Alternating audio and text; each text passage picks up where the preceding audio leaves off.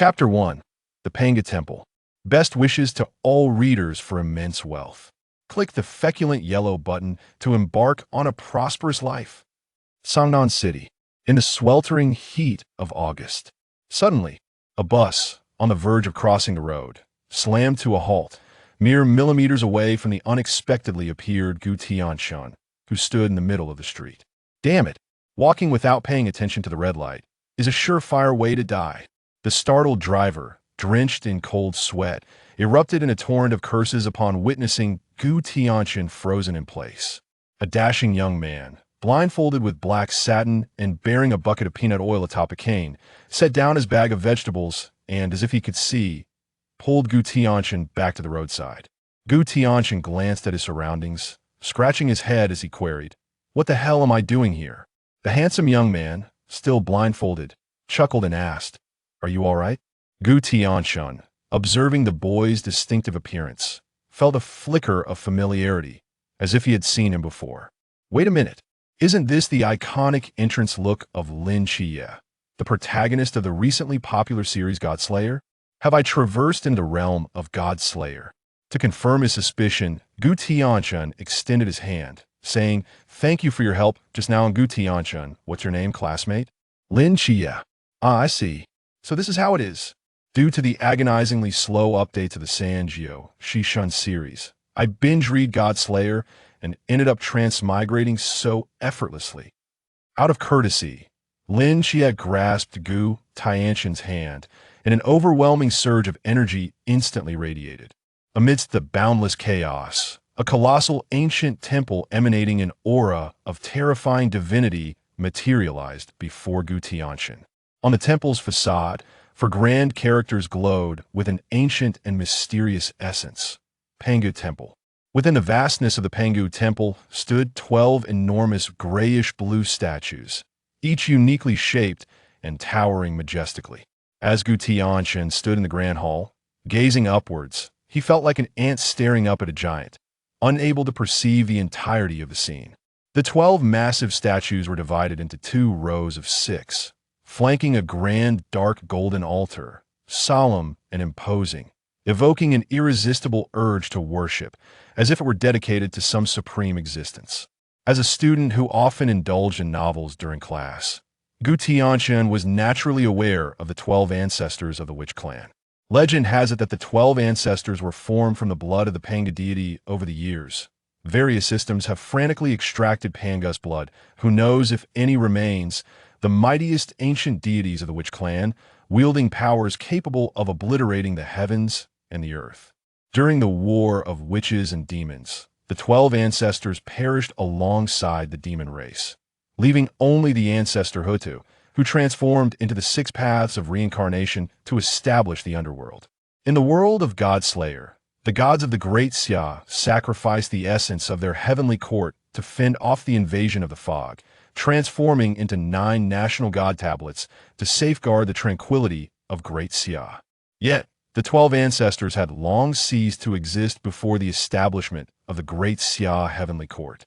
Now that I have transmigrated into the world of Godslayer, if I could resurrect the 12 ancestors within this Pangu temple, wouldn't that be a monumental boon for Great Xia, which now faces the invasion of external gods?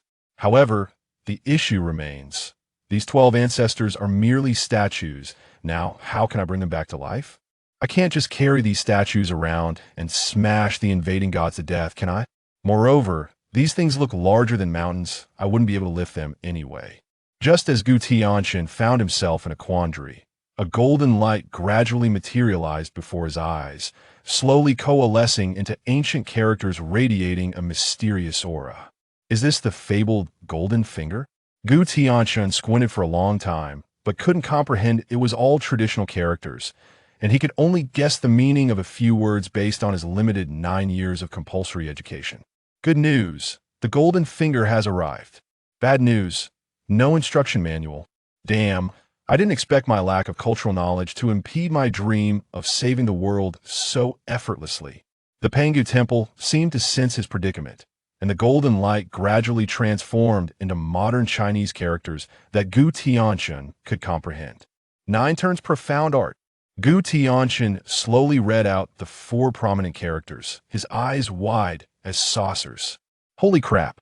The Witch Clan's body refinement technique 9 turns profound art. Legend has it that this was the body refinement technique passed down to the Witch Clan by the Pangu deity, capable of achieving the highest realm of physical sanctification. However, the difficulty of cultivating this technique is exceedingly high. Even the 12 ancestors of old did not fully master it. Nonetheless, the physical prowess of the ancestors was still terrifyingly formidable, compelling even the likes of the demon emperor Dijuan and Dongwang Tai to resort to self-destruction in their desperation. The 8-9 profound art, cultivated by the true monarch Qingyu and Miaodao, was a modified version based on the 9 turns profound art by the 3 pure ones. The 8-9 profound art allows for dual cultivation of the primordial spirit and the physical body, reducing the difficulty of cultivation. Although it can also lead to physical sanctification, its combat prowess pales in comparison to that of the 9 turns profound art. Even so, among the gods of the great Xia heavenly court, only Erlang Shenyang Jian successfully cultivated it, highlighting the formidable challenge posed by the 9 turns profound art. However, as Gu Tianchen surveyed the entire Pangu temple, apart from the 9 turns profound art hovering in midair, there remained only the 12 cold ancestor statues. It appears that the only option for now is to cultivate the 9 turns profound art. I wonder if I am indeed the rare martial arts prodigy mentioned by Stephen Chow. Buzz, a dark golden light spread out, and Gu Tianchen found himself standing before Lin Qiye. The two still maintained their handshake, brimming with camaraderie. Ahem, where do you live? Could you point me in the right direction? Lin Qiye regarded him with a hint of caution. To express my gratitude, let me take you home. It must be quite inconvenient for you to carry all these things alone, Gu Tianchen said with a smile. Lin Qiye, observing the handsome young man of similar age before him, handed over the bag of vegetables he held. Thank you. Gu Tianchen, carrying the bag of vegetables and the bucket of peanut oil, arrived at the foot of Lin Qiye's residence. We've arrived at my place. Thank you. How about coming up for a bit? My aunt makes some really delicious food, Lin Qiye inquired with a smile. Gu Tianchen knew that besides Lin Qiye's aunt, there was also a cousin named Yang Jin, who was the reincarnation of Erlang Shenyang Jian, and a dog named Xiao Hailai, also known as the Celestial Hound. If Yang Jian could offer guidance on cultivating the 9 turns profound art, it would surely yield great results. But currently, there was another person in Lin Qiye's home. He didn't wish to be mistaken for a lunatic and carted off, so perhaps it would be better to visit another day. No, I have something else to attend to. Gu Tianchen handed the items back to Lin Qiye and turned to leave.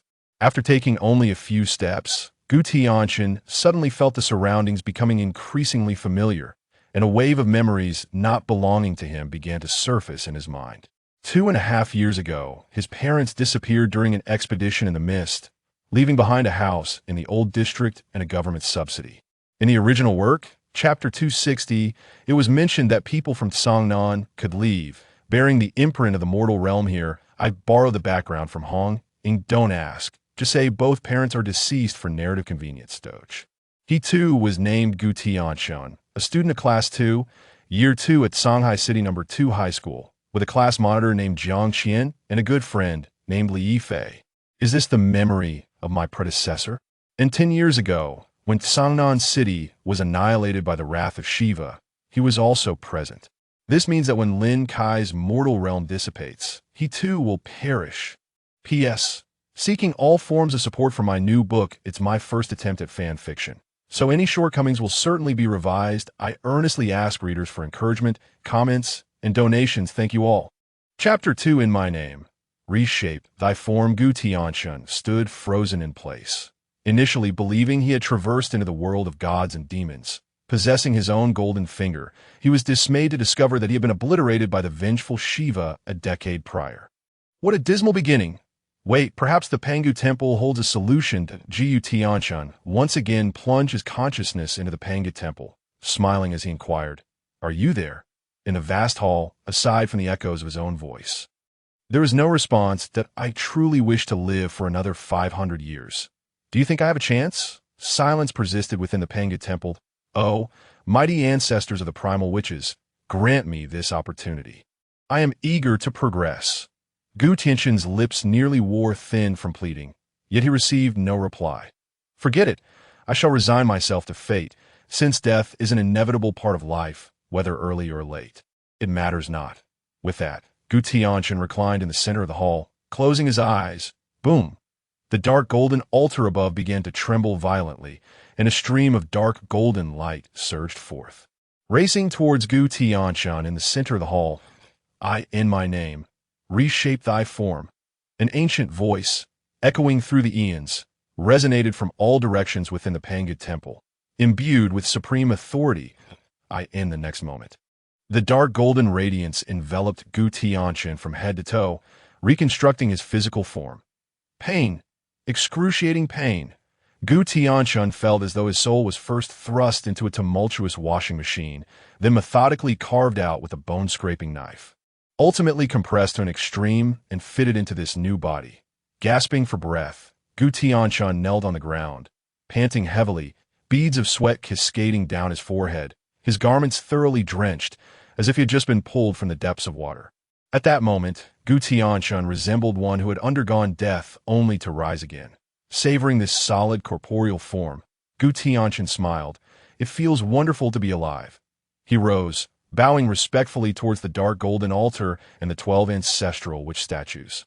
I, the junior Gu Tianchen, am profoundly grateful for your gift of rebirth. As Gu Tianchen's consciousness returned to himself, he clenched his fists, feeling the overwhelming strength within this body. This form is truly magnificent. I must reward myself handsomely upon returning home. Meanwhile, on the upper floor, Yang Jin, who was diligently completing his homework on the balcony, suddenly sensed something and glanced down, but the ancient and mysterious aura had vanished as swiftly as it had appeared.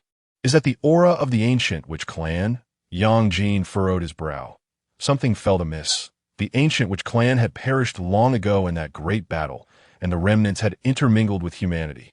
Their bloodline growing increasingly diluted, nearly extinct. Perhaps I am simply overwhelmed with homework and imagining things. Agent, come for dinner. Okay, I will be right there. Petite Cangnan City Second High School, Class 2 of the second year.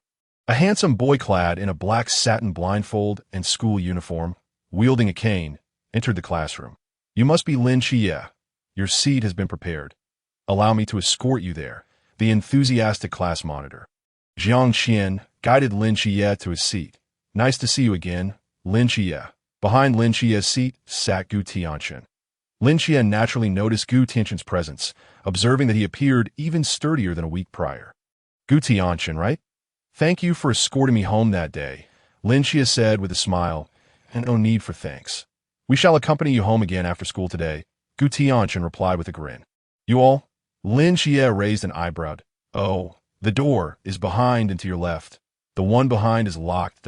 If you need to use the restroom, I can take you, chimed in Li Yifei, Gu Tianchen's deskmate and close friend. Lin Qiye. Oh, Tianchen, you and Lin Qiye are already acquainted. That's splendid. Please take good care of him, Jiang Qian remarked out of course. One does not eat eggs without reason, Gu Tianchen said with a smile. What eggs? Lin Qiye asked, confused. Li Yifei quickly elaborated, explaining how Lin Qiye's aunt distributed eggs to the classmates to ensure they looked after her nephew. Lin Qiye stood dumbfounded, the image of his aunt distributing eggs to his classmates to encourage their care for him flashing in his mind. After a brief introduction, the teacher entered the room and began the lesson. Please turn to page 90-1. As the evening self-study bell rang, students began to gather in small groups, preparing to head home.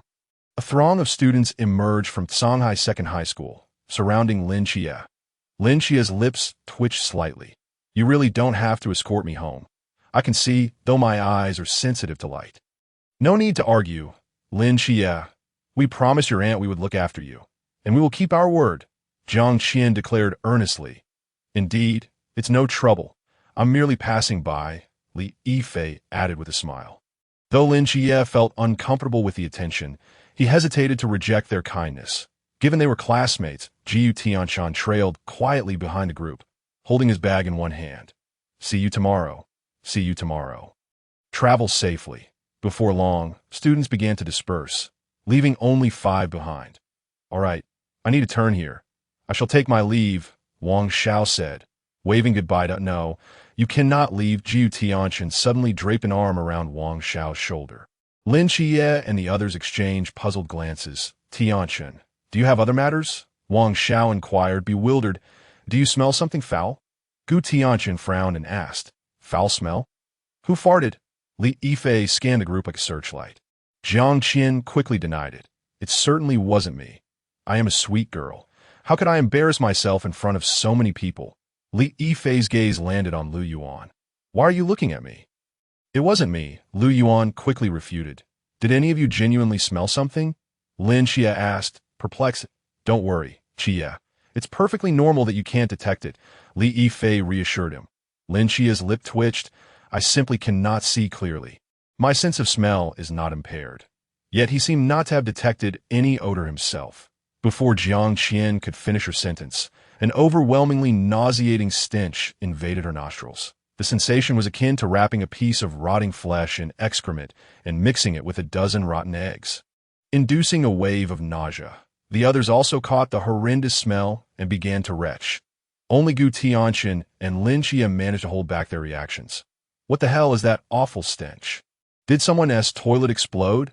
Li Yifei complained that a low growl echoed from a dark alley in the distance that a creature, resembling a stout bear with a grotesquely twisted face, appeared before them, its tongue slithering out like a serpent, lunging toward the group with terrifying speed. Chapter 3: The Might of the Burning World Slap. Gu Tianchen seized the crimson tongue that lashed out, leaving Lin Qiye and the others momentarily stunned. Even the creature seemed taken aback. Wait, has he always been this brave? The creature mused internally. The ghastly figure exerted force, attempting to retract its tongue, but Gu Tianchen's grip was astonishingly strong. The tongue remained taut, unable to budge. Want it back? Here you go. Gu Tianchen suddenly released his grip, and the resilient tongue recoiled like a snapped rubber band, striking the creature squarely in the face and causing it to stagger. Not running yet? Waiting to become dinner? Gu Tianchen swiftly retreated, startling the onlookers from their stupor. The crowd scattered in a panic, but misfortune befell Lin Qiye and Li Yifei, who found themselves cornered by another ghastly figure. Gu Tianchen, rushing over, tossed his backpack to Li Yifei and positioned himself protectively behind him. Li Yifei gulped nervously. Tianchen, while we're good friends, Lin Qiye can't see after all. Perhaps you should protect him. He is the protagonist. It's not so easy for him to perish. This creature has simply come to bestow experience points to help Lin Qiye awaken. In contrast, you, a mere snake demon, should be wary. If you die and your true form revives, you might end up consumed by your own kind. That would be quite the spectacle. Mind your own business. Gu Tianchen shed his school uniform, tying it around his waist, revealing the impressive musculature of his arms, which left Li Yifei astounded. In just a week, this guy had transformed entirely. No wonder he dared confront the monster earlier. He truly had something to back it up. Throughout the week of Lin Qiye's transfer, Gu Tianchen had not been idle.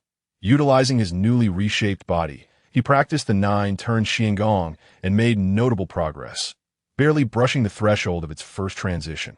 His physical prowess now rivaled that of the ghastly figure before him. Without this advantage, would he have dared confront the monster head-on? Roar! The creature let out a furious growl and lunged forward, raising its massive paw to strike Gu Tianchen down. This is it.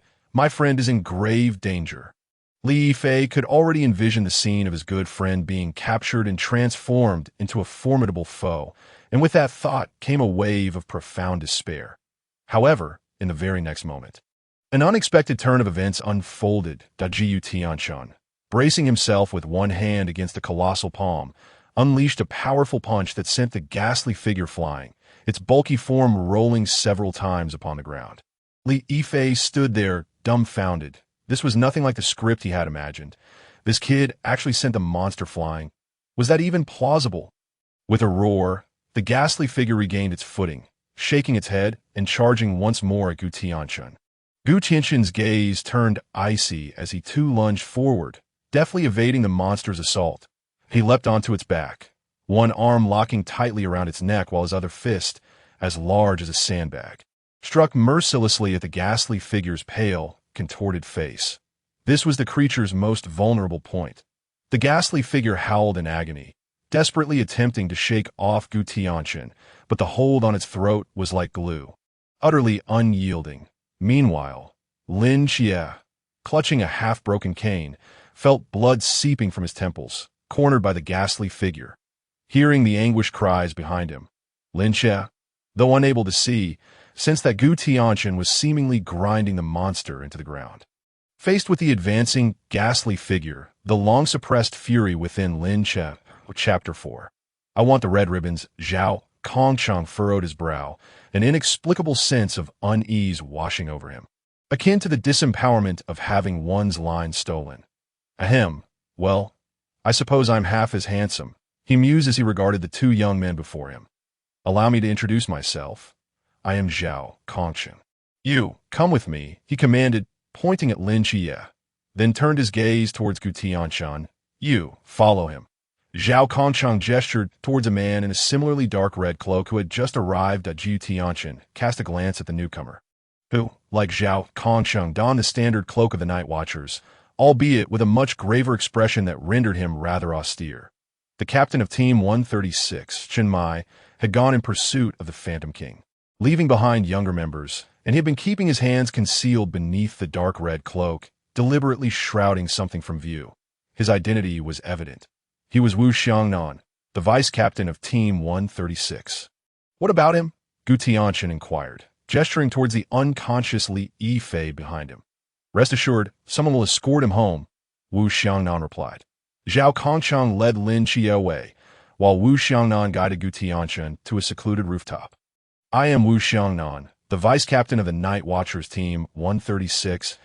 Wu Xiangnan briefly outlined the existence of the Night Watchers organization and then turned to Gu Tianchen, asking, who was that colossal red figure imbued with divine energy? He claimed to be Zhu Rong. Gu Tianchen responded earnestly. Wu Xiangnan's eyes widened in astonishment. The fire god Zhu Rong, the deity of the great Xia? Over the past century, various nations and regions had discovered the existence of deities, encompassing all mythological systems globally, yet the deities of the great Xia remained conspicuously absent. Some speculated that the myths had spared the great Xia, preventing its deities from manifesting, while others believed that the great Xia's deities had always been present, albeit hidden. The great Xia had never ceased its quest for its deities, yet they seemed to have vanished without a trace, never appearing anywhere. Now, however, the presence of a great Xia deity's aura emanated from this young man before him, a monumental piece of news for the great Xia, which constantly faced the threat of foreign godly invasions. Did he tell you where he is? Does he know the whereabouts of the other great Xia deities? Wu Xiangnan asked, his face alight with excitement. Gu Tianchen replied, I know you are anxious, but please refrain from jumping to conclusions. That esteemed being is currently trapped in an unknown space and cannot emerge. He tasked me with locating 9 different flames before he can manifest. Thus far, I have only encountered the fire god Zhu Rong. As for the whereabouts of the other great Xia deities, he is unaware. That a flicker of disappointment crossed Wu Xiangnan's eyes. Although Zhu Rong, as an ancient fire god, possessed formidable power, even the mightiest tiger cannot withstand a pack of wolves. The external godly forces fixated on the great Xia were far from benevolent. Should the fire god Zhu Rong provide insight into the whereabouts of the great Xia deities, it would be akin to a blessing in their current predicament. However, with news of the fire god Zhu Rong, it was likely that the emergence of the other great Xia deities was not far off. Did the fire god choose you as his proxy? Is his directive merely to collect 9 different flames? Wu Xiangnan queried. Proxy of the fire god? That sounds quite prestigious, but the task of gathering 9 flames is not as simple as you might imagine. Gu Tianchen responded, casting a glance at Wu Xiangnan. That is it difficult? Snap! Wu Xiangnan produced a lighter from his pocket and flicked it open, a flicker of flame dancing forth. Gu Tianchen. Do you believe yourself to be humorous? Ahem, doesn't this count? Wu Xiangnan sheepishly retracted the lighter point. One cannot simply dismiss the flames of an ancient fire god as trivial, Gu Tianchen remarked, his expression one of exasperation. Very well, to what extent can you currently wield your forbidden realm? Wu Xiangnan continued his inquiry. You mean this? Gu Tianchen raised his middle finger to Wu Xiangnan, unleashing a burst of violet-red flames. The moment the divine fire erupted, the temperature around them soared, and the terrifying divine power within sent a shiver deep into Wu Xiangnan's soul, as though a colossal beast capable of melting all matter lay hidden within. Yet this boy's gesture, Wu Xiangnan stifled the urge to curse, diligently jotting down Gu Tianchen's abilities in a small notebook. Apart from manipulating flames, what other abilities does your Forbidden Realm possess? I can create a clone using flames for combat, and one type of flame allows for rebirth through fire, but each type of flame can only facilitate rebirth once. Gu Tianchen confessed candidly. You can also be reborn? Wu Xiangnan's eyes widened in surprise. Gu Tianchen, fully aware of the implications, pressed further. Why do you use the word also? Oh, it's nothing. I have a friend whose Forbidden Realm ability is rebirth. Wu Xiangnan explained. Gu Tianchen chose not to expose the truth. The friend Wu Xiangnan referred to was, in fact, himself. Member of Team 005, Blue Rain, Forbidden Realm Sequence 233, Rebirth.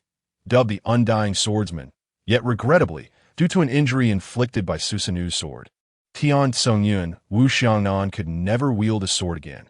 Even with the ability to be reborn, Wu Xiangnan meticulously recorded Gu Tianchen's current Forbidden Realm abilities. The terrifying, blazing fire unique to deities, the ability to create clones with flames, and the resurrection capability through fire, coupled with his status as the only proxy of the great Xia deity.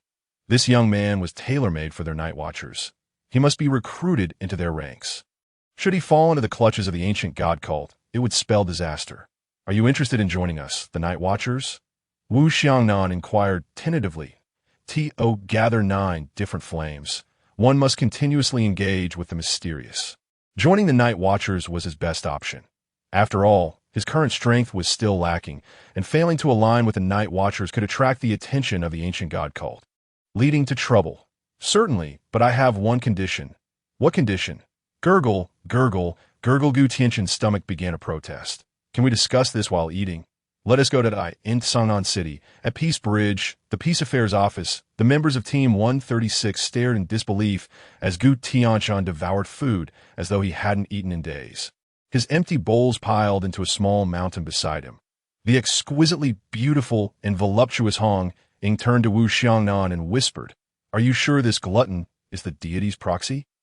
Nearby, the petite, sweet-looking Xiangliu, wearing black-rimmed glasses, was tending to Hong Ying's injuries. With a gentle smile, when Shima placed a steaming bowl of noodles before Gu Tianchen. "Ahem, Vice Captain, we are out of supplies. This kid has nearly consumed 3 days' worth of rations for our team." When Shima quietly reminded, Wu Xiangnan's brow furrowed. "Where's the captain? He went after the Phantom King with Lin Qiye and is yet to return." Burp. Gu Tianchen let out a satisfied belch, his hunger mostly abated. "Gu Tianchen, may I ask you to share the conditions for joining the Night Watchers?" Wu Xiangnan inquired. "My conditions are quite simple. I want her," Gu Tianchen declared, pointing at Hong Ying. Hong Ying, who had been stretching her arms, looked bewildered. "Are you referring to me?" Chapter 5.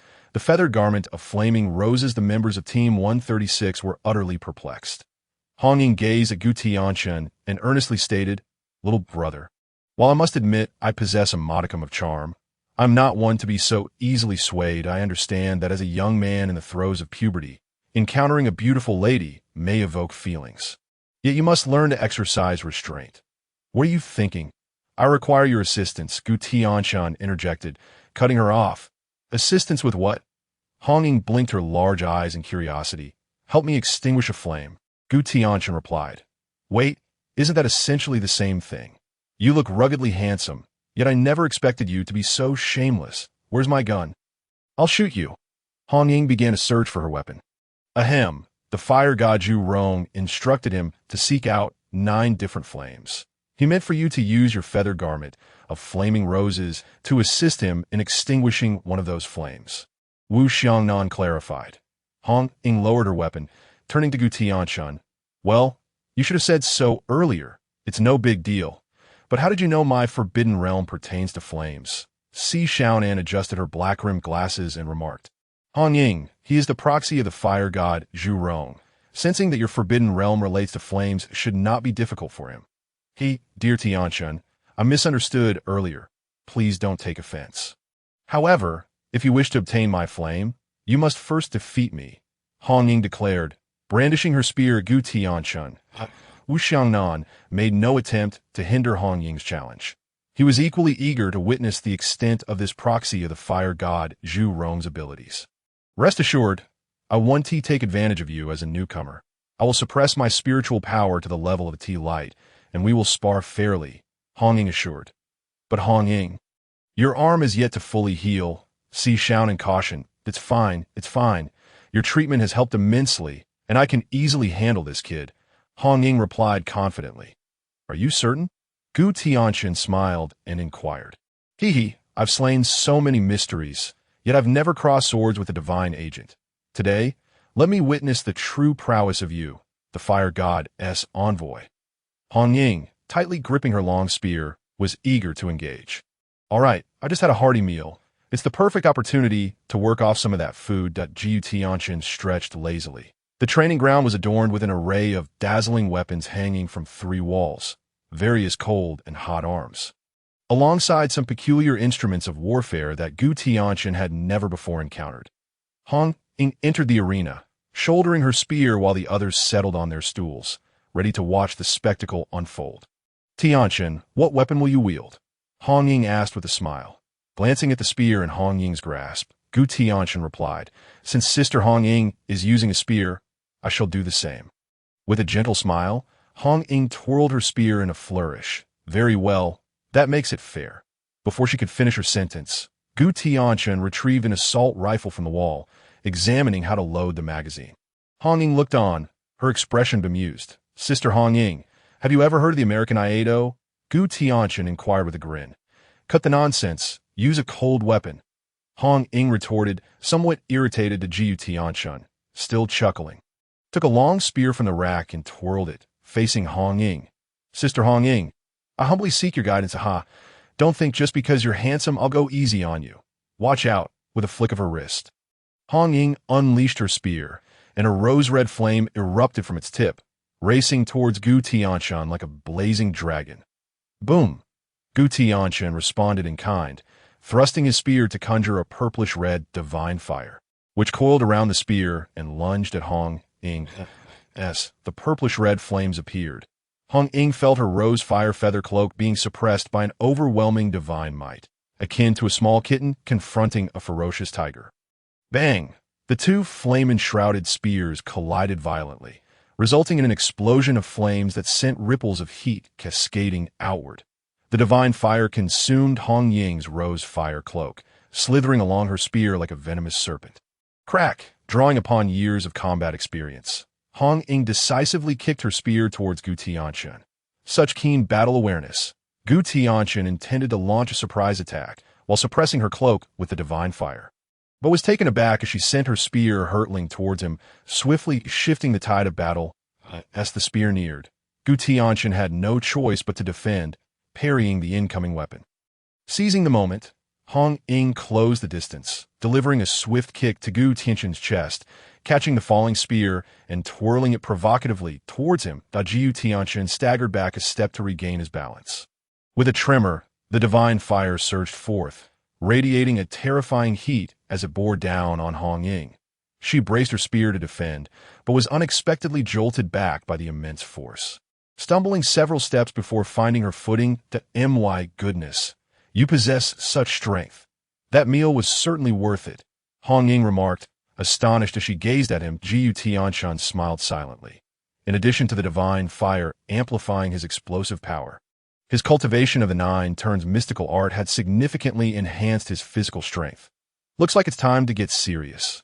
Hong Ying's expression turned grave as rose-red flames erupted around her, resembling a blooming fiery rose, exuding both alluring and perilous heat. Her rose fire spear lunged towards Gu Tianchen like a dragon emerging from the sea, while he too ignited in purplish flames. Charging at her, crack! Having witnessed the formidable power emanating from him, Hong Ying wisely opted against a direct confrontation. With a swift movement, she dodged Gu Tianchen's strike and deftly disarmed him, sending his spear flying. You're still too green to challenge your elder sister. Yet, as she successfully disarmed him, something felt amiss. Be careful behind you. When Shima, watching from the sidelines, couldn't help but warn. Hong Ying sensed a searing, murderous intent behind her. As she turned to defend with her spear, a spear engulfed in purplish flames was already poised at her throat. Sister Hong Ying, you've lost, Gu Tianchen declared, and, as his words fell, the spear that had been disarmed dissipated into purplish flames. Wu Xiangnan shook his head, having forgotten to remind Hong Ying of Gu Tianchen's ability to conjure a fire clone. All right, I concede, Hong Ying stated, planting her spear firmly in the training ground. Welcome aboard. Brother Tianchen. She extended her hand towards Gu Tianchen with a smile. As he grasped her hand, a wave of rose-red flames, composed of spiritual energy, enveloped him but did not burn, gently infusing into his being. Within the Pangu Temple, yet another task of collecting 9 kinds of flames was completed. Zhu Rong observed the progress at the temple's entrance, a slight smile curling at the corners of his mouth. This lad is quite dependable. The Gu Tianchen found himself surrounded by the members of Team 136, being handed water and towels, as if he had seamlessly woven himself into this new family. Just then, a dejected Zhao Kongcheng entered. Old Zhao, you've arrived? Gu Tianchen greeted him with familiar ease, as if he were the host. Zhao Kongcheng nodded, approaching, but suddenly felt something was off, swiftly retracing his steps. That you're being presumptuous. This is clearly my base. Chapter 6. Heavy Rain. Gu Tianchen smiled slightly. It's all the same. Soon enough, it will be mine as well. Zhao Kongcheng gazed at him in disbelief, turning to Wu Xiangnan. Did this lad really join our team so easily? Just to clarify, he hasn't officially joined yet. He's merely a temporary member, Wu Xiangnan corrected with precision. How did you manage to convince him? Zhao Kongcheng inquired. His curiosity piqued. Cough, cough. Old Zhao, please mind your phrasing. We can't call the night watchman's matters deceitful. I asked him if he wanted to join, and he said he would have Hong Ying helped him with the rose fire feather cloak. Wu Xiangnan explained earnestly. Zhao Kongcheng turned to Hong Ying. Did you grant him that? He insisted upon it. You simply gave it to him just like that. It wasn't so easy. I only agreed after losing to him. Hong Ying replied. You, a pool realm, lost to a newcomer of the Lantern Realm?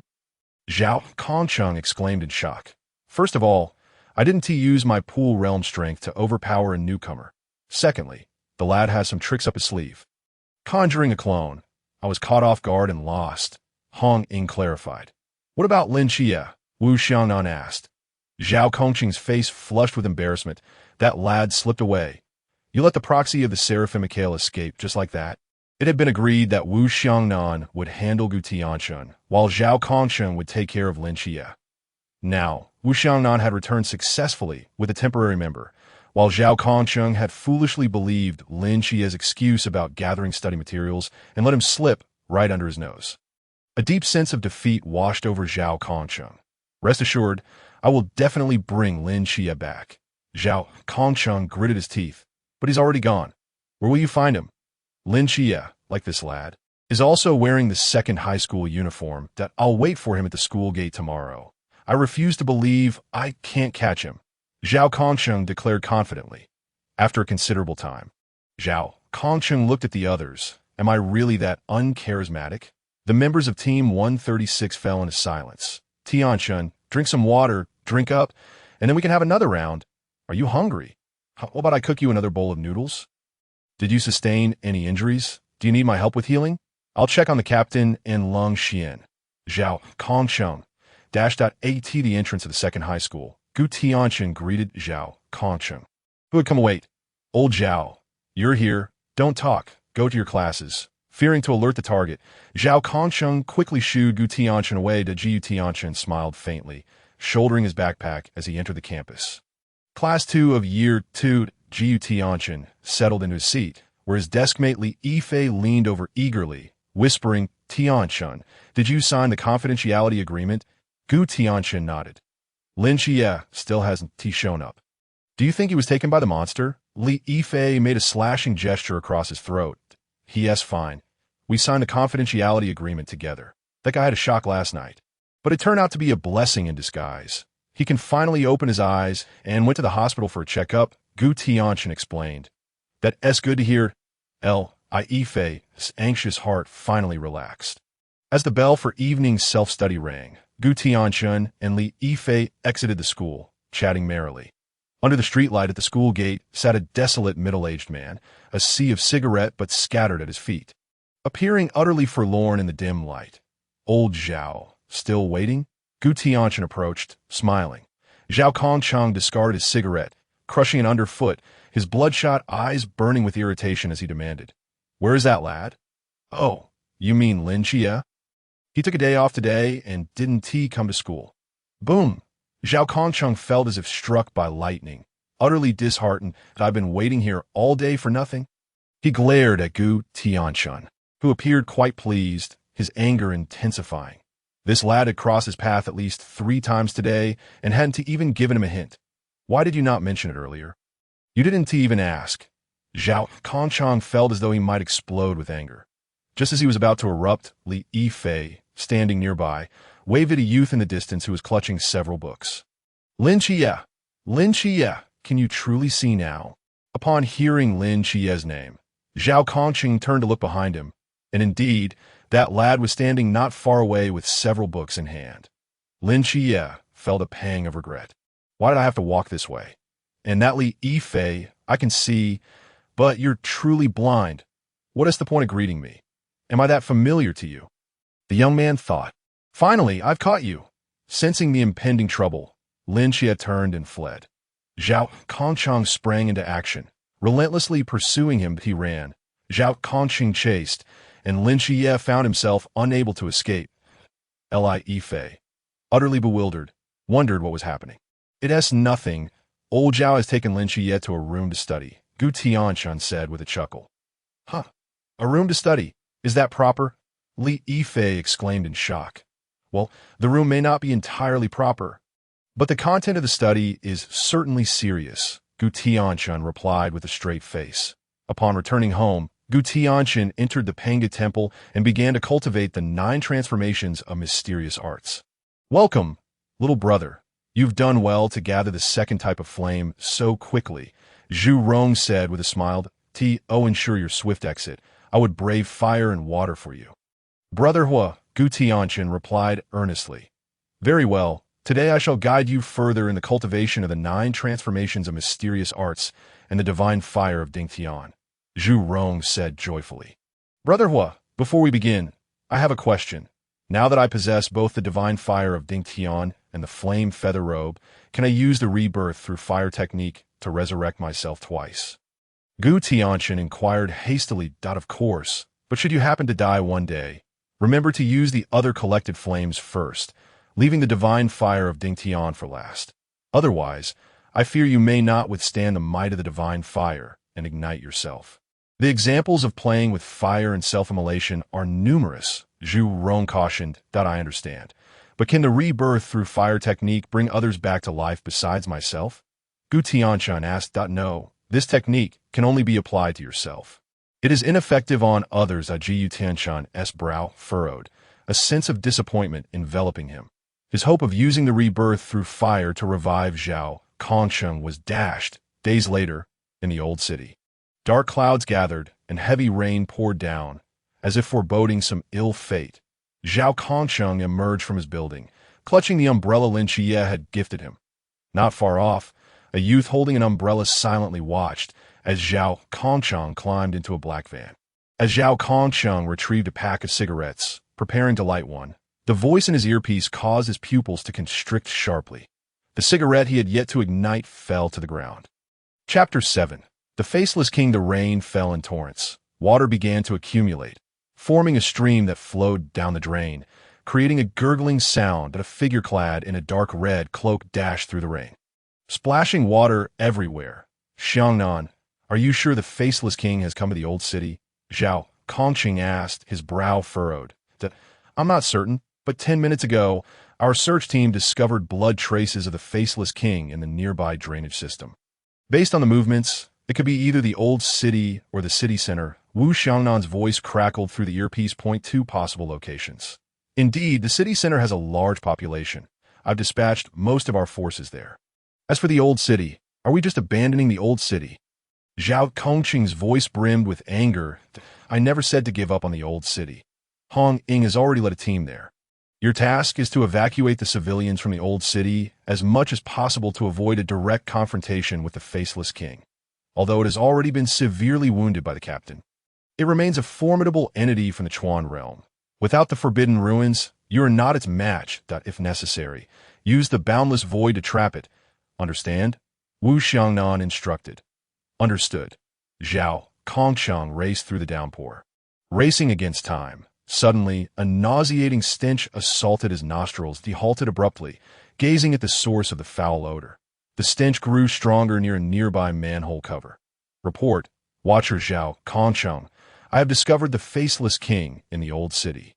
Zhao Kongshang opened the case in his hand, and 3 pristine notice boards sprang forth. He planted one of the boards into the ground and immediately sped off in another direction, seizing the opportunity while Zhao Kongshang was gone. A figure darted swiftly into the opening. Received. Old Zhao. Hong Ying has arrived with her team. You have 10 minutes to temporarily contain the faceless king using the boundless void, Wu Xiangnan relayed. Zhao Kongshang set down the second notice board and, while running towards the next location, lamented, Xiangnan, the boundless void is meant to conceal battles. It cannot contain the faceless king for 10 minutes. Regardless, do not engage the faceless king in direct combat. Do you understand? Wu Xiangnan's voice was filled with urgency. Bang! The manhole cover flew off, and a grotesque arm reached out from within. Moments later, a creature, several times larger than the faceless king, leaped forth, causing the ground to tremble beneath Zhao Kongsheng's feet. Zhao Kongsheng placed the final notice board down, biting his fingertip to draw blood. Xiangnan, do you remember the oath we took when joining the Night Watchers?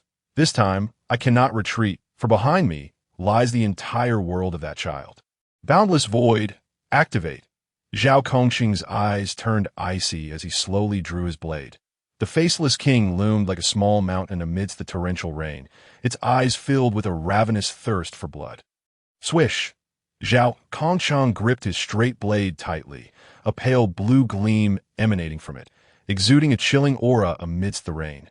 Clang, clang, clang. The straight blade clashed violently with the creature's claws, creating sparks that flew. Bang! After 3 strikes, Zhao Kongsheng was hurled away by the terrifying force of the faceless king, crashing heavily to the ground. Damn it, is the Chuan realm's monster really that formidable? Roar! The faceless king let out a furious roar, its massive claws descending upon the fallen Zhao Kongsheng. 1 minute earlier, having stealthily entered the boundless void, Gu Tianchen stared at the now visible faceless king. Senior Zhu Rong, what is it? May I borrow your spear for a moment? Kid, although my Zhu Rong spear is an ancient divine weapon, it won't unleash much power in your hands. Once the divine fire of Ding Tian you've cultivated is exhausted, you won't even be able to wield it. I understand. Gu Tianchen's eyes revealed no hesitation. Good lad, here it comes. Within the Pangu temple, Zhu Rong tossed the Zhu Rong spear high into the air, a divine fire blossoming, which instantly materialized in Gu Tianchen's grasp. Clenching the blazing Zhu Rong spear, he sped towards the battlefield. Clang! Gu Tianchen blocked the faceless king with his spear, feeling it tremble slightly. With his current strength, it was still too challenging to contend with the faceless king from the Chuan realm. Zhao Kongsheng stared in shock at Gu Tianchen, who stood before him. How did you get in? I slipped in when you placed the first notice board, Gu Tianchen replied with a grin. Bang! The faceless king unleashed its power, forcing Gu Tianchen back as he stood shoulder to shoulder with the recently risen Zhao Kongsheng. This is madness. That monster is beyond your capabilities. Quickly leave. Zhao Kongsheng brandished his straight blade, positioning himself protectively in front of Gu Tianchen.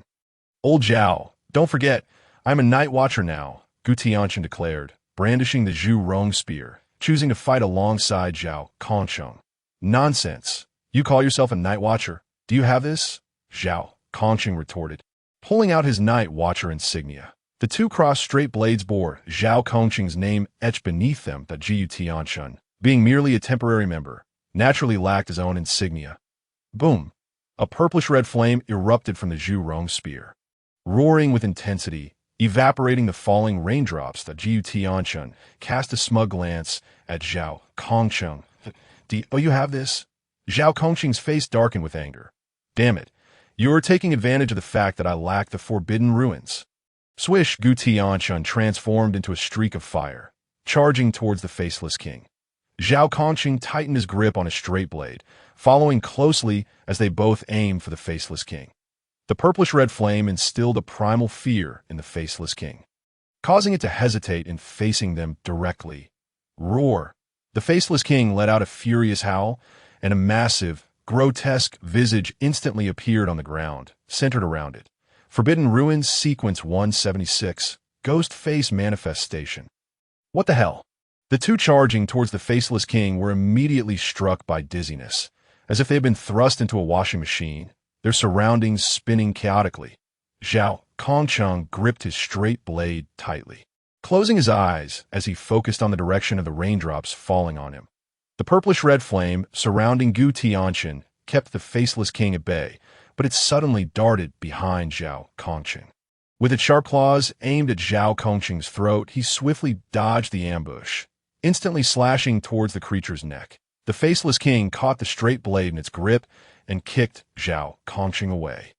As the divine fire of Dingtian erupted, Gu Tianchen wielded the flame-wreathed Zhu Rong spear, aiming for the faceless king's head. Swish! The sharp claws of the faceless king pierced through Gu Tianchen's heart, tearing him asunder. Zhao Kongcheng's pupils suddenly constricted, and the straight dagger in his hand trembled incessantly. After much hardship, the great Xia had finally produced a divine agent of its OW. Is it truly possible that this young man has perished just like that? Chapter 8. The Return of the Soul. The ghost-faced king tore through the charred remains of the ancient Tayank, extending its crimson tongue in anticipation of savoring the exquisite blood. However, the torn Tayank transformed into a ball of flames, scorching the ghost-faced king's tongue and eliciting a series of anguished howls. The true form of Tayank appeared behind the ghost-faced king, seizing the opportunity while it was wounded by its own divine fire avatar, and thrust the Zhu Rong spear fiercely into its foe. Sensing the imminent threat from behind, the ghost-faced king hastily dodged, yet was still a moment too late, as Tayank's spear pierced through its kidney. Roar! The injured ghost-faced king let out a furious roar, releasing a terrifying wave of spiritual power that sent Tayank flying. Tayank collided with the barrier of the Wuja void, and the Zhu Rong spear was sent spiraling back to the ground, leaving him feeling utterly drained, as if all his strength had been extracted. With its kidney punctured, the ghost-faced king's eyes turned blood-red, fixating on Tayank as it lunged forward to attack. Ding! Zhao Kongcheng deflected the silver needle from the Night Watchman emblem, which had pierced his palm. A surge of formidable spiritual energy erupted from Zhao Kongcheng's being. Clang! Zhao Kongcheng brandished his dagger to block the ghost-faced king, whose ghastly visage reflected disbelief. How could this mere ant, which had just been subdued, suddenly possess such strength? Zhao Kongcheng's gaze was resolute. I warned you, if I had the Forbidden Ruins, I would have slain you 800 times over. Swish! A colossal black crescent blade was unleashed from Zhao Kongcheng's dagger, instantly severing the ghost-faced king's right arm. Roar! The dismembered ghost-faced king fell into a berserk frenzy, its eyes becoming increasingly crimson. Zhao Kongcheng tightened his grip on the dagger, unable to contain the elation bubbling within him, and laughed heartily towards the heavens. Forbidden Ruins Sequence 083, The Twilight of Life. Ha! I knew it. I, Zhao Kongcheng, am indeed a genius. Zhao Kongcheng wielded his dagger, each strike leaving a deep gash upon the ghost-faced king. Enhanced by the invocation of the divine spirit, his physical prowess reached unprecedented levels. This is what it feels like to possess the Forbidden Ruins. Exhilarating, truly exhilarating, yet the duration of the divine spirit's effect was fleeting. The black crescent blades he unleashed grew ever smaller, and the pain throughout his body began to resurface. Sensing Zhao Kongcheng's deterioration, the ghost-faced king, disregarding its own essence, launched an even more ferocious assault. Bang! The ghost-faced king seized an opportunity and delivered a powerful punch to Zhao Kongcheng's chest, sending him flying like a kite severed from its string, crashing heavily to the ground. Cough, cough! Zhao Kongcheng leaned on his dagger, attempting to rise, but the excruciating pain coursing through him drained all his strength. Boom! A tremendous sound erupted, and a fissure appeared in the Wujia void, with golden flames igniting in his eyes. Lin Qiye stepped forward. "How did you get in here?" Xiangliu asked, bewildered. "I merely glared at it, and it opened up," Lin Qiye replied. Xiangliu glanced at Tayank and then at Lin Qiye. "Damn it, each of you is a prodigy in your own right." Xiangliu clenched his dagger, summoning the last remnants of his spiritual energy. "You two fall back behind me, that I can assist you." Lin Qiye said, "That I understand. Let me finish this one strike, and then you can help me." Tayank and Lin Qiye regarded Xiangliu, who wielded the dagger with solemn expressions that in that moment, he transformed into a fearless general charging onto the battlefield. "You two, totem. This strike, you must watch closely." "Why?" "Because this strike will be exceptionally magnificent." Xiangliu surged towards the wary ghost-faced king like an arrow released from a bow, wielding his dagger with unadorned precision. An unprecedented black crescent blade sliced through the night, cleaving through raindrops as it raced towards the ghost-faced king. The severely injured ghost-faced king had no time to evade. The black crescent blade soared through the sky, severing its pale, ghastly head in one stroke. Gulp! The head of the ghost-faced king rolled across the ground. Exhausted of all strength, Xiangliu fell backward, rigid. Lin Qiye, standing closest to him, stepped forward to support the battered Xiangliu. Appearing lost and helpless, possessing the divine realm of mortals, he could distinctly sense Xiangliu's life force gradually fading. "Your body. Cough, cough. I am aware of the repercussions of forcibly using the forbidden ruins while under the influence of the divine spirit. You will die. I know. Experience the forbidden ruins before my demise. I reckon my life has not been in vain. Ha ha ha. Cough, cough." Xiangliu chuckled. "And yet I have achieved something." "Achieved what?" "With a horizontal blade towards the abyss, blood stains the heavens. Young man, do me a favor." Xiangliu turned to Lin Qiye, who was supporting him. "What is it?" "There's a pack of cigarettes in my pocket. Light one for me." Lin Qiye retrieved the cigarettes and a lighter. Click, click, click. The lighter, drenched from the rain, failed to ignite the cigarette. Snap! Beside them, Tayank gently snapped his fingers, igniting the cigarette with a wisp of purple-red flame. Xiangliu smiled at Tayank. "Your forbidden ruins are truly remarkable. I no longer have to worry about someone stealing your lighter." "What are you joking about at a time like this?" "Haha." Xiangliu took a deep drag, feeling utterly relaxed. "I just severed the ghost-faced king. Did you see that?" "We saw it," both replied in unison. A faint smile graced Xiangliu's lips, radiating genuine happiness. The next moment, the headless corpse, bereft of its cranium, began to rise slowly from the mire. Lin Qiye's pupils constricted. The ghost-faced king was still alive? Just as he was about to act, Tayank gestured for him to cease. Tayank pointed towards the distant ghost-faced king, then at himself, and finally at Lin Qiye, indicating for him to care for Xiangliu. The rain persisted, but Xiangliu's breath diminished in Lin Qiye's arms. "Damn it, the very being that the captain could not fell has succumbed to my blade. Lin Qiye, do you not think I am formidable?" Lin Qiye gazed earnestly at Xiangliu, nodding emphatically. "With such a grand achievement, can I not earn the title of a general?" Xiangliu's eyes began to dim. "Certainly, you must survive. You will undoubtedly become a general." "Xiangliu, you have yet to become a general. You cannot die. Was I not impressive just now?" Xiangliu managed to speak with his last ounce of strength. "Impressive, exceedingly so, more so than anyone I have ever seen." Lin Qiye declared earnestly. Xiangliu's lips curled into a subtle smile as he slowly closed his eyes, his body relaxing in an instant. In Lin Qiye's embrace, Xiangliu's life finally ebbed away. Fiery rage filled Tayank's eyes as he delivered a powerful punch that sent the recently risen ghost-faced king sprawling. Bang, bang, bang! Tayank's fists rained down upon the ghost-faced king's pale visage, each strike eliciting a chorus of pained wails. A terrifying aura radiated from Tayank, as though infused with boundless death energy, emanating from the depths of the underworld. The ghost-faced king's pallid countenance met Tayank's suddenly gray eyes, as if it had gazed upon an unspeakably dreadful entity. The ghost-faced king trembled uncontrollably, a profound terror from the depths of its soul, seizing its waning sanity. Bang! Tayank's fist, enveloped in surging black death energy, obliterated the ghost-faced king's ghastly visage. Within the Pangu temple, among the remaining 11 blue-gray statues, one displayed a minute crack at the moment Gu Tianchen fell in battle. The colossal statue collapsed with a thunderous crash, disintegrating into a cloud of dust within the hall. Amidst the endless black death energy, a stooped figure in a tattered black robe, wielding a skeletal scepter, approached slowly beneath the worn black robe. The elder's face remained obscured. A voice, ancient and weathered, emerged from his throat, uttering a low murmur. The soul returns. Chapter 9.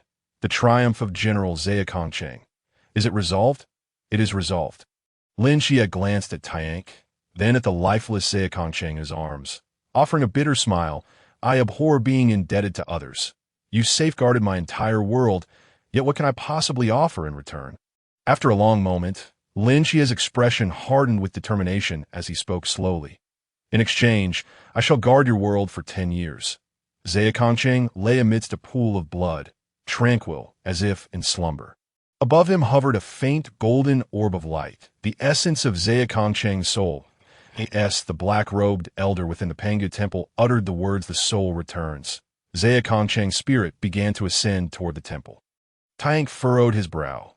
The power he had used to vanquish the ghost-faced king's true form seemed to stem from this black-robed elder. He submerged his consciousness into the Pangu temple, joining Gu Tianchen's soul. "Who are you?" Tayank inquired, curiosity etched across his face. With the loss of yet another statue, he pondered which of the 12 ancestors this figure before him might be. "I am nothing but a shadow of my former self. Your friend's unyielding spirit has deeply moved me. Coincidentally, I possess some knowledge of soul manipulation. I could not bear to see him dissipate. Thus I intervened. I trust my actions will not incite your ire." "Young friend?" the old man in the black robe inquired. "Senior, you flatter me. If you can save my friend, I would be eternally grateful. You have a way to bring him back to life?" Gu Tianchen hurriedly asked. "Well, this is somewhat challenging for Shebi, sure. Ha ha. Old poisoner, pretending to be impressive, and now you're getting slapped in the face, aren't you?" Zhu Rong mockingly taunted, having spent recent days teaching Gu Tianchen various techniques. He had learned quite a few new terms, just in time to poke fun at the old poisoner. Shebi glanced at Zhu Rong. "Time has changed, yet your reckless personality remains unchanged after all these years. Did the old man ever say it was impossible to revive? There's hope." A glimmer of anticipation flashed in Gu Tianchen's eyes. "Have you ever heard the tale of Niwa molding humanity from clay?" Shebi asked. "Of course. I shall go to the garden and dig some up for you." Esteemed elder Gu Tianchen replied eagerly. "Wait." Shebi halted Gu Tianchen, slowly stating, "Every entity possesses a spirit, and humanity is among the most distinguished. To reconstitute your friend's physical form, the ordinary soil of this world will not suffice. What is required then? The essence of earth, the 9 heaven shrine. You possess it? I do not. Gu Tianchen. Then why mention it? However, do not worry, young friend, I will find a way to obtain the 9 heaven shrine and entrust your friend's soul to me for safekeeping," Shebi assured. "Senior, it is not that I doubt you, but you cannot even leave this Pangu shrine. Where will you procure such a treasure as the 9 heaven shrine?" Gu Tianchen pointed towards the grand entrance of the Pangu shrine. That moment, an additional task appeared at the entrance, a condition for Shebi's exit, the difficulty of which far surpassed Zhu Rong's. Condition for Shebi to exit: devour the soul of a deity possessing the laws of death. What a jest! Regardless of the mythological system, death deities are among the most troublesome characters. Devouring their souls is more challenging than ascending to the heavens. Gu Tianchen had a premonition that this little old man in the black robe would never leave the Pangu shrine in his lifetime. Shebi smiled slightly, who said the 9 heaven shrine must be sought outside. "Enough with the riddles, old poisoner. Rest assured, once my sister Hutu awakens, she possesses the 9 heaven shrine.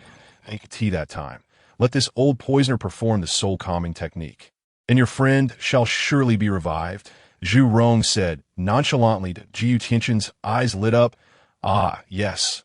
Among the 12 ancestors of sorcery, there's also Lady Haokid. It is said she masters the 6 paths of reincarnation. Perhaps then we won't even need the 9 heaven Shirong and can directly revive old Zhao. Shebishur shot a glare at Zhu Rong, exasperated. He could never keep anything hidden. Zhu Rong slammed his great halberd onto the ground, sending forth waves of blazing flames. What's the matter, old poisoner? Do you want to fight? No, I concede. I hope the fire god will not hold it against me. Shebishur hastily waved his hands in surrender. His abilities focused on poison and the soul. In a fight, few among the 12 ancestors could contend with this fiery hothead. Even Gong Gong, who mastered water-based techniques to suppress fire, had been defeated by Zhu Rong. He certainly did not wish to be pressed into the ground by this fiery brute right after awakening. With Shebishur's revival, Gu Tianchen gained 3 new abilities: the poison of divine fall, the moon of the undead, and the eye of the underworld. The poison of divine fall, emitting lethal black mists that, when perfected, could cause a deity's demise. The moon of the undead, summoning a blood moon to command the undead, capable of performing soul attacks. The eye of the underworld, allowing one to see the essence of things deep within their souls. With these 3 abilities at his disposal, Gu Tianchen's combat prowess saw a significant enhancement. Senior, I entrust my friend's soul to your care. Gu Tianchen bowed to Shebishur. Rest assured, young friend, I shall attend to it with utmost diligence. Shebishur nodded. Elders, please take your time reminiscing. I shall take my leave. Gu Tianchen's consciousness returned to his own being. Within the Pangu Shrine, Zhu Rong looked at Shebishur and smiled. Old poisoner, it has been many years. Let us catch up. Shebishur glanced at Zhu Rong's flame-wreathed divine halberd, swallowed hard, and said, catching up is fine, but fighting is out of the question. Oh, come now. Merely catching up is rather dull. Let us converse while we spar, Zhu Rong exclaimed, just as he swung his flame-wreathed halberd towards Shebishur. Damn it, do you really think I fear you? Let us fight. Shebishur unleashed a myriad of swirling black mists filled with death energy, creating a chilling and terrifying atmosphere. In the old city. The drenched red tassel rushed in, gasping for breath, carrying a black box on his back. Xiangliu, I've arrived in the old city. Where is General Zhao? I am Lin Qiye, here to escort General Zhao Kongcheng home. Red tassel looked towards the sound, where Lin Qiye was cradling Zhao Kongcheng's lifeless body, and Gu Tianchen was carrying the head of the ghost-faced king, slowly approaching her. Minutes later, a small black mutt stepped onto the scarred ground. A tiny cloth bag hung around its neck. The little black mutt arrived at the spot where Zhao Kongcheng had fallen, a glimmer of brilliance flashing in its eyes as it spoke. The soul returns, yet after a long while the soul-absorbing bag around its neck remained motionless. The soul returns? The little black mutt tried again, but the soul-absorbing bag still showed no reaction. Impossible. It has only been a quarter of an hour. The soul should not dissipate so quickly. Just as the little black mutt pondered, a mocking voice sounded from behind it. Wonkai, what are you searching for? Chapter 10, Guardian of the Great Xia. The little black mutt turned around to see Gu Tianchen. Astonished, when did this fellow arrive behind it without its notice? Gu Tianchen's eyes flickered gray. Through the eye of the underworld, he perceived that this little black mutt transformed into a colossal black hellhound, exuding an imposing presence. Cangnan Divine holy, true monarch S. Xingtian Hound, the legendary sun-eating deity, is an honor, Gu Tianchen greeted with a smile. The little black mutt, realizing its true identity had been unveiled, decided to drop the act and asked which great Xia deity has reincarnated as you. The Xingtian Hound could sense the aura of a great Xia deity on Gu Tianchen, yet it was not any deity it recognized from the heavenly court. The deities of Great Xia were widespread across the 3 realms. It was normal for unknown deities to appear. Had Gu Tianchen not emitted the aura of a Great Xia deity, the little black mutt would have lunged at him by now, unfazed by life or death. Even that monkey who once flaunted in the heavenly court would have been fair game if its master commanded. Relax, Xingtian Hound. I mean no harm to... I'm the envoy of the fire god Zhu Rong. Gu Tianchen said with a smile. Fire god Zhu Rong. The Xingtian Hound looked at Gu Tianchen in astonishment, It was unexpected that this young man was the envoy of the ancient fire god Zhu Rong, who had perished long ago. How could he have been revived? Boom! A violet-red divine fire ignited in Gu Tianchen's palm, radiating a hint of divine might. The Xingtian hound, although unfamiliar with the divine fire, could sense the ancient power it contained, stronger than any divine fire it had encountered. And O deity, save for the ancient fire god Zhu Rong, who controlled the essence of fire, could cultivate such pure divine fire. Even the fire deity of the heavenly court would merely be a junior in comparison. The Xingtian hound sniffed carefully and slowly spoke. You possess not just one divine aura. Oh, your nose is quite keen. What have you detected? Gu Tianchen inquired with a smile that a deity skilled in poison. The plague deity Liu. No, this divine might is far superior to Liu back in the day, especially since he has ascended the divine seal list. His cultivation cannot advance further. Enough guessing. Even if I tell you, you might not recognize it. Call your master. I have matters to discuss with him. Gu Tianchen stated. Lin Qiye's home. Yang Jin put down his chopsticks. Mom, I'm I'm going to find my brother. His aunt, looking anxious, said, why does everyone like to run out on rainy days? Remember to take an umbrella. Mom, the rain has stopped. Yang Jin stepped outside, heading towards the location where the little black mutt was summoning him. Through the eye of the underworld, Gu Tianchen saw a soul phantom of a divine general clad in silver armor and a white robe, holding a trident, hovering 3 feet above Yang Jin. Qingyue Miaodao's holy true monarch, Erlang Shun Yang Jian. Erlang Shun, could I borrow some fire? Gu Tianchen smiled at the approaching Yang Jin that I don't smoke. Gu Tianchen. Gu Tianchen briefly explained his situation. Yang Jin nodded. I see now.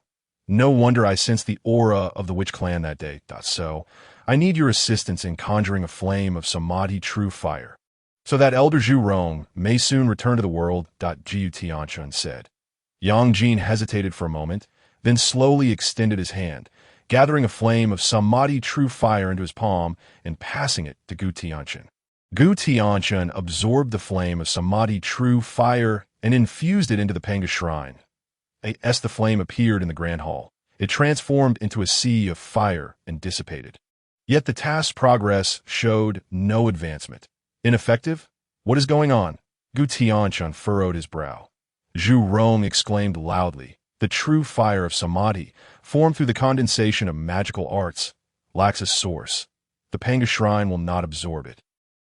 This won't do. Erlang Jinjuan, could you grant me a samadhi true fire that contains a source? Gu Tianchen inquired. Yang Jin, with a bitter smile, shook his head, saying, to be honest, I've only recently awakened from reincarnation, and the magical power I have cultivated these days is merely sufficient to condense the samadhi true fire I just summoned. You are in such a weak state now. Gu Tianchen exclaimed in astonishment. Yang Jin's face was filled with helplessness, while the small black creature on the ground emitted low growls. Apart from having regained my past life's memories, I am no different from an ordinary person. Otherwise, I wouldn't have witnessed my brother's friend die valiantly on the battlefield to protect our family. Yang Jin's fists clenched tightly, his knuckles turning white from the effort. The once mighty god of war, who commanded respect across the realms, had lost all divine power in his quest to protect the great Xia. Left helpless as he watched the night watchmen battle monsters, his heart was laden with sorrow and guilt, equal to that borne by Lin Qiye and the others. The Gu Tianchen smiled as he patted Yang Jin's shoulder, saying, in the name of protecting the great Xia, you all sacrificed the very essence of the heavenly court, relinquishing your divine powers to create 9 national divine monuments to fend off the encroaching mist, safeguarding countless citizens of the great Xia, compared to those foreign gods who would sacrifice their own people to maintain their divine realms. The gods of the great Xia have done remarkably well. With deities like you to protect the great Xia, how fortunate we are. Gu Tianchen bowed to Yang Jin. Yang Jin, puzzled by Gu Tianchen's knowledge, soon realized that as the agent of the ancient fire god, Zhu Rong could not sense the essence of the heavenly court's existence, coupled with the 9 national divine monuments filled with the great Xia's divine power at the border. The situation became clear. Yang Jin quickly helped Gu Tianchen to his feet, proclaiming, the citizens of the great Xia have endured great hardships, yet remain resilient. whether they are warriors stained with blood on the battlefield or night watchmen burdened in the dark. Those who dare to confront the gods with mortal bodies are the true protectors of the great Xia that I, Yang Jian, am unworthy of such praise. With foreign gods lurking menacingly, most of the deities of the great Xia were still caught in reincarnation, their powers yet to be restored. When can Zhu Rong re-emerge? Yang Jin asked anxiously. I must gather 9 different flames to summon Zhu Rong, as so far I've only found 2. I came to you in hopes of acquiring a 3rd flame. But alas, the flames lack a source and cannot be of use. Gu Tianchen lamented, I specialize in the 8-9 profound skill and 5 thunder techniques, and I am not adept in fire-related spells. However, my brother Neza is proficient in this art.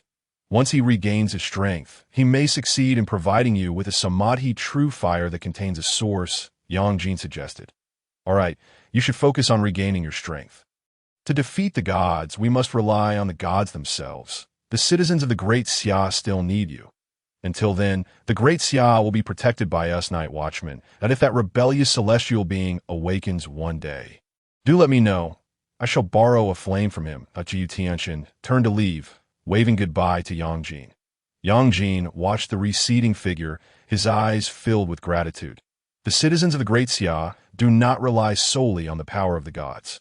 Instead, they draw strength from their indomitable spirit, battling demons, confronting deities, and contending against the heavens. With such resolve, the Great Xia shall not perish. Chapter 11. The Miracle of Cangnan, the Hope of the Great Xia, Cangnan City. Peace Bridge. In the underground peace office, after bidding farewell to Yang Jin, Gu Tianchen stealthily followed Hong Ying and Lin Qiye, unnoticed, and replaced the divine fire avatar at the back of their group. Even Lin Qiye, who was immersed in sorrow, remained oblivious. What would you like to drink? Gu Tianchen inquired, glancing at Lin Qiye on the sofa. Just plain water will suffice. Under the watchful eyes of Team 136. Gu Tianchen skillfully found a cup, poured a glass of water, and handed it to Lin Qiye. Thank you, you're welcome. Please, don't be so formal. Treat this place as your home, Gu Tianchen replied with a smile. Wu Xiangnan raised an eyebrow, teasing, you really are quite at home here, aren't you? Do sit down. He gestured to the empty seat beside Lin Qiye. Are you the agent of the Seraphim? Wu Xiangnan asked Lin Qiye. Lin Qiye nodded, setting down his CUP.MY name is Wu Xiangnan, the vice captain of the Night Watchman Team 136. The one over there in black leaning against the pillar is Captain Chunmai. Both men turned their gaze to where Wu Xiangnan pointed, noticing a black-clad man with his hands in his pockets, silently observing them. His eyes were resolute and calm, exuding a hint of weariness. He was Chunmai, one of the black and white impermanents of Shangjing. Among the remaining members, apart from the stoic-cold Xian, who carried a sniper rifle, Gu Tianchen had already met the others.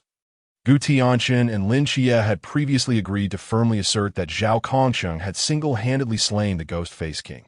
However, Wu Xiangnan continued to press for details, inciting a furious outburst from Hong Ying. To diffuse the tension, Captain Chun might have to shift the focus to the new recruits, stating, a month from now, both of you will participate in the Night Watchman's boot camp, learning combat, firearms, and the use of Forbidden Ruins abilities. For a duration of 1 year. Until then, you will be considered temporary members, and we do not provide meals or accommodation for temporary members. Chunmai reminded them that Gu Tianchen was unbothered, as his home was in Cangnan. But Lin Qiye visibly panicked. And meals or accommodation. Where will I stay for the month? If you have no place to stay, you are welcome to come to my home. It's quite spacious, Hong Ying offered. Brother Tianchen, would you like to join? It will be lively with more people, Hong Ying asked, looking at Gu Tianchen. That I'm fine with it, Gu Tianchen replied. All right, I'll go practice shooting. I'll send you the address later. Hong Ying said, shouldering her black box and shooting a glare at Wu Xiangnan before leaving.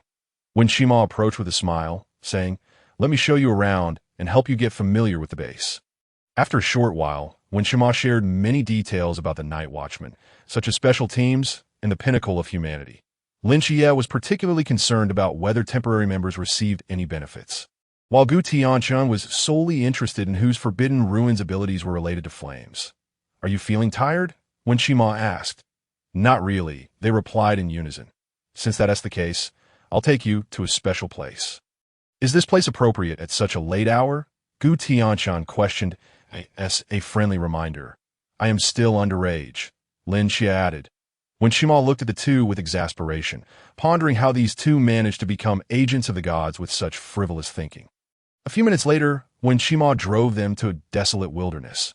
This remote area, it can't possibly be a graveyard, right? Gu Tianchen asked. You guessed right. Get out of the car, when Shima instructed, leading them to the night watchman's cemetery. Pointing to Hong Ying, who was carving a tombstone while shedding tears not far away. Hong Ying, didn't she say she was going to practice shooting? Lin Qiye questioned, puzzled.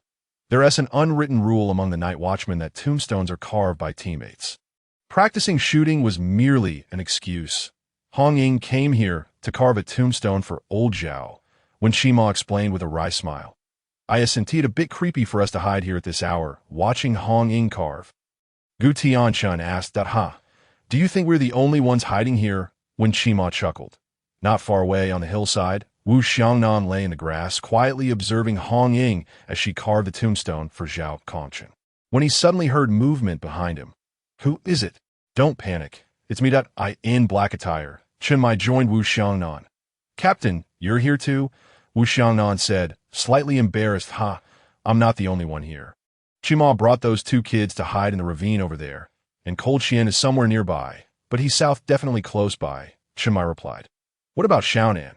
Xiaonan is afraid of the dark and didn't dare to come, Wu Xiangnan explained. Xiangnan, what do you make of the two new recruits? Chen Mai asked with a smile. One is the agent of the Seraphim Michael, and the other is the agent of the great Xia's fire god Zhu Rong. Their futures are indeed promising. There are fewer than 10 agents of gods in the entire night watchman team, and now Cangnan has produced 2 at once. To be honest, we are incredibly fortunate. Wu Xiangnan remarked. 2 agents of gods, one of whom represents our great Xia deity. Perhaps this is a gift from heaven to Cangnan, Chen Mai said slowly. Captain, which Gu Tianchen and Lin Qiye do you have more faith in? Wu Xiangnan inquired. In you? Gu Tianchen, Wu Xiangnan stated. Reason? After all, the fire god Zhu Rong is our own deity. Although the Seraphim Michael stands with humanity, foreign gods are still foreign, and their hearts cannot be trusted. Wu Xiangnan articulated. Chen Mai recognized that he still had not moved past the tragedy of the Blue Rain team's demise. Matters of the gods are beyond my control, but I have faith in these 2 kids. Chen Mai said with a smile. 1 is a miracle of Cangnan, and the other is the hope of the great Xia. On the mountaintop. Click. Cold Xian pressed a shutter, capturing one amusing and heartwarming image after another. There was Hong Ying carving the tombstone, when Shima leading the 2 newcomers in stealth, and 2 large men hiding in the thicket engaging in playful antics. Every one of them. Their hiding skills leave much to be desired. Long Xian carefully stored the photograph in an exquisite little box. Within it lies a collection of heartwarming moments from the lives of all members of Team 136.2 and a half hours later. Are you certain we haven't taken a wrong turn? Lin Qiye inquired, glancing at Gu Tianchen beside him. No, the address sent by Sister Hong Ying is indeed here, Gu Tianchen replied resolutely, surveying the grand villa before them. So she was actually a wealthy lady, Lin Qiye remarked, astonished by the size of the place. With a creak, the door swung open, and Hong Ying waved to the 2, you 2, don't just stand at the entrance. Come in. Our home has plenty of rooms. Would you prefer to share or have separate accommodations? She asked with a smile. Together, Gu Tianchen stated, while Lin Qiye added, separate. What? Are you afraid I might devour you? Gu Tianchen chuckled, casting a teasing glance at Lin Qiye. Meanwhile, Hong Ying and Si Xiaonan sat on the sofa, hugging cushions and watching the exchange with amused expressions. Lin Qiye's lips twitched slightly. Together it is. Then, very well, I shall prepare the rooms for you. Xiaonan, please cut some fruit for them. Understood, Sister Hong Ying. Good night. The 2 divine agents exchanged their farewells, one entering the Pangu Shrine in spirit, while the other entered the Divine Psychiatric Hospital. Chapter 12, Devil Training Ding Dong. Welcome. A crisp electronic voice chimed as Gu Tianchen and Lin Qiye stepped into the Peace Affairs office. On the sofa, an elderly lady was recounting something to Hong Ying. Noticing the 2's arrival, when Shima led them to the basement, what's going on? Lin Qiye asked with curiosity. Can't you tell? This is our night watcher's daily routine, Wen Qimo replied with a smile. Your daily work involves helping elderly ladies catch their cheating spouses? Lin Qiye queried, Of course, not just that. Our office covers a wide range of services, from rescuing kittens and puppies stuck in trees, tutoring children below middle school level, providing legal assistance, to rescuing abducted children, and sometimes even donning masks to subdue bank robbers, Wen Qimo explained earnestly. Well, the other tasks sound fine, but do any of you truly understand the law when providing legal assistance? Lin Qiye asked. What kind of question is that? We are night watchers. How could we not understand the law? Besides, we have Lin Qiye, a doctoral graduate in law from a prestigious university, Wen Qimo replied, pride evident on his face. Lin Qiye, I have a question. Go ahead. Wen Qimo gestured to Gu Tianchen.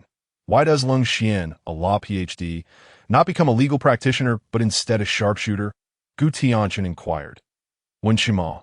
First of all, those who study law are called lawyers, not legal practitioners. Secondly, Lin Qiye lacks the restrictions to become a practitioner. Wen Qimo said, looking somewhat exasperated. Enough of your banter. The captain said to wait for you at the training ground. Where is the training ground? Lin Qiye asked, looking at Wen Qimo. Gu Tianchen has been there. Just follow him. Gu Tianchen led Lin Qiye to the end of the corridor. The space inside was vast, equivalent to 3 football fields. Lin Qiye was astounded. How did they manage this? Gu Tianchen smiled slightly. I asked Sister Hongying last time. She said it was created by a soil-type practitioner, in the center of the training ground. Chunmai, sitting in meditation, waved at the two. Your applications to join the Night Watchers have been processed. If you wish to see them, visit the archives at AS for the blades, cloaks, and emblems. They will be uniformly distributed during your collective training. For now, you can use this blade. Chunmai handed Lin Qiye a straight sword. Upon examining it, Lin Qiye noticed 3 characters engraved on the hilt. Zhao Kongchong. This is old Zhao's sword. You are his chosen successor. So it is entrusted to you, Chunmai stated gravely. Lin Qiye nodded solemnly. This is your weapon.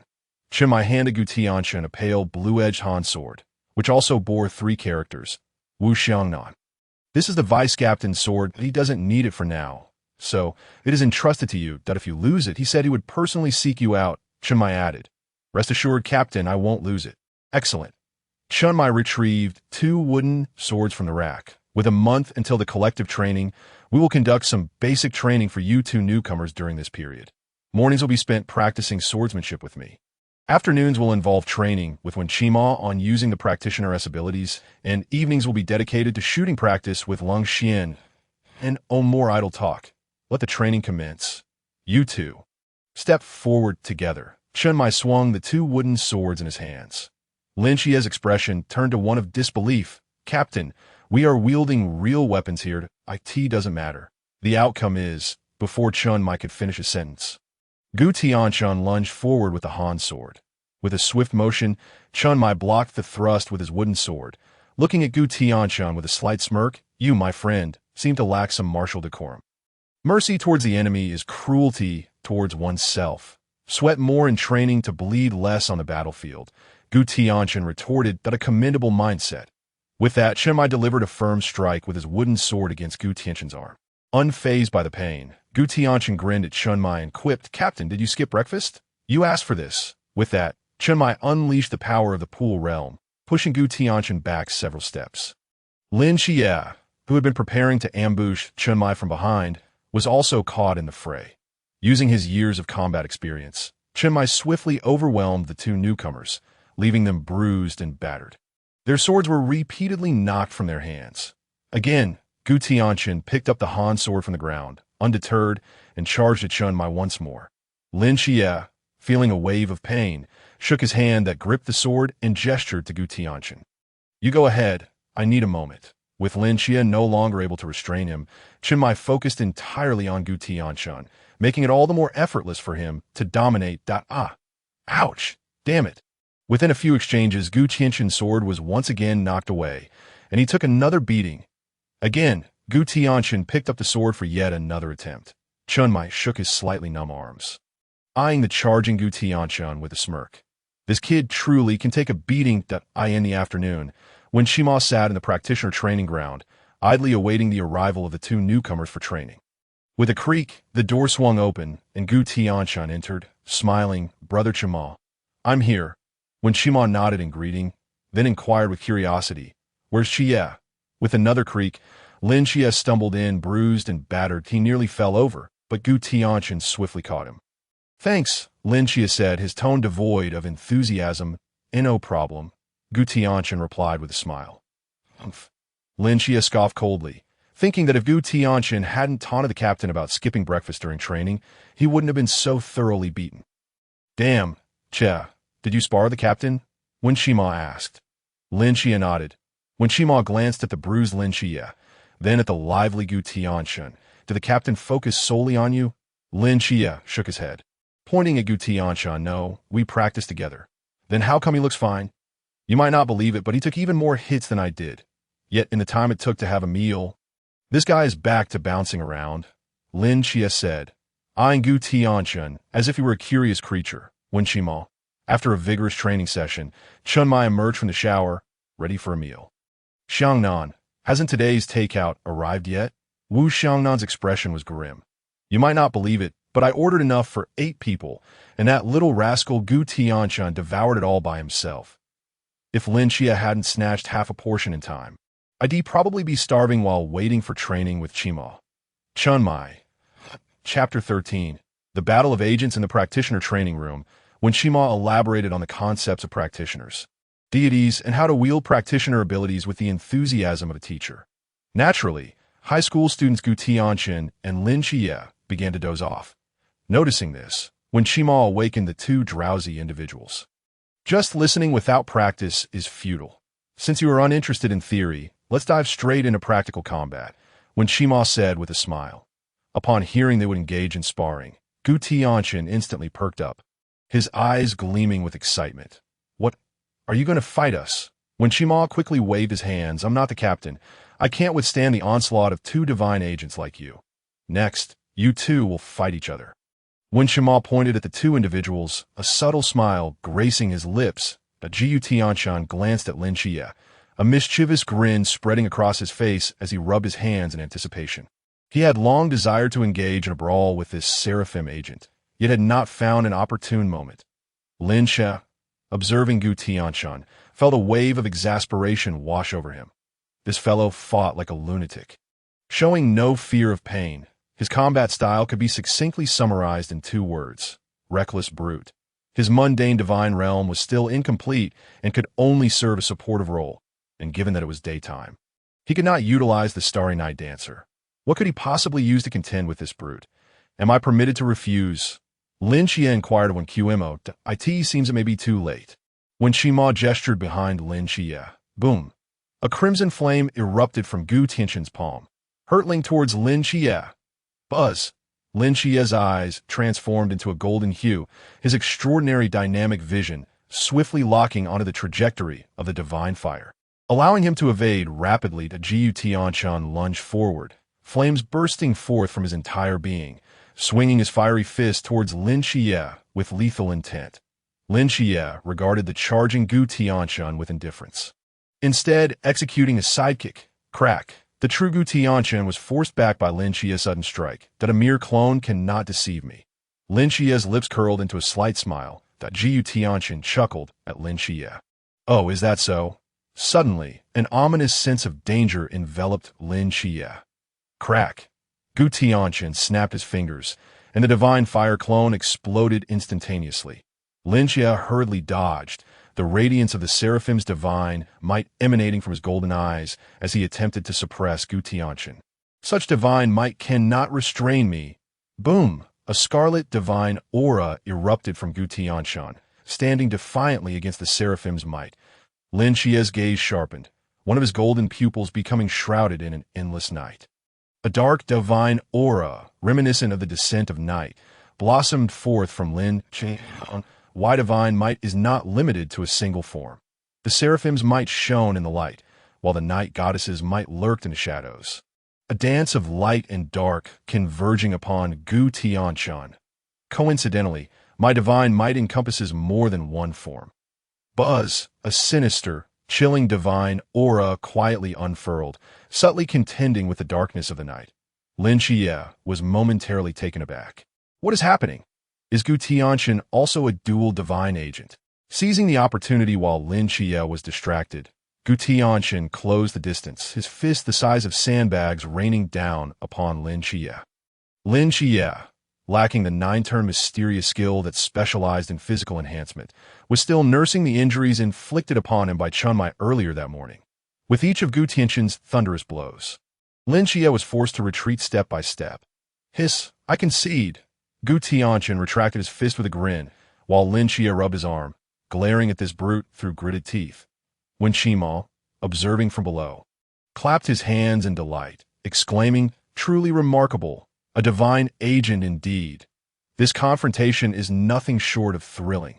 Especially during the clash of divine might, I nearly found myself shouting in excitement. However, there was a moment when the atmosphere darkened. Accompanied by an eerie wind, what was that all about? It is only natural for divine might to evoke such phenomena. You will understand once you have your own divine ruins, Gu Tianchen replied with a smile. When Shima's lips twitched slightly, do you think divine ruins are as commonplace as cabbages on the street, readily available at your whim? Brother Qima, after practicing all afternoon, I find myself rather famished. Shall we go for a meal? Gu Tianchen inquired with a grin. Practicing the nine-turn mysterious skill was all well and good, but it left one perpetually hungry. Depleting one's stamina significantly, he felt as if he could devour an entire cow at this moment. Let us go. You two have quite the reputation. I just had a glance earlier, and the captain is cooking tonight. We are in for a treat. When Qima said with a smile, quickly, let us hurry and see how the captain's culinary skills fare. Gu Tianchen exclaimed, eagerly running out of the training ground. Lin Qiye seemed to suddenly recall something, grabbing when Qima and hastening to catch up. Hey, why are you running so fast all of a sudden? When Qima queried, perplexed. Hurry up. If we dawdle, we shall go hungry tonight, trust me. Lin Qiye, who had only managed to snag half a meal at noon, spoke from experience that in the activity room, Chunmai donned an apron and gloves, proudly presenting a fragrant bone soup on the table. Hong Ying's eyes sparkled as she gazed at the array of delectable dishes the captain had personally taken to the kitchen. What a momentous occasion. Wu Xiangnan smiled faintly. This is, of course, prepared for our two new recruits. We are fortunate to bask in their glory today. Uncle Chun, how biased you are. Why did I not receive such treatment when I first arrived? Si Xiaonan indignantly questioned. Chunmai's lips twitched slightly. I have simply grown weary of takeout lately and wish to change things up at I see. Hong Ying exclaimed, seizing her chopsticks and diving into the bone soup. Then I shall not hold back, Crack. Chunmai swiftly slapped Hong Ying's hand as she attempted to sneak a taste. Those two have yet to finish class. You all wait. Hong Ying pouted, Captain, you truly are fickle. Si Xiaonan nodded vigorously in agreement. When Shima led the two newcomers into the activity room, immediately captivated by the tantalizing aroma of food, it smells divine. Take a seat and eat, Chunmai instructed. The moment the three sat down, Hong Ying and Wu Xiangnan simultaneously lunged for the largest piece of meat in the bone soup. Whoosh! A flash of movement. Gu Tianchen's speed eclipsed theirs, snatching the piece of meat in an instant. Everyone stared in astonishment at Gu Tianchen, particularly Hong Ying and Wu Xiangnan. They had long set their sights on that piece, waiting for the captain's command to seize it.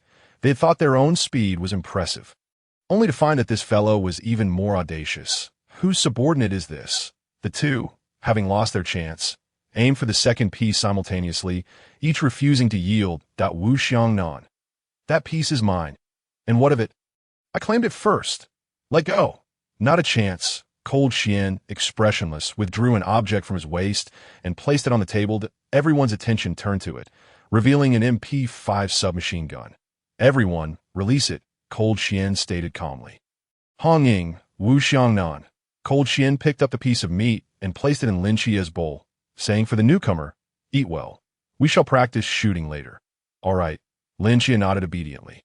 Cold Xian had intended to also look out for the other newcomer, Gu Tianchen, but upon witnessing his voracious demeanor, he felt it unnecessary, that he even sensed that if he did not act quickly, he too might go hungry tonight. The others in the room took note of Gu Tianchen's terrifying speed in devouring his meal, forget table manners or the virtue of yielding, if they did not act swiftly. They would be left with nothing but empty plates. Everyone lunged for the dishes, and just as Captain Chumai reached for his chopsticks, the plate was already empty. Chumai frowned as he observed Gu Tianchen's frenzied eating. Is this fellow truly the fire god agent, and not the gluttonous one? After finishing his 8th bowl of rice, Gu Tianchen, with remnants of grains still clinging to his mouth, looked at Chun Mai with a grin. Captain, is there any more? Chun Mai, exasperated, rubbed his forehead. Well, it seems we've had enough. Let's have some soup. Gu Tianchen lifted the large basin of bone soup from the table and began to drink from it. Wu Xiangnan shouted in a panic. Hey, why did you pick up the basin? Chapter 14. One more unusual than the other in the shooting training room. The gun, a product of human ingenuity, stood as a testament to the brilliance of mankind. Cold Xian stood before the wall, lined with an array of firearms, his expression impassive. I understand that beyond 10 paces, the gun reigns supreme. Within 10 paces, it remains both swift and steady. All fear stems from insufficient firepower. Gu Tianchen remarked earnestly, Cold Xian, Lin Qiye, times have changed. Against high-level mythical beings, firearms hold little efficacy. However, when dealing with lower-level mythical beings, firearms often prove more effective than cold weapons, particularly for newcomers like yourselves, who are still honing your close combat abilities. That I will teach you 2 things: shooting techniques and the principles of firearms. After a brief lesson, Cold Xian retrieved a handgun from the wall and handed it to Gu Tianchen. Now demonstrate. Cold Xian pointed to a target 30 meters away. Gu Tianchen raised the handgun, took aim, aligning his sights. Bang! The bullet shot forth, striking the bullseye. Quite the talent. Continue. Bang! Another shot hit the target from 50 meters out. A perfect shot. Before Cold Xian could speak again, Gu Tianchen pulled the trigger once more, hitting the target from 100 meters away. Still on target. Cold Xian's brow furrowed. Are you certain this is your first time firing a handgun? Not at all. I've been honing this ancestral skill since I was 14. Gu Tianchen replied earnestly. Cold Xian was left speechless. I meant shooting, not just handling a gun. I played shooting games before, but this is my first time with a real gun. Gu Tianchen clarified. Your shooting talent is extraordinary. A born sharpshooter, I will devise a specialized shooting training regimen for you based on your abilities. Lin Qiye stepped forward. Gu Tianchen handed the gun to Lin Qiye, his expression betraying a suppressed laugh. Lin Qiye accepted the weapon, furrowing his brow, wondering what amusing thought had crossed this fellow's mind. Prepare, begin. Lin Qiye mimicked Gu Tianchen's stance, raising his gun and aiming with precision. Bang! On his very first attempt at shooting, he missed the target entirely. Lin Qiye, Gu Tianchen, Hia Long Xian. This is a 30-meter target. Unable to restrain himself, Long Xian interjected. Coach, do you think I still have a chance? Lin Qiye asked in a hushed tone. Ahem, it's natural to feel a bit nervous on your first shot. Give it another try. Long Xian consoled him gently. Filled with confidence, Lin Qiye lifted the pistol once more, aiming at the distant 30-meter target. Bang! Unsurprisingly, he missed again. Lin Qiye's face flushed with embarrassment. After all, he was a miraculous agent, yet his marksmanship seemed far from miraculous. Beside him, Long Xian wore a complex expression. One was a master marksman, while the other couldn't even hit a 30-meter target. The disparity in their shooting talents was astonishing. Lin Qiye set down the gun and smiled at Long Xian, asking, Coach, how would you assess my talent? Long Xian closed his eyes in exasperation, replying, You have no talent whatsoever. Lin Qiye. At the Grand Villa, Lin Qiye lay exhausted on the sofa. After a day of training, both his body and mind had endured considerable strain. First, he was mercilessly beaten by the captain in the morning, then thoroughly trounced by a brute in the afternoon, and finally, during shooting practice, Gu Tianchen's prowess had relentlessly ground his self-esteem into the dirt. Clearly, he had no talent for shooting. As he exited the shooting room, Lin Qiye could clearly sense Long Xian's fatigue, not of the body, but of the spirit. Perhaps shooting truly wasn't my calling. Lying on the sofa, he tried to clear his mind when Hong Ying approached, clad in plush pajamas, offering him a cup of tea. Qiye, are you all right? Thank you, Sister Hong Ying. I'm doing okay, Lin Qiye replied with a faint smile. Achieving this much on your first day of training is commendable. I remember my first spar with the captain. He made me cry. Hong Ying comforted him. Oh, ruthless. Lin Qiye exclaimed in surprise. Actually, it wasn't that bad. Hong Ying stated seriously. Over the years, the death rate of the night watchman in Cangnan City has significantly decreased, largely due to the captain's efforts. His own strength is formidable, and he takes great responsibility for the other team members. The harder he hits you, the more you remember the pain, allowing you to grow rapidly during training. The captain would rather his team members hate him than see them die on the battlefield. Do you understand? Hong Ying said earnestly. Lin Qiye nodded, I understand. Hong Ying smiled, ruffling Lin Qiye's hair, encouraging him now. Go get some rest. We must work hard in tomorrow's training. Amichim, good night, Sister Hong Ying. Upon returning to his room, Lin Qiye noticed that Gu Tianchen was not inside. Where could that guy have gone? He walked to the window and saw Gu Tianchen practicing the moves from this morning spar with the captain in the backyard. Is he really practicing swordplay? This kid is truly a freak. Lin Qiye shook his head and lay back down, but despite tossing and turning, he couldn't fall asleep. In the backyard, Gu Tianchen tightened his grip on the Han sword, carefully recalling each move from his spar with Chen Mai earlier that morning. Suddenly, he sensed someone approaching from behind. With a swift motion, he thrust his sword backward, propelled by a fierce gust of wind. Swish, upon realizing it was Lin Qiye, Gu Tianchen quickly sheathed his sword and asked with a smile, What is the matter? Can't sleep without my company. Lin Qiye smiled slightly, drawing out a straight blade from behind. It's rather dull training alone. Don't you need an opponent? Gu Tianchen retorted mockingly. You really don't learn, do you? Didn't you get enough punishment from me during the day? Lin Qiye lightly traced the blade with his fingers, a mysterious smile gracing his lips. You mentioned that was during the day, but now, it's nighttime. Swish, a wave of darkness surged as Lin Qiye suddenly appeared behind Gu Tianchen. Such incredible speed. Lin Qiye moved like a specter, flitting around Gu Tianchen like a butterfly, his straight blade glimmering with flashes of light. Empowered by the starry night dancer, Lin Qiye's strength was nearly on par with Gu Tianchen's, and with the cover of night. He became elusive and unpredictable, leaving Gu Tianchen in a state of passive defense. This kid truly deserves to be the favored child of Nyx, the goddess of night. His mother certainly blessed him well. During the day, Gu Tianchen dominated Lin Qiye, but at night, the roles had reversed. Truly, what goes around comes around. Who can escape the heaven's judgment? With the aid of the starry night dancer, Lin Qiye finally vented some frustration, feeling a wave of relief wash over him. Hong Ying, are you still awake? What are you looking at? The drowsy Xiangliu approached Hong Ying by the window. These two have been practicing tirelessly all day and are still at it tonight. They are indeed hard-working, Hong Ying said with pride as Xiangliu watched the two engaged in their back-and-forth battle, her eyes wide. Wow. After being beaten by the captain all morning, they can still unleash such fierce combat power. These two are truly extraordinary. Chapter 15. I have a plan. Good morning, Sister Hong Ying. Good morning, Qiye. Come join us for breakfast. Lin Qiye appeared in high spirits, wearing a victorious smile. Moments later, Gu Tianchen arrived, wearing a gloomy expression, as if they had swapped roles for the day. Hong Ying looked at Gu Tianchen in confusion. Tianchen, did you not sleep well? It's all his fault. He kept me up all night.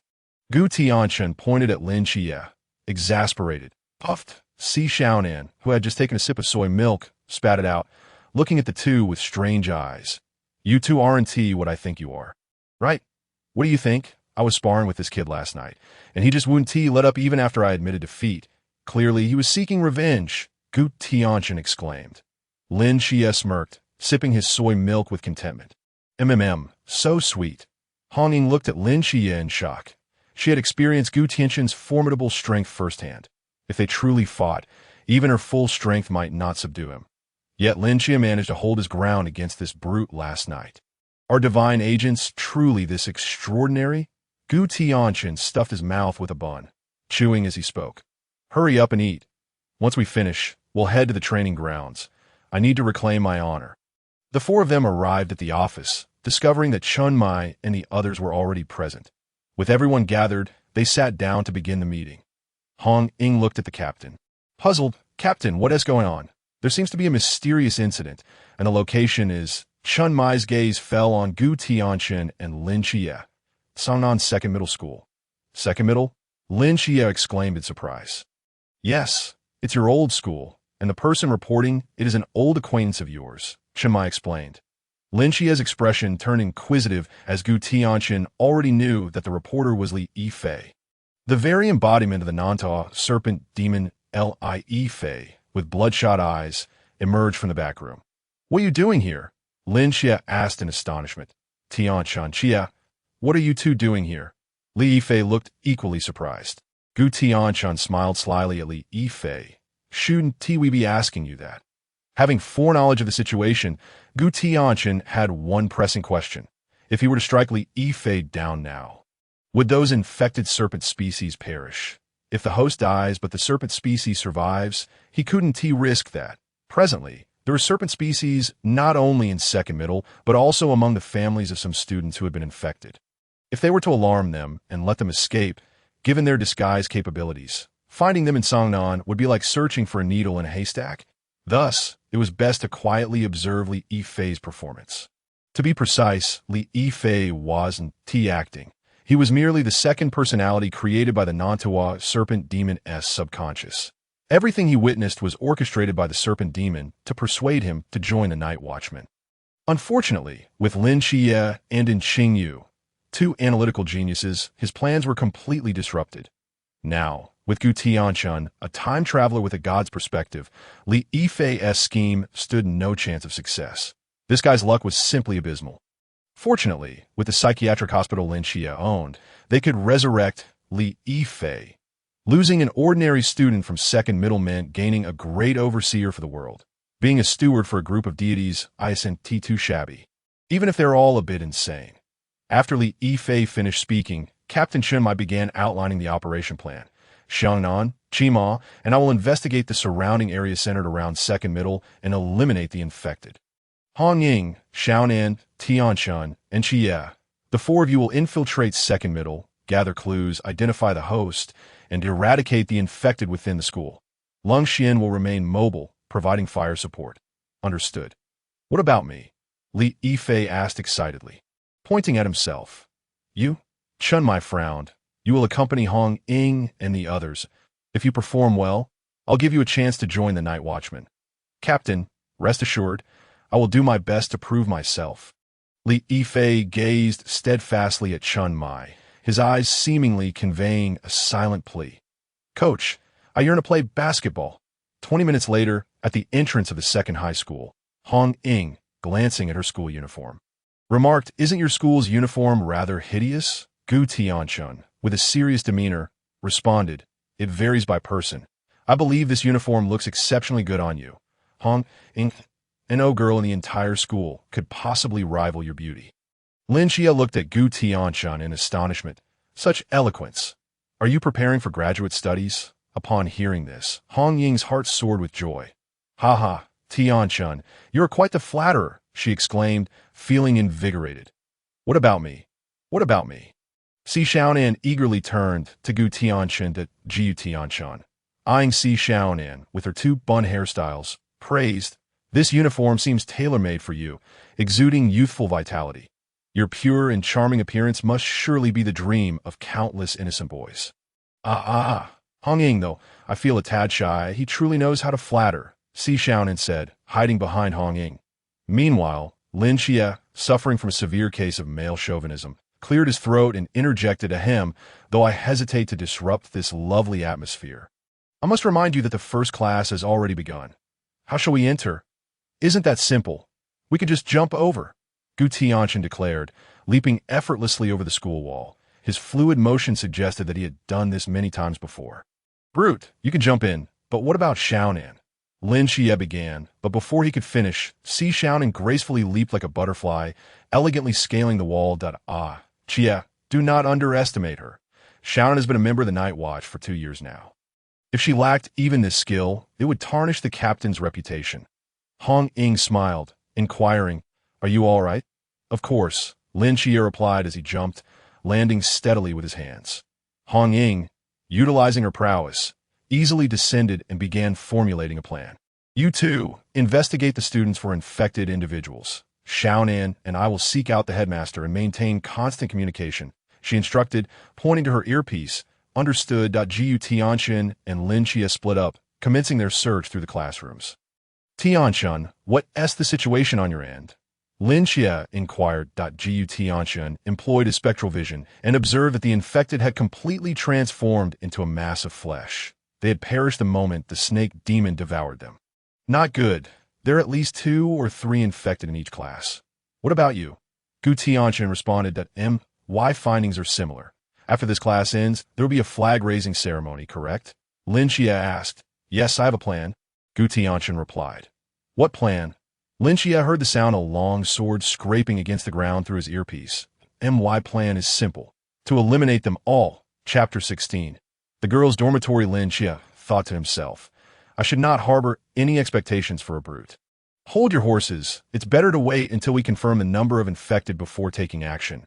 Lin Qiye advised. Gu Tianchen, gripping a long sword, had blood dripping from its blade onto the ground. Beneath his feet lay the headless corpse of a snake demon, its bloodied head split open. You haven't already made a move, have you? That could alert the others. Lin Qiye exclaimed. You guessed it. It was indeed a snake. Gu Tianchen replied.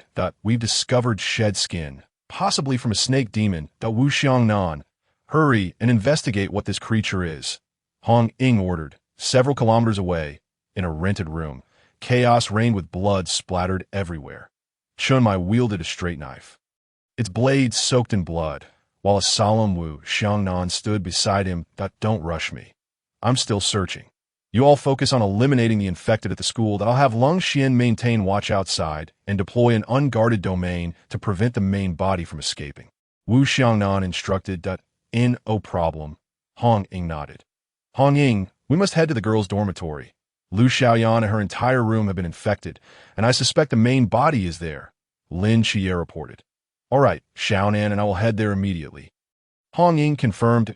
The girls' dormitory. Gu Tianchen strode confidently inside, holding the Han sword. Hey, you there, what business do you have barging into the girls' dormitory in broad daylight? Have you no shame?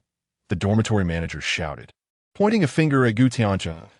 In an instant, a flash of cold light appeared, and the dormitory manager's head fell to the ground. The bloodied head split open, revealing a monstrous visage adorned with sharp fangs and covered in scales. Gu Tianchen flicked the blood from his sword and continued walking inside. A beautiful girl hurriedly descended the stairs and, upon seeing the bloodied sword in Gu Tianchen's hand, displayed a look of terror. Gu Tianchen, what have you done? Gu Tianchen glanced at her and recognized her as Xiangliu, the belle of the neighboring class. Didn't you just witness it? You infected one, share vision among yourselves. Are you pretending not to know? What? Did you think you could deceive me and then strike? Gu Tianchen sneered. Xiangliu's expression turned icy, her gaze fixed on Gu Tianchen like a venomous snake. In a flash, Gu Tianchen lunged forward with his Han sword, forcing Xiangliu to dodge, but he severed her right arm in the process. Xiangliu shrieked, summoning more infected individuals to her aid. This foe was not one she could handle alone. You're not screaming loud enough. Keep going, Gu Tianchen taunted, his demeanor unsettling. Badly injured, Xiangliu turned to flee, but Gu Tianchen hurled his sword, pinning it precisely to the wall of the corridor. Oh! Her screams grew increasingly desperate as infected girls quickly surrounded her. Come on, the more the merrier. I'm not worried about having enough to slay, Gu Tianchen said, raising a middle finger at Xiangliu. The infected, upon witnessing Gu Tianchen's provocation, surged forward, quickly surrounding the girls' dormitory. Those who arrived began to reveal their true forms, their heads splitting open to reveal rows of sharp fangs, and they launched themselves at Gu Tianchen. Drawing his sword from Xiangliu's abdomen, bloodied and weakened, she collapsed to the ground, unable to resist. Thank you for your assistance. In light of our long-standing camaraderie, I shall grant you a swift end. With a swift motion, Xiangliu's head fell to the ground. In the corridor, 18 infected surrounded Gu Tianchen, who gripped his Han sword tightly, the blade positioned before him as blood dripped to the floor. The sound of dripping blood echoed ominously. Gu Tianchen grinned menacingly at the throng of infected crowding the narrow hallway, slowly proclaiming, Since you've all come, you might as well stay. He reached out, tearing down a pink pair of panties from a nearby clothes rack. The advancing infected froze momentarily at his action. This guy can't possibly be a pervert, can he? Sensing the shift in atmosphere, Gu Tianchen quickly discarded the pink undergarment.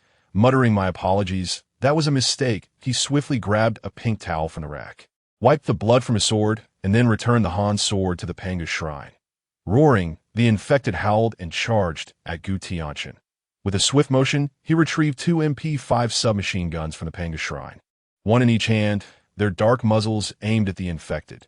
These were the weapons Lin Qiye had provided him for self-defense. The infected, realizing the threat posed by Gu Tianchen's weapons, hesitated momentarily, but those behind, unaware of the situation, pushed forward, unwittingly sending their comrades into the line of fire.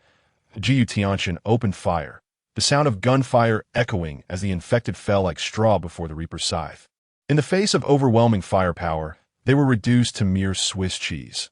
Fearing that there might be survivors among them, Gu Tianchen, adhering to his philosophy of eliminating all threats, continued to fire, ensuring that none remained alive. Breathing heavily, Gu Tianchen raised the smoking submachine guns, blowing lightly on the barrels to the end of the corridor. A creature with a snake's tail and a human body coiled ominously, its dark green scales glistening in the feeble sunlight.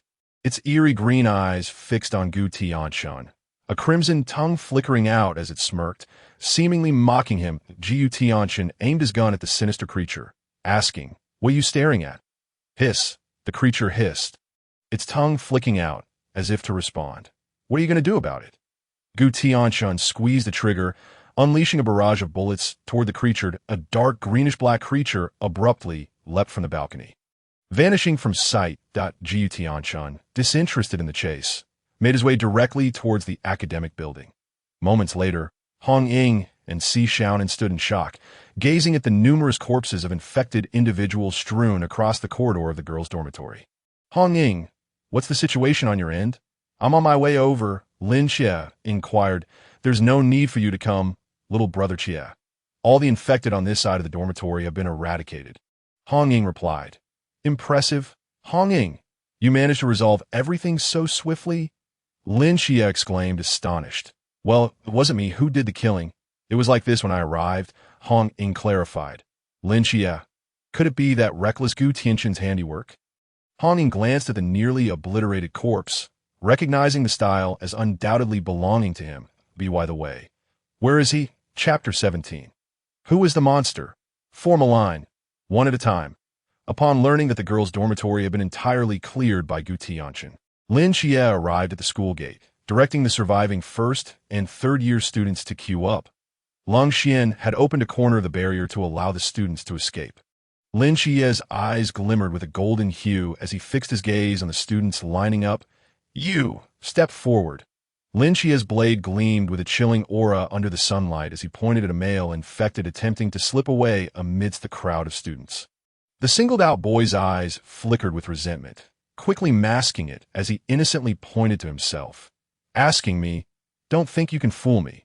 Lin Qiye's golden eyes flared, the divine authority of the seraphim momentarily immobilizing the infected boy. With a swift motion, the blade descended, severing the infected's head, which fell like a blood-soaked petal. The surrounding students recoiled in fear, and Lin Qiye turned to the back of the line, noticing a few infected trying to blend in with the students as they slinked away.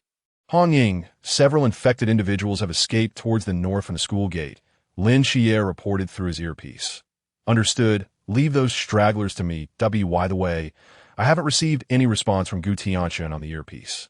Where could he have gone?" Hong Ying pondered it a few minutes ago. "I sensed he entered the first-year teaching building. He must be clearing the remaining infected inside." Lin Qiye responded, "First-year teaching building. Alan, I'm so scared." A girl's voice quivered. "Shoo."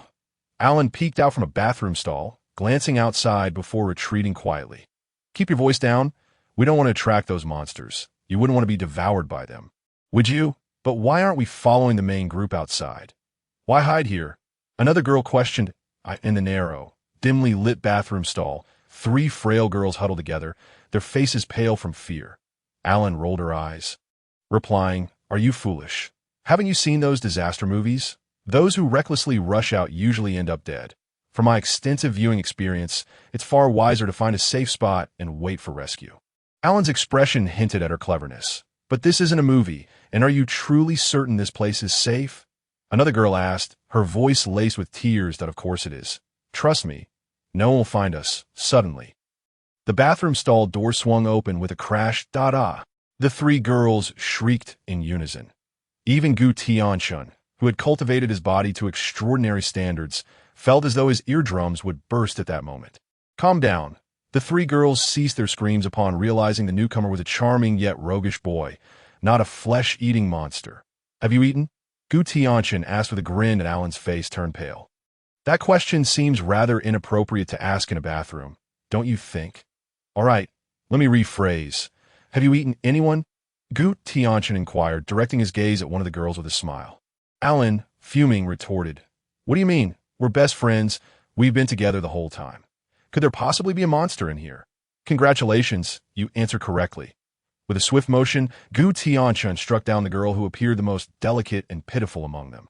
Warm blood splattered onto the faces of the other two girls, followed by a cacophony that shattered the world. Da-da! You killed Xiao. Alan yelled, pointing at Gu Tianchen. Enough with the Xiao nonsense, if you want to live. Hurry and follow me. Stop trying to outsmart me with your film knowledge, Gu Tianchen urged as he led the two girls out of the restroom, where a dozen students he had rescued from various floors awaited. The students gazed at Gu Tianchen with admiration, as if he were a superhero. Tianchen, you're so handsome. Do you have a girlfriend? Tianchen, are you the legendary cultivator? Can you take me with you? I've always wanted to fly with a sword. Tianchen, I owe you my life. I can only repay you with my body that you're just a boy. What do you mean with your body? Gu Tianchen lightly kicked aside a lovesick boy. See that handsome guy with the knife by the school gate. Go find him. He'll ensure your safe passage out of school, Gu Tianchen instructed. Alan looked at Gu Tianchen with concern. Tianchen, aren't you coming with us? Gu Tianchen turned his gaze towards the second-year teaching building. The epicenter of the infected's gathering, the second-year teaching building, 5th floor. Hurry, boys. Push the desks and chairs against the door. Girls, come help tend to the injured students. What? There are survivors on the 3rd floor. Axe's team, charge with me. Lin Qiye raised his fire axe high, leading a dozen robust boys wielding an assortment of bizarre weapons with fervor. The entrances on both sides of the 5th floor were barricaded with desks and chairs, while several monsters relentlessly battered against them. How do we get down? Lin Qiye glanced at the railing of the corridor. That I've got it. Tie all our clothes together. We'll parachute down to the 3rd floor. Without hesitation, the boys tied their clothes together and lowered themselves down. Lin Qiye took the lead, descending inch by inch like in the movies. Seeing Lin Qiye land safely, the other boys followed suit. Descending from the 5th floor to rescue people. Lin Qiye is so cool. I was too busy watching Gu Tianchen before, but he seems pretty great too, one girl whispered. Ahem, no early romances. Teacher Wong adjusted his glasses. On the 3rd floor, Class 8 of the 2nd year, Lin Qiye and the Axe team had managed to slay 2 monsters and were preparing to lead the surviving students to safety. A bespectacled, delicate-looking boy dissected Lin Qiye's flawed escape plan with relentless precision at that moment. Several monsters had gathered on the 1st floor, sealing off everyone's escape route, while dozens more lurked in the corridors of the 4th and 5th floors. Moreover, 6 monsters were climbing up from both sides of the 3rd floor's corridor, charging towards Lin Qiye and his group. The group struggled to take down just 2 monsters and facing the onslaught of 6. The Axe team was forced to retreat into Class 8.20 boys braced against the door, but it was becoming increasingly difficult to hold. With a swift motion, Gu Tianchen, wielding his sword, charged into the fray like a wolf among sheep. The monsters roared and lunged at him, their sharp fangs snapping, yet they found themselves utterly unable to breach his defenses. How is he so tough? Empowered by the divine fire, Gu Tianchen dispatched each small monster effortlessly. Wow, Tianchen, you've finally arrived, Lin Qiye exclaimed, rushing out as though he'd seen a long-lost family member. Wait, how did you get up here? There are dozens of monsters on the 1st floor, Lin Qiye asked in disbelief. I walked up, Gu Tianchen replied nonchalantly. You just casually walked up? What about the monsters? Of course, I killed them all, Gu Tianchen answered with a smile. The group stared at Gu Tianchen's blood-soaked uniform and then at the still dripping sword in his hand. Recalling the image of him slicing through monsters effortlessly, shivers ran down their spines. Are there any more monsters? Gu Tianchen asked eagerly. There's still some on the 4th and 5th floors, a boy reminded him. My little darlings. I'm coming, Gu Tianchen declared as he raced towards the monsters on the 4th floor. As the others heard Gu Tianchen's maniacal laughter, they found themselves momentarily unable to discern who the true monster was. Chapter 18. Mind if I join?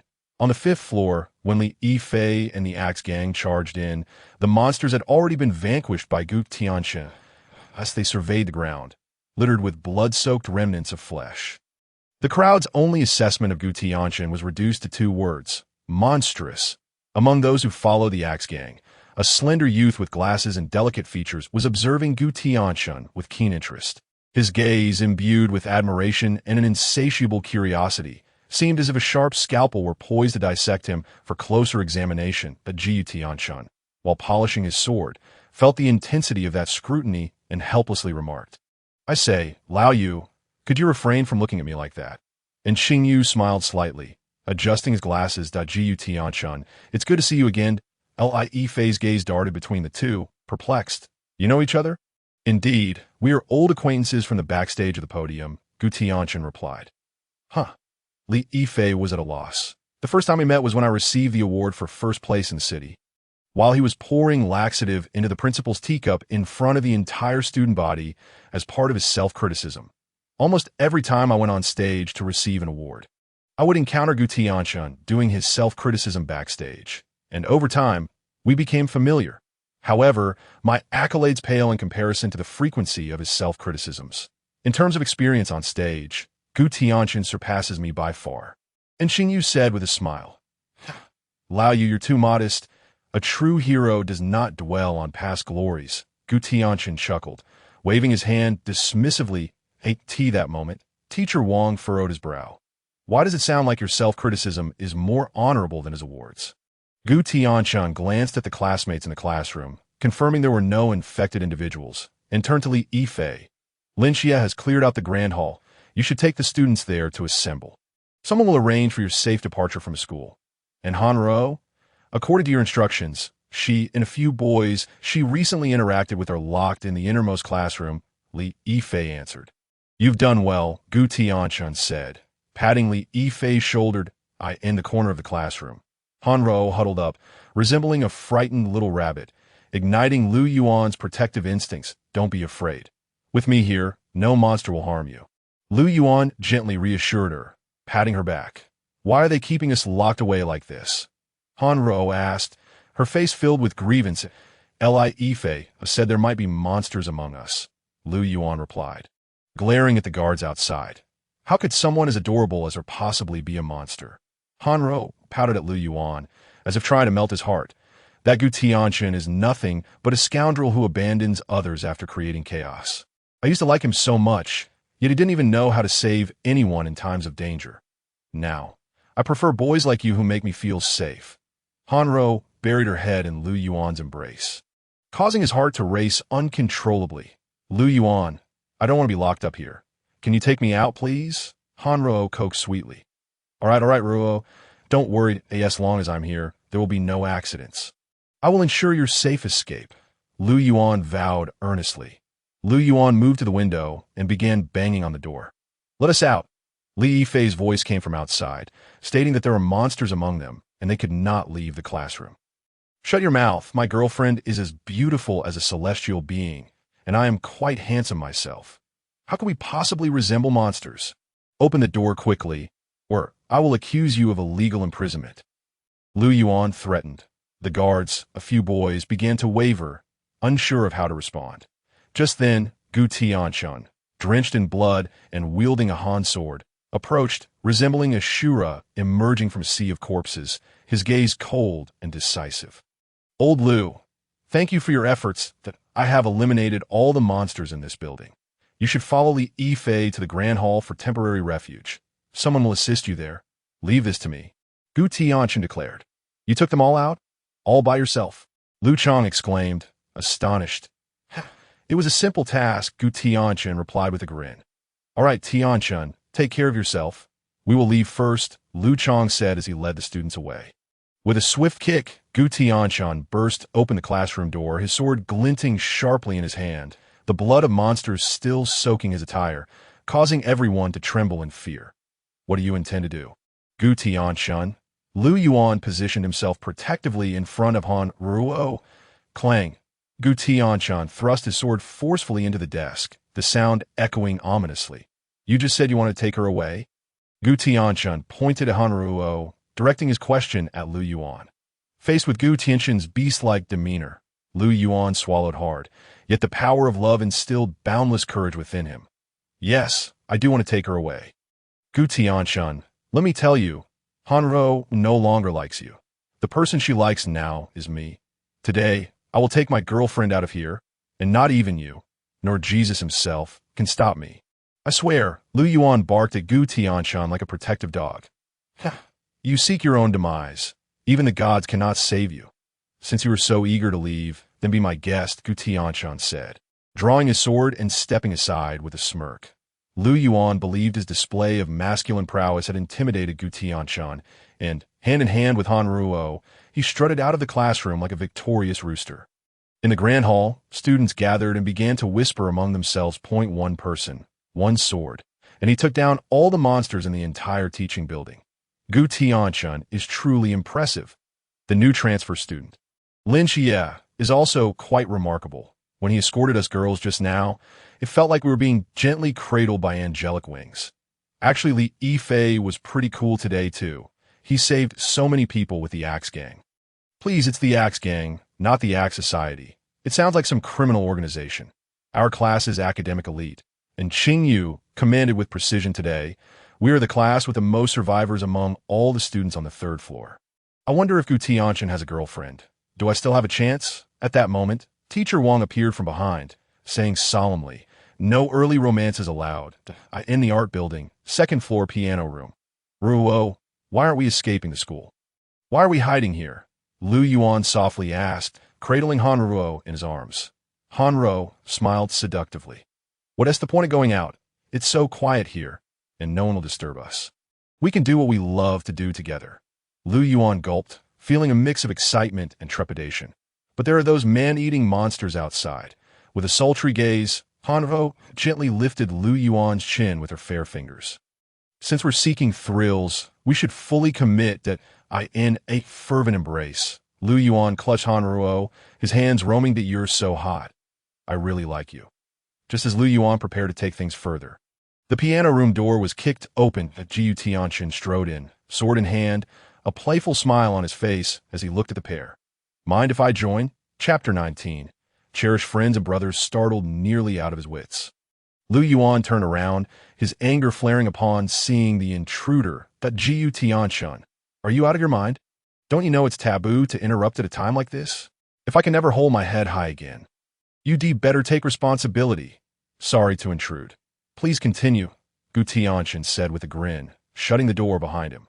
Lu Yuan turned back, pouting as he leaned in for a kiss, only to find Han Ruo's head had inexplicably split open like a flower, revealing a multitude of sharp teeth. Monster! In a panic, Lu Yuan, fueled by adrenaline, kicked Han Ruo away with all his might, sending her crashing 3 meters across the room, landing heavily on the piano with a dull thud. He rushed to the door, but it wouldn't budge. Tianchen, save me, please. You're my cherished friend and brother. You can't just stand by and watch me get eaten by a monster. Behind him, Han Ruo slowly rose in a grotesque, twisted manner, crawling towards Lu Yuan. Tianchen, I was wrong. I shouldn't have tried to steal your girl, and I shouldn't have ignored your advice. I'm here bowing an apology. Please open the door, quickly. Lu Yuan frantically pounded on the piano room door, his survival instincts reaching a fever-pitched. Gu Tianchen poked his head through the window, a mischievous glint in his eyes. Want to come out? Call me adoptive father, and I'll let you go. Adoptive father, daddy, dear old dad, just open the door. You're even dearer to me than my real father. Lu Yuan cried, tears streaming down his face. Roar! Han Ruo lunged at Lu Yuan with a ferocious growl. Adoptive father, save me. Click! The piano room door swung open, and Gu Tianchen kicked Han Ruo away as she lunged at him. Where's that foul stench coming from? Gu Tianchen frowned, noticing Lu Yuan cowering against the door, trembling, with a large wet patch on his pants. With a heavy crash against the wall, Hunvo gradually closed the gaping maw on her head. Reverting to her human form, Gu Tianchen, I believe we can have a conversation. Swish, a flash of fire erupted, and Hanro's head rolled to the floor, splitting into 8 pieces. Talk? Not a chance. Gu Tianchen deftly wiped the blood from his longsword. I have eliminated all your avatars.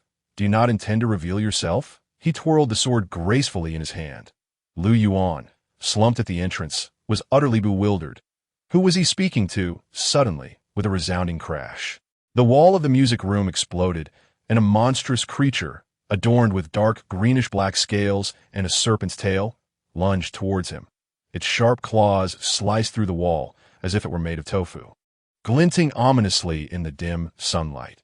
With a swift motion, 2 streaks of cold light intersected, severing the desk before the Nantawa serpent demon into 2 perfectly mirrored halves. The Nantawa serpent demon, with its robust tail, swept aside a heavy piano with tremendous force, aiming to strike Gu Tianchen. He plunged his Han's sword into the floor and effortlessly caught the sweeping tail with both hands. The Nantawa serpent demon was taken aback. Gu Tianchen, exerting his strength, spun the massive tail around in a complete circle and a half before hurling the colossal creature like a shot put, smashing a gaping hole through the building. A chilling breeze wafted through the gaping void, leaving Lu Yuan utterly disoriented. Was this truly the power of a human? Gu Tianchen withdrew his Han sword and leaped through the opening, continuing his pursuit. The disoriented Nantawa serpent demon shook its head, staring blankly at the large hole in the wall on the 2nd floor of the art building. In the next instant, a crimson figure leapt from the hole, launching an attack directly towards its head. Startled, the Nantawa serpent demon dodged just in time, as Gu Tianchen crashed down, creating a massive crater, dust swirling around him. Emerging from the dust, Gu Tianchen brushed off the dirt with a sinister grin as he approached the Nantawa serpent demon. I will fight you to the end. The demon extended its sharp claws, clawing fiercely at Gu Tianchen. He raised his arm to block, the claws shredding his school uniform and leaving shallow gashes on his arm. A flicker of surprise flashed in the Nantawa serpent demon's eyes. What an incredible defense! Seizing the moment of distraction, Gu Tianchen retaliated with a swift strike of his sword across its chest, leaving a deep wound that exposed bone. The Nantawa serpent demon staggered back, astonished by the sheer explosive power of this youth. Was he truly a Xiangliu? Flames erupted from Gu Tianchen's Han sword as he swung it down towards the Nantawa serpent demon. Its arms crossed in defense, but the overwhelming force from the sword crushed it down to its knees before Gu Tianchen. With a swift kick, Gu Tianchen sent the demon flying, causing it to roll several times on the ground before barely regaining its footing. Despair welled up within the Nantawa serpent demon. It realized it was utterly outmatched. Its proud claws could not penetrate Gu Tianchen's monstrous defenses. The fiery sword not only struck with devastating force, but each cut burned with searing pain. Clinging to the principle that a wise man does not suffer losses in front of him, the Nantawa serpent demon turned to flee as long as the green mountains remain. I need not fear the absence of firewood, but it was too late. Unbeknownst to it, Gu Tianchen had already dashed in front, seizing the Nantawa serpent demon in his grasp. The demon was bewildered. What new trick was this?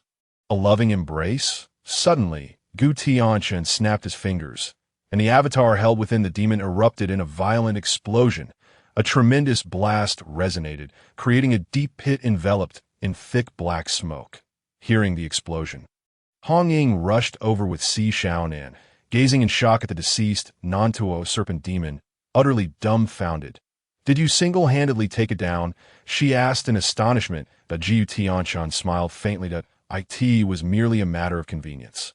Si Xiaonan, looking at the charred remains of the serpent demon, slowly uttered 2 words, freak. With all serpent kinds eliminated from the campus, Gu Tianchen declared, I will notify Lin Qiye to bring the students from the auditorium outside.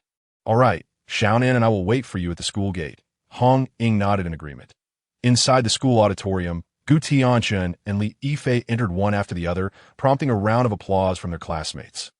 Li Fei turned to Gu Tianchen with a grin. I just passed by the back of the art building while searching for survivors.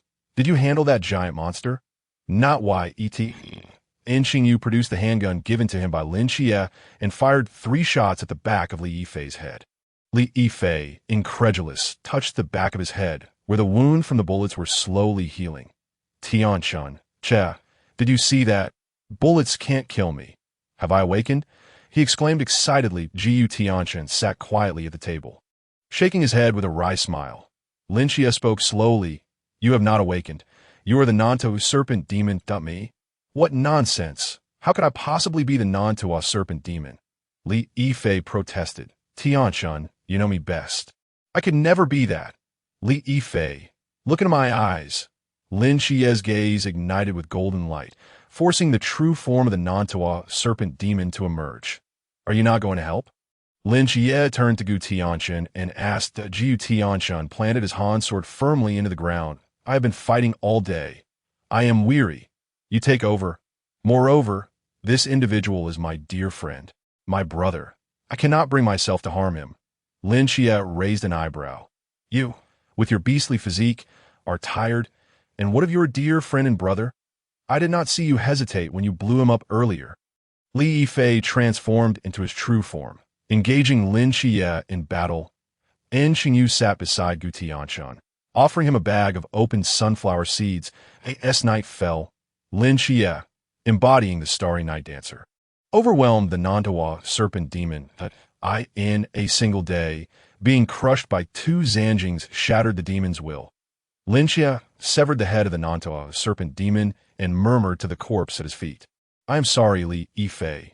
Let us meet again in the hospital. Gu Tianchen spat out the seed shell in his mouth, silently thinking. Farewell, brother. You shall undoubtedly become the finest steward in this world.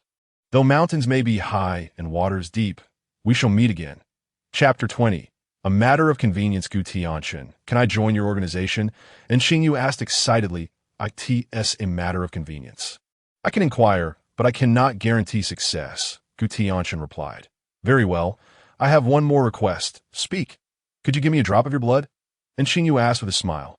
How could you, with your strikingly thick eyebrows and bright eyes?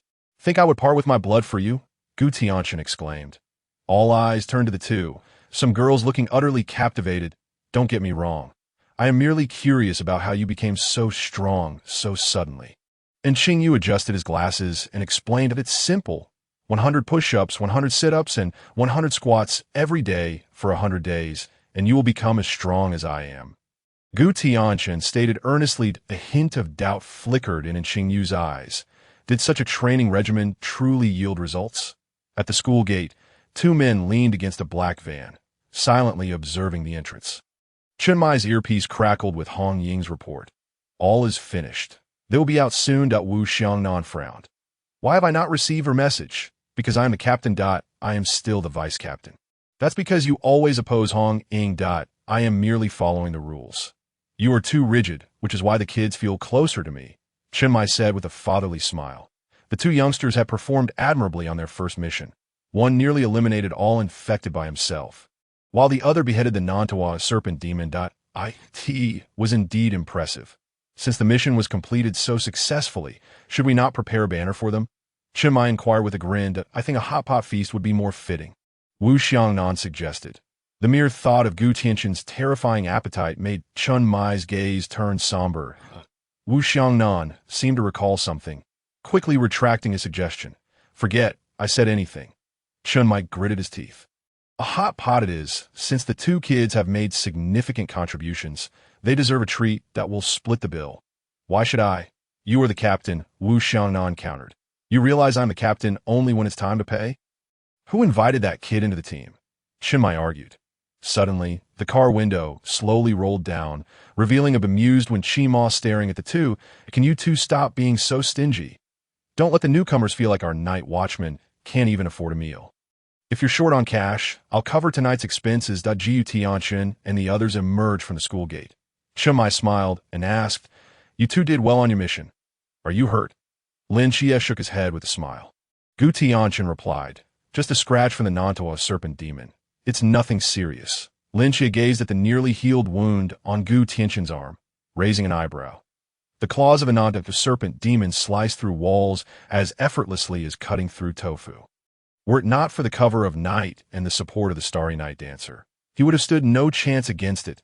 He had relied on the concealment of darkness and his ghostly agility to wear down the Nanto serpent demon. Yet Gu Tianchen not only confronted it head-on, but also shattered its Tao heart, ultimately feigning death to escape. His own injuries resembled mere scratches from a cat, demonstrating the astonishing physical prowess of this brute. Achoo! Gu Tianchen sneezed, feeling as if someone was playfully teasing him from behind. Hong Ying, burdened with a black box, wore an expression of discontent. The openly acknowledged strongest combatant among the four, aside from dispatching a few stragglers that had infiltrated the campus. She had essentially been coasting throughout the ordeal. Similarly, Xiangliu appeared nonchalant. It wasn't that she couldn't handle those man-eating monsters, but rather that she feared the dark. "Captain, after a day of fighting, is there anything to eat?" Gu Tianchen inquired, patting his growling stomach with a smile. "I knew you'd bring up food within 3 sentences. We've already arranged for hot pot tonight, and let loose. All expenses will be covered by young Master One." Chen Mai replied with a slight smirk. "Brother Chiemo is a real man." Gu Tianchen clapped when Shima on the shoulder. "I want it extra spicy." Xiangliu chimed in happily. "Tonight, aside from the personnel on duty, the rest of the team can indulge in a couple of drinks." Chen Mai proposed. "Wonderful, I'll make sure to put you all down."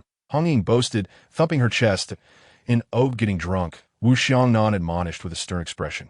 "By the way, where Lin Qiye?" Lin Qiye asked, scanning the surroundings, when Shima smiled and replied, "He always like this. He already at the dining location by now."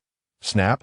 On a distant rooftop, a photograph capturing everyone's joyful smiles appeared in Lin Qiye's hands. He chuckled at the photo before neatly storing it in an exquisite little box, slinging his large sniper rifle over his shoulder and disappearing into the night. In the black van. The group was playfully bantering when Chen Mai suddenly received a phone call. "Captain, what's wrong?" Hong Ying inquired. "The personnel handling the scene just called. The Nantua serpent demon's head is missing," Chen Mai stated. "Could it be that some unfortunate child has hidden it away?" Gu Tianchen asked knowingly. "Achoo!" Hidden within the sewer, clutching the head of the Nantua serpent demon, and Xiangliu sneezed. "What is going on? Why do I feel like someone is teasing me from behind?" "Never mind, we should be able to find it. Let us just focus on our meal for now," Chen Mai suggested. "Wow, Xiaonan, that pink suitcase looks lovely. Let us choose this one for Tianchen." "Sounds great," Hong Ying exclaimed. "Sister Hong Ying is a guy. I sent a bit off for me to use a pink suitcase?" Gu Tianchen asked, feeling somewhat helpless. "You don't understand. This macho pink is all the rage now. Perfectly suited to your temperament," Hong Ying insisted earnestly.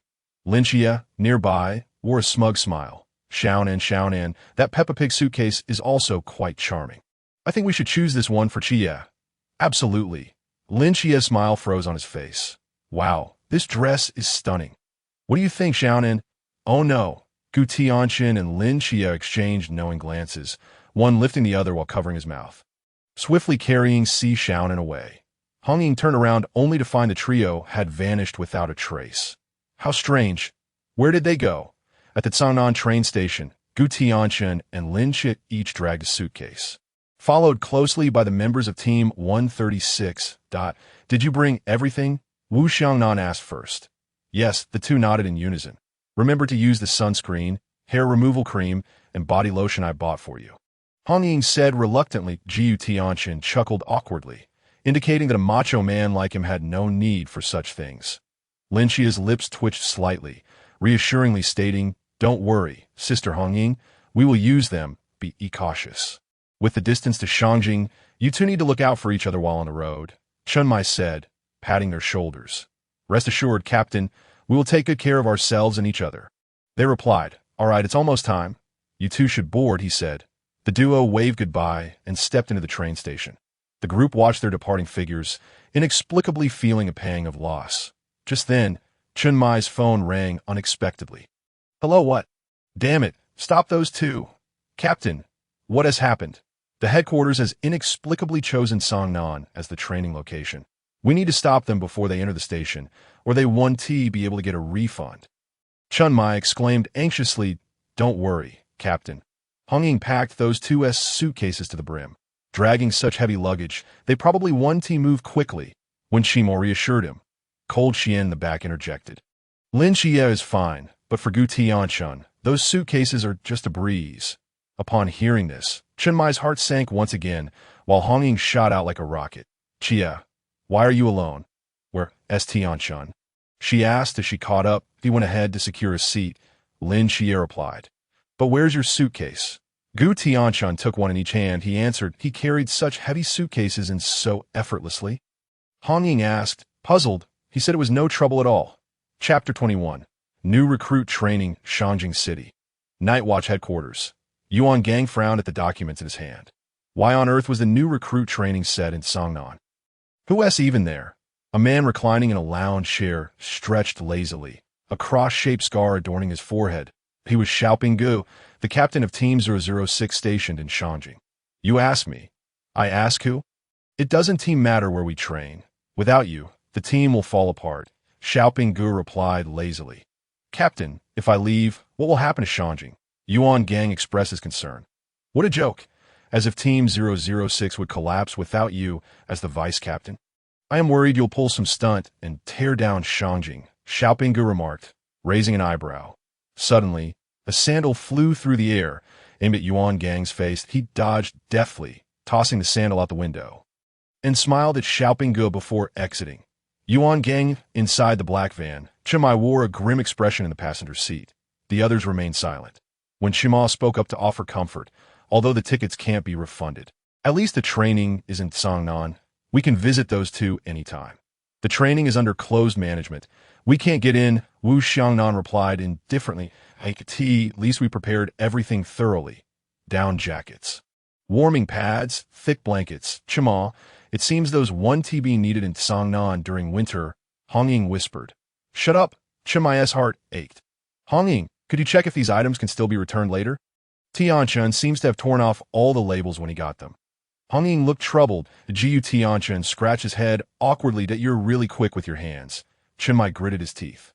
Aren't there also items belonging to Qiye? Mine were also ripped off. He said it was no trouble. Lin Qiye replied helplessly. A brand new training camp rose from the ground, completed in just a few days. Yuan Gang marveled at the speed of Daxia's construction, a true testament to their prowess. Has the new recruit list been finalized? It's all organized. Please take a look, came the response. Yuan Gang took the new recruit list. Stunned into silence. What in the world is this lineup? The other instructors gathered around. The young master of the Guangshan Bailey Group. Is he from the Bailey family known for the Forbidden Object Museum? The second largest sponsor of the Night Watchers after the government. Is their young master coming here? Why abandon the life of a wealthy gentleman to seek hardship here? Is he out of his mind? We don't understand the world of the rich. If we go too hard on them during training, they might retaliate, right? He dares. Yuan Gang's gaze turned cold. The Night Watch is a state organization. The Bailey family may have sponsored a lot, but they cannot treat us as their private garden. Even if the King of Heaven himself came, we will show no mercy. Make them train hard. And if anything happens, I will take responsibility. Yes, Yuan Gang's gaze fell back on a new recruit list, his brow furrowing again. Divine agents? 2 of them came at once. 2 divine agents. Who on earth are they? One is the agent of the Archangel Michael, and the other is the agent of the fire god Zhu Rong, both deities of our Daxia. Yuan Gang stated slowly. Wait, the deities of Daxia. Our Daxia deities have finally appeared. The fire god Zhu Rong, the one who once fought with the water god Gong and made a hole in the sky. According to myth, this fire god has a notoriously volatile temperament. His agent likely shares a similar disposition, does he not? In a remote training ground, a young heir from the Bai family, 2 divine agents, and 3 high-risk individuals gathered, hinting at a rather challenging training session ahead. Yuan Gang's lips curled into a slight smile as he reassured, do not panic. Notify the mass squad to come and maintain order. Only those with extraordinary abilities can contend with the anomalies. A sneeze escaped Gu Tianchen, seated in the van, prompting the driver, when Chenmai, to inquire, caught a cold. Lin Qiye raised an eyebrow, retorting, do you truly believe this fellow would succumb to a cold given his physique? Gu Tianchen, with a serious demeanor, replied, I suspect someone is secretly mocking me, my wild guess points to the captain, lamenting over my failure to return the label and recoup his wages. Enough with the wild guesses. You've arrived at your destination. When Shima announced as he parked the vehicle, Gu Tianchen glanced around, taken aback by the desolation that starkly contrasted with the notion of a training camp. Where on earth have we ended up? Are you certain this is the right place? Lin Qiye queried, turning to Wen QMO. It can't be wrong. The captain provided this address. When Shima insisted that let's proceed forward, perhaps the camp lies just ahead. All right, but stay safe. I am heading out now. Good luck, and don't bring shame upon our team 136, when Shima said with a smile. Rest assured, we will not falter, Gu Tianchen replied cheerfully. Outside the training camp, at a military checkpoint, a sniper spotted Gu Tianchen and Lin Qiye approaching. Report, there are individuals approaching. He communicated. 2 young males, appearing to be high school students. One carries a pink Hello Kitty suitcase, while the other drags a Peppa Pig suitcase. And neither are armed. High school students? Could they be new recruits? But the notification was sent out this morning, and they arrived by noon.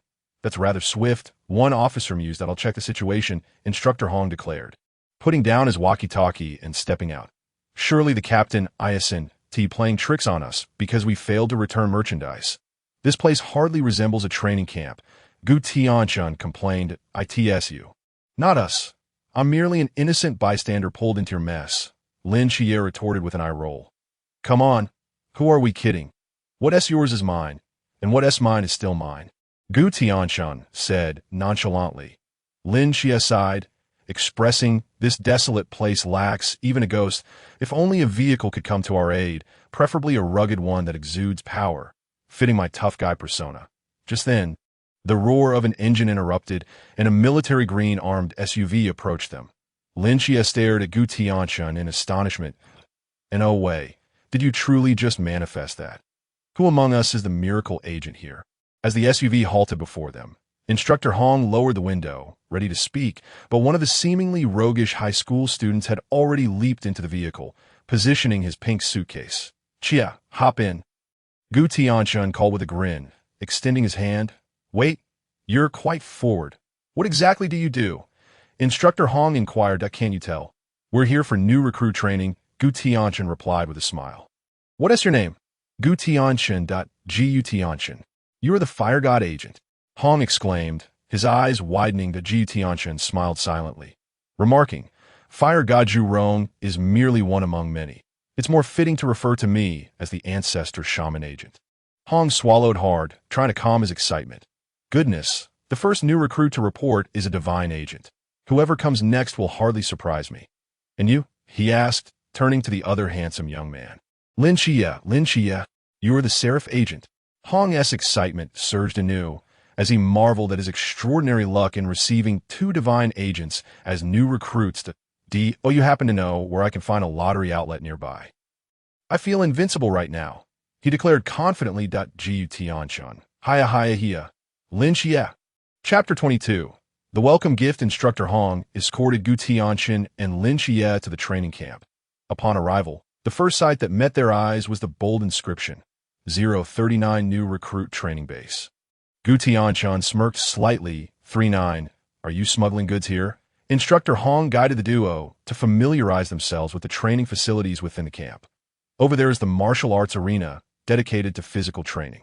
That area is the classroom for theoretical knowledge, and there is the shooting range for marksmanship practice. Upon hearing shooting range, Lin Qiye's brow involuntarily twitched. For the past half-month, he had been diligently training and shooting alongside Lin Qiye. Meanwhile, Gu Tianchen had already taken to using a sniper rifle, while Lin remained stuck at the 30-meter target. After relentless effort, Lin had finally hit the 30-meter target just days before training commenced. Lin Qiye had wept silently in a corner, and Gu Tianchen had even bought firecrackers to celebrate next door, resulting in a fine for the agency and 3 days of cleaning duty for Gu Tianchen. Unfazed by these incidents, Gu Tianchen raised his hand to address Instructor Hong. Excuse me, I have but one question. Go ahead. Where's the cafeteria? After receiving their supplies, Lin Qiye turned to Gu Tianchen, asking, with 2 people sharing a room, does that mean we'll still be living together? Although he found Gu Tianchen's snoring deafening, familiarity was preferable to the hassle of getting to know a new roommate. Gu Tianchen smiled. been sharing a space for a month now. A change of scenery and meeting new friends could be beneficial. Suit yourself, Lin Qiye replied, clutching his supplies as he headed for the best dormitory. Gu Tianchen smirked and turned to enter the adjacent room. That night, Lin Qiye found himself tossing and turning, unexpectedly missing the sound of Gu Tianchen's snores. What on earth? Lin was taken aback by this realization. I can't possibly have some peculiar preference. Can I? Never mind. Since sleep eludes me, perhaps I should visit a mental health facility in the adjacent dormitory. Gu Tianchen sat cross-legged on his bed, practicing the 9 turns mystical art as instructed by Zhu Rong and Shebi. Over the past half-month, he had successfully cultivated it to the first turn, achieving a formidable physical prowess that could withstand attacks from the Zhan realm, while the Qi realm posed little threat. Only the Chuan realm, focusing on offensive capabilities, could challenge him. His physical strength had reached alarming levels, and with the enhancement of the Dong Divine Fire, he could contend with opponents from the Chuan realm without faltering. Admittedly, his advantages lay solely in strength. He still lagged behind in other aspects, especially speed. During practice matches with Lin Qiye, he could hold his own in strength, sometimes even gaining the upper hand. However, once Lin employed his elusive agility, Gu Tianchen found himself on the defensive, akin to a warrior being outmaneuvered by a stealthy assassin. Fortunately, among the 12 ancestor shamans, several possessed speed-related abilities. Once they awakened, this deficiency would be addressed the following morning. Before the cafeteria opened, the two ventured to the supply station to grab some food, intending to have breakfast in Lin Qiye's dorm. Upon reaching the door, they noticed a crowd gathered inside. Lin Qiye raised an eyebrow. What's going on here? Gu Tianchen smirked. Looks like Bai Li's causing a ruckus. Sure enough, a voice resonated from within. What the hell? This is a double room. My roommate lives here. Dare to touch my roommate's things, and you'll regret it. You lot, bring in the welcome gifts for my roommate. I'm determined to show him what true camaraderie feels like. Behind the chubby fellow, his bodyguard arranged gift boxes meticulously, forming a small mountain. All right, you lot can leave now. Bai Li waved his hand, signaling for all bodyguards to exit the room. As the two entered, the chubby boy's eyes lit up as he approached them. Hello, I'm Bai Li Tumming. You can call me Tumming or Pangu. What are your names? Bai Li greeted them with an endearing smile. Hello, Bai Li Tumming. I'm Gu Tianchen, and this is Lin Qiye. We're both local from Cangnan. This one is your roommate, and I'm in the adjacent dorm. Feel free to drop by any time. Gu Tianchen extended his hand with a welcoming smile. Wonderful. I'm a people person. It's a pleasure to meet you both. Here's a small welcome gift. I hope you won't mind, Bai Li said, producing 2 exquisite gift boxes and presenting them to them. Gu Tianchen's lips curved upward, pleasantly surprised by the swift generosity. Lin Qiye scanned the boxes with his mental prowess, astonished to find 12 perfectly arranged Rolex watches inside. Impressive, quite fitting for my taste. Thank you, Bai Li Tumming. If you ever need anything, I assure you, no one will dare to bully you in our Cangnan territory. Gu Tianchen responded with a grin. Don't mention it, Tianchen. With your assurance, I'm at ease. Here, have another box. We truly are like old friends. Bonded more than gold, Bai Li Pang Pang, in a state of exuberance, presented a box of Rolex watches to Gu Tianchen. Noticing Lin Qiye's indifference beside him, Bai Li Pang Pang curiously inquired, Brother Qiye, do you not fancy Rolex? With a dismissive wave, he added, if you're not keen, I also have Patek Philippe, Cartier, and Baume Mercier. Lin Qiye furrowed his brow, asking, is your family in the watch business? Of course not, Bai Li Pang Pang replied earnestly. We dabble in various trades, but don't overthink it. I'm merely a child from an ordinary family. Lin Qiye rolled his eyes, retorting, I believe you as much as I would a ghost. I appreciate your kindness, but please take these back. He extended the gift box towards Bai Li Pang Pang. Why not? It's just a small token of our first meeting. You should accept it, Bai Li Pang Pang insisted. Somewhat flustered, I dislike receiving gifts. Lin Qiye replied coolly. Bai Li Pang Pang stood awkwardly, unsure what to do. Hey, if you want to take it, I will, Gu Tianchen interjected with a grin. Bai Li, since we're all brothers now. There's no need for formality. I'll take care of this on his behalf. By the way, could you also bring my roommate's gift? It would save you a trip at Tianchen. You're so considerate. I'll trouble you then. Bai Li Pang Pang chuckled as he handed Gu Tianchen a gift box. Just a small favor, Gu Tianchen replied, before sauntering back to his room with a stack of Rolex watches in hand. Take care, Tianchen, and feel free to visit often, he called back. The two then proceeded to engage in a rather amusing exchange, one that Gu Tianchen wished to preserve in its delightful essence. Upon entering his room, he found another roommate already there, a young man with a buzz cut, clad in black, adorned with a string of prayer beads, meditating on the bed. The identity was unmistakable. Chao Yuan. Ah, you're here. Brother, what shall I call you? Gu Tianchen greeted cheerfully. The young man replied coolly, I am Chao Yuan. Indeed, it is a pleasure. I'm Gu Tianchen, a local from Cangnan. If you need anything, just let me know. Gu Tianchen responded, to which Chao Yuan nodded silently with his eyes closed. After a brief introduction, Gu Tianchen settled on the bed, counting his Rolex watches. 1, 2, 3. Beside him, Chao Yuan cast a furtive glance, thinking, is this fellow perhaps a thief? On the third day of training, Lin Qiye awakened to find Bailey Pang Pang mysteriously absent. Though the plump lad had his peculiarities, such as secretly sniffing Lin Qiye's feet in the dead of night and insisting on sharing his own foul-smelling feet, he was fundamentally a decent person. Had it not been for the training camp's prohibition on weapons, Lin Qiye would have certainly ensured that Bailey Pang Pang never saw the light of day again. Where could that rotund figure be? Outside the dormitory, a ruckus erupted at a portly figure, radiating opulence, stood amidst the crowd, bellowing, greetings, comrades. It is a pleasure to meet you all. I have brought some local specialties from home as a gift. Please don't be choosy. Form a line and come one by one. No pushing, everyone gets a share.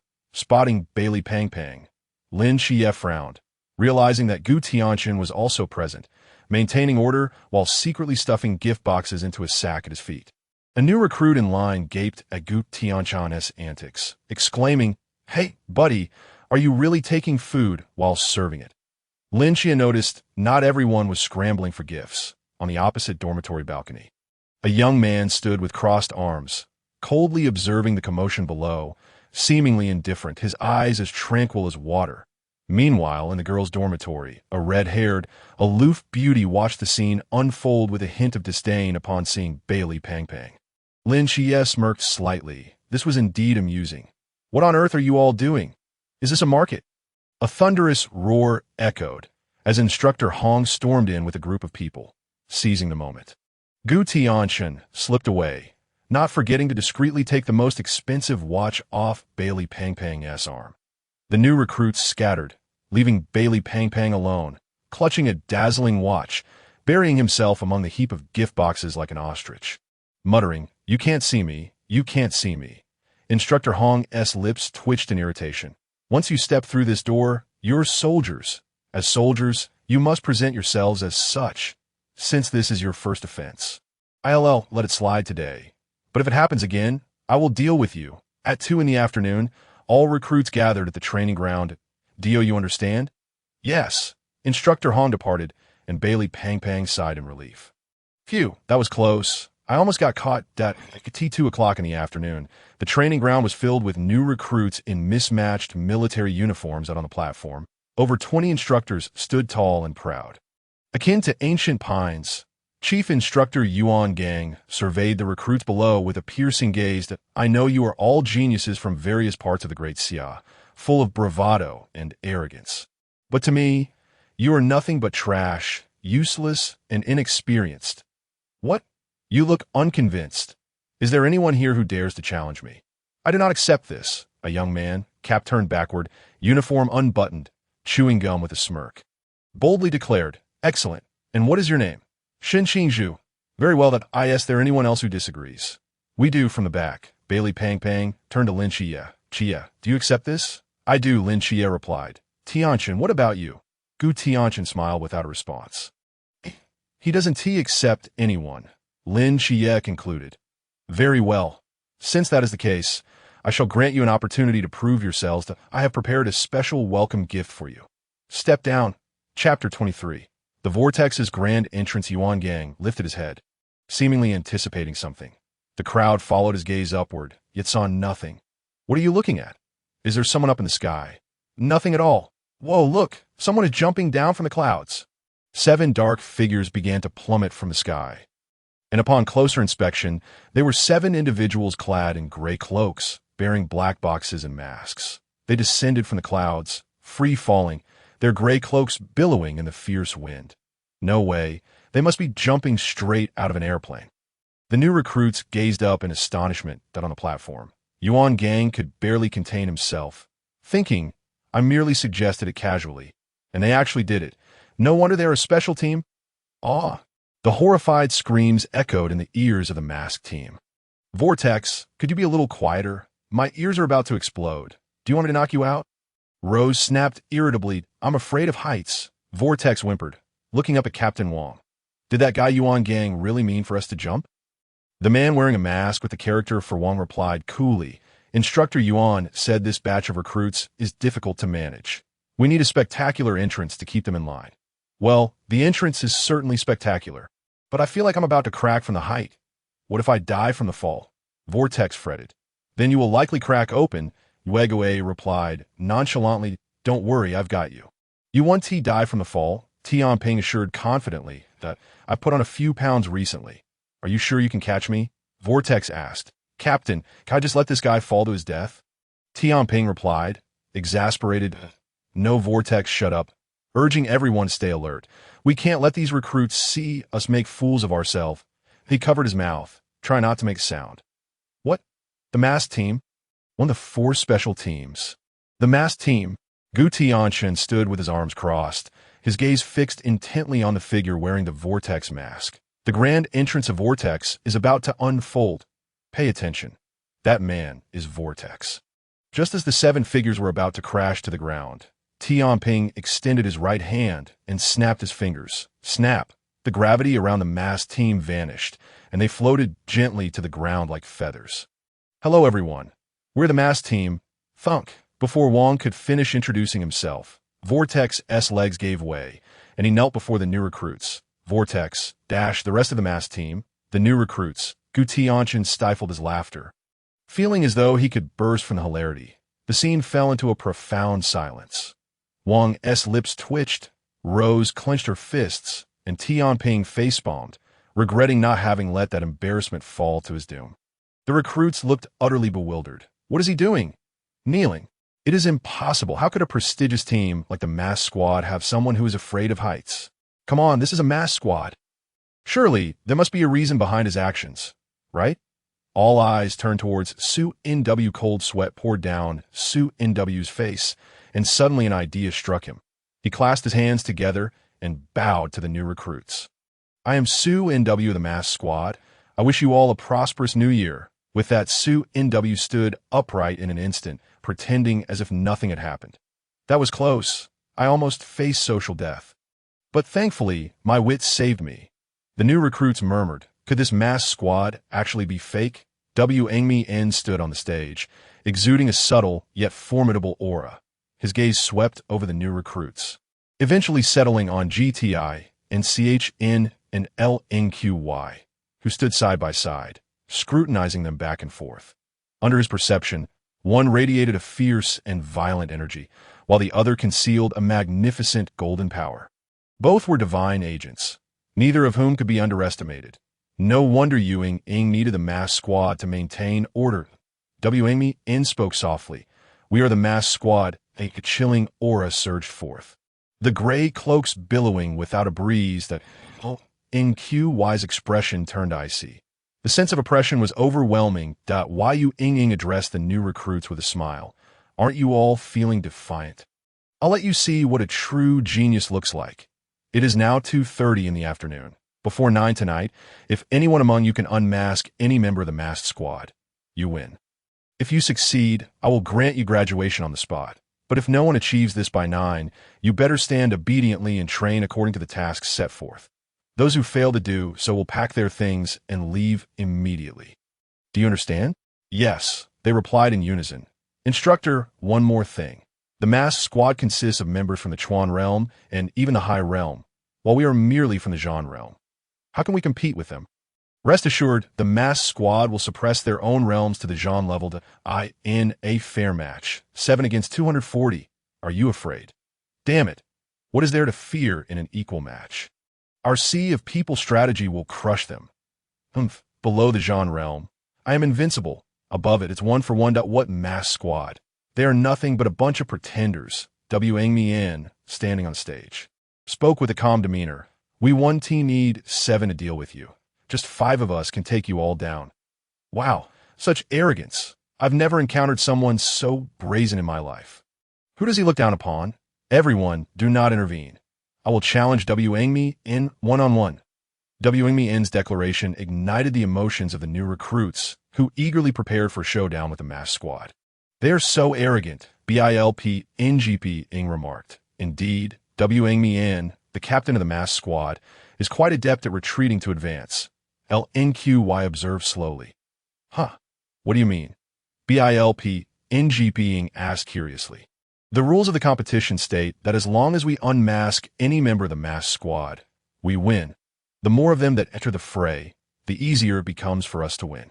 In a 7-member team, there will always be those less skilled in combat. That Wang me in is being cautious and simultaneously making us feel we have a greater chance of victory, thus lowering our guard from the very beginning. But 240 against 5 is an advantage for us. Bilp NGP Ing replied confidently. Lin Qiye observed the 5 individuals on stage. They were a battle-hardened specialized team, perfectly coordinated with one another. Meanwhile, they were merely a disorganized rabble. The outcome was genuinely uncertain. Bilp NGP Ing nodded thoughtfully and turned to Gu Tianchen, who was intently staring at his Rolex. Tianchen, what are you doing? Gu Tianchen smirked slightly, watching the countdown on his watch. 5, 4, 3, 2, 1. Time's up. Bilp NGP Ing was bewildered. Time's up? What time is that? Before he could finish his sentence, Gu Tianchen transformed into a streak of fire, charging towards the 5 members of the mass squad. Chapter 24. The ambush. What the hell? What just flew over my head? It's so hot. As Gu Tianchen approached, Wang me in's eyes narrowed. Something fell off, and the intense heat was intensifying. This is bad. With a hum, Wang me in activated his time-rippling ability, causing everything around him to slow down. Sun W, bang! The divine fire clone exploded, flames scattering and unleashing countless waves of searing heat. A purple vortex unfurled, absorbing all the damage from the explosion, had it not been for Wang me in's timely intervention. Coordinating with Sun W to contain this violent blast, the mass squad would have suffered a devastating defeat in an instant. Even if they escaped injury, the incoming waves of heat would have blown their masks off. In less than a minute from the start, the mass squad nearly faced defeat. Had it not been for Wang me in, their squad would have surely capsized this time. This kid is quite cunning. Ymir raised an eyebrow, thinking, I haven't even taken the stage yet. And this kid intends to blow me up too? Is that reasonable? On the side, Instructor H glanced at his watch. It had only been just under 30 seconds since the scheduled 2:30 start. Technically, Gu Tianchen's move was permissible. However, morally speaking, this kid was truly lacking in martial ethics. Sun W shouted, what the hell? An ambush? How shameless. You didn't even call for the start. Wang me in's gaze turned cold. True warfare is silent. No one announces the beginning. Mass squad, attack. Gu Tianchen's ambush ignited a powder keg. Both sides wasted no time and immediately engaged in combat, skills flying in all directions. Meanwhile, the instigator of this war, Gu Tianchen, had long since vanished amidst the chaos of the explosion. A group of unarmed new recruits challenging a fully armed mass squad. Lin Qiye followed closely behind. I thought this reckless man would choose to confront Wang me in head-on. I need to maintain my image of a fierce man. So direct confrontation is a must, but not now. As the saying goes, to do a good job, one must sharpen their tools. How can I face the mass squad without any proper equipment? Gu Tianchen chuckled. Wait, you two, don't run so fast. Wait for me. Bilp NGP puffed, trying to keep up with the two that the trio arrived at the weapons depot, only to find the alloy doors firmly shut, blocking their way. Why is this door closed? Didn't the instructor say we could come and take weapons? Bilp NGP asked, perplexed, that he said we could take weapons at will, but he never said we could just walk in and collect them. Lin Qiye replied, exasperated. This door seems tricky. Qy. Do you have any ideas? Bilp NGPing asked LNQY. LNQY shook his head. I have no solution, but he does. LNQY looked at GTI and CHN. Do you have a plan? Bilp NGPing looked at GTI and CHN with curiosity. GTI and CHN smirked. High-quality ingredients often require the simplest cooking methods, so I plan to use the simplest method. To crash through. Bilp NGPing looked disappointed. What are you talking about? This is an alloy door. Not even an armored vehicle could. Before he could finish, GTI and CHN had already transformed into a ferocious beast, charging headfirst into the door. Bang! The sound of metal colliding resonated as the alloy door crashed down. GTI and CHN casually brushed off non-existent dust from his shoulders and smiled at the two. Please, come in. LNQY was already accustomed to the brute force of this reckless man. Striding in to select his weapon, Bilp NGP circled around GTI and CHN, his eyes wide as if staring at some monster. You just smashed open such a sturdy alloy door like that? GTI and CHN shrugged. Just a simple task. LNQY entered and picked up a standard straight knife from the weapon rack. Testing its weight and finding it satisfactory, GTI and CHN's gaze was immediately drawn to the fanged halberd hanging at the very top of the weapon rack. It was impressive how the instructors had prepared even such a rare cold weapon. GTI and CHN took the halberd down, weighing it in his hands, feeling an impulse to stab several foster fathers.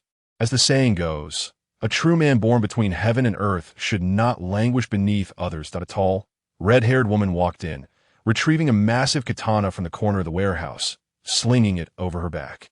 And without further ado, she headed towards the exit. A katana is quite a rare weapon. LNQY remarked calmly that I like it. Is there a problem? ML glanced at LNQY and replied. LNQY extended his hand, introducing himself. I am LNQY.O.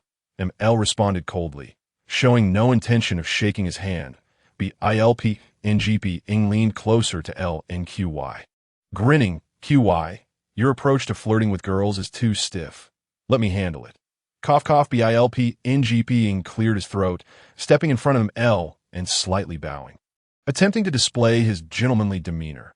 Hello, beautiful lady.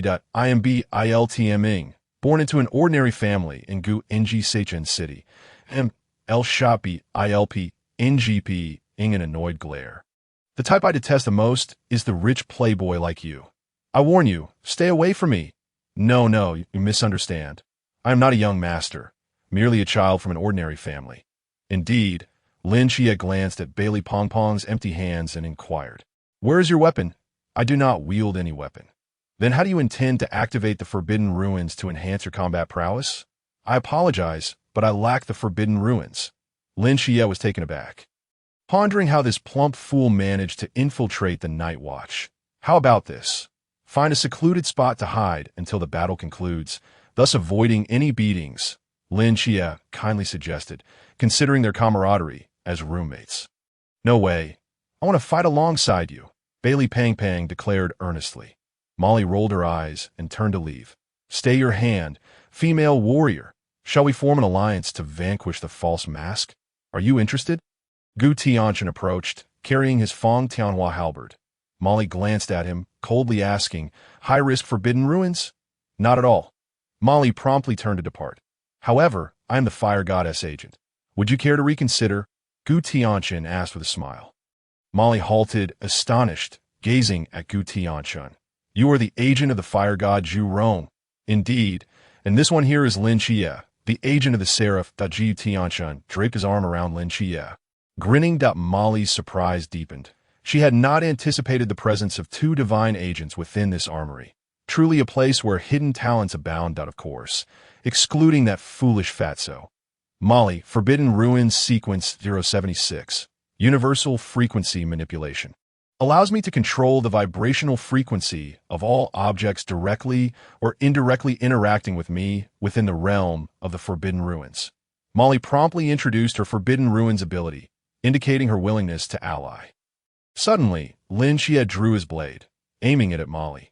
Chapter 25, Moon Ghost. Unable to play a bit. Clang, the crisp sound of metal clashing resonated as Lin Qiye's straight blade firmly met the tip of a short sword. The moon ghost, adorned with a crescent mask, gradually revealed himself from invisibility, incredulously questioning Lin Qiye.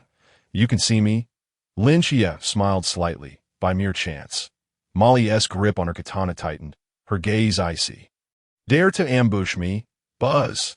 The katana in Molly's hand began to tremble at a terrifying frequency, resonating with a chilling blade song that a fearsome vibrational blade sliced through the warehouse wall, tearing apart the earth as it surged towards the moon ghost. "Holy smokes!" Both Lin Qiye and the moon ghost exclaimed simultaneously, the former swiftly dodging aside, while the latter was cleaved in two by the horrific blade. Bailey Pang Pang gazed at Molly's destructive power with admiration, his eyes gleaming at the beautiful warrior. "She is so fierce. I absolutely adore her." A fleeting sliver of moonlight shimmered, and the bisected moon ghost reformed. Molly furrowed her brow. "What sorcery is this?" "A resurrection ability." "No." Just as your blade was about to make contact, his body transformed into moonlight, evading the fatal blow. Lin Qiye deduced, utilizing the energy of the moonlight to render himself intangible. No wonder he is called the moon ghost. Without a physical form, how can he be struck? Molly suddenly found this individual's Forbidden Ruins ability rather troublesome. Lin Qiye calmly analyzed. Currently, he can only maintain a moonlight form for a limited duration due to his present mental capacity. The moon ghost sensed something amiss and quickly entered invisibility. Indeed, as expected of the Seraph's agent, this Lin Qiye is exceedingly difficult to deal with. Planning to flee, Lin Qiye swung his straight blade, blocking the moon ghost's attempt to escape. "Come on, must you target me so specifically?" The moon ghost raised an eyebrow. "If we unmask you, we claim victory," Lin Qiye stated. "Ha! Do you truly believe you can unmask me?" The moon ghost twirled his short sword, expertly suppressing Lin Qiye. Lin Qiye could only adopt a defensive stance, forced back by the moon ghost, who then vanished like a specter weaving through the surroundings. "Oh no, he has set his sights on..." Clang! A golden light erupted from Bailey Pang Pang, revealing the moon ghost figure as the sword's hilt collided with the Yaowang protective barrier, producing a dull metallic clang. The moon ghost and Bailey Pang Pang exchanged glances, the atmosphere becoming awkward. Bailey Pang Pang broke the silence first. "Were you trying to ambush me just now?" "Two divine agents, one high-risk Forbidden Ruins, and you, unarmed and appearing not too bright. Think I should not attempt to ambush you?" The moon ghost retorted defiantly. Bailey Pang Pang scratched his head. "What you say seems somewhat reasonable. Apologies. Given your current level, you cannot penetrate my defensive golden barrier." "I don't believe it." The moon ghost pivoted his short sword, aiming its tip fiercely at the golden barrier. Smash! The moon ghost's short sword shattered upon impact. Apologies for the interruption. The moon ghost's form vanished once more. Just as Lin Qiye intended to call out a warning, he noticed Gu Tianchen, signaling him to remain silent. Gu Tianchen's eyes were bewildered as he gripped his Feng Tianhua halberd, feigning ignorance of the approaching moon ghost. Lin Qiye activated his perspective ability, noting that the air around Molly vibrated, preventing him from approaching. He could not breach the defense of the fatso, leaving the moon ghost to target Gu Tianchen. Eliminating this fire god agent would eliminate a formidable opponent. The moon ghost stealthily approached Gu Tianchen and drew another short sword, lunging for his abdomen. Clang! The sound of metal clashing echoed, astonishment filling the moon ghost's eyes. "This kid possesses a defensive artifact too. Surprised, are we?" Gu Tianchen smiled at the moon ghost. The astonishment in the moon ghost's gaze deepened. "Wait, you can see me too?" Just a casual feat, the moon ghost's mental energy reached its limit, his invisibility fading as he materialized before Gu Tianchen. Bang! Gu Tianchen swung his Feng Tianhua halberd, striking the moon ghost forcefully, sending him flying. The moon ghost spat blood, as if struck by a heavy truck. "Cough, cough! How does this kid possess such strength? It feels greater than even the rose." Colliding against the wall, the moon ghost slumped to the ground, despair evident on his face. According to the script, he should have embodied a ghostly assassin, weaving through the ranks of rookies, eliminating them one by one with his stealthy assassination techniques. Yet encountering these four individuals, two could see through his invisibility, One vibrated the air around him, and one wielded a defensive artifact that he could not breach. The moon ghost felt utterly defeated. This was simply tailored to counter his type of stealth assassin. It was impossible to play even a little. The four surrounded the beleaguered moon ghost from different directions, their smiles radiating with sinister intent. Moon ghost, you are unfortunate. We have encircled you, Gu Tianchen declared with a grin. The moon ghost wiped the blood from his lips, sneering at the four. Don't celebrate too soon. It isn't certain who has surrounded whom to AS if on cue. For figures appeared atop the surrounding rooftops. Wang Mian, the floating Tianping, the rose wielding her pink hammer, and the swaggering vortex stretched as they approached. Moon ghost, have you been beaten to the point of vomiting blood by four rookies? You are a disgrace to our false mass team, Vortex scoffed. The moon ghost shot him a glare, retorting, better than you who celebrates the new year early.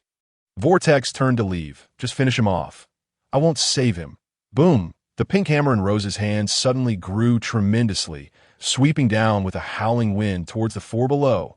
Gu Tianchen tightened his grip on the Fong Tianhua halberd, meeting the onslaught head-on. Thud! A terrifying wave of force erupted, forcing onlookers to squint against the wind.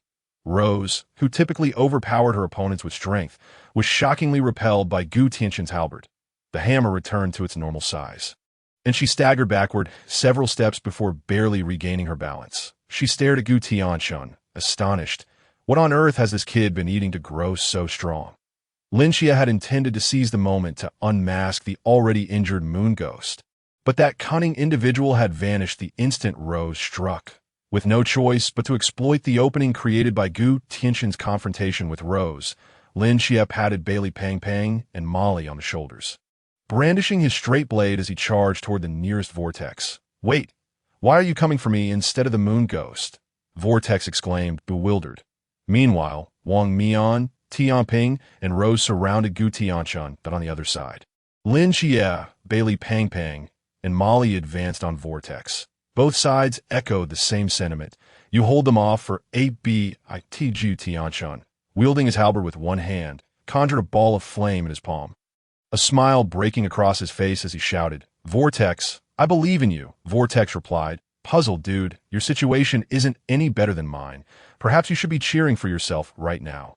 Whoosh, Gu Tianchen waved his hand, and the fiery orb transformed into a blazing shadow, shooting toward the nearby armory. The expressions of everyone present shifted dramatically. No way. Are you serious? Chapter 26.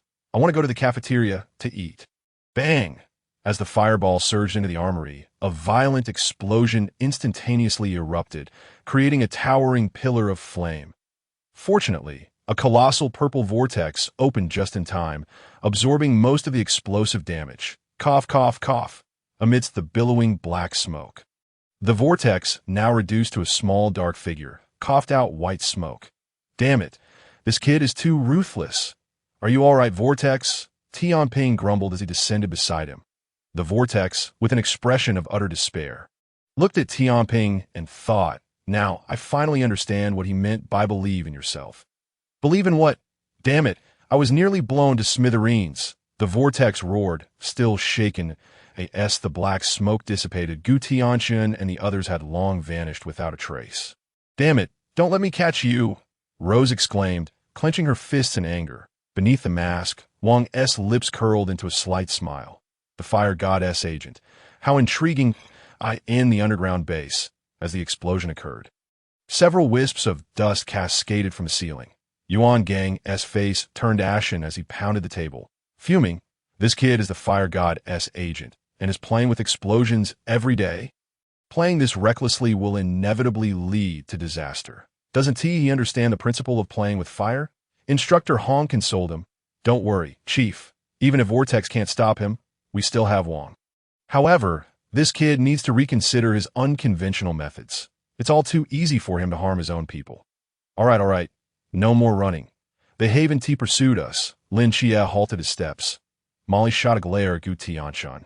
Could you at least give us a heads up next time you create such a ruckus? With a look of innocence, Gu Tianchen replied, I didn't notify you. Didn't I tell Vortex to believe in himself? Molly was nearly laughing in frustration. You're supposed to notify your teammates. Not your opponents. Gu Tianchen smiled lightly. In warfare, sometimes opponents are more advantageous than teammates. If he didn't want to accompany us to our demise, he would have to step in to block the explosion. Lin Qiye cast a resentful glance at Gu Tianchen. Did you ever consider our feelings when you dragged us into this mess? Hey, it was an emergency. I didn't have time to consult you all, but I am confident that my teammates would unhesitatingly support my decision, right? Gu Tianchen grinned at the three who had narrowly escaped death.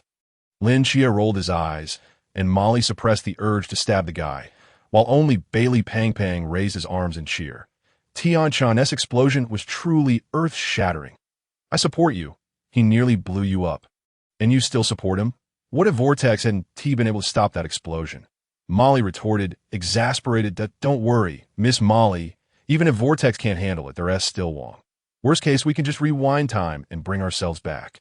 Bailey Pang Pang said, oblivious. Lin Qiye looked at Bailey Pang Pang with an odd expression. You seem quite knowledgeable about Wang's abilities. Just a bit. Bailey Pang Pang smiled, deflecting.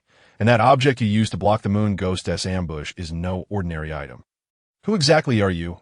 Molly inquired, intrigued. Just a child from an ordinary family. Let us discuss where we should go next. Bailey Pang Pang swiftly changed the subject. I want to go to the cafeteria and eat. Gu Tianchen stated. Bailey Pang Pang's eyes sparkled with enthusiasm as he grasped Gu Tianchen's hand. Great minds think alike. Molly tightened her fists. You two gluttons. Is there nothing else on your minds besides food? While there's also sleeping and foot massages, Bailey Pang Pang replied honestly. Gu Tianchen nodded in agreement. Lin Qiye, uninterested in their banter, drew a rough map of the training camp on the ground with his blade. What lay ahead was a battle of attrition and a war of wheels. There were not many viable strongholds within the training camp. Cafeteria, classrooms, dormitories. Among these locations, only the dormitory offered the most space, the most ambush points, and the highest concealment. I suspect that the masked one's next target is definitely here, Lin Qiye declared, plunging his blade into the ground at the dormitory's location. The dormitory? Why go there first? Vortex asked, rubbing his stomach. I want to eat at the cafeteria first. The cafeteria isn't serving food right now. Tianping rolled his eyes that we are at a numerical disadvantage, and with our realm suppressed to the lamp realm. We can easily be exhausted in a war of attrition, so we must eliminate the greatest threat right from the start. Oh, so after we finish at the dormitory, can we go to the cafeteria? Vortex inquired earnestly. The masked ones. Dormitory. Chao Yuan, come here, let us discuss tactics. Chao Yuan sat cross-legged on the bed, hands clasped as if in deep meditation. You all discuss, I'm not interested. Are you just waiting to be eliminated by the masked ones? Uh-huh. The new recruit shook his head helplessly, stepping out into the corridor. Shun, he still refuses to come over. Shun Qingzhu scoffed. Forget it, another coward. Having him here wouldn't make a difference. What shall we do next? Ambush. Wait for the people in the opposite building to engage with the masked ones, and then we'll strike unexpectedly to crush them, Shun Qingzhu confidently suggested. Good. Uh-huh. That's right. Fool. Brilliant. The group sensed something amiss. As if something peculiar had infiltrated their midst, a man wearing a crescent moon mask had silently appeared behind them, wielding a short sword, the corners of his mouth curving upward. Bang, bang. The moon ghost swiftly struck, knocking two new recruits unconscious. The others quickly reacted, preparing to counterattack, but the moon ghost vanished in an instant. Everyone be cautious. He can become invisible. Invisible. I'll show you. Shun Qingzhu snapped his fingers, instantly creating a vacuum within a 10-meter radius. The new recruits writhed in agony on the ground, facing the threat of suffocation. Including the moon ghost, a short sword suddenly materialized before Shun Qingzhu's neck as he attempted to defend himself. The moon ghost kicked him away, causing the vacuum to dissipate, and the new recruits gasped for air. Cough, cough, you lunatic. The moon ghost glared at Shun Qingzhu. Do you really need to? With a commanding shout from Shun Qingzhu. An onslaught of bullets, artillery, and elemental energy rained down upon the five masked figures from all directions. The hum resonated as a violet vortex unfurled, absorbing every incoming assault. Strike. Hit them hard, he bellowed, that he only possesses a flicker of energy. It won't last long. Captain, I can't hold on any longer. The vortex trembled violently, the wielder drenched in cold sweat, as the purple whirlpool above began to sway ominously. Wang Mian gently placed his hand upon the hilt of his black blade.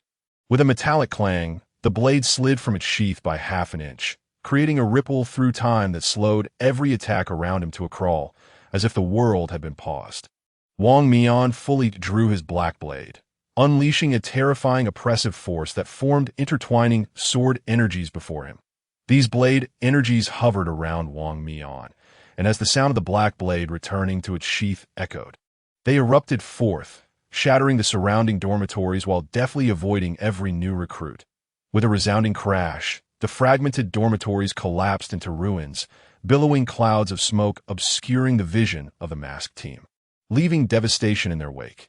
Can a mere flicker of energy achieve this? Lin Qiye, rushing in for support, stood dumbfounded. Shun, are you all right? Several new recruits excavated Xiangliu from the debris as if unearthing Yam. Cough, that I'm fine. What just flew past? Xiangliu appeared bewildered. Brother Shun, we have over 30 left. What do we do? One of them asked. Fight. Xiangliu hurled his hat away, his spirit unyielding that I refuse to believe the masked team can still have much energy left after all this time. With that, he charged boldly into the chaotic battlefield. We must protect this individual wielding the ultra-high-risk forbidden energy. Everyone, advance. Molly brandished her katana, unleashing a terrifying blade aimed directly at the masked team. Rose's eyes gleamed as if she had spotted a rare treasure. Don't move. That elegant lady is mine. Tianping deftly gestured, causing the shattered bricks and debris around to lift and hurl the rushing recruits aside. Suddenly, a head emerged from the rubble, startling Tianping. What the hell? Are you ambushing me here? He exclaimed, perplexed. Chao Yuan, clutching his blade, brushed dust off his clothes and replied, I wasn't ambushing you, that I happened to be here when the building collapsed and crawled out to find you. Tianping, just eliminate me. Chao Yuan responded nonchalantly. You surrender just like that? No resistance. I'm afraid if I resist, no one here will withstand my wrath. Chao Yuan replied calmly, I don't believe you. Tianping's curiosity was thoroughly piqued by this individual before him. Believe it or not, Chao Yuan shrugged, sitting cross-legged on the ground and beginning to chant that aren't you curious about my forbidden energy ability? I remain insistent, Tianping pressed. Not curious, Chao Yuan replied coldly. No, you are curious. No, I'm not. However, I'm curious about your forbidden energy ability. Could you demonstrate it? Tianping persisted that I must not wield a blade. I cannot create more bloodshed. Chao Yuan shook his head. Cannot wield a blade?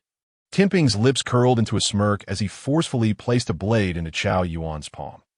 Chao Yuan's pupils constricted in shock. In the next instant, a pillar of black flames formed from a gathering of sinister energy. Soared into the sky. What on earth is this?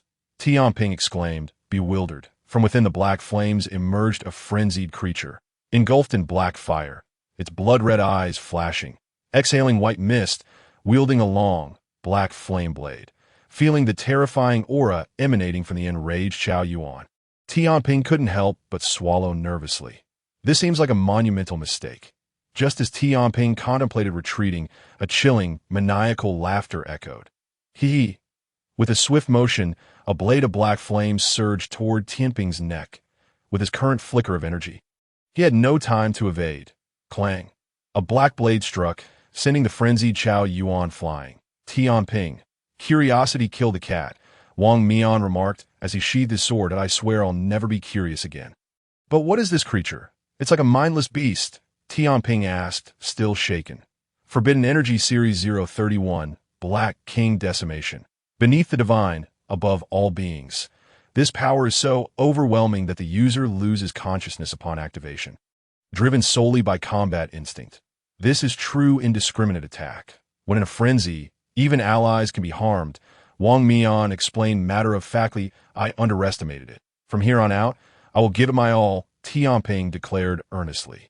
Gu, wielding a short sword, knocked out 2 new recruits and discovered a chubby little man with a monocle grinning at him from behind. Wait, you can see me? Gu exclaimed in astonishment. Series 315, True Sight, I.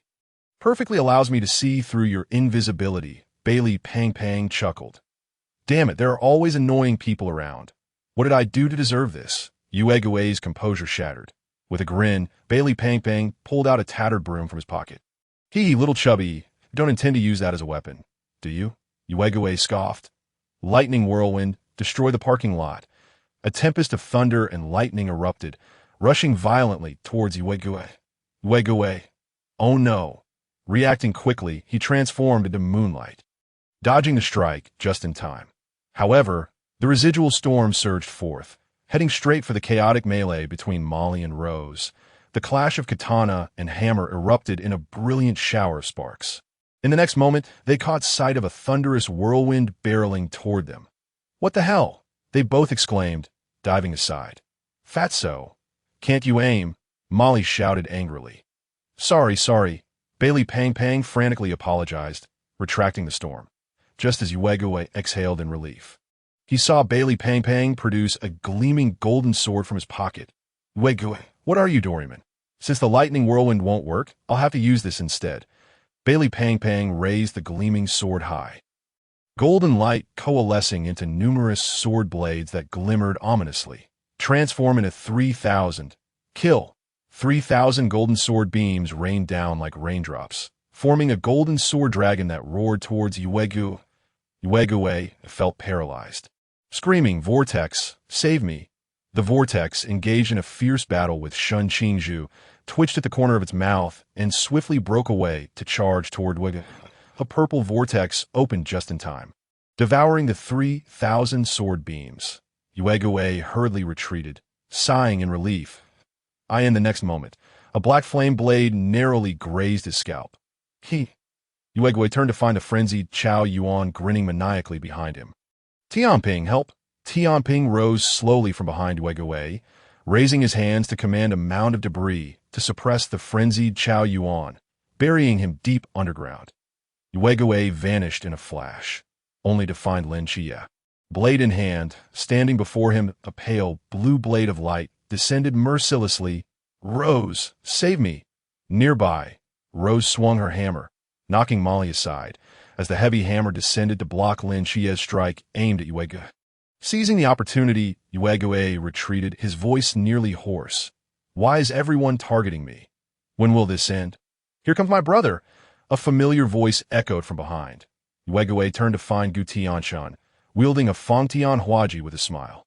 In desperation, Yuegui croaked out, Captain, save me! The blazing Fangtian Huaji struck down, meeting a black blade in a fierce clash. Gu Tianchen and Wang Mian both exerted their strength, pushing each other back. Wang Mian glanced at Gu Tianchen and said, Where's Lin Qiye? I'm in a hurry. You two should team up. Gu Tianchen rested the Fangtian Huaji on his shoulder and replied, as expected of the captain of the masked team. Such grandiose words. Forget about taking on 2 at once. I wish to take on 5, just me against all 5 of you from the masked team, that I wonder if Captain Wang will grant me this opportunity. Everyone present gasped in shock. Single-handedly challenged the masked team. Has this guy lost his mind? Chapter 28. The agent of the fire god is terrifying indeed. Who is this guy wielding that massive halberd? So arrogant. Isn't he that agent of the fire god? Zhu Rong. What's his name? Gu Tianchen? No, it's Gu Tianchen, the first agent of the great Xia deities. What is so great about being a deity agent? Wang Mian is also a deity agent. Does this kid really think he can take on 5? Does he think he's Yuan? My goodness, I thought Brother Shin's arrogance was unmatched, but it seems there's someone even bolder.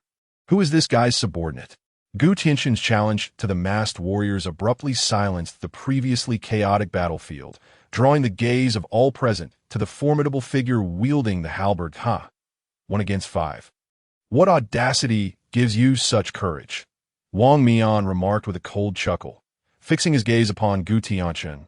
If I win, your masked squad concedes right here. If I lose, I will join your ranks and assist in dealing with these recruits. What do you say? Gu Tianchen inquired with a smile. What is this brat thinking, betraying us to our faces? Does anyone even bother to be a traitor anymore? Wang Mian scanned the surroundings, calmly assessing the situation. A melee involving so many could easily lead to disaster. It would be wiser to accept this young man's proposal. Gu Tianchen's combat prowess was evident, and with him on their side against the new recruits.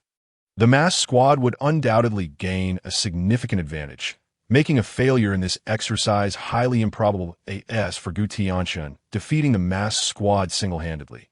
Such a notion was utterly implausible. Very well. I shall grant you this opportunity, Wang Mian declared, observing Gu Tianchen. He, the captain is indeed bold. Masked squad, here I come. Gu Tianchen tightened his grip on the Feng Tianhua halberd, flames erupting from his body as he charged directly at Wang Mian. Wang Mian's keen eyes saw through the ruse. Employing the same trick again. With a swift motion, the blade Yuan was unsheathed, forming a terrifying web of blade energy before Wang Mian, intertwining into a deadly net. Before Gu Tianchen's fiery doppelganger could approach, it was instantly shredded. Dissipating into a flurry of flames, Gu Tianchen's figure reappeared behind Tianping, delivering a forceful strike to his back. Tianping's lips curled into a faint smile as he barely moved a finger. His entire being seemingly pushed away by Gu Tianchen's strike, as if he were a feather.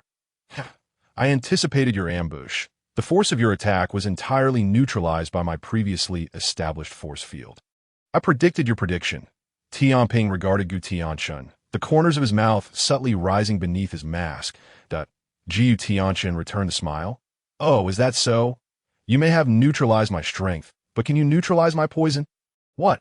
Tianping suddenly felt a tightening in his breath, his body stiffening as he fell to one knee with a thud. Utterly devoid of strength, Gu Tianchen grinned. Do not act rashly. The faster you move, the quicker your demise. The fiery doppelganger that charged at Wang Mian was merely a diversion, intended to distract him, while Gu Tianchen executed a surprise attack on Tianping, the strategist to the masked squad. Tianping's ability to manipulate the spatial force field was particularly troublesome. He was the primary target Gu Tianchen aimed to eliminate. To this end, Gu Tianchen even resorted to using the hidden skill, Divine Descent Poison, for the first time. Although he could not truly cause a divine downfall at his current cultivation level, incapacitating Tianping temporarily was well within his reach. Without this deadly move, would he dare to challenge the entire masked squad?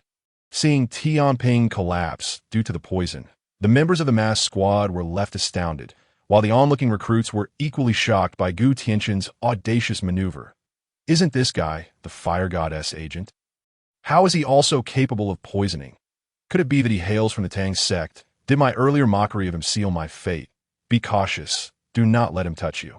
Wang Mian warned gravely. Unfortunately, this tactic could only be employed once for the time being, as it was still on cooldown. However, the uncertainty surrounding whether Gu Tianchen could use this move again granted him the opportunity to close in for close combat. Gu Tianchen gripped the Feng Tianhua halberd tightly, striking down with force, while Rose swung her large hammer to meet him. Clang! A deafening metallic clash echoed, sending forth a terrifying gust of wind. In that moment, Ymir flashed into position behind Gu Tianchen, her short sword aimed directly at his neck. Sensing the impending danger, Gu Tianchen swiftly countered with a red crescent blade aimed at Ymir. Her figure wavered like ethereal moonlight as she attempted to evade the strike. Unbeknownst to her, the red crescent blade struck her intangible form, piercing her very soul. Ymir let out a muffled groan, as if her spirit had been violently struck by Rose's hammer, collapsing to the ground. Unconscious, Wang Mian's eyes reflected a hint of trepidation. This brat possessed a means of soul attack. Within the span of 2 minutes, the masked squad had already lost 2 of their key members, leaving only Captain Wang Mian, Vortex, and Rose to stand against Gu Tianchen. This lad's methods are exceedingly bizarre. Everyone, tread carefully, Wang Mian cautioned. Understood. Boom! Gu Tianchen unleashed a burst of flames, which Vortex attempted to absorb with his purple vortex. Rose swung her hammer down fiercely at Gu Tianchen, only for him to intercept it with his halberd. Seizing the moment, Wang Mian formed a deadly net of blade energy with Yuan and aimed it at Gu Tianchen. Although Yuan's rank was not particularly high, in Wang Mian's hands, it was a matchless weapon. Each blade's force rivaled that of an attack from the Chuan realm, and even the physically formidable Gu Tianchen dared not withstand it head-on. Gu Tianchen exerted force to repel Rose's hammer, leaning back just in time to evade the incoming blade net. Wang Mian, Vortex, and Rose surrounded Gu Tianchen in a T-shape, launching a flurry of attacks. Their blades and swords intertwining in a dazzling display. What an oddly familiar scene this is, Gu Tianchen thought, recalling the legendary battle of the three heroes against Elbu at Hulao Pass. You know, Gu Tianchen's halberd indeed fits the occasion, capturing that essence that if he faces off against a mass squad, he might just pull it off, and this kid has certainly impressed us after prolonged assaults. Wang Mian, Vortex, and Rose were beginning to tire. Beads of sweat dripped down Rose's brow, and her arms grew increasingly weary from swinging the hammer. Vortex too felt the strain, as Gu Tianchen's flames were both numerous and searing, overwhelming his purple vortex. "Captain, I can't hold on any longer. Captain, I'm also on my limit. It's up to you now." The exhausted duo retreated from the battlefield, leaving only Wang Mian to struggle on alone. Wang Mian's grip on Yuan began to tremble, while Gu Tianchen appeared tireless, his attack's power and speed seemingly unchanged from the beginning, even feeling as though he were growing faster and stronger. This lad's physique is simply monstrous. Clang. Wang Mian blocked Gu Tianchen's downward strike with the Yuan, sweat trickling from beneath his mask, his breath becoming erratic, completely devoid of the composure he had exhibited upon entering the fray. Gu Tianchen wielded his halberd with one hand, pressing down forcefully to pin Yuan, while delivering a palm strike towards Wang Mian's chest. Wang Mian caught sight of something dark within Gu Tianchen's palm. Recalling Tianping's earlier poisoning, he quickly sidestepped to evade the Gu Tianchen seized the hilt of a Yuan, attempting to wrest it from Wang Mian, but was met with a powerful kick that sent him sprawling back. Both retreated, creating distance between them. It's time to it seems so. But how is it that Gu Tianchen appears utterly unfazed? With both poison and soul attacks, he now astonishingly seems immune to time control. Just how many surprises does this young man hold that we are yet unaware of? Another genius has emerged. Given time, his achievements will undoubtedly rival those of Wang Mian, and his future is boundless. All the instructors regard Gu Tianchen with appreciative expressions, except for Chief Instructor Yuan Gang, who squints at the screen, lost in thought. The identity of Gu Tianchen is certainly not as simple as merely being the fire goddess agent. Witnessing that his powerful move had no effect on Gu Tianchen, Wang Mian seemingly lost all strength and means. "Shall we continue?" Gu Tianchen asked with a smile. "Continue? With what shall I fight? My power is suppressed. Yuan is temporarily sealed, and my ultimate move is ineffective against this fellow." Wang Mian, stripped of all strength and means, stands before Gu Tianchen like a novice. Wang Mian gripped his black blade tightly. Asking a low voice, "The new recruit training must proceed. Let's pretend to tie, as a favor to me, Wang Mian. What say you? Do I look like someone who is easily swayed?" Gu Tianchen replied. "The instructors will reward you. A red envelope of 500,000. I am a man of principles. Add one forbidden item. My principles. And an additional favor. This mass squad leader owes you one. Gu Tianchen initially intended to say his principles were not worth 500,000. But Wang Mian's persistent offers were hard to resist. Who would refuse a 500,000 red envelope, a forbidden item, and a favor from a special squad leader? Deal. Gu Tianchen thrust his Fong Tianhua Ji forcefully, and both parties retreated to widen the distance. As expected of the mass squad leader, we have battled for so long without a clear victor. Let's call it a draw today. Gu Tianchen planted his Fong Tianhua Ji into the ground and boldly sat atop the ruins. Wang Mian replied nonchalantly, "Very well," feeling a weight lifted off his shoulders. "Wait? What does a draw even mean? Do you not understand? When masters clash, it is about knowing when to stop. That is the camaraderie among top talents." "Camaraderie, my foot? Clearly, I was in the lead, and then suddenly you stopped fighting. That I suspect Gu Tianchen took a bribe to let him win." "Impossible. That is absolutely not the case. Gu Tianchen is not that kind of person. He managed to fend off 4 from the mass squad and has fought valiantly against Captain Wang Mian until now. Anyone would be exhausted. Well, with 2 from the mass squad injured and 2 exhausted, it seems Wang Mian's stamina is also greatly depleted. If we were to rush him now, we could surely unmask one of them. Is it not dishonorable to take advantage of someone in their weakened state? Practice is war, and war is merciless. If you do not act, I shall. One new recruit stealthily approached the exhausted vortex, attempting to unmask him. Bang! An air cannon exploded at his feet, sending a gust of wind that served both as a warning and a reminder. The vortex sprang up, glaring ominously at the recruit. What do you think you're doing? The recruit, realizing he had stirred up trouble, retreated, venting all his frustration on Xinqiangzhu. Xinqiangzhu, what do you mean? We are teammates, and you dare to alert the enemy. Do you wish to be a traitor? Xinqiangzhu calmly twirled the ring on his finger. If you had defeated him fairly to unmask him, I would have no complaints. However, your cowardly tactic of taking advantage is something I cannot condone. Even if you win, it would only make all of us recruits a laughingstock that if you were weak. Practice more instead of seeking shortcuts. What of it? If you are unsatisfied, face me that if you dare not fight, then get lost. I detest cowards like you. Xinqiangzhu retorted without hesitation, as one of the few owners of a highly dangerous forbidden item. Xinqiangzhu was formidable, especially with a group of recruits who looked to him as their leader, poised to pounce at his command.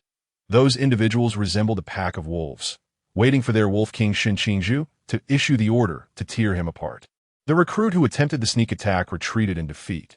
The vortex turned to Xinqiangzhu. Thank you. Xinqiangzhu replied coldly, do not misunderstand. I am not aiding you that I act on my own principles. Meanwhile, Imoli stood with a great sword, silently guarding in front of Rose, her sharp gaze warning those who wished to approach. Rose looked at the red-haired beauty before her, feeling a surge of emotion and deciding to change her nickname from Rose to Lily upon returning. Beside her, Bali Pang imitated her, drawing out a large sword to protect the unconscious moon ghost. That Gu Tianchen placed his hand on the back of Tianping, dispelling all the toxins within him. Lin Qiye regarded Wang Mian with a gaze full of battle intent, yet he held his straight blade steady, not moving. Wang Mian spoke calmly. If you wish to engage, feel free to do so. Do not concern yourself with taking advantage of the situation. I can revert to my peak condition using time reversal. You think too much that I do not care how others perceive me. I am waiting. Lin Qiye stated, keeping his blade steady. Waiting for what? Wang Mian asked, puzzled. As night fell, Lin Qiye rose, slowly drawing his straight blade and walking directly toward Wang Mian. A glimmer of night flashed in Lin Qiye's eyes. I await the arrival of night, for the darkness is my domain.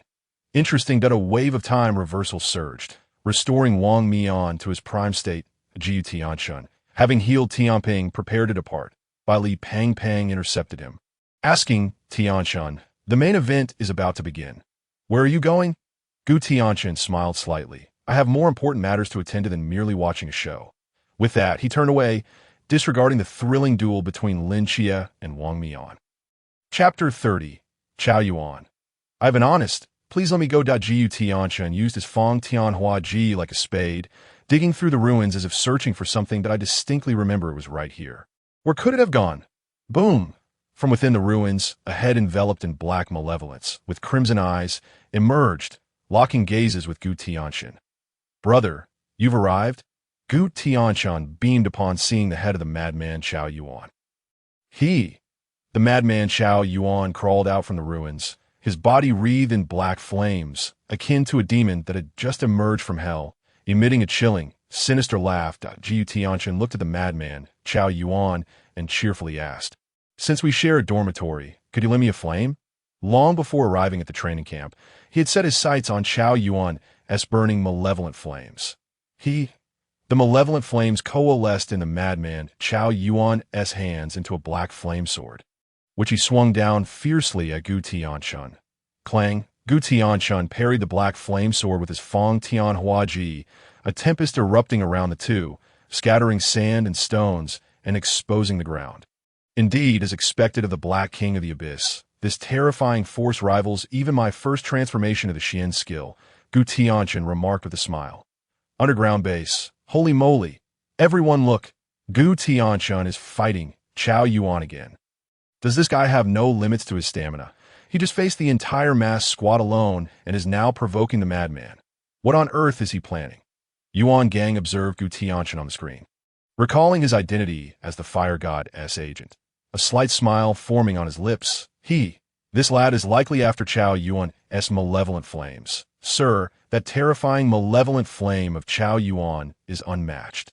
Does Gu Tianchen really have the ability to contend with it? Hong Hao expressed concern. You might be surprised, if anyone here could confront the madman Chao Yuan head-on, it would likely be Wang Mian. Yet, curiously, Gu Tianchen possesses the perfect ability to counter Chao Yuan. This young man's power is not inferior to that of Chao Yuan, and he happens to be the fire god Zhu Rong's agent. Zhu Rong, the ancient fire deity, embodies the essence of fire. His divine fire can suppress all flames in the world. Chao Yuan's greatest trump card is rendered ineffective before Gu Tianchen. This lad is destined to counter Chao Yuan. It seems I need not worry about this madman going berserk anymore. After the exercise, I shall arrange for these two to share a dormitory. Yuan Gang sighed in relief. Sir, they're already in the same dormitory. Such coincidence. It appears that fate has a hand in this. Perhaps this is what they call destiny. The madman Chao Yuan swung his blade again, only to be blocked once more by Gu Tianchen. Enough with the laughter. Can you even understand human speech? Gu Tianchen inquired. As the sinister black flames emanating from Chao Yuan surged forth like a ferocious beast escaping its cage, enveloping Gu Tianchen in an instant. While an ordinary person would have been incinerated by this terrifying malevolence, Gu Tianchen, having cultivated the Cangnan Divine Fire, possessed an astonishing resilience to flames. Waves of purplish-red fire erupted from his body, coiling around him like an ancient fire dragon, devouring the sinister black flames entirely. Gu Tianchen seized Chao Yuan's arm, attempting to wrest a wisp of the malevolent fire from him. Yet those sinister flames dodged his grasp as if they were mice evading a cat. After much effort, he managed to pin down a strand of the sinister flame, yet the Cangnan Divine Fire flickered and consumed it in an instant, leaving no time to store it within the Pangu Divine Temple. Damn it, I need this fool Chao Yuan to willingly give it to me, but this idiot can't even comprehend human speech, Gu Tianchen thought. I'm sorry, Chao the thief, but for the sake of my fiery ambitions, I must resort to force. He lunged at the crazed Chao Yuan, mounting him and unleashing a flurry of punches like raindrops falling upon his face. Will you give it to me or not? You rascal. Hand over the flames. Are you a fool? Is there nothing else you could say besides cough, cough, cough. The sinister black flames surrounding Chao Yuan were struck by Gu Tianchen's fiery fists, igniting sparks that made his entire head smoke, thick black smoke billowing upwards like a factory chimney. What on earth is happening over there? It looks like it's on fire. No, wait, why is there something sparkling in that black smoke? Is someone forging iron there? Hey, there really is someone. The onlookers, including the newly recruited soldiers, rushed over, curiosity etched on their faces. Upon arrival, they beheld Gu Tianchen pummeling Chao Yuan. The spectators froze in place, while others may not grasp the combat prowess of the crazed Chao Yuan. Tianping, who had narrowly escaped a fatal blow, was acutely aware of the terror this madman possessed.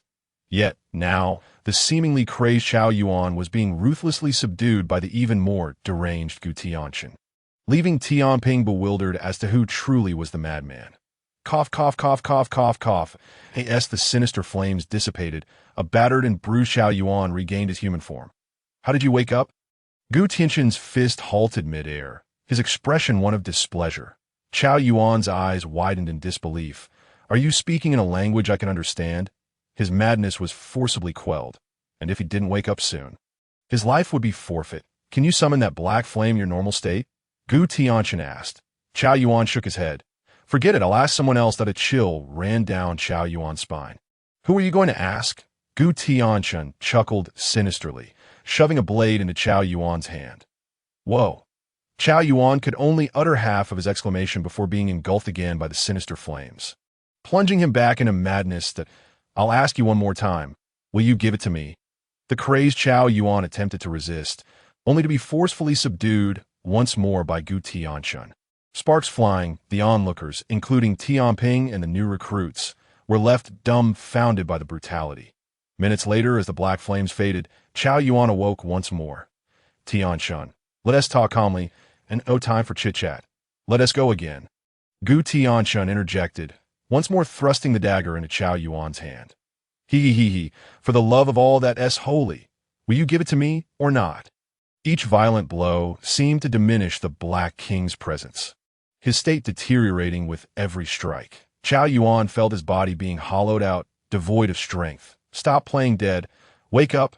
Gu Tianchen, straddling Qiao Yuan, delivered 2 hefty slaps to force him into consciousness, shoving the blade into his grasp. Upon the 9th appearance of the Black King, upon seeing Gu Tianchen, the previously frenzied crimson eyes now reflected sheer terror. The once mocking faded into silence on the 10th attempt. No matter how Gu Tianchen pressed the knife upon him, the Black King refused to manifest, leaving Qiao Yuan's head battered and bruised. The crowd gasped collectively, holding their breath. The Black King lamented, "I have surrendered. Please spare me." Chapter 31. You are truly hungry. Boom! 2 divine forces collided violently, shattering the time divine ruins, causing Wang Mian to stagger back with a grunt. Lin Qiye swung his blade, its light radiating in endless night, cleaving Wang Mian's mask in two. "My apologies. Time divine ruins activate." In an instant, everything around them rewound to 3 seconds prior. Lin Qiye's eyes widened in disbelief. "Wait, are you cheating?" "Sure, I admit I lost just now. But the training for the new recruits must proceed. Do you understand?" Wang Mian whispered. "Are you suggesting I pretend I didn't T-win?" "Precisely, but the instructor team, considering your performance, will certainly offer you compensation." "I'm a person of principles," Lin Qiye stated earnestly. "Ha! Principles? The last person who said that is now happily collecting rewards. 500,000 in bonuses. I am an item of forbidden use. I am the leader of the mass team. Who owes you a favor? Deal." Wang Mian felt a twinge of pain at the familiarity of this process. Finally, this night is coming to an end. Though you know how I spend my evening? Ymir lay on the ground, tears unshed. Whether human or ghost, everyone was showing off. "Why was the one taking hits?" Bali Pang Pang remarked, grinning as he lay next to him. "Wait, it's all right. Brother, when you come to Guangshan, I've got your back." Bali Pang Pang patted his chest. "Then I thank you, little master." "Don't call me little master. I'm just an ordinary kid from a regular family." Bali Pang Pang deflected. "Stop pretending, Bali family's little master. Your cover is long gone," Ymir replied, utterly speechless. Bali Pang Pang. Shin Xingzhu pulled out half a pack of cigarettes from his pocket, offering one to the nearby Xuanhua. "Care for one. Is that appropriate? The exercise has concluded. You want to lose by removing your mask now. What is there to fear?" Xuanhua, seeing the logic in it, removed his mask. Upon seeing the blackened face from the weapon depot explosion, Shin Xingzhu couldn't help but burst into laughter. The other recruits roared with laughter at the sight of the grinning black man. "Xuanhua, what are you all laughing at? Haven't you seen a handsome guy before?" Xuanhua exclaimed, utterly bewildered. Moli and Xiangliu sat together, hand in hand, chatting like sisters. Gu Tianchen, having dealt a few hefty slaps to the half-conscious Qiao Yuan, was unable to revive him and thus had to concede. Turning around, he found Tianping hovering behind him like a specter, curiously observing. "Whoa." Resurrecting in the dead of night, Tianping gazed at Gu Tianchen with intrigue. "I am curious how you used poison just now. That aren't you the fire goddess agent? How can you also use poison?" "No, you're not curious that no. I am curious that you're not curious. I am curious. Keep this up and I swear I'll poison you mute." Gu Tianchen warned, extending a finger. "Come on, do it again. I'm very curious how you managed that." Tianping floated behind Gu Tianchen, filled with curiosity. Gu Tianchen sighed, thinking to himself that if he could use poison now, he would definitely silence this fellow. The new recruits assembled in the training ground, receiving a thorough scolding from Chief Instructor Yuan Gang. The instructors outlined the upcoming focus on physical training before departing. "Oh no, it's physical training next. I'm doomed," Bali Pang Pang lamented, his eyes rolling back as he fainted on the training ground. Gu Tianchen gently kicked him, but the latter showed no reaction and began to snore. Lin Qiye remarked, "Youth is a blessing. They can sleep anywhere." Gu Tianchen chuckled, "but sleeping through the night in this fatso's condition will surely lead to a cold. You should take him back to the dorm." "Dorm? Where are we supposed to sleep?" Just now, Wang Mian cleaved all 3 dorm buildings into ruins. Lin Qiye reminded. "Whoa, you're right," the new recruits finally realized, rushing back to the dormitory area, only to be left speechless at the sight before them. The 3 dorm buildings, which had just been reduced to rubble, had miraculously returned to their original state, even the linens appearing unchanged, with no signs of the earlier chaos. Thud. In the underground base S corridor. Wang Mian's legs buckled, and he gracefully knelt. "Captain, are you mimicking me?" Xuanhua asked, puzzled. "Cough, help me up." Tianping and Xuanhua supported Wang Mian on either side. "Captain, why go to such lengths? The logistics team can fix the dormitory. Why use time reversal to piece it back together?" Xuanhua inquired, concerned. Point one must take responsibility for their actions. "I shattered the building, so I must restore it," Wang Mian replied, his lips pale, clearly drained of mental energy. "Captain, did we lose today?" Behind her, the Rose inquired. Tianping cast her a glance, signaling her to refrain from broaching the subject. Wang Mian offered a faint smile. "Well, I lost, and I still owe those two lads a favor each." "Captain, have you been left dazed? How can one be so cheerful after a defeat?" Yuegui asked, visibly perplexed. "Honestly, I am quite elated. The new generation is pushing the old, and they embody the hopes of Daxia. I eagerly anticipate their swift growth. The night watchmen require a fresh infusion of vigor. The future of Daxia rests upon the shoulders of these young souls. However, before that, we must bear the burden for them. One day they shall flourish and take on the solemn duty of safeguarding Daxia. That I yearn for that day to arrive swiftly, yet wish for it to unfold gradually, allowing them to fully savor their moments of happiness. Let time take its course. Everything is destined to fall into place. Captain, you're not truly dazed, are you? Why so many sentiments? Perhaps I simply require a bowl of soul-soothing chicken soup to mend my wounded spirit." Wang Mian replied. Gu Tianchen, with one hand dragging Chao Yuan and the other pulling Lin Qiye, arrived at their respective dormitory doors. "Good night," they chorused, tossing their roommates onto their beds. Dingling, at 3 in the morning. The wake-up call resounded. Lin Qiye swiftly donned his clothes, tossing his slippers at Bali Pong Pong's face. Upon opening the door, a fleeting shadow burst forth from the adjacent dormitory, akin to a ravenous tiger pouncing on its prey. Gu Tianchen hastened to the training ground, gazing earnestly at Instructor Hong and inquiring, "Instructor, is it time for breakfast?" Hong Hao replied, "Those who are late must run laps." Gu Tianchen and the others quietly observed their roommates receiving punishment. Finally, the command for breakfast was issued, and Gu Tianchen surged toward the cafeteria like an arrow released from a bow. The assembly gazed at the table laden with a large basin of bloody raw meat and hard buns, their brows furrowing in unison. "How on earth are we supposed to eat this?" Just as the new recruits continued to grumble, a sudden cacophony of voracious eating drew their attention. They turned to see Gu Tianchen devouring the raw meat with ferocity. Completing the task in less than 10 seconds, blood still staining the corners of his mouth, that he resembled a tiger starved for days, emitting guttural growls as he feasted. The new recruits gaped in disbelief. Was this truly human? Lin Qiye remarked, watching Gu Tianchen scoop up 2 more pieces of raw meat. "You are genuinely famished." Chapter 32. A Shattered Heart by Li Pang Pang. Observing Gu Tianchen's gluttonous display, involuntarily swallowed hard. Could it be that this raw meat tastes quite delectable? Gu Tianchen, engrossed in his frenzied consumption, had no time to respond. Meanwhile, Chao Yuan, maintaining a stoic demeanor, began to gnaw on the raw meat as well. Li Pang Pang shot him a glance. "Chao Yuan, are you not a monk? How can you consume meat?" Chao Yuan responded nonchalantly. "Food passes through the body, yet the Buddha remains in the heart. But go ahead. As long as there is food, it's all good. Who knows if there will be sustenance on the battlefield? Better to adapt and advance than starve." Lin Qiye chimed in, also taking a piece of raw meat to eat. The new recruits, driven by hunger, forced themselves to consume the unpalatable fare. What is that delightful aroma? It seems like the scent of braised meat."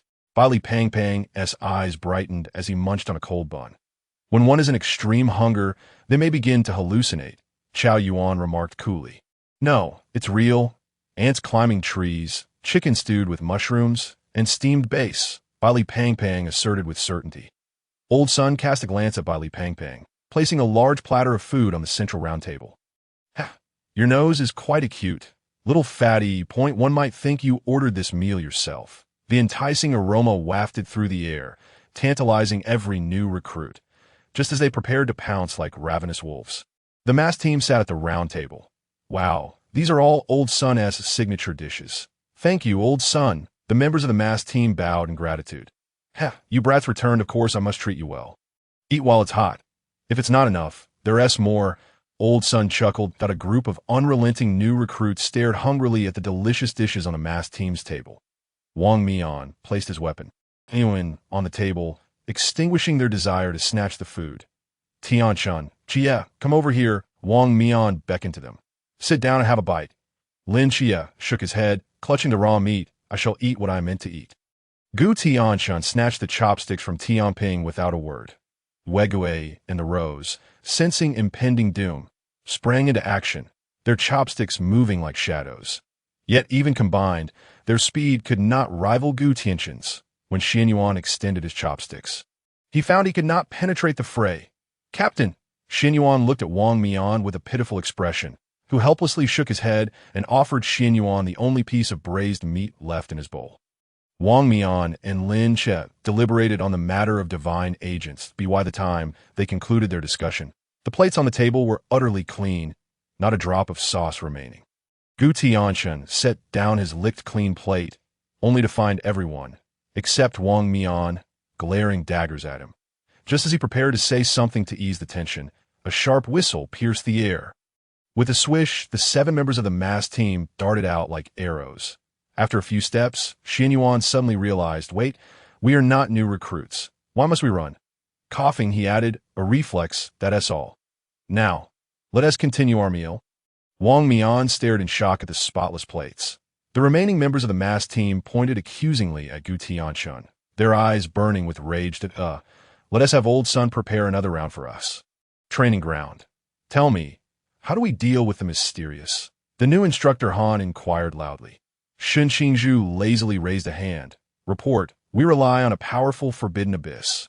Han scoffed, unless your forbidden abyss is strong enough to eliminate the enemy with a mere finger snap. Can you achieve that? I can. Your forbidden abyss is sequence 068, Qimin. Han raised an eyebrow. Who else has different answers? Report, it relies on money. Li Pangpang declared confidently to Han's lips twitched. Are you planning to crush your foe with coins or beat them down with gold bricks? In battling the mysterious, we must possess not only a robust physique and superior combat skills, but also. Lin Qiye felt drowsy, as these techniques had already been imparted to him by Captain Shun. Learned through countless pains, vividly etched in his memory. He glanced at Gu Tianchen beside him, who had already fallen asleep. Sleeping Beauty, get up and demonstrate with me. Lin Qiye nudged Gu Tianchen, who pointed at himself. Bewildered, Instructor, are you sure? Come up and see how I handle you. Han tossed Gu Tianchen a wooden sword and swiftly struck. Smack! Gu Tianchen effortlessly blocked the blow. Han? Smack! Smack! Han unleashed a flurry of strikes, each more cunning and rapid than the last. Yet Gu Tianchen parried each with precision. A slight smile crept upon Gu Tianchen's lips. There was no beating from the captain that was in vain. Han raised an eyebrow. Have you trained? A bit. With whom? Captain Shimai of Team 136 at Han. Goodness, you are the disciple of the infamous Black Wu Chang. No wonder your swordsmanship is so refined. All right, you may step down. You come up. Han pointed at Lin Qiye, who appeared somewhat frail. Smack, smack, smack. Han's wooden sword whirled like a blur, yet Lin Qiye met each strike with flawless defense, employing the same familiar techniques that you've trained as well. A little. With whom? Captain Chenmai of Team 136 at Han. Again, another disciple of Chenmai. Long ago, the legendary Black Wu Chang journeyed from Beijing to this small Cangnan, staying for a decade. No one knows what truly transpired. Now, Han finally comprehends Chenmai's purpose for coming to Cangnan. He came to teach. Cough. How much does Captain Chen charge for a lesson? I have a friend eager to learn. Han whispered that, I forgot. Perhaps I can ask another day. All right, don't leave after class. Let us exchange contact information. Lin Qiye's lips twitched slightly. Earlier, the one who said to defeat the mysterious with money, you come up, Li Pangpang scampered onto the martial platform. Let us see how you block this strike with money. Smack. A golden protective shield enveloped Li Pangpang, shattering Han's wooden sword into 3 pieces. Han. What on earth is this? Li Pangpang quickly removed Yao Guang. Apologies, I forgot to turn off the automatic mode. That Han's mouth twitched as he retrieved another wooden sword, aiming for Li Pangpang once more. Boom! A burst of flames erupted, transforming Han's wooden sword into a charred stick. I also forgot to turn off the firewall. My sincerest apologies. Instructor, shall we retreat? Certainly. Instructor Han discarded the fire stick from his hand, rubbing his brow in an attempt to calm himself. 3 strikes, and no more. I refuse to believe I cannot find a normal person, he reassured himself, gesturing at a somewhat expressionless youth. You, step forward. Qiao Yuanxue gracefully ascended the training platform. Has anyone taught you how to wield a sword? No. Do you possess any forbidden items? None. Very well. Instructor Han exhaled, relieved to finally encounter a seemingly normal individual. All right, you defend, and I shall demonstrate the art of offense. The lingering shadows of the previous 3 had left an indelible mark on his psyche. Instructor Han tossed a wooden sword towards Qiao Yuan, which landed at his feet. What is the matter with you? I apologize, Instructor, but I cannot wield a sword. Why not? I cannot control myself if you do not grasp the sword. How will you confront the mysterious? Pick it up.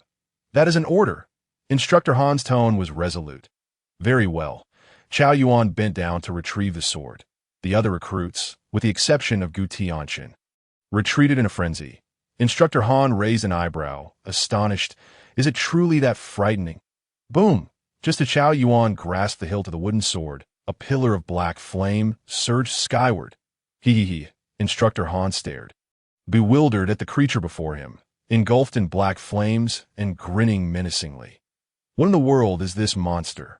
Can I not encounter a single normal person? His heart shattered in despair. Chapter 33. More training. A pair of unacceptable. Boom!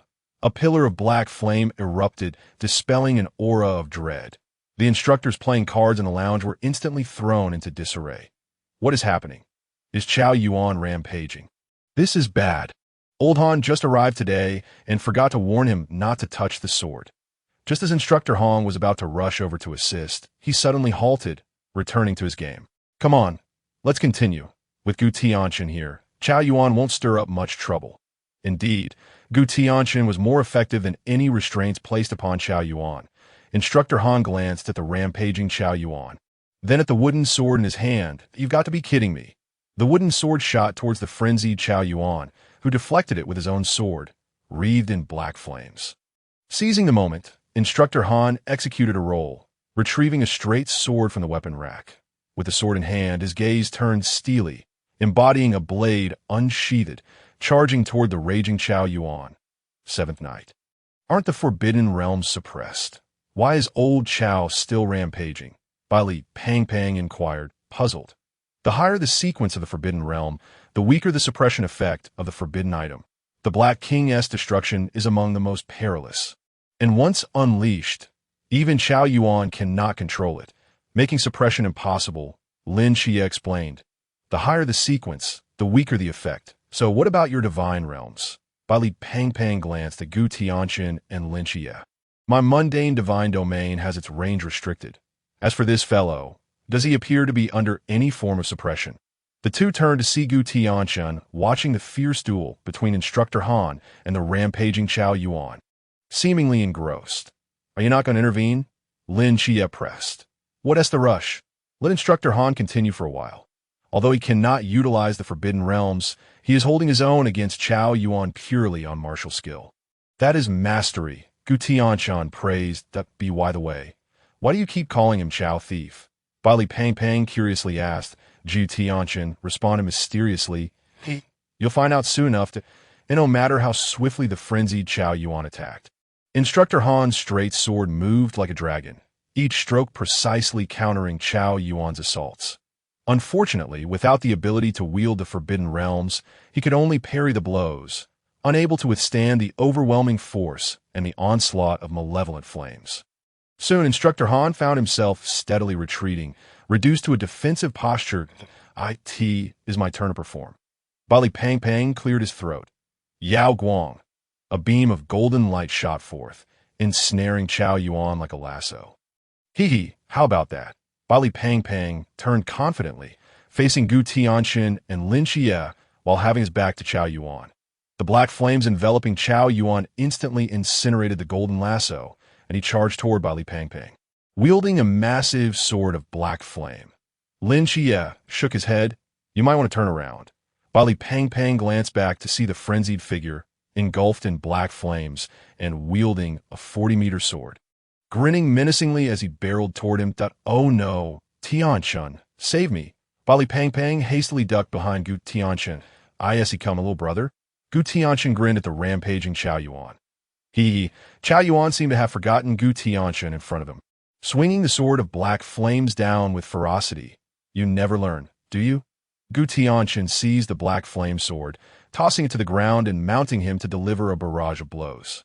As fiery fists rained down on the rampaging Chao Yuan's face, a familiar sensation returned.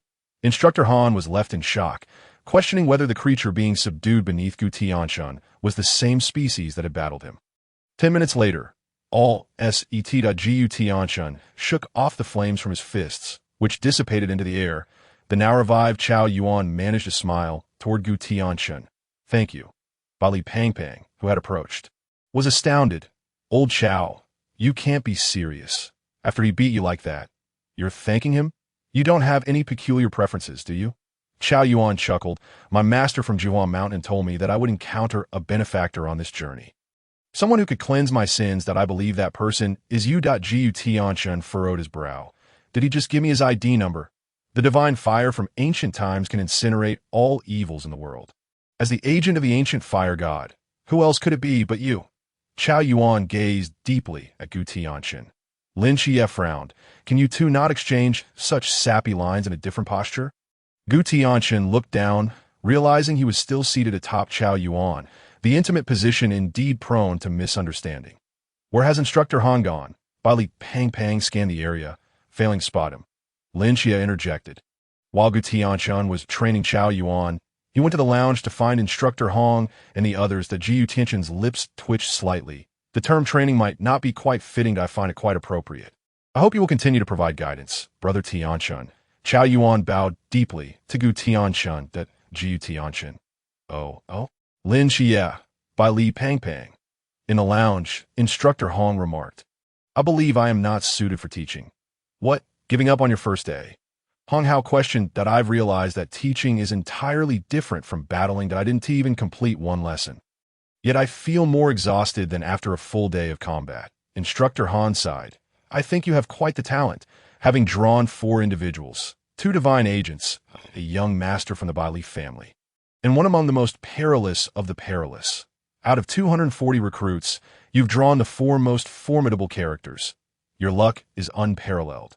"Instructor Hong, please spare me the mockery," Instructor Han lamented. "With the abilities of these youngsters, what they required was not merely a melee expert, but someone to help them discover the weapon that best suited their combat style among all available options. This necessitated a mentor well-versed in all forms of combat. And among the Night Watchers of the Great Xia, only you, Han Li, possess such capability. Instructor Hong, Gu Tianchen is here. What does he want?" Chapter 34. The symbol of strong man, he says he has come to ask Instructor Han to return to class. He acknowledges his mistakes and promises never to sleep in class again. An instructor relayed. Old Han, look at your student, coming to admit his mistakes and ask you for another chance," Hong Hao teased. Instructor Han hesitated. "That kid, Gu Tianchen, possesses exceptional close combat talent. He is practically a prodigy. Don't you want to see how far such a prodigious talent can grow?" Hong Hao inquired earnestly. "Very well, I shall return to continue teaching." Instructor Han declared with determination. "That's the spirit. Let us go. We'll stand by you." Instructor Hong discarded the cards in his hand, leading a formidable line of instructors to support Instructor Han. As Instructor Han resumed his class, he meticulously explained the techniques of close combat, all the recruits listening attentively. After class, just as Instructor Han was about to depart, a familiar voice called out to him. "Instructor Han, please wait a moment." Turning around, Instructor Han saw Gu Tianchen, that he had learned from Instructor Hong and the others about Gu Tianchen's identity as the agent of the fire god, as well as his formidable physical prowess. "Gu Tianchen, what can I do for you?" "Instructor, could you teach me how to wield the Fong Tian Hua Ji?" Gu Tianchen humbly sought guidance. Within the Pangu Temple, the fire god Zhu Rong also wielded such a weapon. However, when Gu Tianchen inquired about the techniques of the halberd, Zhu Rong merely remarked, "What need is there for technique with this thing? Just swing it at your enemies and slay them.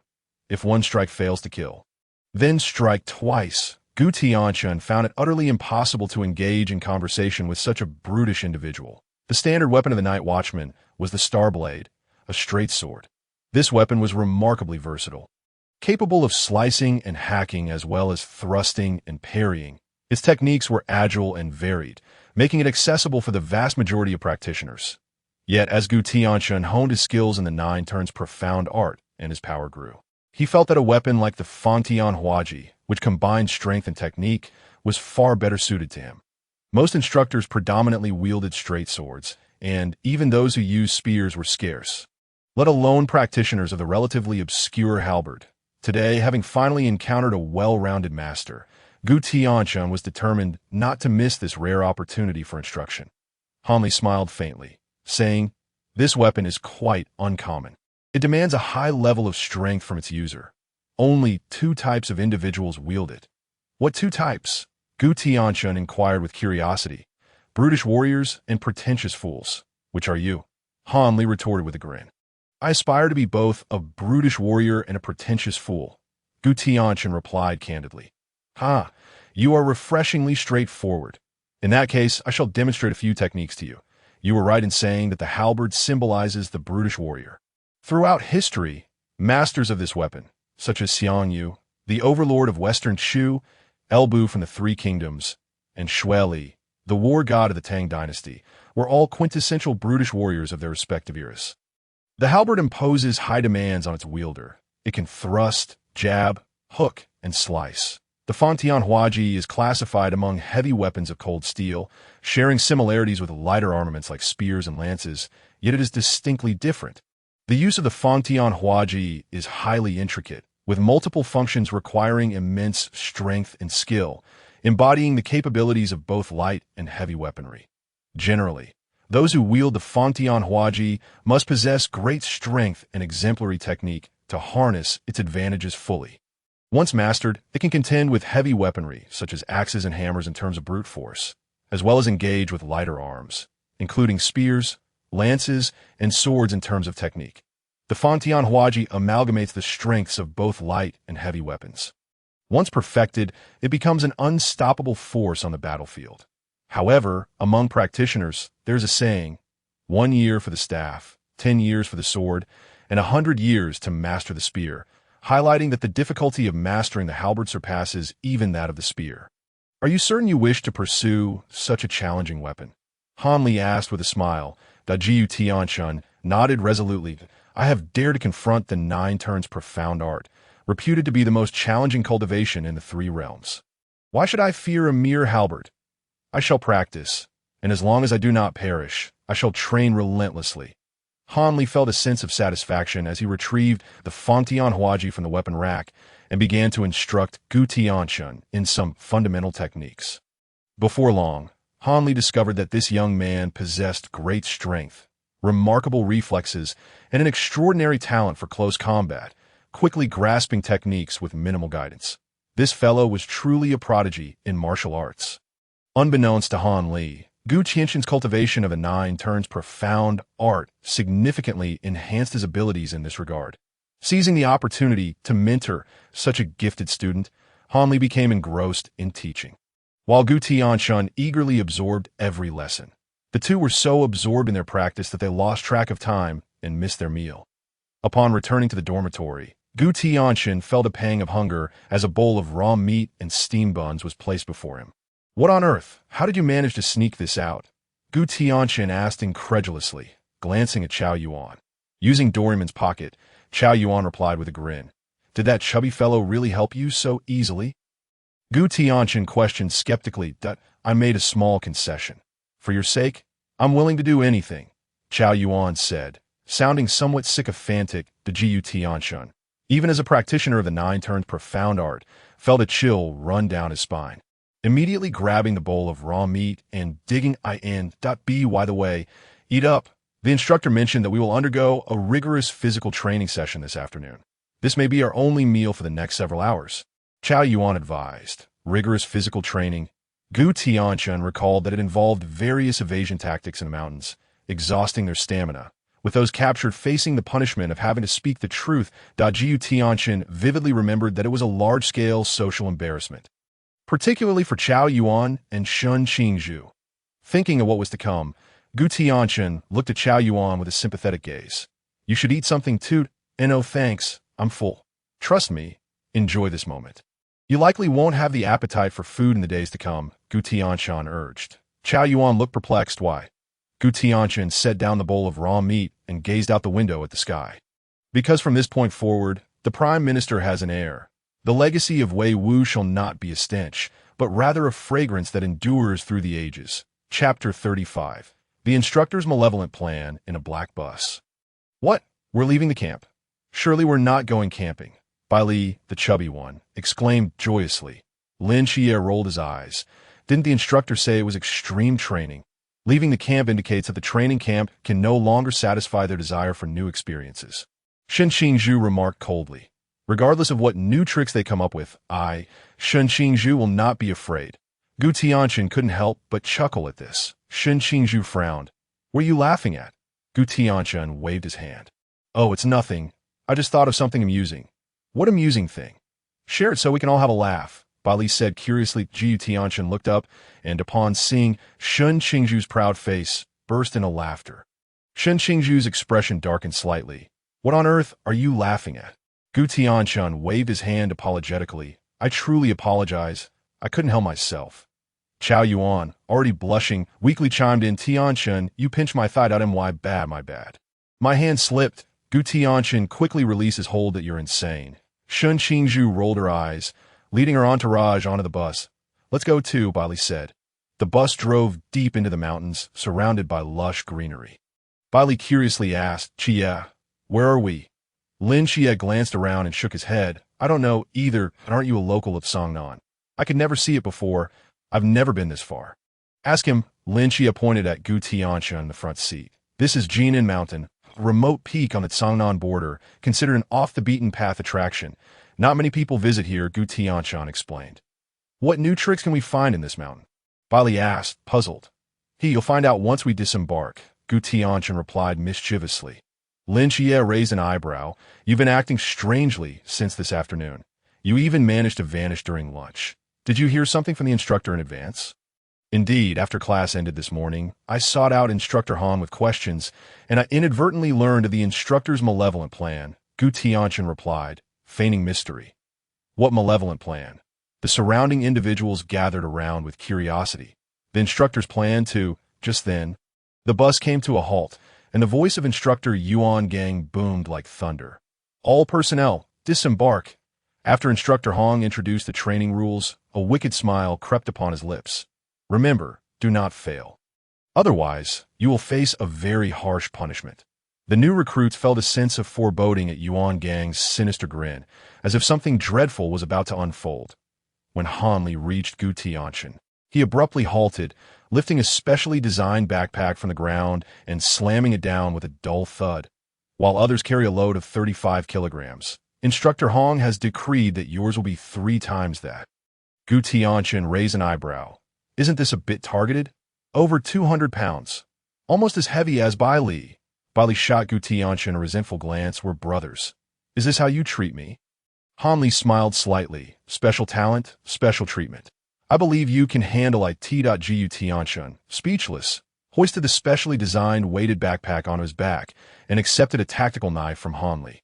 The next to receive equipment was Chao Yuan, who similarly found Hanli turning to him.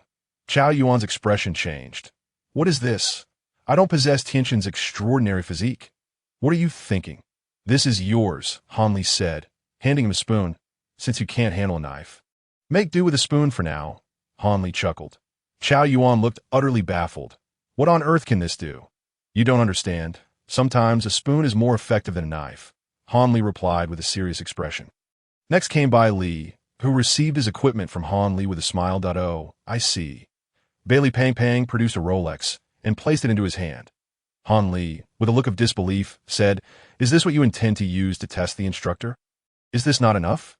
If it isn't, I expect you to surrender all your miscellaneous forbidden items, and do not even think about cheating." Han warned. Reluctantly, Bailey Pang Pang began to remove his forbidden items. Preparing to leave with his equipment. Come back, you're still missing one item. Transform into 3,000. Han called out to the sneaky Bailey Pang Pang.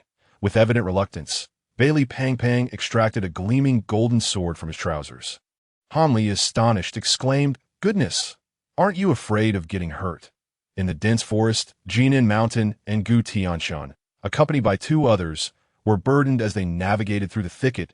"I can't go on any longer," Bailey Pang Pang panted after barely taking a few steps. "Qiye, could you help carry a bit?" "Not a chance," Lin Qiye flatly rejected. "Tianchen, are you all right? How about sharing some of that weight?"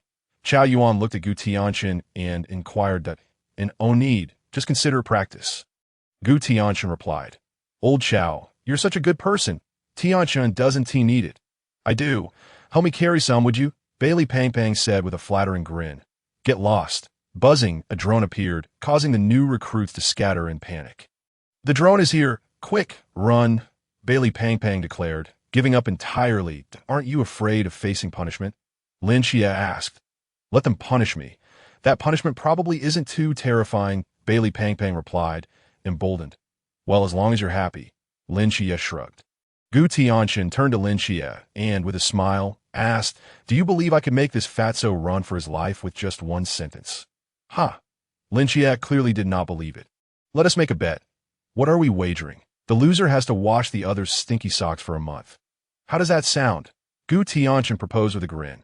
"All right, I'd love to see what you can do to make him run." After spending so much time together, Lin Qiye knew all too well how lazy this fatso was. Getting him to run in the mountains to evade a drone would be more difficult than climbing to the heavens. Gu Tianchen smiled mysteriously, walked over to Bailey Pang Pang, and whispered a few words in his ear. Bailey Pong Pong's eyes widened in terror, and he suddenly sprinted into the depths of the mountains with a speed he had never displayed before. "Chao Yuan, Gu Tianchen, gotcha!" Lin Qiye. Did you find Doraemon's switch? Chapter 36. A large-scale social death scene. Bayou, a drone shot a paintball, hitting a new recruit, the unfortunate Wang Liang, who immediately fainted. Point 2 instructors emerged from the woods with malevolent smiles, dragging Wang Liang into a thicket with malicious intent. Lin Qiye raised an eyebrow. "I have a bad feeling about this." Chao Yuan narrowed his eyes. "I feel like this brother won't have a good ending." Gu Tianchen had already seen through it all. Sometimes, living was worse than dying. Lin Qiye turned to Gu Tianchen. "Stop keeping us in suspense. What is the evil plan of the instructors?" "Ahem. Can you hear me? Can you hear me?" The voice of Instructor Hong echoed from the Bluetooth speakers inside the new recruits' heavy backpacks. "That we can hear you." Gu Tianchen shouted back, eager to watch the spectacle unfold. Gu Tianchen, how come your voice is louder than my speaker? Damn it. Are they targeting me again? I told you to keep quiet. Lin Qiye shot him a glare, and the 3 quickly dashed deeper into the woods. "Ahem. New recruits, listen carefully. The punishment has begun." The Bluetooth speaker transmitted the instructor's maniacal laughter. "The rookie just caught was Wang Liang, right?" "Yes. What is the most shameful thing you've ever done in your life?" Peeking at the neighbor's sister while she was showering, the other recruits gasped in shock. How could Wang Liang so brazenly admit to such an embarrassing act? What kind of mind-altering concoction had the instructors given him? "Oh, was it that delightful?" The instructor's voice took on a slightly perverse tone. "Yes, I often dream about her." "Oh, do you like that, neighbor sister?" The instructor's voice grew increasingly unsettling. "Yes, I often dream of her at night. And sometimes..." Wang Liang's face turned crimson, but he could not control his mouth, bound to the chair and unable to move as he spilled out every embarrassing moment of his life. Wang Liang, in utter despair, thought to himself, "Stop talking. Please, just stop." The instructor's laughter grew increasingly twisted. The new recruits roared with laughter. Who would have thought that this guy with thick brows and big eyes could be so perverted? What a beast. How could he peek at the neighbor's sister showering? Why wasn't I invited? This is killing me. Lin Qiye said with a hint of melancholy. "Isn't there a chance that we might be the next ones punished?" The surrounding recruits fell silent, a chill sweeping over them. Swish! Everyone dashed deeper into the woods, terrified they might be the next fortunate soul. As Lin Qiye ran, he glanced at Gu Tianchen. No wonder that fatso ran so fast. "You already knew about the instructor's twisted new tricks." I I overheard it by accident. Isn't it fascinating? Gu Tianchen replied with a grin that you're a pervert. Lin Qiye spat out 2 words as the drone closed in behind them. Run, run. I don't want to experience such a humiliating moment. Chao Yuan urged anxiously. Gu Tianchen chuckled. Chao thief, stop struggling.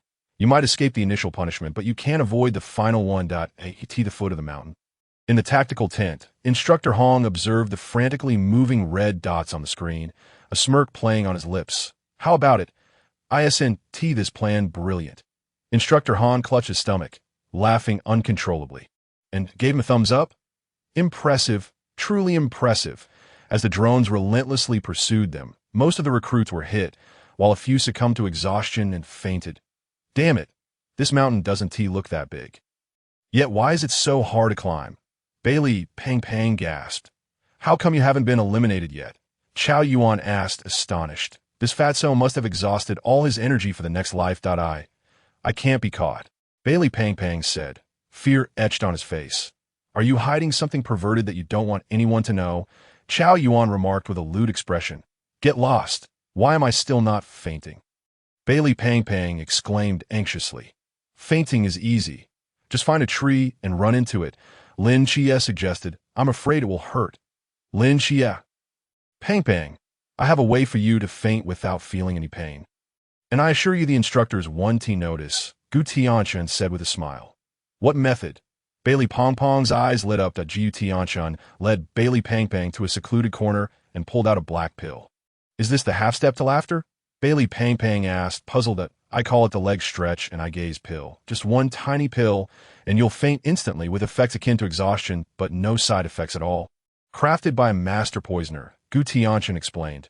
Fantastic. You're my true brother, Tianchen. Bailey Pang reached for it, but Gu Tianchen dodged. Hey, I know you're eager, but let us keep it fair. I helped you save face.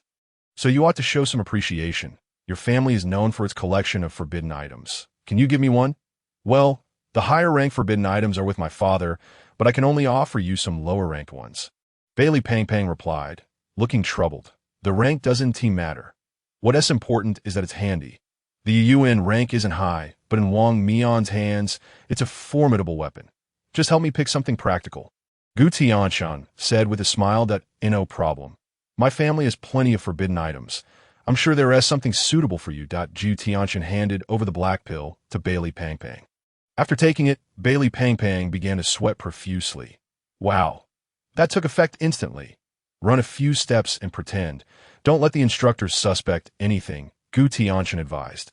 Okay. Bailey Pang had barely taken a step when he suddenly fainted. Appearing as if he had been struck down, perhaps we should rename it to half-step to laughter. Where's Pang? Lin Qiye asked when only Gu Tianchen had caught up. He fainted. Did you knock him out?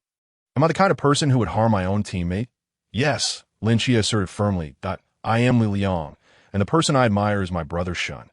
Shun Qingzhu, elaborate. In my first year of high school. He was actually the kindest person in the world.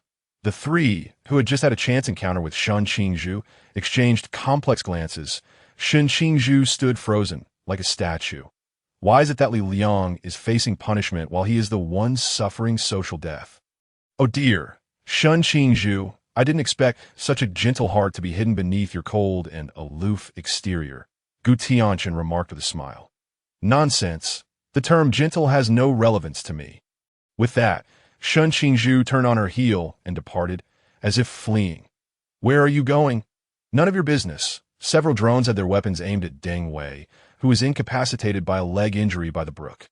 Bang, bang, bang. The bullets were fired, but did not strike Deng Wei. Upon opening his eyes, Deng Wei saw Shun Qingzhu using her heavy backpack to shield him from the bullets. Brother Shun, the rules state that you cannot use your backpack to block bullets. Rules. When have I, Shun Qingzhu, ever abided by the rules? Shun Qingzhu retaliated by throwing a tactical knife, bringing down one of the drones. Useless. Your brother Shun is here to save you. Bang. In the next moment, Shun Qingzhu was struck in the back by a cold gunshot that emerged from the forest, causing her to lose consciousness. Gu Tianchen and the others were still evading the drones. I am Shun Qingzhu. Here it comes. We have finally reached this moment, Gu Tianchen exclaimed with excitement. Lin Qiye rolled his eyes. You really look like a pervert right now. Chao Yuan looked curiously at Lin Qiye. Aren't you curious about what Xin Qingzhu will say next? The three found a concealed corner and began to await Xin Qingzhu's revelations. Chapter 37. Therefore, the regret of slaying gods is... Isn't that the rebellious Xin Qingzhu? You've been eliminated too? Yes, and you still dare to attack the drones. Who gave you the audacity? I'm sorry, I got carried away. Come on, let's talk about your romantic history. How many love letters have you written? 114. Wow. Casting so many nets. Are you trying to become a sea king? Come, elaborate. When I was 4, I had a crush on the older sister next door, Gu Tianchen, and the others sprinted through the forest. They listened intently to the love story of the rebellious brother, fearful of missing any details. Wow, so explosive. The rebellious brother truly lives up to the reputation of a Virgo. Indeed, reserved yet passionate. Gu Tianchen chuckled. 8 hours passed, and as night fell, the stamina of the new recruits was nearing its limit, one by one being eliminated. How many are left? Instructor Hong inquired. 4. Gu Tianchen, Lin Qiye, Chao Yuan, and one special forces soldier. Gu Tianchen is indeed a monster. He has managed to endure with 3 times the weight. Lin Qiye is also impressive. Among the remaining 4, his physique should be the weakest, yet he has also persevered, which is commendable. The drones continued to pursue, altering their routes in the mountains. That I want to see where the limits of these kids lie. Tianchen, are you all right? Chao Yuan looked at Gu Tianchen, who bore the special heavy load. With concern a man cannot admit defeat, Gu Tianchen gritted his teeth, enduring. This forest is too vast. After over 8 hours, we still haven't found a way out. Chao Yuan complained. It's not that the forest is too big. The instructors have been using forbidden objects to constantly change our routes. We've been going in circles for a long time, Lin Qiye deduced.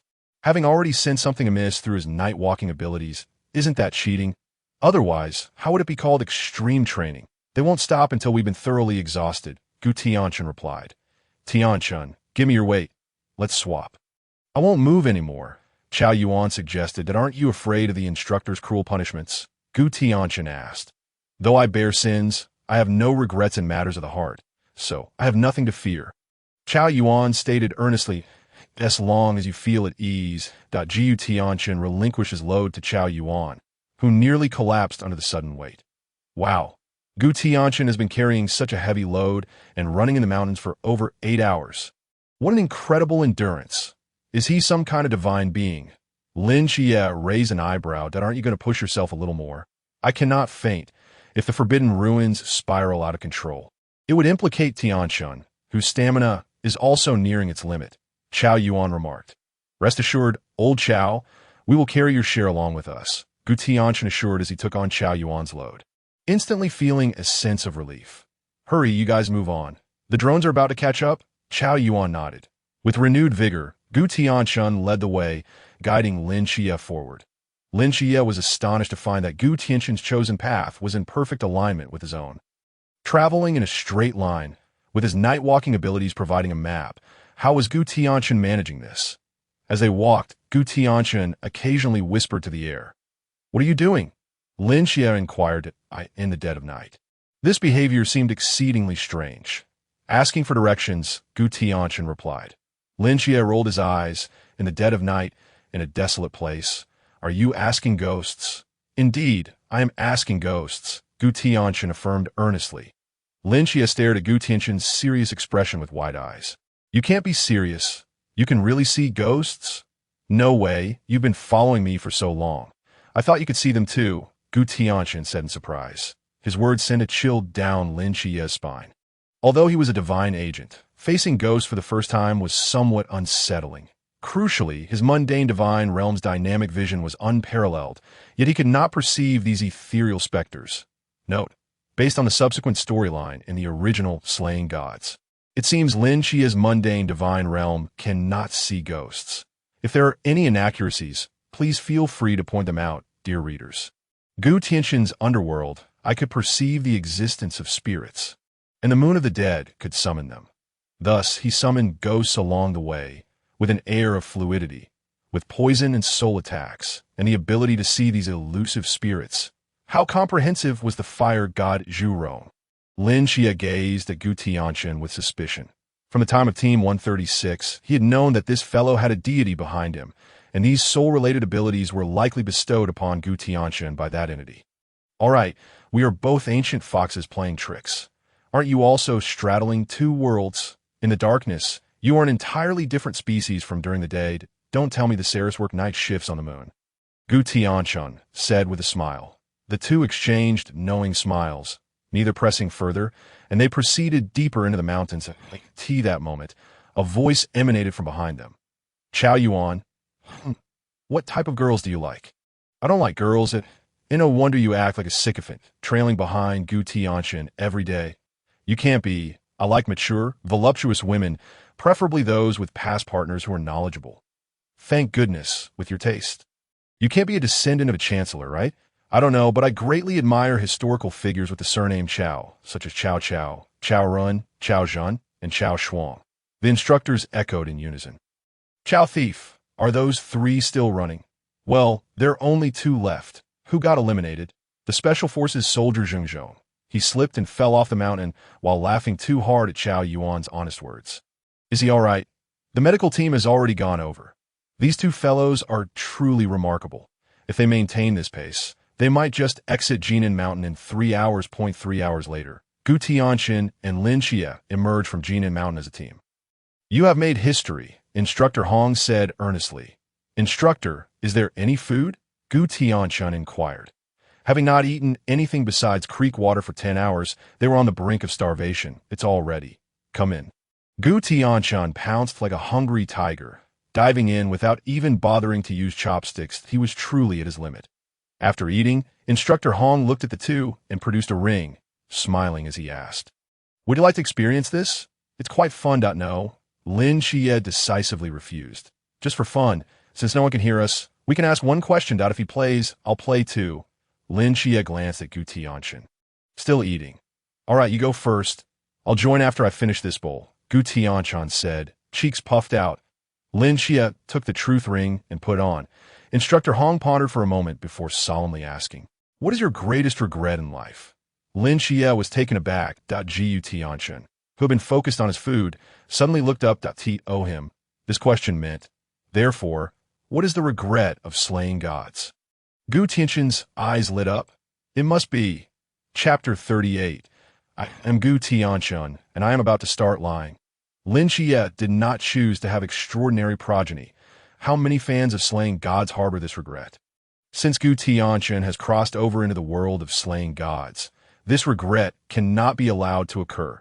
This time, he must help Lin Qiye draw extraordinary progeny and resolutely choose it. This is not only to make amends for the regrets of countless fans of slaying gods, but also to prepare for the final battle. The Gu Tianchen remembered that among the three pillar gods of the curse system, there was a guy with a ridiculously long name, nicknamed the Black Goat, who could produce offspring like no other. But once Lin Qiye possesses extraordinary progeny, he can rival the Black Goat, defeating progeny with progeny. At that moment, Lin Qiye found himself embroiled in a fierce battle with countless descendants of the night, the Yetzis and the Dark Goats, the Hysis. The two factions clashed with fervor, the chaos rendering the sky gloomy and the earth shrouded in darkness.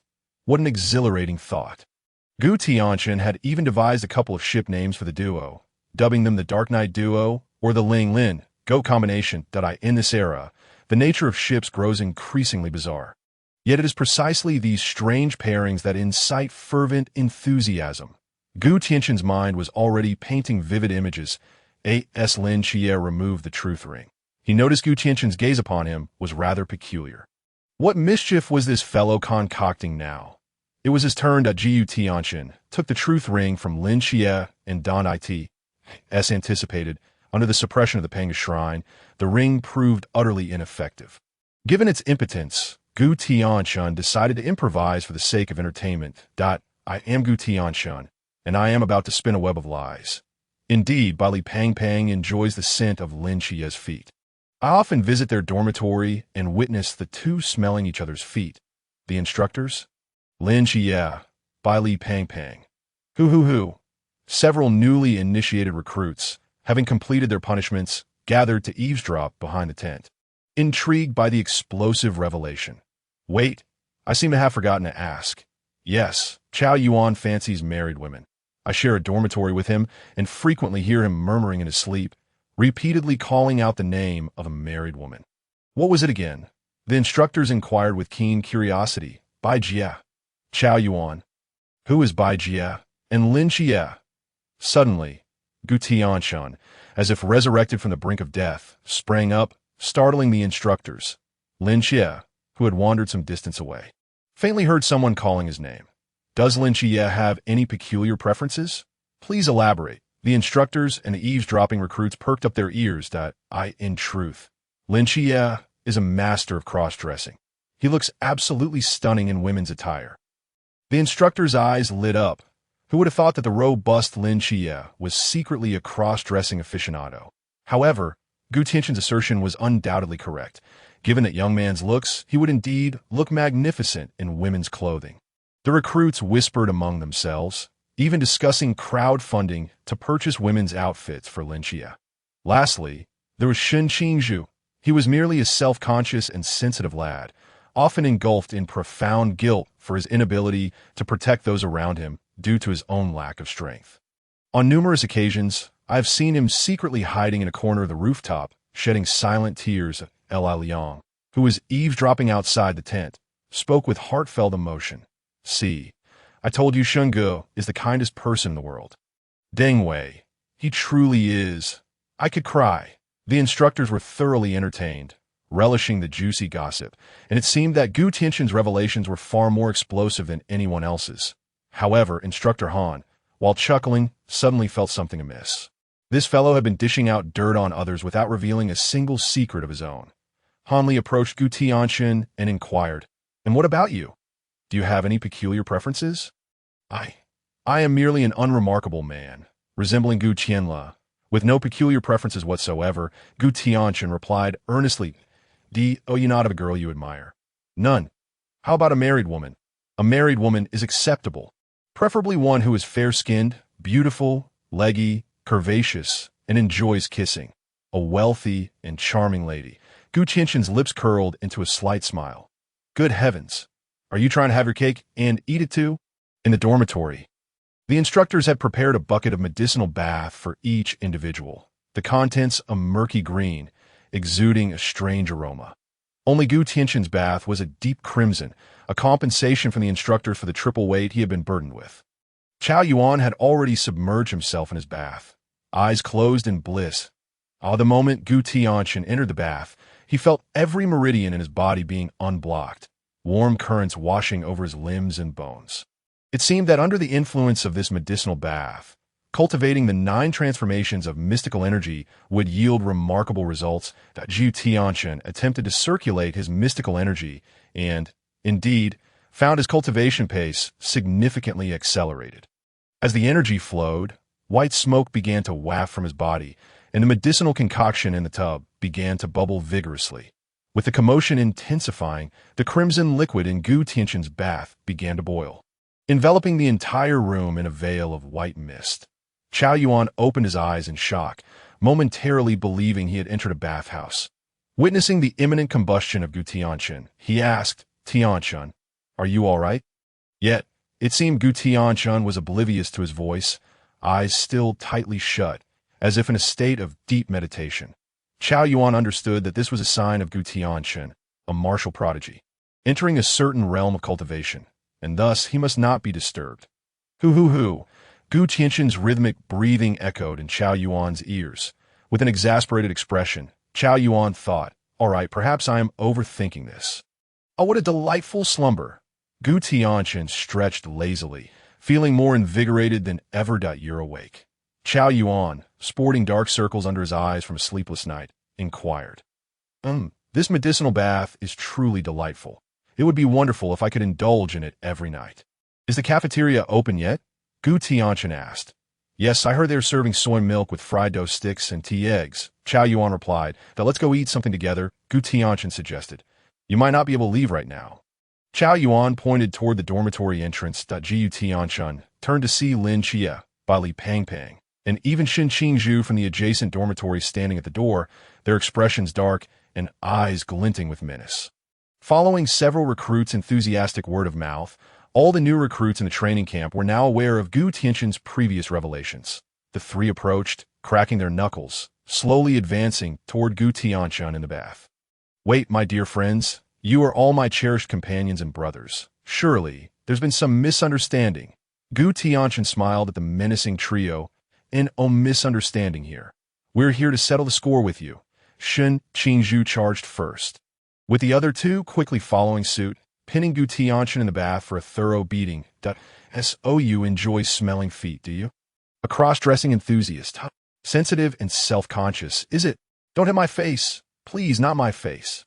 Gu Tianchen pleaded. "Old Chow, why aren't you joining in?" Li Pang glanced at the pensive Chow Yuan on the bed. Chow Yuan, bewildered, replied, "I'm just trying to figure out who Bai Jie is." Lin Qiye rolled his eyes. "Stop pondering. That name means nothing to him. Everything he said last night was a fabrication." "What?" Chow Yuan seemed struck by lightning, frozen in place. After staying up all night contemplating who Bai Jie was, it turned out that there was no such person. Gu Tianchen had entirely made it up. Silently, Chow Yuan got out of bed, rolled up his sleeves. "Everyone give me some space." The four of them pinned Gu Tianchen down, launching a furious onslaught. Chapter 39. The unarmed triumphs over the armed in the cafeteria. Gu Tianchen, sporting panda eyes, devoured meat buns with gusto, much to the delight of Elder Sunday. "Young man, you have quite the appetite. Here, have another steamer." Elder Sun chuckled, patting Gu Tianchen's back as he placed another batch of steaming buns before him. "Thank you, Elder Sun. You're truly a wonderful person." Gu Tianchen, just having been pummeled by Lin Qiye and the others, expressed his gratitude. Li Pang reached for a meat bun, only to have Gu Tianchen swat his hand away. With his mouth stuffed with two buns, Gu Tianchen emitted a low growl, glaring fiercely at Pang. "Goodness, so protective over your food?" The surrounding recruits pointed and whispered about Lin Qiye and his companions, some even laughing so hard they splattered their soy milk. Lin Qiye looked at Gu Tianchen, unable to conceal the murderous intent in his gaze. "Have one to calm your nerves?" Gu Tianchen offered him a meat bun. Lin Qiye rolled his eyes. "Hurry up and eat. Once you finish, the instructors will want to have a word with us." "What about?" Gu Tianchen asked, suddenly recalling that the instructors had promised to fulfill the vow made by Wang Mian the previous day. "Let's go." Gu Tianchen pushed the remaining buns toward Pang, pulling Lin Qiye along toward the instructor's office. "What are those two up to?" Li Pang asked, munching on a meat bun. "They walked out of Jinan Mountain last night. They're likely going to collect their reward," Chow Yuan replied nonchalantly. "Walked out? I thought everyone was carried out after passing out?" Li Pang exclaimed, astonished. "Do you think everyone is like you, a foot-smelling glutton?" Chow Yuan retorted. "That you're calling me a glutton? You better watch it, or I'll draw my sword and end you." Li Pang shot back indignantly. "I in the instructor's office." Instructor Hong frowned at Gu Tianchen's panda eyes. "What happened to you?" Gu Tianchen chuckled. "Oh, it's nothing. Just the affection of my brothers. TSK. Shen Qingzhu is such a hothead. He really does throw punches." Gu Tianchen thought to himself, grateful for his own resilience. Otherwise, he might have needed another medicinal bath to recover from injuries. Remembering Gu Tianchen's earlier revelations, Instructor Hong quickly grasped the situation. "You two are here to collect your rewards, aren't you?" Yes. You two are quite the characters. Not many can manage to extract benefits from Chief Yuan." Instructor Hong produced 2 envelopes and 2 boxes, sliding them respectively in front of the 2 individuals. Each was awarded 500,000, amounting to a substantial total of 1 million. Indeed, an exorbitant sum. Within the envelopes lay bank cards worth 300,000 each, with the passwords inscribed on the reverse side. The Gu Tianchen opened his envelope and extracted the bank card, silently committing the password to memory. Lin Qiye gazed at the bank card in his hand, questioning, "Are you implying that this money comes directly from Instructor Yuan Gang?" Indeed, it was his idea to enlist the mass team, and the rewards you hold are personally funded by him. Our instructor group sought to assist him, yet he declined. Instructor Hong replied. Lin Qiye quietly returned the bank card to the table, pushing it back towards Instructor Hong. "I shall not accept this money." Taken aback, Instructor Hong inquired, "What? Do you doubt our instructor group's integrity?" He continued, "How about this? The remaining funds will be supplemented by the other instructors. No, I refuse to accept money from soldiers," Lin Qiye stated earnestly. A flicker of appreciation crossed Instructor Hong's eyes. He was aware of Lin Qiye's background, recognizing that 300,000 would be a substantial sum for his family. Yet he had declined it. Such integrity is rare indeed. Well done, this young man. Instructor Yuan truly did not err in his judgment of you. Instructor Hong remarked, turning his gaze towards Gu Tianchen. Gu Tianchen looked at Lin Qiye. No, brother, you're making it difficult for me. Reluctantly, he withdrew a still-cold bank card from his pocket and placed it back on the table. Same here. Well done, this young man. Instructor Yuan truly did not misjudge you. Gu Tianchen thought silently. I actually wish he had.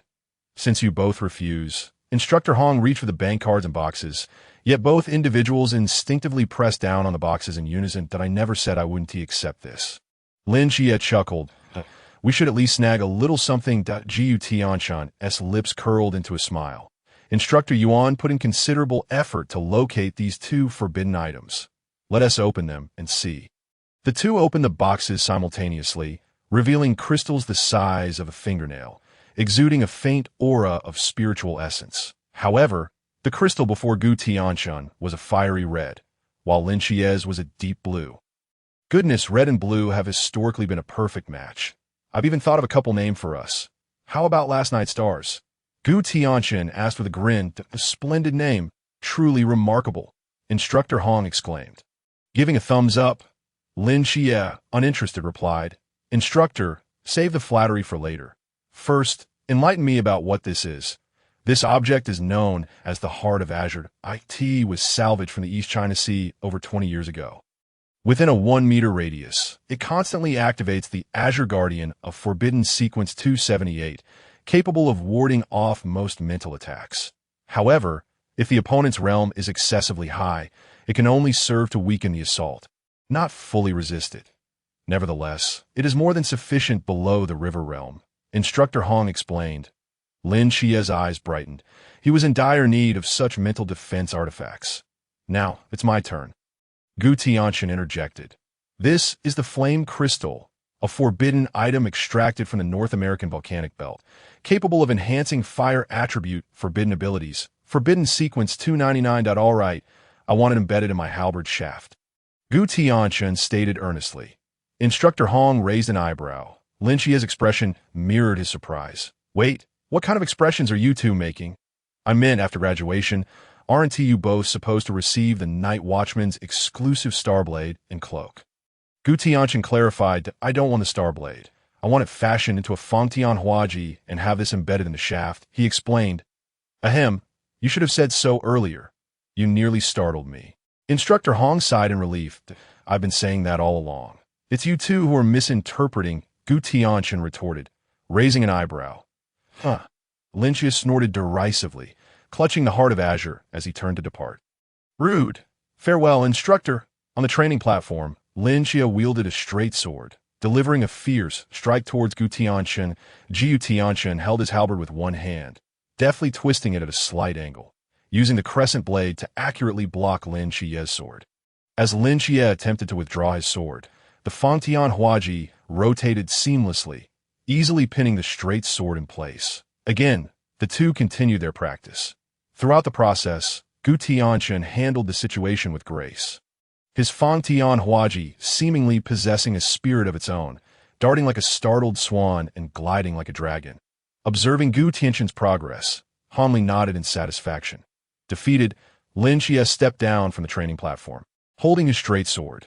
Instructor Han, I lost D.O. You know where the issue lies. Lin Qiye shook his head.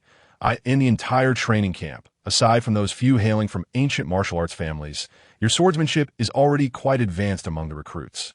However, your technique lacks true essence. Remember, techniques and forms exist to better wield the sword in hand, but do not let them confine you. Sometimes, being overly fixated on techniques may lead to disadvantageous situations. In this regard, Gu Tianchen excels. Did you not notice that during your sparring today, he no longer relied purely on strength to dominate, but instead employed skill and agility to triumph? That Fangtian Huaji is heavy. Yet in his hands, it appears as light as a feather, as if an extension of his own body. You both share the same teacher, and he's aware of all your sword techniques. accurately predicting every potential attack and variation. Through the most minimal and effortless movements, he achieves the most precise offense and defense, unpredictable and no longer bound by forms. The Fangtian Huaji that defeated you was not in his hand, but in his heart. This is what is meant by the formless triumphs over the formed. Chapter 40. The Breath of the Gods. Lin Qiye. Do you understand? There are many paths in this world, and each person has their OWND. Oh, not be disheartened. Gu Tianchen has merely found his path first, and I believe you too will discover your own, Hanli said earnestly, patting Lin Qiye's shoulder. Finding one's own path. Lin Qiye seemed to grasp the essence of this wisdom. That night, unable to sleep as he tossed and turned, Lin Qiye began to review the details of his sparring with Gu Tianchen from earlier. Each intricate moment replayed in his mind like a film. It was then that he recognized that Gu Tianchen's seemingly relaxed stance while holding the halberd allowed him to position his Fangtian Huaji for defense at an astonishing speed, subsequently utilizing the unity of his waist and horse to execute both defensive and counterattacking maneuvers. That it was this deceptive motion that lulled Lin Qiye into lowering his guard, allowing him to be ensnared by Gu Tianchen's trap as he fell into a counterattack, gradually disrupting his own rhythm.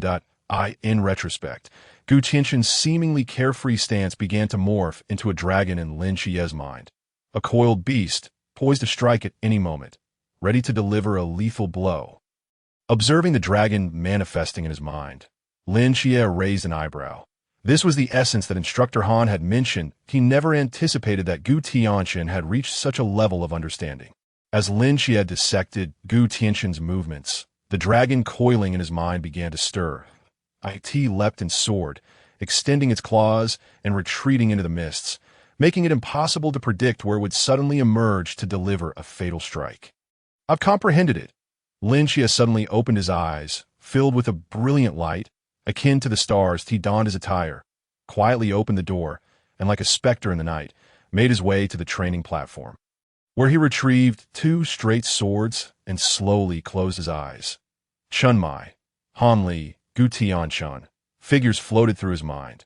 Under the moonlight, Lin Qiye wielded the 2 swords, dancing like butterflies amidst flowers, resembling a dancer atop the blades.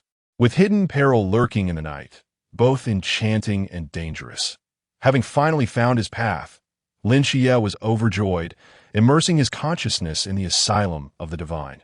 Under Li Yifei's meticulous care, akin to a grandson, the goddess of night, Nyx, was recovering swiftly. Coupled with Lin Qiye's assistance, her healing had surpassed 50%, enabling the extraction of Nyx's abilities. Not far away, Gu Tianchen, having stealthily followed Lin Qiye and concealed himself in a corner, fervently prayed to the heavens. I would willingly trade 10 years of Shun Qingzhu's single life for Lin Qiye to draw the power of extraordinary fertility. I beg you, in the psychiatric hospital of the gods. Extract ability, Lin Qiye willed, and the mysterious wheel of fortune in the void began to spin. Please, let it not be extraordinary fertility. Let it not be extraordinary fertility. He silently prayed. Oh, not let it be extraordinary fertility. Do not let it be extraordinary fertility. Gu Tianchen pleaded outside, fervently praying that as the pointer inched closer to extraordinary fertility, Lin Qiye's heart raced as if it would leap into his throat. Fortunately, the pointer wobbled and finally settled on another area, absolute darkness corruption. Avoiding surveillance, Lin Qiye ascended to the rooftop of the dormitory to commence the invocation of absolute darkness corruption. In the corner, Gu Tianchen furrowed his brow, muttering, "Crap, did the spell fail? Is my 10 years of being single so worthless? Looks like I'll need to up the stakes next time." On the rooftop of the dormitory, Lin Qiye felt the power of the new deity's realm. After 2.5 minutes, his mental energy was depleted and absolute darkness corruption dissipated. Why is this so short? Wait, why am I so lacking in endurance? This is not right. Wait a moment. Wang Mian can only endure for 5 seconds. So it seems I am quite resilient. Why is Wang Mian so weak? A sneeze. In the midst of a chase in the northern region of the Great Xia, the mysterious Wang Mian unexpectedly sneezed. "Captain, have you caught a cold?" Xuanhua asked with concern that no, it must be that rascal Gu Tianchen playing tricks on me. Wang Mian replied. Achoo, Gu Tianchen, hiding in the corner, sneezed at this late hour, when normal folks are fast asleep. It must be that Lin Qiye causing mischief behind my back. Achoo, Denasdis, have you caught a chill? In the mental hospital, Nix looked at Lin Qiye, who was clad in a white coat, with concern. I'm fine. Mother, would you like to take a stroll outside? Lin Qiye asked with a smile. Outside? Where to? To the world beyond the hospital, to see reality, Lin Qiye explained. Though I cannot comprehend, as long as you are by my side. I am more than willing, Nix nodded. Very well, follow me. Lin Qiye took Nix's wrist, and their consciousness gradually detached from the mental institution. Lin Qiye opened his eyes to find Nix, the goddess of night. Standing beside him, adorned in a black, gauzy, starry gown, elegant and dignified. Did we succeed? A trace of doubt flickered across Nix's exquisite features as she gazed down at the training camp and the distant twinkling lights. Slowly speaking, is this your divine realm? Denasdis? This is not my divine realm. This is the real world. Nix furrowed her brow, but this surely resembles a divine realm? Regrettably, I cannot take you out for a stroll. The real world has many delightful wonders that you would surely come to love, Lin Qiye expressed with slight regret. This is your divine realm. Why can you not step outside? Under this night sky. I can take you anywhere. Then can you take me to the capital city? Lin Qiye's face lit up with excitement. He had never ventured beyond Cangnan. He had long yearned for the capital city of Daxia. Where is the capital city? Point me in the direction, Nix asked calmly. Lin Qiye felt a bit awkward. The capital city was generally in the north, but he could not pinpoint its exact location. Moreover, the driver was a foreign deity, and, considering his mental state, who knew where they might end up? Forget it. Let us choose a closer place. We'll be back shortly. All right. The two figures vanished in the night. In the bathroom of the instructor's dormitory, Yuan Gang, having had too much tea, was humming a tune while relieving himself, when suddenly he shuddered and spilled some. The aura of a deity. How could there be a divine presence in the training camp? Yuan Gang hastily shook himself dry, put on his pants, and rushed back to his dormitory to grab his dagger, dialing a number as he ran. Damn it, I just fell asleep. You better have a good reason for calling. Xiaoping Ji's furious voice thundered from the other end. Captain, there really is something. Mom, let me wash the remaining dishes, and no need, go to your homework that I've finished.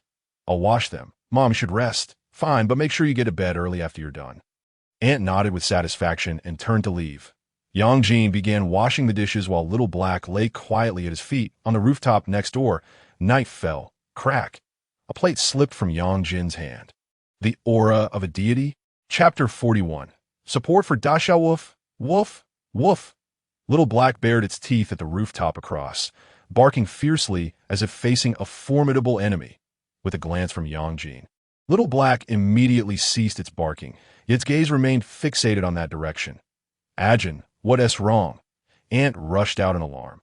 Nothing, Mom. I just accidentally dropped the plate, Yang Jin replied, slightly embarrassed.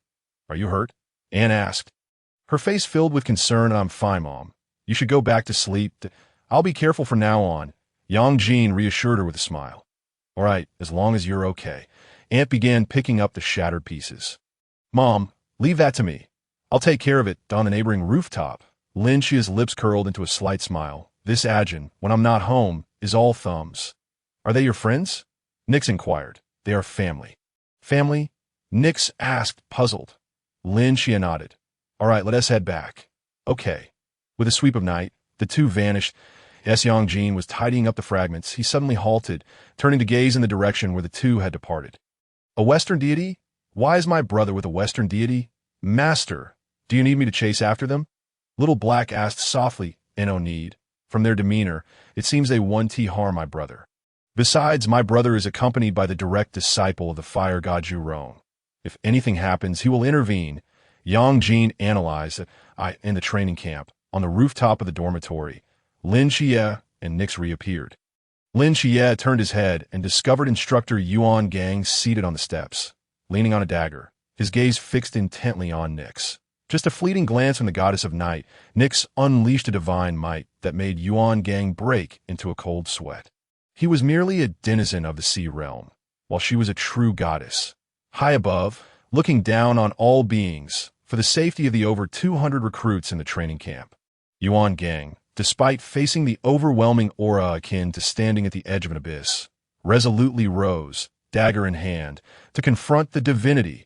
As Yuan Gang took a step forward, a pair of hands landed on his shoulders from behind, startling him into reflexively swinging his dagger. Upon recognizing who it was, Yuan Gang swiftly sheathed his blade, the gust from his movement disheveling Gu Tianchen's hair. "Calm down, instructor. It's me," Gu Tianchen chuckled. "You little brat. What are you doing here? Get lost," Yuan Gang said, his face tense. Gu Tianchen stood beside Yuan Gang, his expression suddenly turning serious. "I'm here to support Daxia." Boom! As his words fell, two ancient divine auras erupted from Gu Tianchen, shooting skyward, a blazing and violent force, alongside a sinister and eerie presence. The divine auras spread forth, instantly relieving Yuan Gang's tension. Gu Tianchen's calm gaze met Nix's, one eye radiating the brilliance of the sun, while the other exuded a dark and treacherous energy. Within the Pangu Divine Hall, the fire god Zhu Rong and the poisonous, which Shebishur observed the black night goddess before them through Gu Tianchen's eyes, each assessing her with a keen gaze. Such a powerful presence. Among us, aside from those two, I doubt any of us could match this woman alone. Zhu Rong's face bore an unusual caution.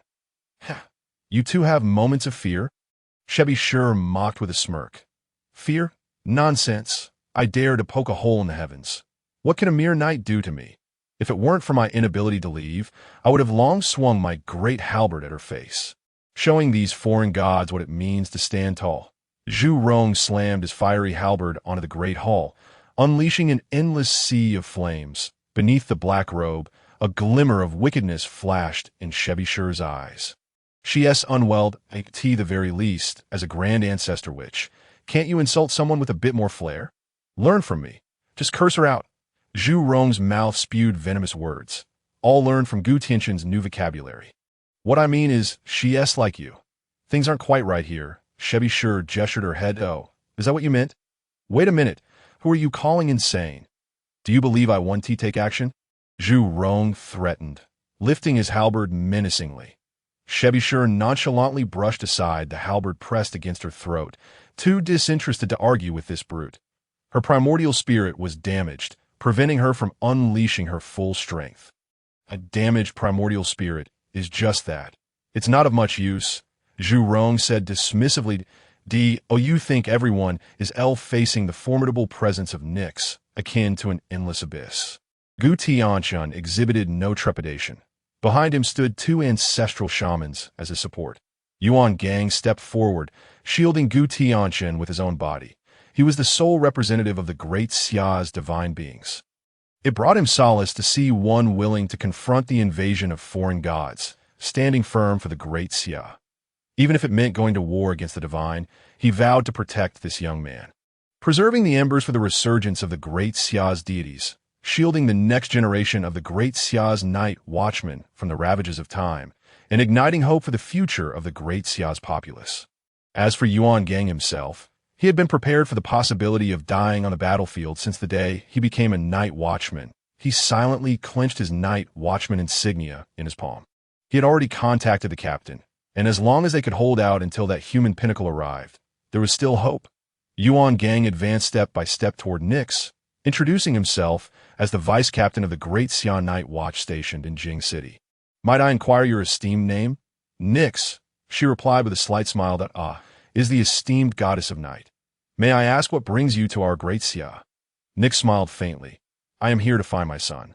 This answer left Yuan Gang momentarily stunned, and even Lin Qiye was caught off guard, hastily brainstorming words. "What she means is that she is here to find her representative," Gu Tianchen interjected. Yes, exactly," Lin Qiye shot Gu Tianchen a grateful glance. "Are you looking for a representative?" Yuan Gang furrowed his brow, casting a suspicious glance at Gu Tianchen before turning back to Nyx. "Have you found him?" "Clearly. You see Lin Qiye standing beside her." "Don't you?" Gu Tianchen continued. "But he is not the seraphim," Yuan Gang remarked, perplexed at, I know this kid. He has always enjoyed straddling two boats," Gu Tianchen chuckled. Lin Qiye clenched her fist, But in this situation, she could only endure in silence. Yes, I am indeed straddling two boats. Since the esteemed goddess has found her representative, I kindly ask you to leave the borders of the great Xiangliu. It is time for you to return home. Lin Qiye addressed Nyx. Very well, Danadas, do remember to visit often. Nyx responded with a smile before vanishing in the night. Why did she call you Danadas? Yuan Gang inquired, bewildered. Being a foreign deity, it's quite normal for her to assign a foreign name to her representative. After all, Chinese is rather difficult to learn, Gu Tianchen interjected. But why is she speaking to us in Chinese? Yuan Gang remained puzzled. Out of respect for local customs, would you understand her if she spoke Greek? Gu Tianchen retorted. Can you shut your mouth? Who exactly is the representative of the goddess of night? Yuan Gang snapped, turning to him with eye. Gu Tianchen zipped his mouth shut, signaling his compliance. What task did she assign you as her representative? Lin Qiye pressed, desperately seeking an appropriate excuse. She just said to visit home often. Gu Tianchen couldn't help but add. Wait, let me fulfill my duty as your instructor before I question you further. Yuan Gang said, glancing at the knife in his hand. Deeming it inappropriate, he thrust the knife into the ground and quietly drew out his 7 wolves, approaching Gu Tianchen, who had been interjecting throughout. Really, instructor? Are you serious? Did she ask you to find a hammer? Not a hammer, a bracelet. Lin Qiye looked exasperated. My apologies. That kid got me so riled up I misheard the request, Yuan Gang replied. But have you truly become a dual deity representative? This is unprecedented in the history of the Great Xia. Indeed, now I have 2. Yes, I understand there are 2 deities seeking you as their representative. Young man, do not be so arrogant. Learn to be humble. Yuan Gang advised earnestly. What I mean is the Great Xia has more than just one dual deity representative. Lin Qiye clarified. More than just you. Where is the other? Yuan Gang asked, astonished. Lin Qiye pointed behind him. Yuan Gang turned to see Gu Tianchen, bound by the 7 wolves, with his mouth taped shut. Gu Tianchen. You 2 are a dual deity representative? Which deity do you represent? Yuan Gang asked. Curiosity piqued. A cough. I forgot, Gu Tianchen replied, taking a deep breath. Shabdi. Yuan Gang fell silent, unable to recall who Shabdi was. Instructor, who didn't know? Did you fall asleep during class? Go to the Great Xia archives tomorrow and find out about him. And write me a 3,000-word reflection, Gu Tianchen said with utmost seriousness. How dare you make me write a reflection? The audacity! Yuan Gang retaliated, striking Gu Tianchen with the 7 wolves, according to the classic of mountains and seas. It is said that there exists a deity with a human face, dog ears, a beast body, and 2 azure serpents as ears, known as Shabdi. Lin Qiye recounted what had been taught in theory class about Shabdi. Gu Tianchen's eyes widened. Wait, we covered Shabdi in theory class? I don't recall. The teacher mentioned it during the discussion of the classic of mountains and seas.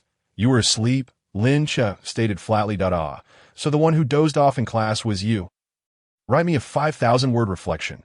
If it's not on my desk before dinner tomorrow, you can forget about eating. Yuan Gang seized the opportunity to add insult to injury, turning away and denying Gu Tianchen any chance of rebuttal.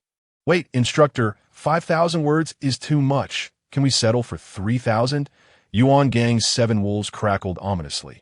Lin Qiye prepared to leave, but was halted by Gu Tianchen. Wait, I have a question about your mother. Lin Qiye's expression turned icy. Cough, I mean about the goddess of night. Nix, Gu Tianchen quickly corrected himself. You heard everything that instructor Yuan Gang just asked. What else do you wish to know? Is Nix currently single? Gu Tianchen inquired earnestly. Lin Qiye's pupils constricted. Are you seeking death? She is a supreme deity of Greece. What are you thinking? Gu Tianchen raised an eyebrow. So what? Is there a celestial decree prohibiting deities from falling in love? No, they live on a mountain, so it should be called a mountain decree. You're out of your mind. Can you even ask such things? Lin Qiye retorted, exasperated. But what's wrong with that? Just think, if I were to date Nyx, she would have to come live here, and according to our customs, she would become a deity of the great Xia, a deity of the great Xia. Wouldn't she have to protect it? Wouldn't we gain another supreme deity to bolster our strength? I'm merely considering the safety of our great Xia's people. Safeguarding the great Xia is everyone's responsibility. What does it matter if I endure the pangs of love for the future of the great Xia? Light is meant for you young folks.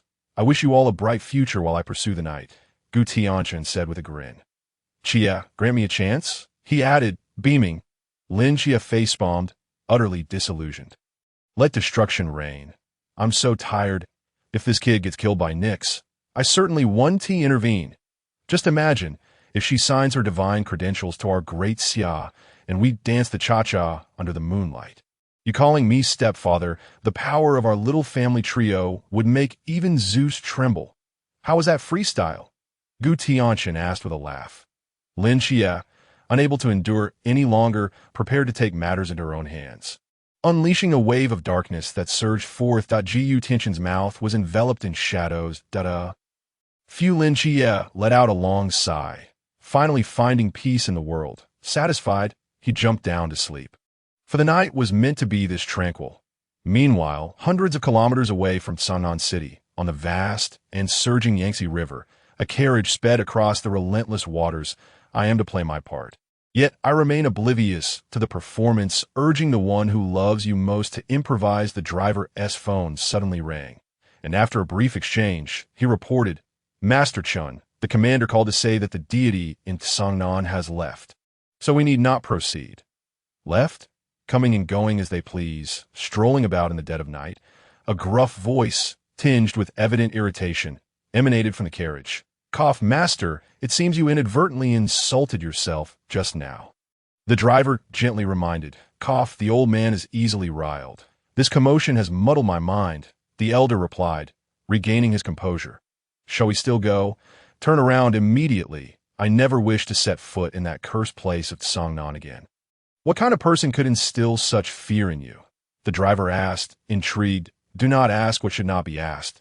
Just focus on driving the carriage, Master Chun snapped. The carriage executed a dramatic drift across the Yangtze. Heading north. Goodness, a voice of astonishment erupted from within the carriage. Master, you are a scholar. Mind your image, the young driver reminded. Pay attention, you big-headed fool. Can you at least give a shout before you drift next time?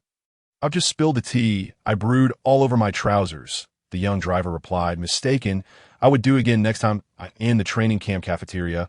Panting, Li Pang Pang exclaimed, I'm dead tired. Where are my buns? He rushed in, filled with anticipation after being punished to run laps. You're late. He already ate them. Lin Qiye glanced towards the opposite side at Gu Tianchen. I'll compete with you, young master. Come on, it's just 4 buns. What's the big deal? Just wait. Gu Tianchen headed straight to the kitchen, chatting merrily with old son, and soon returned with 2 steaming baskets of buns. Placing them on the table, what leverage do you have over that old man? Lin Qiye inquired. TSK, why do you always think so lowly of me? We're old friends. You wouldn't understand this social anxiety. Gu Tianchen rolled his eyes. With the new year approaching, when do we get a break? Li Pang Pang asked while munching. Don't get your hopes up. We're under closed management. No holidays, Lin Qiye replied. The new year is a major festival in the summer. How can there be no break? Shall we make a wager? Gu Tianchen deliberately set a trap. On what? Lin Qiye asked. Chapter 43. My rules are rules, a holiday. The training camp is under closed training. There has never been a precedent for a new year break. Captain Chun, you also came from here. You should understand this rule. In the instructor's office, Yuan Gang looked at Chun Muyi, who had come to request a holiday for the new recruits. With a clack, Chun Muyi placed his knife on Yuan Gang's desk. In Cangnan, my rules are absolute. Slowly rising, his gaze fierce, he emanated an almost imperceptible chill, akin to the king of hell, who rules over life and death in the underworld. I'm informing you. Not requesting. Yuan Gang looked at the imposing Chun Muyi, his brow furrowed. After all these years, this man's temperament remained unchanged. His presence from the Sichuan realm managed to suppress even his own from the Sea realm. Truly, he was the legendary Black Wuchang of the past. Captain Chun, this puts me in a difficult position that if you refuse to grant a holiday, the ensuing matters will become even more troublesome. What do you mean? Recently, many rats have infiltrated Cangnan. Can you guess what they are after? Chun Muyi spoke coldly. After the training camp, Yuan Gang squinted. Do you know how much that young master by Li's head is worth on the black market? Chun Muyi slowly extended his hand, forming an 8.8 million. Chun Muyi shook his head. 80 million. He still shook his head. 800 million. Chen Muyi stated a full 8 life goals, enough to tempt some individuals to wager everything. Furthermore, within this training camp, there are 2 dual divine agents. The mad dogs of the ancient god church will come sniffing around. Yuan Gang's expression turned icy. The camp's defenses were formidable. Did they truly dare to launch a frontal assault? Are you so confident that the training camp is an impenetrable fortress, with no insiders planted by the ancient god church? Chen Muyi asked with a smile. What do you mean? Yuan Gang's face showed a hint of anger. Never underestimate the allure of profit, and never place too much faith in the steadfastness of human nature. I've said it before, 800 million is enough to make a gambler risk everything. Even if your instructors are united, don't forget that the ancient god church has many evil god agents. They possess both the means and the strength to deceive hearts, Chen Muyi warned. It sounds like our training camp is besieged from within and without, in dire straits. Yuan Gang retorted coldly. Open attacks are easy to evade, but hidden arrows are hard to defend against. The training camp is a prime target. My suggestion is to break it down, using the holiday to disperse the recruits. Their target is Gu Tianchen, Lin Qiye, and a few others. In doing so, we can concentrate our defensive forces and set a trap to lure out these rats hiding in the sewers. Capturing them all at once, Chen Muyi proposed, tapping the table. Yuan Gang considered for a moment and found Chen Muyi's suggestion reasonable. All right, we'll proceed as you say. Chen Muyi retrieved his knife from the table. Preparing to leave. Just a few steps away, he paused, turning to look at Yuan Gang. Yuan Gang, puzzled, asked, What is it, Captain Chen? Do you have anything to add? Tell Xiaoping that I need the items I requested prepared promptly. I'm in a hurry to use them, Chen Muyi said earnestly, leaving behind a suave silhouette. Damn it, he needs it urgently? He wants me to prepare it quickly? Do you hear this? Is this how one asks for a favor? Xiaoping's roar was like thunder, forcing Yuan Gang to hold his phone at arm's length, but he had left without a word back then. And how many times had he gone at Cangnan? He had begged and pleaded, almost kneeling, yet Chen Muyi refused to return to the capital, insisting on staying in that wretched place. 10 years, a full decade, stuck in Cangnan, idling away, and he was still just a figure from the Sichuan realm. His former students had surpassed him in rank. How shameless. Cough, cough. Captain, your tone sounds like a jilted noblewoman. Yuan Gang couldn't help but mock. You big-headed fool. Tell that brat that if he wants me to help him, he should remember how he came at Cangnan to beg me. Slap. Xiaoping hung up the phone angrily. Why are you yelling at me? I'm just delivering a message. Who have I offended? Yuan Gang said, looking aggrieved, that I'm just a pure victim here. Why am I even doing this? Back in the day, the legendary duo of Black and White Wuchang in the capital. Didn't you two have each other's numbers? Yuan Gang suddenly realized, murmuring to himself that in the capital city, at the headquarters of the Night Watchman, in the commander's office. Report, come in. While processing documents, Yifan glanced up at the grinning Xiaoping, then lowered his head to continue working, slowly asking, What trouble have you caused this time? Commander, you still don't know me. I lead Team 006 in guarding the capital, diligently. Where'd I find time to cause trouble? Xiaoping replied with a smile that if you haven't caused trouble, then why are you here? I have a friend. Say his name. Chen Muyi, he wants to request some items from headquarters. Xiaoping confessed honestly that Yi Fan seemed to recall something. Chen Muyi, I think I know what he wants. It won't be easy to find, but I can only say to expedite it. Don't worry about it. Once everything is gathered, you can deliver it. Why should I deliver it? I'm quite busy guarding the capital. That kid Yuan Gang is in Cangnan. Let him come back and bring it. It's a simple task, Xiaoping said, looking quite proud. Both of you are too proud to ask each other. Just go, get busy and don't linger in front of me. Yifan waved him off like swatting a fly. Xiaoping pouted and turned to leave. He glanced back at Xiaoping's departing figure. Yifan's pen slowly came to a halt. The once prominent duo of Black and White Wuchang that he had personally promoted had shone brightly in their time. Now, White Wuchang had become the renowned captain of Team 006 in the capital, just a step away from the pinnacle of human combat power. Unfortunately, Black Wuchang had nearly been forgotten. What if he hadn't sent him to Cangnan back then? Would the situation have been different? Yifan murmured 2 words softly. Muyi got on the bus. Lin Qiye wore a face of regret after yet another loss to Gu Tianchen. Why can't I quit gambling? No, wait, Usually at this time, you'd be flaunting your wins. Why are you staring out the window today? Li Pang Pang asked curiously. There are missiles. If one falls in my mouth. I'll chew it up like a tea egg. Li Pang Pang scoffed at Gu Tianchen opened the window and climbed onto the roof of the bus. What the hell are you doing? What the hell is that in the sky? Is that a missile? Hearing the new recruits' exclamations, Li Pang Pang's heart sank. No way. Is there really a missile? Chapter 44. Money can make the devil push a millstone. 5 missiles streaked across the sky, leaving long white trails as they descended. 3 of them struck the training camp. One hit the main gate, and the last one headed straight for the bus. Boom! The terrifying explosion echoed, engulfing half of the training camp in flames while the other half remained firmly protected by a golden shield. The camp's gate shattered under the missile's impact, transforming into a sea of fire. Whoosh! A purplish-red figure shot into the sky, flames erupting from its feet like thrusters, charging fearlessly towards the missile aimed at the bus.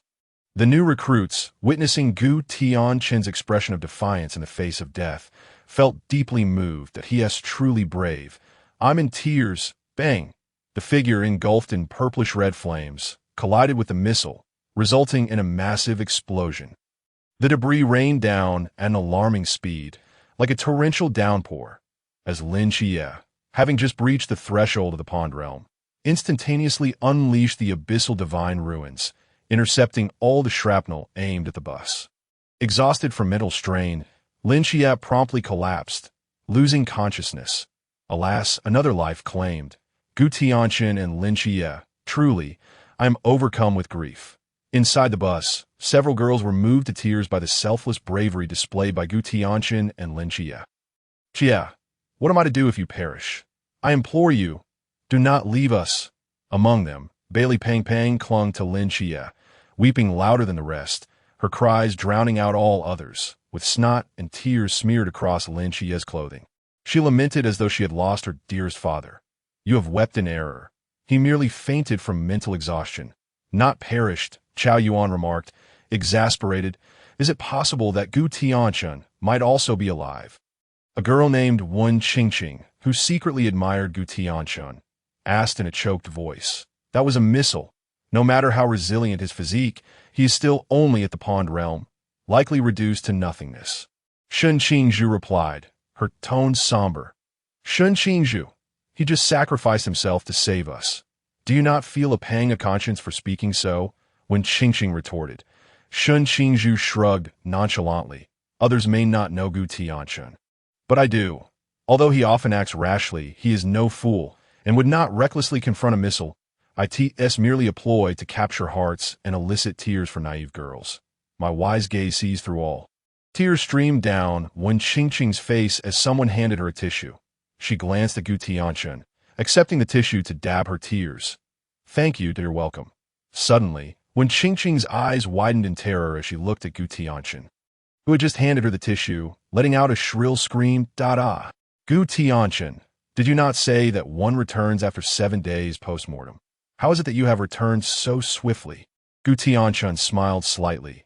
I have acquaintances below. No need to queue for the Mengpa soup. I took the VIP route. Trembling in fear, Wen Qingqing exclaimed, is there truly a VIP route in the underworld? Do you think the saying that money can move ghosts is mere fiction? Gu Tianchen retorted with a laugh. Then I shall burn more paper money for you, and you can return via the VIP route. I beg you, Wen Qingqing timidly suggested. You are truly heartless. She was just worried sick about you. And you jest. Comforted by him, Li, she replied, Qingqing, do not weep. That was merely a flame clone conjured by him. He is unharmed. The one before you is the real deal, Gu Tianchen. You scoundrel. When Qingqing shouted, her eyes red with anger, do not cry. Qingqing, I merely wished to lighten the mood, seeing as everyone was startled by the missile explosion. How about this? I will arrange your itinerary for these 4 days as a sincere apology. Gu Tianchen pulled out his phone, locating Jiang Qian's contact and dialing. Hello? Class monitor, Happy New Year. Tianchen, did you not enlist? Yes, I have 2 female friends visiting Cangnan to see me. As I am not present, could you kindly show them around our delightful Cangnan? I will transfer all expenses to you shortly, and I shall express my gratitude upon my return. Gu Tianchen explained, "Oh, discussing money would tarnish our friendship. Your friends are my friends. Since they are in Cangnan, I will take good care of them. Where are they? I shall fetch them now. It's New Year." "After all, the more the merrier," Jiang Qian replied with a smile. "All right, I will send you the address. Thank you for your help, class monitor, and no need to be so polite. It's a simple matter. Ching, Lin Qiye. For the next few days, feel free to indulge in food and fun with my friend. I will cover all expenses, considered a way to vent our earlier frustrations. Sound good?" Gu Tianchen inquired cheerfully. When Ching's tears turned to smiles in an instant, Lin Qiye, "I leave Ching in your care. Ensure her safety while having fun, and call me if anything arises." Gu Tianchen instructed, "T last, you've done something commendable. Rest assured, I will look after her." Emoli nodded. Zhang looked at Gu Tianchen with a smile. "Gu Tianchen, you are biased. We are all comrades, yet you choose to only care for the ladies. You often profess that we are your beloved friends and brothers, yet you do not show us any hospitality on your home turf. As Brother Zhong stated, everyone in Cangnan can eat and play freely. I will reimburse all expenses," Gu Tianchen declared boldly. "Tianchen is impressive. Tianchen is a true man. Tianchen, I adore you." In the grand villa, Lin Qiye slowly regained consciousness, finding herself in Hong Ying's residence. Pushing open the door, she discovered a multitude of people gathered in the living room. Chunmai, Wu Xiangnan, Hong Ying, Wen Qima, Si Xiaonan, and Instructor Hong. "Keep it down, you've woken Qiye," Hong Ying exclaimed, slapping Wu Xiangnan on the back of his head. "I wasn't even speaking," Wu Xiangnan protested. "Qiye, are you feeling better?" Chunmai inquired. "Much improved, but why am I here?" Lin Qiye questioned, puzzled. "You fainted from mental exhaustion. It was Tianchen who carried you back," Chunmai explained. Lin Qiye scanned a room, noticing Gu Tianchen's absence. "Where is he?" she asked. "He said he wanted to be a bait. Once you awaken, you are to find him at the 5-star hotel, room 9039, Wen Qima replied with a smile. "Bait? What does that mean?" Lin Qiye was left bewildered. Chunmai and the others began to elaborate on their plan to lure out members of the ancient god sect. The Kailansky Hotel. In the luxurious presidential suite, Bailey Pang sang while bathing, "Farewell, Mother. Tonight I set sail. Do not worry for me. I have the oars of joy and wisdom." Chao Yuan could not help but glance at Gu Tianchen. "This fatso sings terribly. May I take action against him?" Gu Tianchen smirked slightly. "No need for you to intervene. Someone will come to deal with him. Should we not hurry and leave before we become collateral damage?" Chao Yuan raised an eyebrow. "We are all beloved friends and brothers. I shall not abandon my comrades." Gu Tianchen stated earnestly. "Cough, cough. You seem to have mixed up your script. ISNT that Shin Qingzhu S line." Chao Yuan quipped. "Cough, cough. I exaggerated on the bus earlier. We should earn some extra cash. Given our skills, how much should we charge to be the fatso's bodyguards for a day?" Gu Tianchen asked, after pondering. Chao Yuan silently gestured and ate with his fingers. "Oh, it's you, Chao Thief. I understand your intent. This rotund fellow's worth is currently 8 billion. Are you suggesting we eliminate him?" Gu Tianchen inquired. Suddenly, the sound of a wine glass shattering echoed behind them. Expensive wine spilling everywhere, a small fat boy's heart silently shattered. Chapter 45. Stand back. I'm about to show off. How could you betray me, whom I regarded as a brother, to swap me for money? My heart aches, truly. Bailey Pang, clad in a bathrobe, clutched his heart dramatically, feigning pain. You are my beloved friend and brother. Thus the price must be increased to round it off. That I will wait until they raise your bounty to 10 targets before taking action. Let us keep you safe for now, Gu Tianchen replied. Wait, how does that sound so peculiar? Bailey Pang frowned. Where is Qiye? ISNT she's supposed to join us for Mahjong. Bailey Pang asked. You are now being hunted by an assassin organization. And you still wish to play Mahjong? Truly audacious. Chao Yuan shook his head. I have faced many storms in my life. I have endured more assassination attempts than you have ever fantasized about. This is mere child's play. Bailey Pang remained unfazed. Very well, you can stay here and play while we take our leave, Chao Yuan said, preparing to drag Gu Tianchen away. Panic-stricken, Bailey Pang exclaimed, Oh, I was just joking. How about this? Until my bodyguard team arrives, could you serve as my personal bodyguard for a few days at 10,000 a day? What do you say? I have no interest in money. Chao Yuan replied flatly, I know many divorced older sisters in Guangzhou and Shenzhen, each gentle and wise, still possessing their charm. All I need is a hero to step forward and mend their wounded hearts.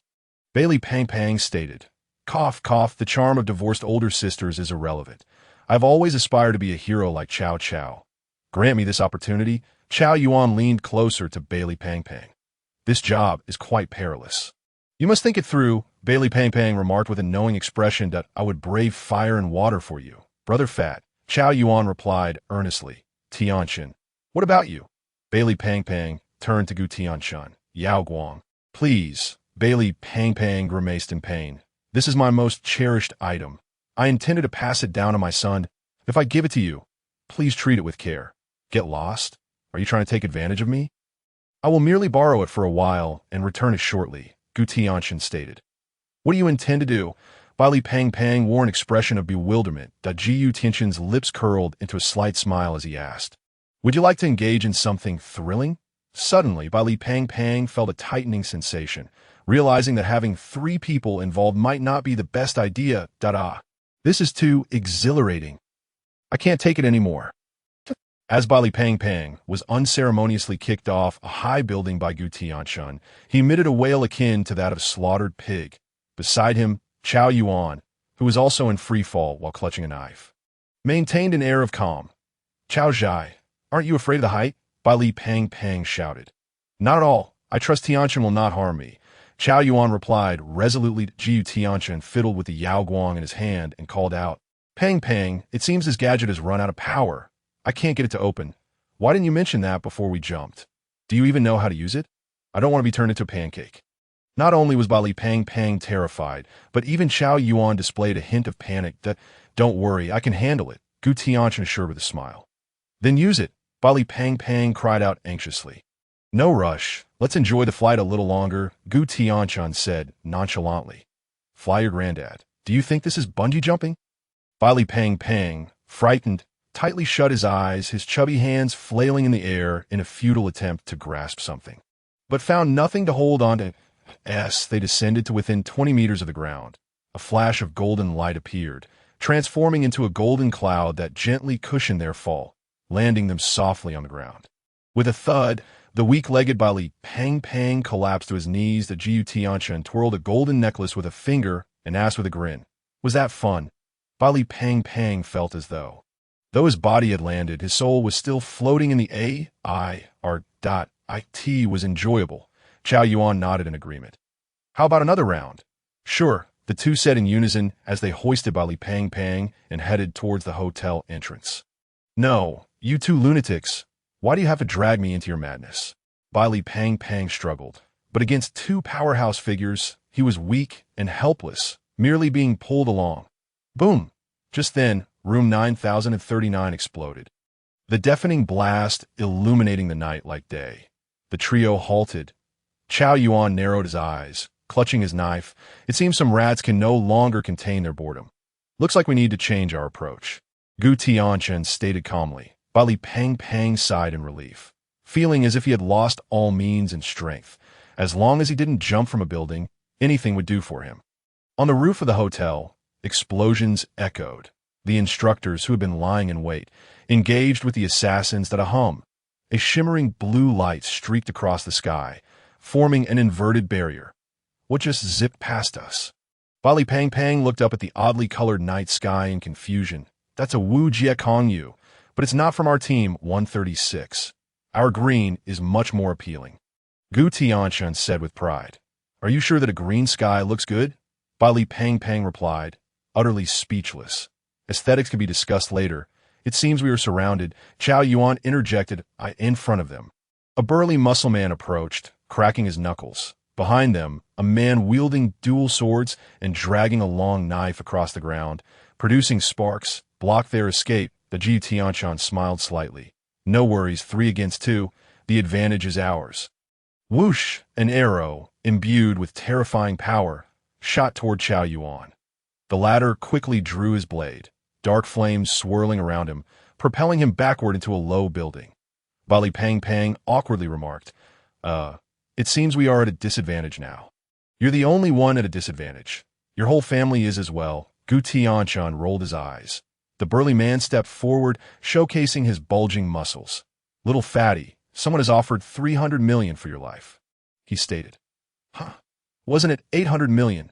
I just took a shower, and my value has plummeted so much. Bali Pang Pang questioned in disbelief. The burly man appeared equally perplexed. Huh? 800 million? Why did the boss tell us it was only 300 million? Gu Tianchen chuckled. Your line of work is truly ruthless. Even the middleman takes a hefty cut. Bro, let us negotiate. I'll offer 600 million, and you turn around and take out the one who hired you. How about it? Bali Pang Pang proposed. Humph. Killing you isn't just about the money. It's also about the favors owed, the burly man replied. How much is your favor worth? Name a price, and I'll buy it all. Bali Pang Pang declared grandly, my favor is priceless. You can only repay it with your life, the burly man retorted. Whoosh!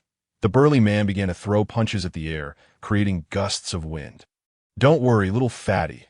I'll smash your head into a pulp with one punch, ensuring you won't feel much pain, he boasted confidently. Are you done with your theatrics? Gu Tianchen asked, his expression calm. Damn it. How dare you say I'm acting?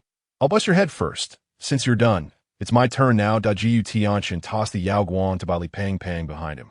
Step back, I'm about to show off. You reckless brat. I'll make you pay for your arrogance, the burly man roared, throwing a powerful punch at Gu Tianchen. Bang! A gust of wind erupted as Gu Tianchen effortlessly blocked the burly man's punch with one hand.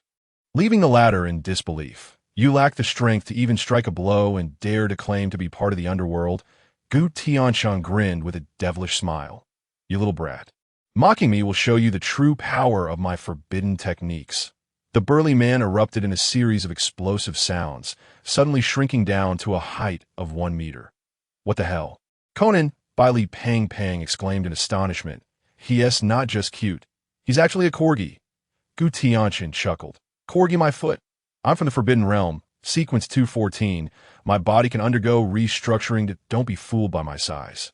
I'm brimming with power, and with this punch, you 1T be able to withstand it. Is that so? Can your punch even style the earth? Gu Tianchen raised an eyebrow. Humph, while my punch may not part the earth, it can certainly burst your head, preventing you from styling it. The diminutive man coldly replied that I'm not some fashionista. Why would I need to style my hair? Gu Tianchen shrugged. I hope your head is as hard as your words. Boom!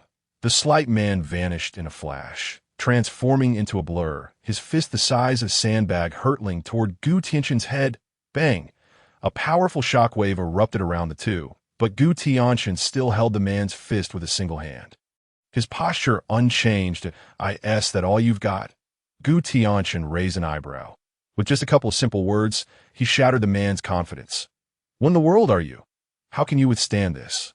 The slight man exclaimed, looking at Gu Tianchen as if he were a monster. That you've hit me twice, so it's only fair I return the favor, Gu Tianchen declared.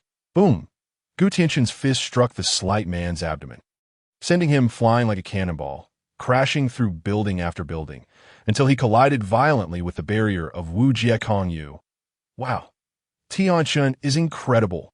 Bali Pang Pang cheered, clapping enthusiastically, blissfully unaware of the three-blade man who had appeared behind him. Clang! The sound of metal clashing rang out as Gu Tianchen intercepted a downward strike aimed at Bali Pang Pang with his arm. Tears of gratitude welled in Bali Pang Pang's eyes. Tianchen, you truly care for me. I never knew I was so important to you, risking your own safety for me. Gu Tianchen laughed. I told you, Cangnan is my territory. With brothers protecting you, no one will harm you. Sniff, sniff, Tianchen, you're too good to me. I won't lick Qiye anymore. From now on, I'll only lick you. Bali Pang Pang vowed, touched. Damn, I'm a killer. Can you two respect my profession? The three-blade man interjected. Feeling undermined, Gu Tianchen swiftly seized the man's wrist and hurled him away like a bowling ball. The slight man, just regaining his footing, had no time to react as he was once again sent flying. You think you can speak to our little master like that? Don't assume that just because you carry 3 swords, I 1T dare to take you down, Gu Tianchen declared protectively. Tianchen, is your arm all right? Bali Pang Pang asked, rolling up his sleeves to find only a faint white mark on Gu Tianchen's arm. Wow, is it indestructible? Bali Pang Pang exclaimed in shock. Ah, I'm far from truly indestructible. It's just that a mere pitiful realm has no chance of breaking my mystical arts, Gu Tianchen replied. That Gu Tianchen maintained an expression of calm detachment upon stepping out of the training camp. Freed from the constraints of the forbidden ruins, his cultivation realm similarly ascended beyond the pool realm, culminating in a cataclysmic eruption of power that propelled his 9 transformation profound art to its 2nd transformation. Now, his strength and defenses had reached a terrifying pinnacle, with the 9 transformation profound art shielding him, rendering the pool realm utterly incapable of breaching his defenses, and even ordinary river realm practitioners found it exceedingly difficult to pose a threat to him. Only those of the sea realm could inflict fatal harm. Wow, what else with this duo rotation? It's simply incredible. Can you teach me? Bali Pang Pang gazed at Gu Tianchen with eager anticipation. What duo rotation? Are you here to dance? Gu Tianchen retorted with a hint of sarcasm. A reincarnated celestial treasure master. Why are you forsaking the path of cultivating your primordial spirit to become a flashy mid-lane mage? What possesses you to pursue the role of a tanky brawler instead? Wait until you find the sister art to the 9 transformation profound art, the 9 transformation yuan art. Then it won't be too late for you to cultivate. Suddenly, a feathered arrow soared from a distance, imbued with terrifying force, hurtling directly toward Bali Pang Pang. Gu Tianchen instinctively shielded Bali Pang Pang behind him, his gaze fixed on the incoming arrow, ready to catch it. The bow-wielding woman coldly remarked, daring to catch my arrow with bare hands. You seek death. Moments earlier, the crazed Xiao Yuan had been shot away by an arrow, crashing into the low building behind him, and had yet to emerge. Bali Pang Pang couldn't help but worry for Gu Tianchen. In a flash, Gu Tianchen moved like lightning, catching the incoming arrow with his bare hands. The immense force of the collision shattered the arrow into powder. How is this possible? The bow-wielding woman's eyes widened in disbelief. Gu Tianchen brushed the powder off his hands and raised his middle finger in the direction for which the arrow had come. Dare to mock me again? Watch as I don't shoot you dead.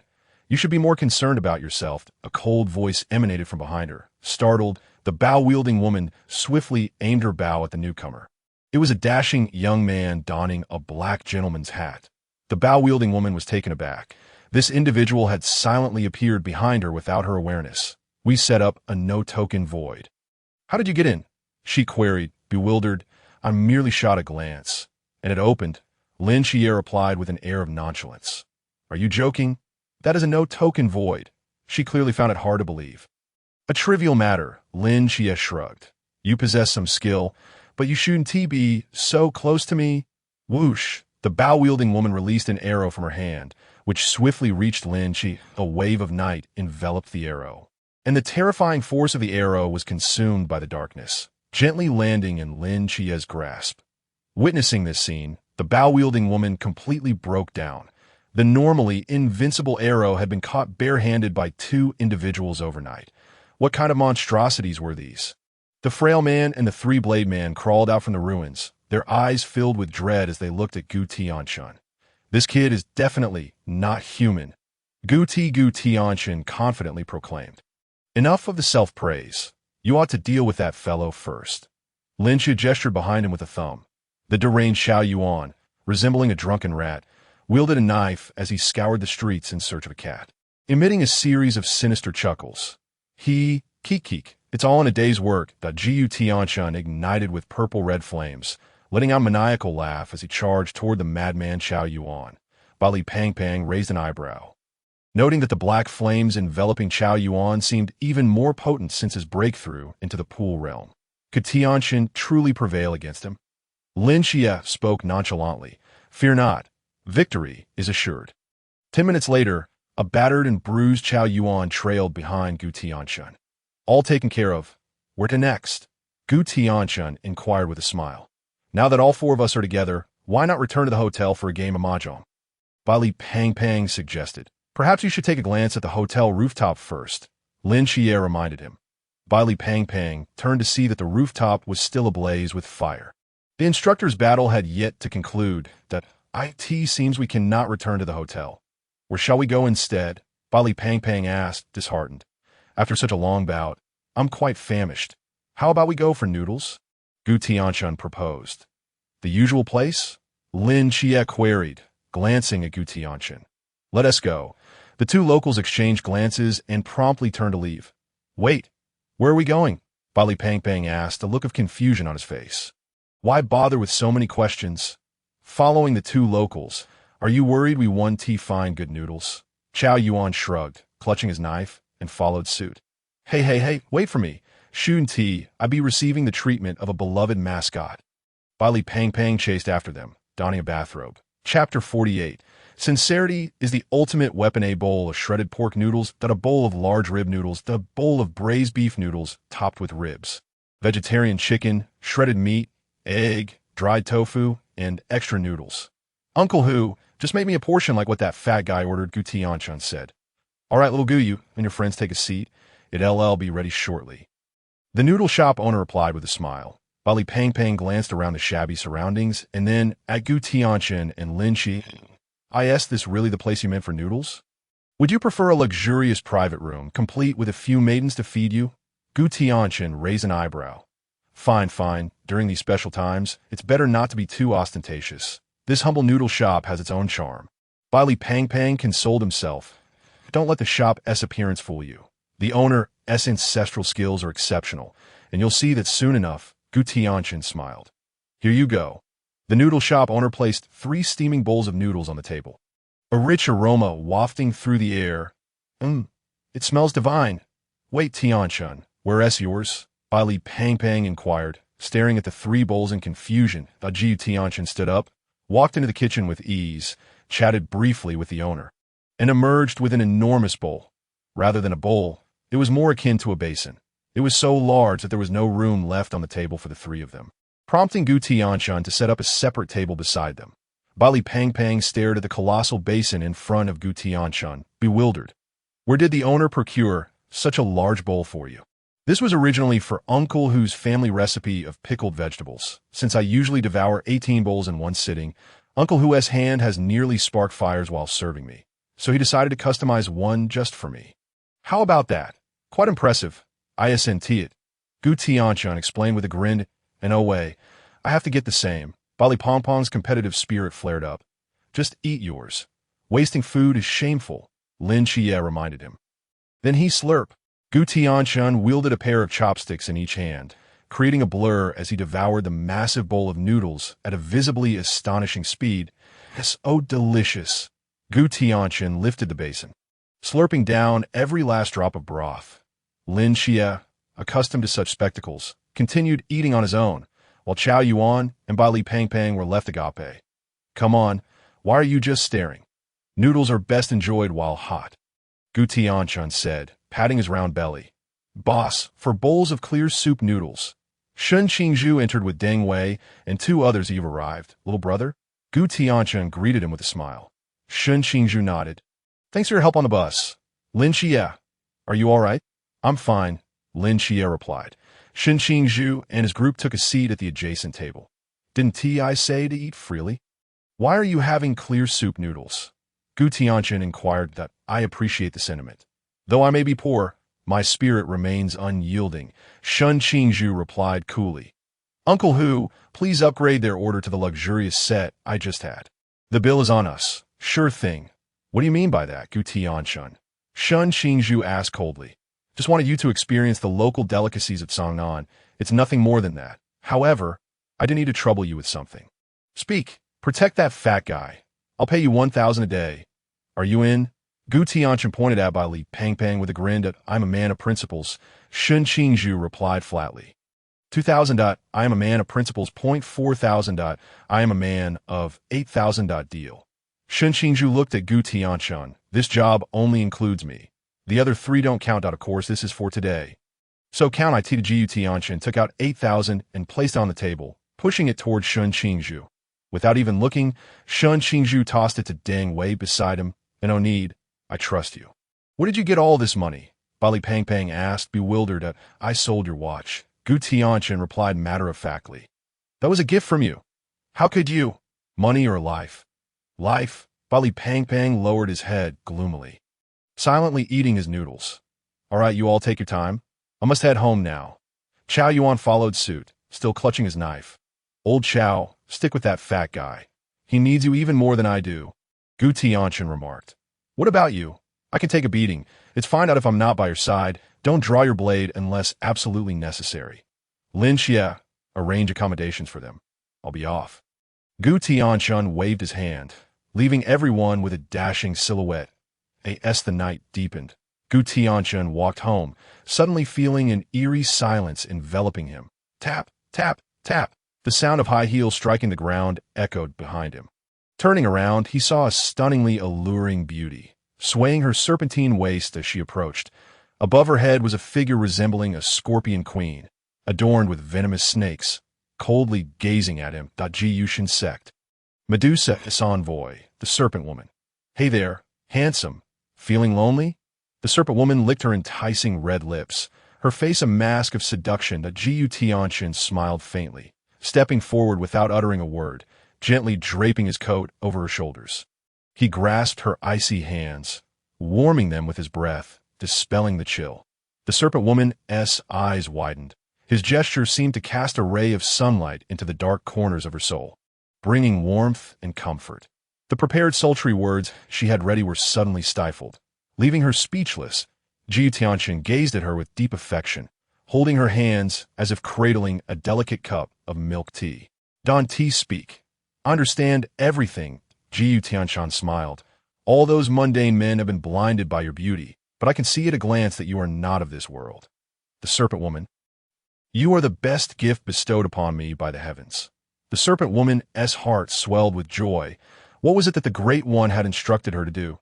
There's a meteor shower tonight. Would you accompany me to watch it? Gu Tianchen asked earnestly. Is there really one? The serpent woman's face showed confusion. Whether or not there is a meteor shower is irrelevant. What matters is the person accompanying you to witness it.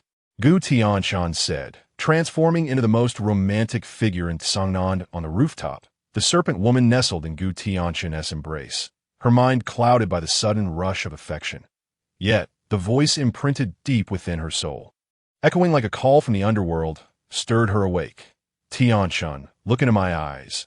The serpent woman cupped Gu Tianchen's handsome face, gazing at him with longing. Her eyes suddenly transformed into vertical slits, radiating a ghostly green light. Your pupils are quite captivating, Gu Tianchen remarked with a smile. The serpent woman. What is happening? Why hasn't he turned to stone?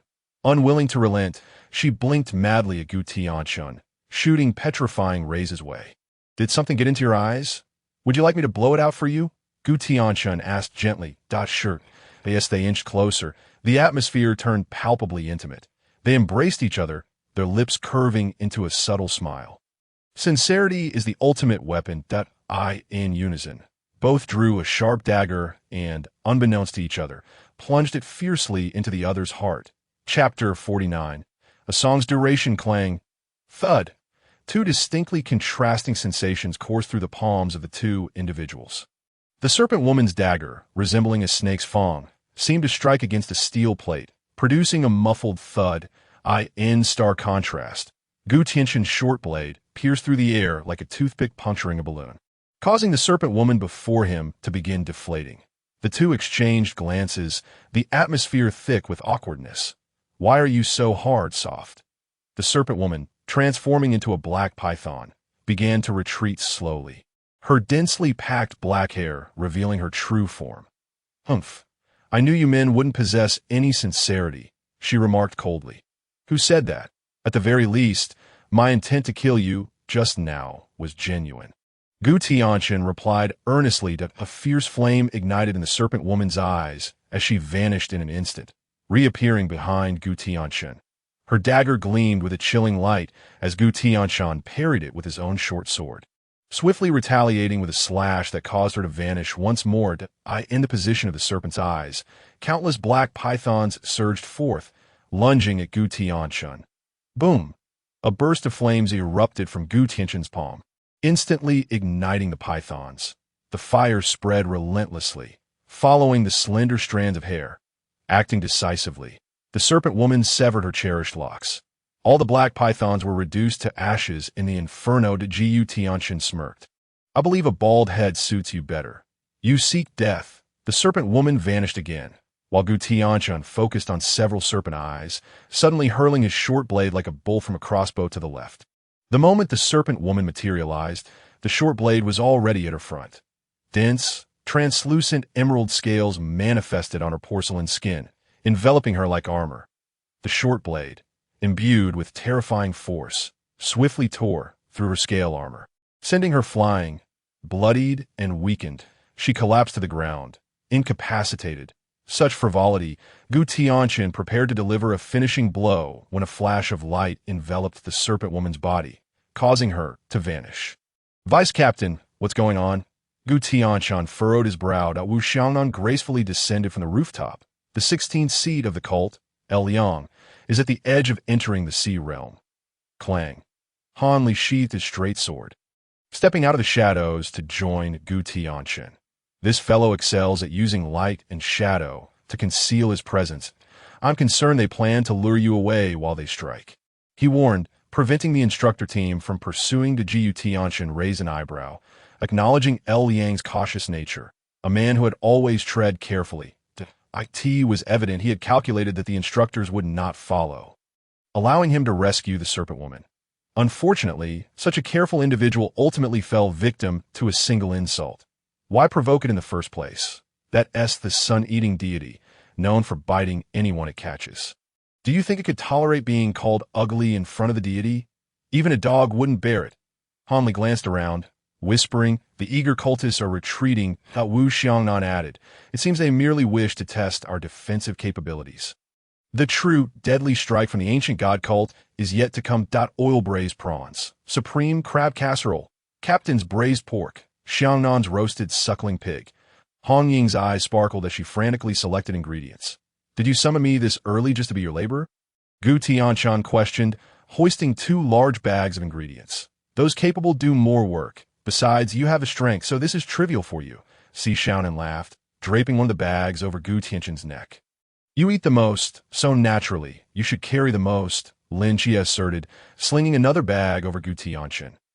Whoosh, a small metallic arrow shot towards Lin Qiye, landing with a crisp sound.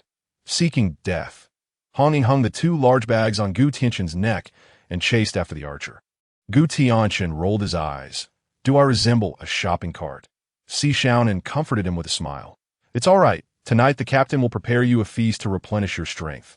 Upon seeing the note attached to the metallic arrow, Lin Qiye's expression changed drastically. You all head back. I have urgent matters to attend to. In the blink of an eye, he vanished without a trace. Xiaonan looked puzzled. What happened to him? He is off to safeguard his entire world. Aren't you going to help him? I would like to, but can I spare the time right now? Gu Tianchen retorted, laden with bags on his hands, arms, and neck, a look of exasperation on his face.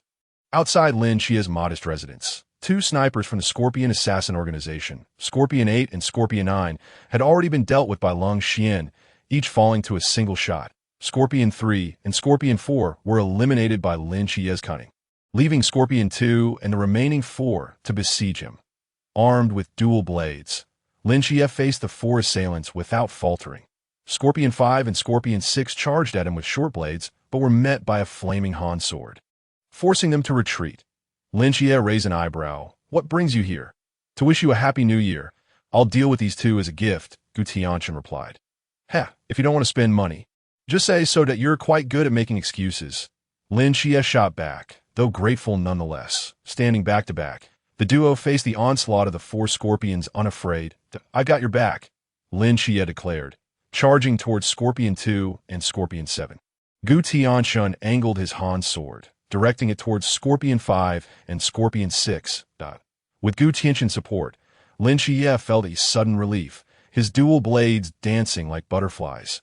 Whoosh, 2 beams of cold light intersected, akin to butterflies spreading their wings, claiming the lives of Scorpion 2 and Scorpion 7 in an instant. A fiery arc cleaved through the air, roaring like a ferocious tiger, and Scorpion 5 and Scorpion 6 met a similar fate. Clap, clap, Clap! Scorpion 1 emerged slowly from the woods, unfazed by the demise of his comrades. You are Scorpion 1? Lin Qiye inquired coldly. Indeed. Your timing is unfortunate. No, my timing is just right. Scorpion 1 smirked slightly, retrieving a silver insignia from his cloak and kissing it.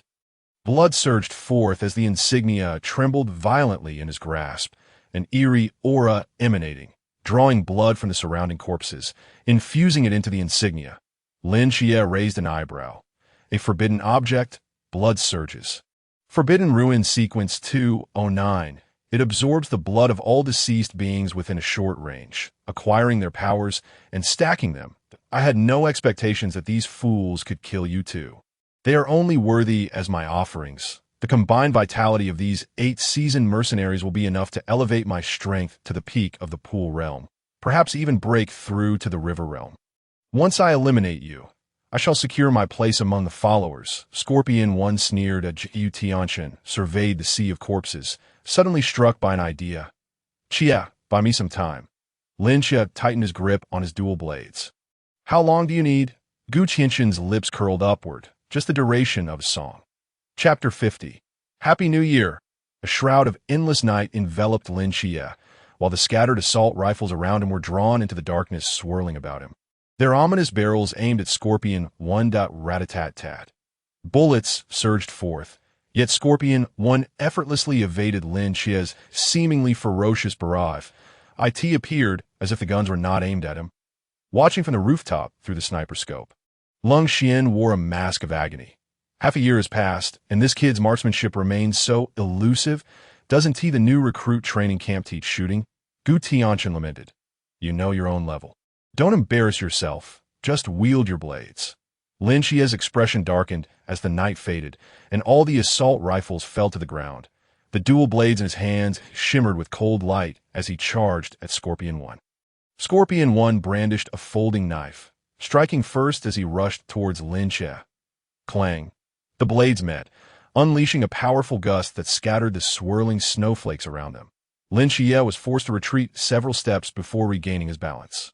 Despite the enhancement from the Starry Night Dancer, he was still overpowered by Scorpion 1's strength. Whoosh! Empowered by the blood surge, Scorpion 1 became a blur, appearing before Lin Qiye. Clang, clang, clang! Scorpion 1 unleashed a series of swift strikes with his folding knife, compelling Lin Qiye to defend with his dual blades incessantly. Boom! Seizing the opportunity, Scorpion 1 deflected both of Lin Qiye's starry blades, delivering a kick that sent Lin Qiye flying a considerable distance.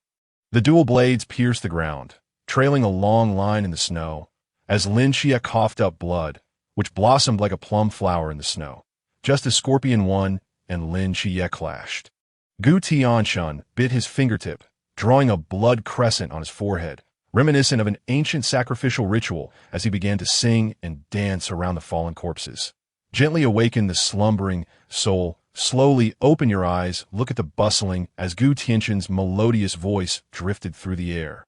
The 6 corpses on the ground gradually opened their eyes and rose slowly in an eerie manner.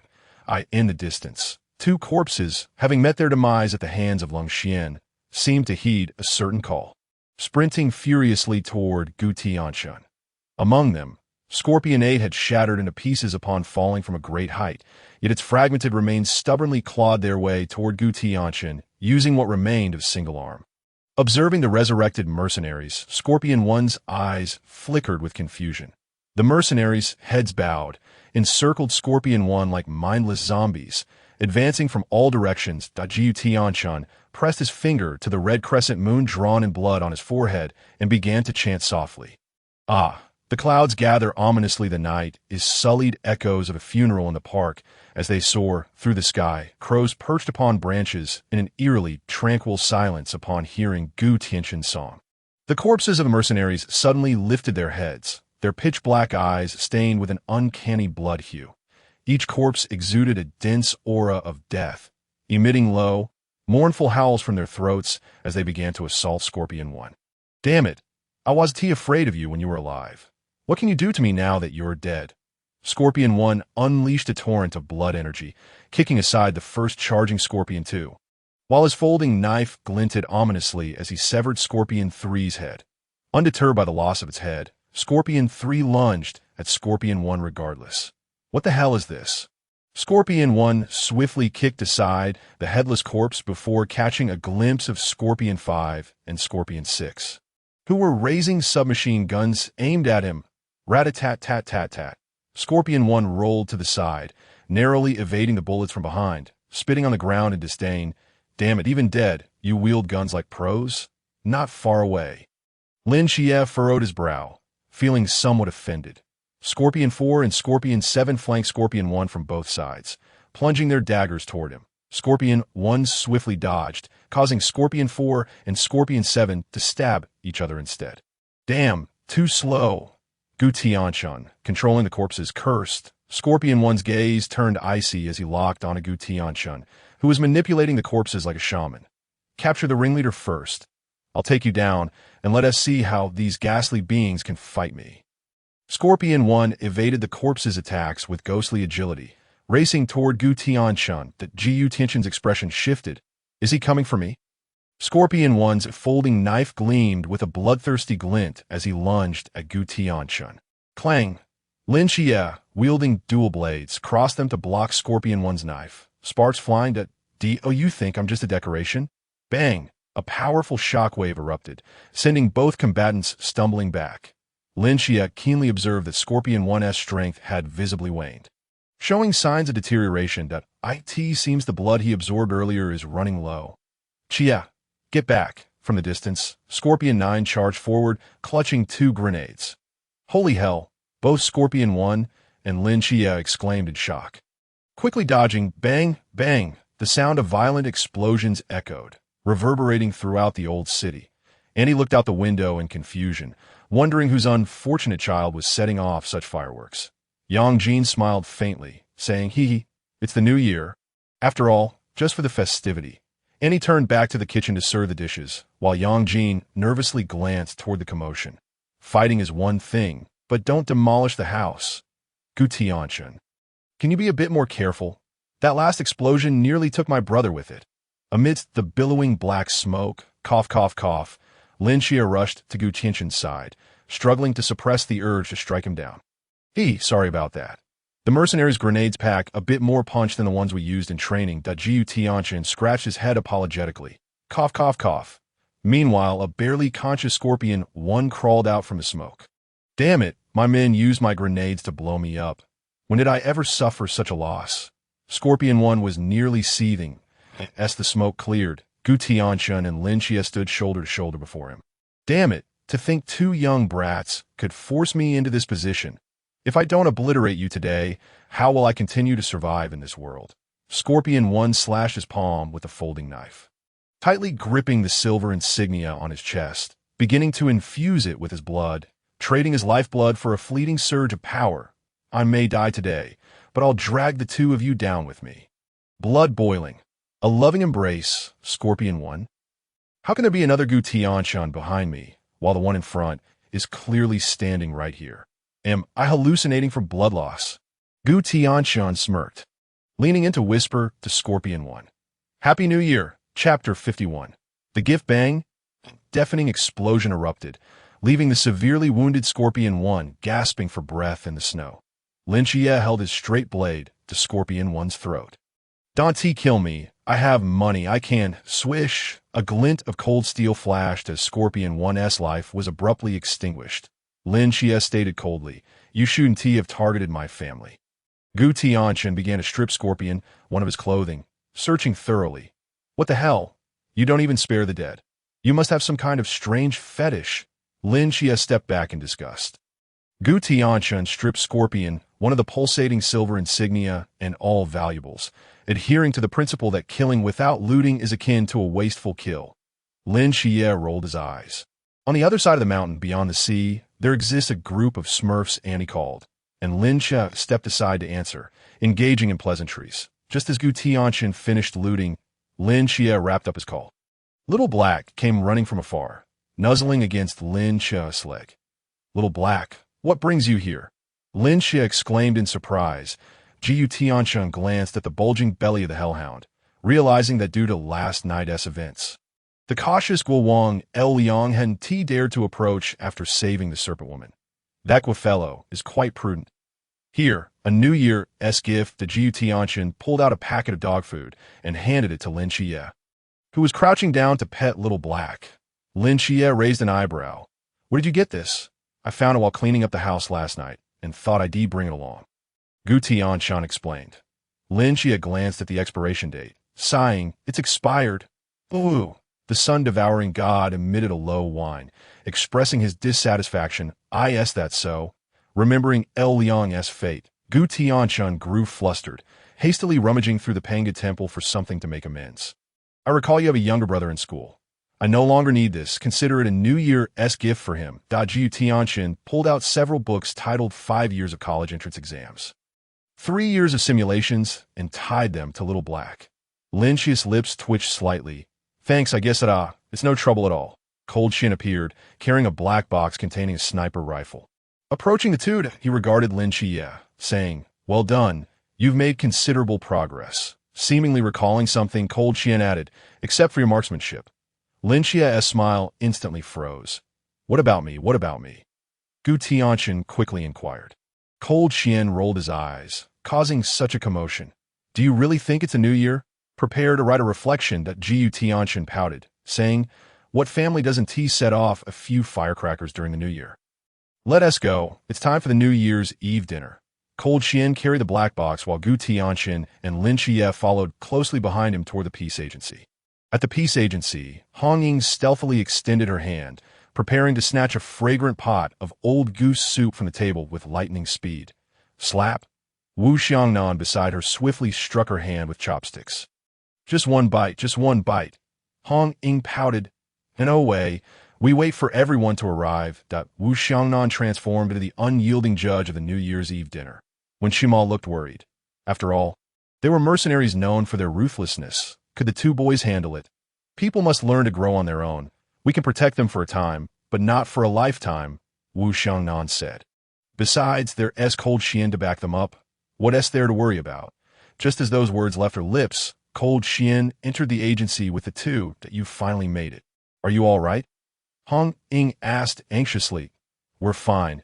We just dealt with a little something, that Gu Tianchen replied with a smile. Chen Mai emerged from the kitchen, carrying a large basin of fish soup, followed by Si Xiaonan, who held bowls and chopsticks. Take a seat and eat. A long table, 9 seats, 16 delectable dishes. Chen Mai, Wu Xiangnan, Hong Ying, Wen Shima, Cold Shin, Si Xiaonan, Gu Tianchen, and Lin Qiye. There was also an empty seat reserved for Zhao Kongchen. Chen Mai raised his wine glass and spoke slowly. We have successfully protected this city for another year. This year, old faces have departed and new ones have joined. Many events have transpired that I hope that a year from now, we will still be here together, every single one of us. Happy New Year, everyone. Everyone stood, raising their glasses, producing a crisp, clinking sound. Golden waves of beer danced joyously in their glasses, bubbling with delight. Happy New Year. Come on, everyone, dig in. Everyone was on guard against Gu Tianchen, fearing he might pick up a plate. What are you all staring at me for? You can't possibly know that I am preparing New Year gifts for you. Can you? Gu Tianchen inquired. Huh. You actually prepare New Year gifts for us? Hong Ying exclaimed in surprise. Just wait a moment. The Gu Tianchen walked into the warehouse and emerged with a large pile of gift boxes. Here, this is for the captain. This one is for the vice captain. And this is for Sister Hong Ying. Except for Lin Qiye, Gu Tianchen distributed New Year gifts to everyone else. That he gifted Chen Mai a black leather jacket, a delicate lighter to Wu Xiangnan, a teddy bear that Hong Ying had admired during their shopping trip, and a beautiful dress that Si Xiaonan had missed out on buying. He bestowed upon Wen Qima the latest gaming console and presented Lin Qiye with a new camera. Each person smiled knowingly as they gazed at their gifts. This kid seems so carefree, yet he is surprisingly thoughtful, Chen Mai remarked, looking at the black leather jacket, now riddled with cigarette burns, and realizing it was time for a change. Wu Xiangnan toyed with the lighter in her hand, thinking, this kid holds a grudge quite well. Hong Ying cradled the teddy bear, tears of gratitude in her eyes. Ooh, Tianchen, you are so considerate. Si Xiaonan couldn't help but adore the beautiful dress. Wen Qima smiled faintly, acknowledging that this boy had truly mastered the art of human relations. Lin Qiye carefully tucked away the camera and said softly, "Thank you." Lin Qiye, sitting beside Gu Tianchen, felt a twinge of disappointment seeing everyone else receive gifts. But then he recalled that the help Gu Tianchen had offered him earlier was already the best New Year gift he could ask for. What could be more important than the safety of family? "Happy New Year," that Gu Tianchen pulled out a notebook from his pocket and handed it to Lin Qiye. Lin Qiye looked surprised. "This is the ancestral dual knife technique I pried from Han Liguang. And I swear it won't be passed on. Practice it secretly and don't let old Han know," Gu Tianchen whispered. "You swore it wouldn't be shared, yet you still give it to me?" Lin Qiye questioned, "You're not an outsider," Gu Tianchen replied with a playful smile as he stealthily picked up a pair of chopsticks. "Besides, I made the vow in your name." Lin Qiye, "Sometimes I really want to call the police." While everyone was immersed in the joy of receiving their New Year gifts, Gu Tianchen's lips curled into a smirk as he swiftly dove into the delectable dishes laid out on the table. It was only then that the others reacted, "Oh no, this kid is pretending to be polite while sneaking a feast. Damn it, he has picked up a plate again. You can't swallow the whole fish. It has bones. Hurry, get out of his mouth. Xiangliu, Chima, hold him down, quickly." Chapter 52, Accurate Judgment in the Lover's Hotel, a pair of threes, a pair of nines, a pair of aces, .42s. The three plump members of the Bai family exchanged glances. "Who threw the 4-2s? Chao Yuan shook his head, indicating it wasn't TM. Shun Qingzhu tossed her 2-2s onto the table, declaring, "No cheating allowed." Bai Pang Pang turned over the 4-2s, only to find the back was adorned with a bizarrely grinning clown. Moreover, the clown's smile twisted and widened, almost reaching his ears.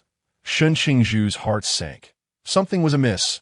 An air wall instantly enveloped the 3-bang. The 4-2s on the table suddenly exploded, and amidst the billowing black smoke, three figures leaped from the second-floor window to the ground. Two of them landed gracefully, while Bai Pang Pang fell clumsily, casting a resentful glance at the other two. "Come on, I'm your benefactor. Couldn't you at least catch me?" The two remained silent, their eyes coldly fixated on the figure appearing atop the Lover's Hotel. Following their gaze, Bai Pang Pang saw a person in clown makeup standing on a rooftop, playing with a card that had just appeared on the table featuring the clown's background. "Good morning on the first day of the new year. Have you eaten yet? How was the taste of those 4-2s? The clown man asked with a grin. "Who are you?" Shun Qingzhu asked coldly. "I'm a newcomer who just joined the followers. You can call me Blackheart 6. The clown man flashed the card in his hand, revealing a SIX. Be careful. His cursed ability is peculiar. He can attack using playing cards. Chao Yuan warned, gripping his knife. "What is there to fear? My bodyguards are nearby. They'll be here as soon as they hear the commotion." "I'll show him what a true clown is," Bai Pang Pang confidently declared. "Seems like the young master has great faith in his bodyguards, but I also have the confidence to kill you before they arrive," the clown man said, revealing an eerie smile as he flicked the 6 of spades, which transformed into a shadow racing toward Bai Pang Pang's throat. Clang. Chao Yuan blocked the deadly card with the sheath of his knife, preventing it from piercing Bai Pang Pang. The 6 of spades lodged itself into the sheath, vibrating ominously. The clown man chuckled. "You can defend quite well, but let us see how you fare against this." With a flick of his fingers, a deck of cards fanned out in his hand, and he flung them toward the trio like a flurry of snow. Bai Pang Pang retrieved a golden necklace from around his neck. Yao Guang. A flash of golden light formed a barrier around the three, deflecting the cards that rained down like snowflakes. Shun Qingzhu's eyes narrowed as he gently tugged with his fingers, causing the air around the clown man to be sucked away. The clown man was suddenly engulfed in a terrifying suffocation, his face contorting in struggle until he gasped his last breath and fell from the rooftop. "Not bad. After breaking through to the pool realm, your air manipulation range seems to have expanded. I thought you'd simply snap your fingers to explode the air and kill this clown," Bai Pang Pang remarked with a grin. Shun Qingzhu rolled his eyes. "Do you think I'm that reckless like Gu Tianchen? Perhaps we really need him," Chao Yuan said calmly. "What? Just a day apart and you're already missing him? Is Gu Tianchen's allure greater than that of a mature woman?" Bai Pang Pang teased.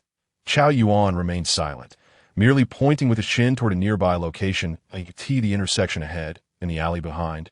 And on the rooftop surrounding them, they found themselves encircled by over 20 people. And oh worries, Watch my cash prowess, Li Pang said with a light snap of his fingers, summoning 4 figures from the air. Earth, water, wind, and fire, the 4 elemental guardians meet the young master. The 4 fierce elemental guardians knelt before Li Pang in homage. Li Pang smiled and waved his hand. No need for such formality. Rise quickly. Chao Yuan and Shun Qingzhu exchanged glances, realizing this plump fellow was putting on quite a show. Rest assured, young master, anyone daring to lay a finger on you will not leave Cangnan alive. One of the 4 elemental guardians declared fiercely. The 4 figures immediately scattered, resembling wolves hunting down the surrounding assassins. Just 4. Shun Qingzhu raised an eyebrow. Who do you think you're looking down upon? These 4 are the Bai family's elemental guardians, all peak fighters of the river realm. Together, they can battle the sea realm. With them around, I can stroll through Cangnan without a care, Li Pang boasted with hands on his hips. An hour later, old Chao, help me. Brother, save me. The 2 pulled Li Pang into a secluded corner. Li Pang, still shaken, exclaimed, "Damn it, where did that sea realm madman come from? Chasing me down." Bang! A figure crashed heavily into the frozen canal. Plunging into the icy, bitter waters, the fire and wind elemental guardians joined forces, directing flames and gales towards a man glowing ominously. That a flash of dark light erupted, shattering the fiery tornado, and the man emerged, slamming the fire elemental into the canal. Didn't you say with these 4 here, you could stroll through Cangnan? Chao Yuan raised an eyebrow. Being carried out is still walking. I senti it, Li Pang retorted stubbornly. Didn't you say they could battle the sea realm? Shun Qingzhu pressed that I said they could battle the sea realm, but I never claimed they would win. So, did they fight or not? Li Pang continued to stand his ground. TCH, the 2 exchanged exasperated glances. Can you 2 stop with the sarcastic remarks? If these 4 elemental guardians are defeated, it will be our turn next. Think of a way out, Li Pang urged anxiously. Not us, you. Our relationship is merely contractual. We're not that close. Shun Qingzhu quickly disclaimed, "S brothers in spirit, it's normal for phone calls not to connect during emergencies, right?" Chao Yuan shrugged. Wow, your vocabulary has really improved. I knew following Gu Tianchen wouldn't teach you anything good, Li Pang complained. Achoo! Gu Tianchen, on his way to the Lovers' Hotel to pay New Year's greetings, suddenly sneezed. Lin Qiye frowned, caught a cold. No, how could I catch a cold? Just a bit dizzy, Gu Tianchen replied. Haha, serve you right for drinking so much with Sister Honging last night. Lin Qiye mocked. Who told her to compete with me for the title of Cangnan's #1 wine god? Gu Tianchen retorted. Suddenly, a man wielding a silver Fengdian Waji appeared, blocking the path of the two. Gu Tianchen smiled and asked. Instructor Han said that there are 2 types of people who use the Fengdian Waji. One is a fierce man, and the other is a pretentious fool. Which do you think he is? Lin Qiye, sensing the intense spiritual energy emanating from the man, coldly replied, I guess he is a pretentious, fierce, and Gu Tianchen chuckled as he drew a Fengdian Waji from the Pangu Shrine, grasping it firmly. What about me? A brute, Lin Qiye stated matter-of-factly. You have quite the discerning eye. Just as the words left his mouth, Gu Tianchen swung the Fengdian Waji fiercely toward the adversary. Chapter 53. A chance encounter with the wind and clouds transforms into a dragon buzz. The earth manipulator pressed both palms against the ground, unleashing a wave of spiritual energy that sent the earth surging like tumultuous tides toward the man, cloaked in dark light. Boom! A water vortex erupted from the frigid canal. As the water manipulator supported the severely injured fire manipulator to the ground, in a flash, the dark light man forcefully pushed back the surging earth, causing the earth manipulator to be struck by a powerful backlash. Spitting out a mouthful of blood, the man in dark light brushed off the remaining dust from his body and approached the hiding place of Li Pang, the gravely injured water. Wind and fire manipulators braced themselves in the Pangu Shrine. An old man cloaked in black sat on the ground, preparing a black cauldron to concoct poison. In the background, a muscular figure ablaze with flames engaged in a fierce exchange with a disheveled scholar, each treating the other as a punching bag, their blows resonating with an earth-shattering intensity. Gu Tianchen, since the awakening of the 3rd ancestral shaman, the wind ancestor Tianwu, within the shrine, granting him 3 additional spiritual powers to cultivate. Biluo Shinhua, the ability to wield the winds of the earth for attack, defense, and flight. Fenglingyuing, an unpredictable incantation of sorcery, embodying the ever-changing nature of wind. Qian Chunfing, the power to listen to the whispers of the wind. Deciphering future prophecies and warnings that, as the storm subsided, Han Xiaoyan appeared momentarily stunned. Were there experts with wind-related forbidden abilities among them? But how had he not sensed it moments before? Chen Mai, witnessing the calm, placed his hands firmly on the hilt of his sword, his gaze icy as it fell upon Han Xiaoyan. I have but one question. Ask, are you a true believer or a false one? A bitter smile crossed Han Xiaoyan's face. A believer is simply a believer. There is no distinction between true and false. Regardless of the motives for joining the ancient God Church, the moment one signs the soul contract, one ceases to exist. What remains is but a puppet manipulated by the church. Given this, Yuan Gang furrowed his brow. He intended for me to join the ancient God Society, and I replied that I would only do so if he acknowledged me as his adoptive father. To my surprise, this rascal genuinely accepted me as his adoptive father, and Lin Qiye can attest to that. Lin Qiye. However, rest assured, I am a sentinel in life and a sentinel in death. I would never condescend to associate with the mad dogs of the ancient God Society. Han Xiaoyan, realizing I had outmaneuvered him, brandished his Fong Tianhua halberd and lunged toward me, his adoptive father. No less. Anyone familiar with the 3 kingdoms knows that such a weapon grants a buff when thrusting an adoptive father. So, I too recognized him as my adoptive father, armed with Fong Tianhua halberds. We engaged in a fierce exchange, each targeting the other's adoptive father. After 300 rounds, I ultimately showcased my superior skills and dispatched him. The Gu Tianchen interjected, enough of this nonsense. Han Xiaoyan poses no threat now. His fate should be determined by the court of judgment. You defied orders on the battlefield. Brace for the consequences, Yuan Gang stated with an ironclad demeanor. Chun Mai turned to Yuan Gang, coldly asserting. Who says he defied orders on the battlefield? Yuan Gang, understand this. Within the training camp, you are the instructor, and he is the recruit. He must comply with the directives of the Night Watchman's protocol. However, outside the camp, especially in my territory of Cangnan, he is a member of my team 136.M. My previous command was to eliminate Han Xiaoyan without mercy if he resisted. He executed my orders exceptionally well. Captain Chun, this is against the rules, Yuan Gang retorted. I have stated it clearly. In Cangnan, I am the rule that if you have objections, take them up with Xiaoping. Team 136, return to formation, Chomai asserted with commanding authority. Understood. Gu Tianchen chuckled as he picked up Han Xiaoyan's silver Fong Tianhua halberd from the ground, intending to claim it for himself. What are you doing? By regulations, this item is classified as spoils of war and must be submitted to the Night Watchman headquarters. Yuan Gang seized the halberd from Gu Tianchen's grasp. This particular halberd was crafted from special materials, featuring a lifelike silver dragon coiled around its shaft. Truly a remarkable artifact. Your eyesight is rather discerning. Yuan Gang remarked. Instructor Yuan, I understand the rules, but this is a family heirloom of mine. What issue is there in taking my family's possession? Gu Tianchen countered. You think a mere exchange of words can transform this into your family's heirloom? Yuan Gang persisted, refusing to relinquish his hold. Han Xiaoyan is my adoptive father. With his demise, I am the primary heir. If you contest my claim to this weapon, does that imply he was also your adoptive father?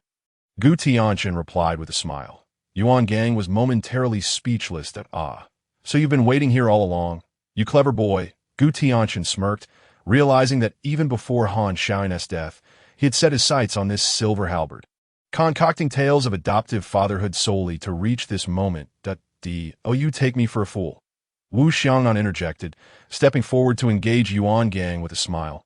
Come now, old Yuan, it's the new year. If the child desires it, let him have it. That's against the regulations. Hand it over. Gu Tianchen seized the opportunity while Wu Xiangnan distracted Yuan Gang, snatching the silver halberd and swiftly concealing it within the Pangu temple before making his escape. Hey, old Yuan, see? The matter is resolved. Since you're here, come have a drink with us. It's the new year. Why bicker with a child? Tianchen, Qiye, invite your friends. come to my house for dinner tonight. Your captain will personally cook." Hong Ying interlaced her arm with Gu Tianchen and the other with Lin Qiye, nearly suffocating both. The group laughed and chatted as they headed towards Hong Ying's residence. Click! On the rooftop. Lung Xian captured this heartwarming scene with the camera Gu Tianchen had gifted him. Observing the crisp quality of the image, Lung Xian's lips curled upward. Ah, this new camera is truly splendid. Chapter 56. The world is an illusion, but love is real. What is the essence of mental power? Instructor Gu's gaze, sharp as a searchlight, scanned the audience and finally settled on the drowsy Gu Tianchen in the back row. Gu Tianchen, just awakening, Li Pang nudged the slumbering Gu Tianchen beside him, who sprang to his feet. "I guess it's time for lunch in the cafeteria." The new recruits erupted into laughter, while Instructor Gu's expression darkened. "Answer my question. What is the essence of mental power?" Gu Tianchen scratched his head. "Our old witch clan only cultivates the physical body, not the primordial spirit. How would I know what the essence of mental power is?" Seeing Gu Tianchen unable to respond, Instructor Gu pointed toward the training ground, stating, 30 laps. If you can't finish, you want to eat." "All right," Gu Tianchen exclaimed, joyfully darting out of the classroom. Meanwhile, Shun Qingzhu, who had been sleeping soundly beside him, lifted her head upon hearing the commotion and quickly followed suit. "Instructor Gu." Gu Tianchen, noticing Shun Qingzhu had caught up, cheerfully asked, "Couldn't he answer either?" "Answer what?" Shun Qingzhu replied, utterly perplexed. "I couldn't answer the question. So, Instructor Gu penalized me with laps." "What? You ran so fast. I thought class was over and we were heading to the cafeteria." "Well, since we're here, shall we run a few laps together?" Gu Tianchen proposed. "Fine. I can't comprehend it anyway." Li Pang sighed as he watched the duo enjoying their impromptu workout, realizing that the joy of being a struggling student is indeed simple. Training ground. The Forbidden Ruins training instructor Hong held 2 large cardboard boxes, wearing a half smile, half grimace. Li Pang, recognizing that familiar expression, whispered, "I have a bad feeling about this." Instructor Hong extracted a silver wristwatch from one of the boxes, announcing, "This device is called AC, affectionately referred to as the acrobatics detonator. Once worn on your wrist, it will continuously emit a mental current for 24 hours. This current won't cause fatal injury, but it will stimulate your muscles, prompting you to perform some astonishing movements. Your task is to maintain a state of balance against the current using your mental power, which will fluctuate in intensity. Good luck. Who wishes to be the first brave soul to try it?" The moment he mentioned try, Gu Tianchen reflexively jumped onto the stage. "Where's the crab?" Instructor Hong smiled slightly as he placed the silver wristwatch on Gu Tianchen's wrist. "Goodbye, goodbye." What whoosh! In front of everyone, Gu Tianchen performed a flawless backflip and landed effortlessly, leaving the crowd astounded. Whoosh, whoosh, whoosh. Before Gu Tianchen could react, he executed 3 more crisp backflips followed by Thomas' spin landing. "Wow, this is exhilarating." Before he could finish his thought, Gu Tianchen continued to flip wildly off the stage, transforming into an unstoppable whirlwind across the training ground. "I can't believe it. Even a circus performer wouldn't be this agile." Li Pang marveled that you'd be the same if you tried. Chao Yuan replied nonchalantly, "Impossible. With my physique, I couldn't even perform a basic flip, let alone complex maneuvers. 1 minute later, did I help? Stop spinning, you crazy leg." Li Pang executed a 720 mid-air turn, transitioning into a Thomas spin followed by a backflip, leaving everyone in awe. They had never witnessed such agility from a portly individual before on the training ground. Front flips, back flips, one-handed handstands, hanging hooks, Thomas spins, and goat leaps became the norm. The new recruits transformed into acrobats, showcasing a myriad of stunts. Instructor Han nodded in satisfaction. Dismissed, go eat, except for Lin Qiye and Chao Yuan. Who were the outliers? The others couldn't contain themselves. Gu Tianchen, in a state of unrestrained exhilaration, spun his way towards the cafeteria. Lin Qiye and Chao Yuan exchanged glances, conceding that he was indeed the odd one out. Whoosh! An unstoppable whirlwind burst into the cafeteria kitchen, arriving abruptly in front of Old Sunday. Startled, Old Sun, holding a plate, executed a backflip, deftly catching the falling ingredients without losing a single one. Gu Tianchen, astonished, thought, "Wow, it turns out you're the real master here." Old Sun glanced at the silver wristband on Gu Tianchen's wrist and understood the situation. Even this old man had his youthful days. Crack. A sound echoed as Old Sun's back gave a slight pop, leading to an awkward moment between the two. Crack. Old Sun casually pushed his back into place and continued to carry his plate out of the kitchen. Gu Tianchen, performing a backflip in response, gave a thumbs up to Old Sun's retreating figure. Impressive, truly impressive. In the cafeteria, all the benches had been removed, leaving only a series of securely fixed tables. Li Pang cautiously reached out to grab a piece of meat. Attempting to swiftly feed himself, slap, he fumbled, causing the meat to fall to the ground. Li Pang, Qiye, I'm starving. Feed me. He lamented, but if you're really struggling, you could learn from him. Lin Qiye suggested, pointing to the table where Gu Tianchen was effortlessly spinning while devouring his meal, completely unperturbed by the dual tasks. Li Pang's lips twitched slightly, astonished by how Gu Tianchen managed to pull that off. Bang, bang, bang. There was a knock on the door of Lin Qiye's dormitory. Qiye, where are you going? Li Pang asked mid-backflip, just stepping out for a moment. Lin Qiye donned his attire, lightly tapping the wall with his toes, as effortlessly as a butterfly fluttering to the rooftop. Have you arrived, little brother? Gu Tianchen greeted with a smile. What do you need me for? Money, he replied. Here is 1 million. Feel free to spend it as you wish. As Gu Tianchen performed a Thomas twist, he handed Lin Qiye a black bank card. Lin Qiye furrowed his brow. I sold the boiling blood to Gongzi. The scorpion was a joint effort between us. 2 million, let's split, Gu Tianchen remarked with a grin. Keep it for yourself. I have no need for its for the child. Isn't a Jean still in school? Buy him a few more copies of Wusan. No matter how poor one becomes, education should never be compromised, and children should never suffer, Gu Tianchen said earnestly. Lin Qiye's lips twitched slightly, contemplating how many copies of Wusan 1 million could buy. Fine, I shall accept it then. Did I have a question for you? Lin Qiye turned to Gu Tianchen to speak. Do you believe our world truly exists? Lin Qiye asked seriously. Goodness, isn't driving one instructor Gu insane enough? Now you come at me with this? Is the madness of the god of no release truly so hard to cure? Gu Tianchen replied, glancing at the starry sky, feigning profundity. The world is an illusion, but love is genuine. Chapter 57. Collective poisoning? Where did you copy that from?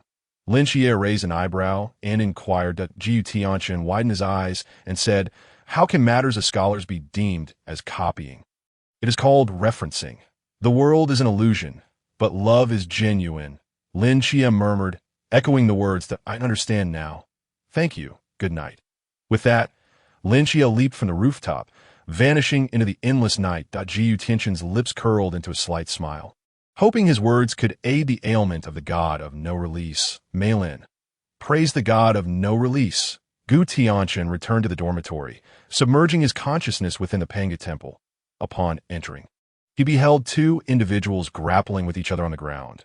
They exchanged punches and kicks, devoid of any technique, merely venting their primal strength in the most rudimentary manner. Noticing Gu Tianchen's arrival, Zhu Rong and Tianwu released their grips and stood up, their hair disheveled, clothes in tatters, and their faces charred black from the flames. Nearby, Shibai, who was refining poison in a small pot, sighed and shook his head. Alas, what a disgrace. With a swish, a gust of wind swept through, and Tianwu instantly transformed into a refined scholar, perfectly attired, his ragged clothing morphing into a blue robe. However, one sleeve was rolled up, revealing muscles that bulged like small hills. Tianwu noticed Gu Tianchen's peculiar gaze resting on his arm and subtly rolled the sleeve down. Gu Tianchen smiled faintly. Senior Tianwu, I presume your readings consist of Luanyu. Tianwu responded with a slight smile, gently waving his feather fan. I have a broad knowledge. I dabble in various subjects. Zhu Rong rolled his eyes. We are all brutes here. One hides in a black robe, refining poison, while the other is a muscle-bound fool pretending to be a delicate scholar. I'm the only normal one among the Ancestral Witches. You little rascal, don't linger with these two. You will lose your witch essence. Zhu Rong declared, swaggering away with a great halberd to find a place to rest.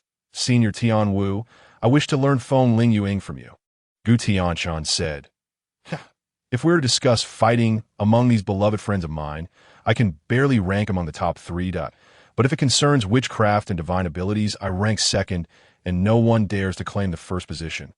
Tianwu confidently proclaimed, but Gu Tianchen chuckled inwardly, as expected of the ancestral Witch of the Wind. He truly knows how to boast. Witches at a certain time referred to those who communicated with the heavens and spirits to gain powers bestowed by divinities, akin to what you now call divine agents.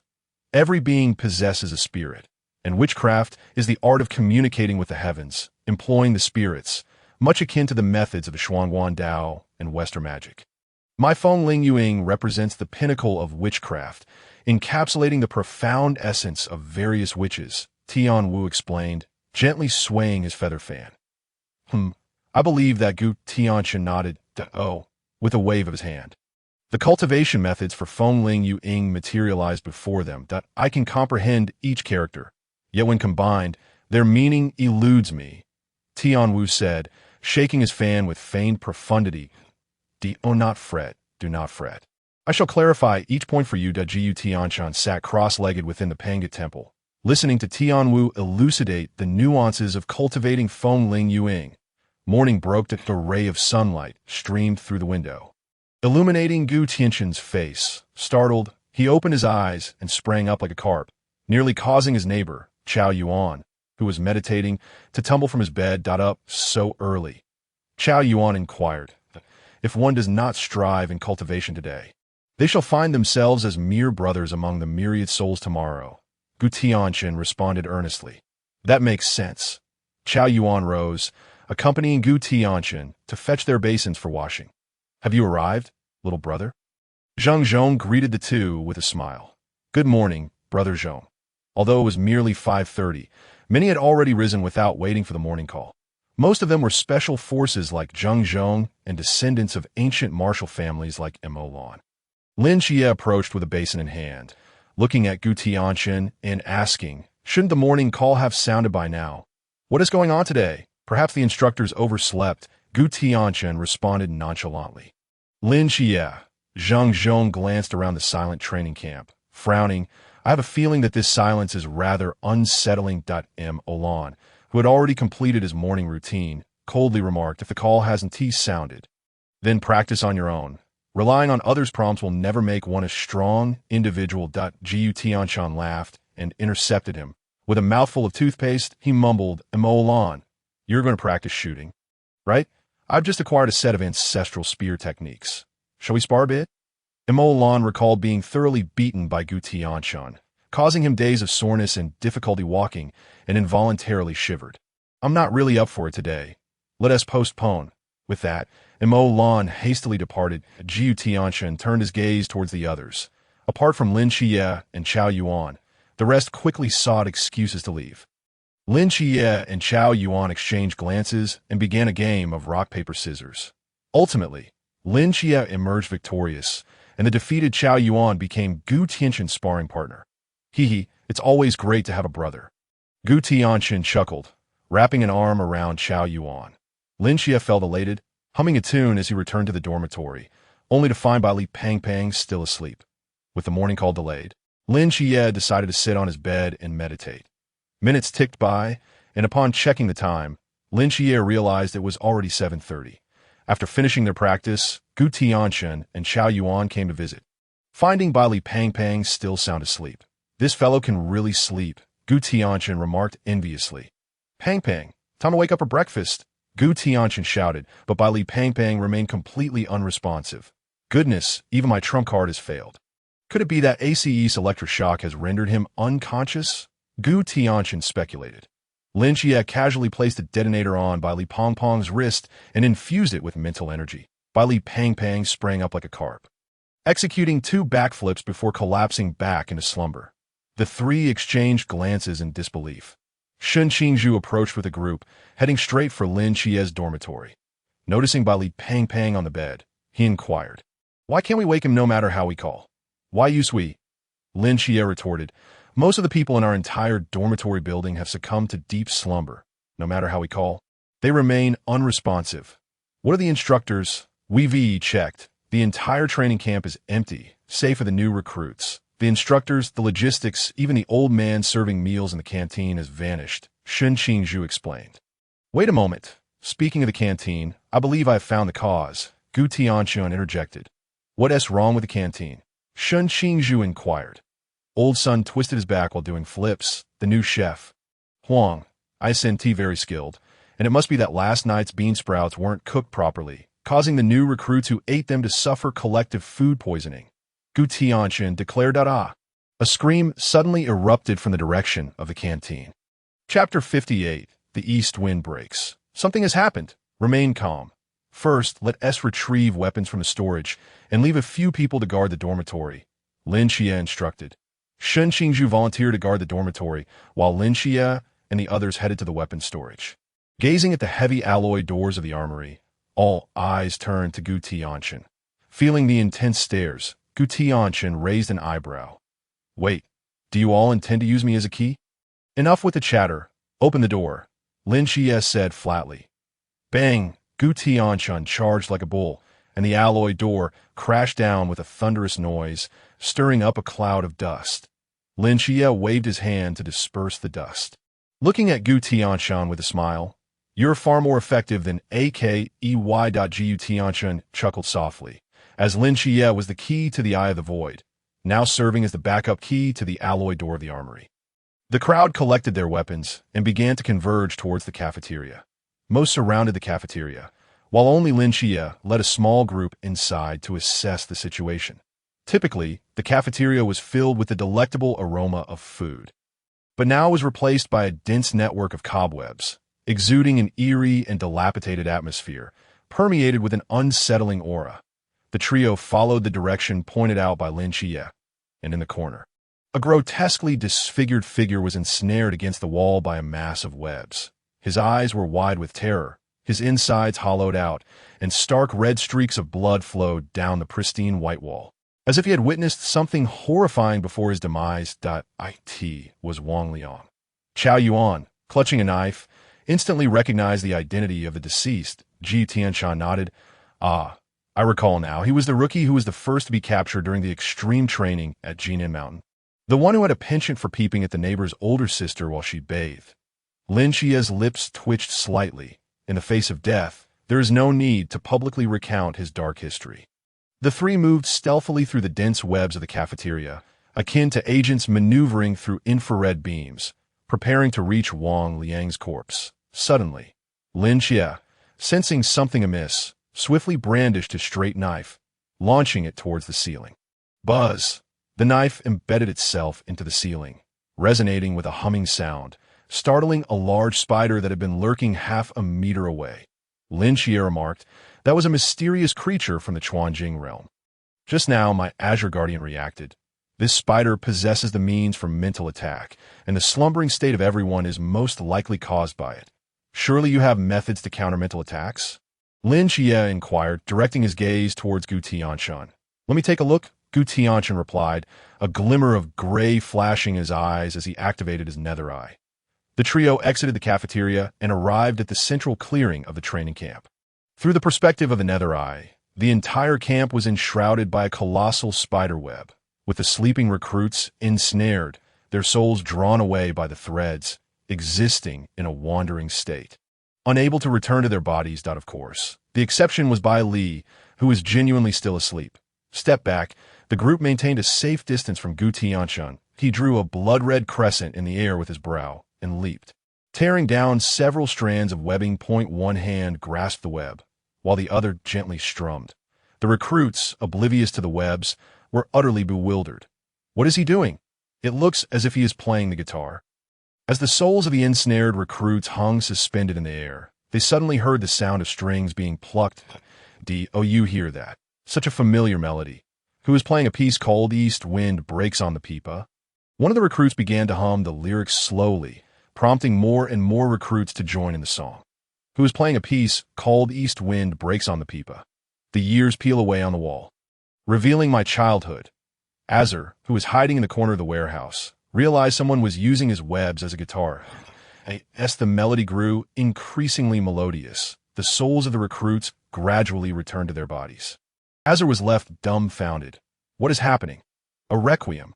As Gu Tianchen played with heartfelt emotion, a grand chorus of east wind breaks resonated from the male dormitory buildings. Deng Wei jolted upright in bed. Who is playing the pipa? Cough, cough. The pitch has risen. Upon hearing the commotion, Shun Qingzhu rushed over. You're awake? Yes, everyone is awake. How did they wake up? They heard Gu Tianchen play a piece called East Windbreaks. Deng Wei replied honestly. Shun Qingzhu was taken aback. Seeing that everyone had awakened, Gu Tianchen tautened the webbing in his grasp, aiming it at Azur, hiding in the warehouse. A mischievous smile creeping across his face, ready to flick it like a rubber band to Azur's face. Azur's cherubic face turned pale in an instant. No, I was wrong. Gu Tianchen relaxed the webbing, and Azur breathed a sigh of relief. All right, everyone is awake. What about the spider? I don't know. Gu Tianchen replied. Listening to the sounds emanating from the male dormitories, Lin Qiye raised an eyebrow and glanced towards the female dormitory. Something is off. The noise from the female dormitory is usually louder than both of our male dormitory buildings combined. Yet today it is eerily quiet. Let us go check it out, Chao Yuan suggested. Upon arriving at the female dormitory, Lin Qiye furrowed his brow. It seems there is some spatial barrier here. My mundane domain cannot ascertain the situation inside. Gu Tianchen stepped forward, exerting all his strength, yet still unable to open the door to the female dormitory. It's a spatial isolation, explained Li Xiaoguang, who was carrying a large machete on his back. My barrier is related to space. This area has been severed by someone. Is there a way to break it? I can give it a try.l. Li Xiaoguang unsheathed his machete and cut out a spatial entrance. Gu Tianchen and the others swiftly entered. The spatial layout of the female dormitory had been completely disrupted, resembling a twisted and reassembled Rubik's Cube. As they ventured forward, they discovered a female corpse. Severed at the waist by a single strike. Do you hear that? Their SA sound. Chao Yuan alerted them. Clang. A hulking man appeared, headless, with a massive gaping wound at his neck point. One of his hands dangled behind him, dragging along an exaggeratedly oversized beheading sword. The blade was approximately 3 meters long, entirely black, and incredibly heavy, leaving deep grooves in the marble tiles as it was dragged along the ground. The headless man, wielding the beheading sword, advanced slowly under the dim light, emanating an inexplicable sense of oppression. What in the world is that? Li Xiaoguang swallowed nervously. Who cares what it is? Let us just fight. Gu Tianchen summoned the silver dragon halberd and leaped high, aiming a fierce strike at the headless man. Swish, a flash of cold light cut through the air, and Gu Tianchen was cleaved in half by a single blow, blood spraying everywhere. The silver dragon halberd clattered to the ground, producing a dull metallic thud. Chapter 59. The unyielding Gu Tianchen. Seeing Gu Tianchen sliced in half by the headless man, Lin Qiye and the others stood frozen in shock. As one of the strongest combatants among the recruits, he had been vanquished in a single exchange. Tianchen, Chao Yuan's eyes blazed with fury as he immediately drew his sword, black flames surging from within him. The headless man, hearing the maniacal laughter of the frenzied Chao Yuan, swung his beheading sword menacingly. Clang. The sword clashed violently against the black flame blade, and the headless man's strength surged, sending the frenzied Chao Yuan flying. Bang! The sound of Chao Yuan crashing into the female dormitory echoed loudly.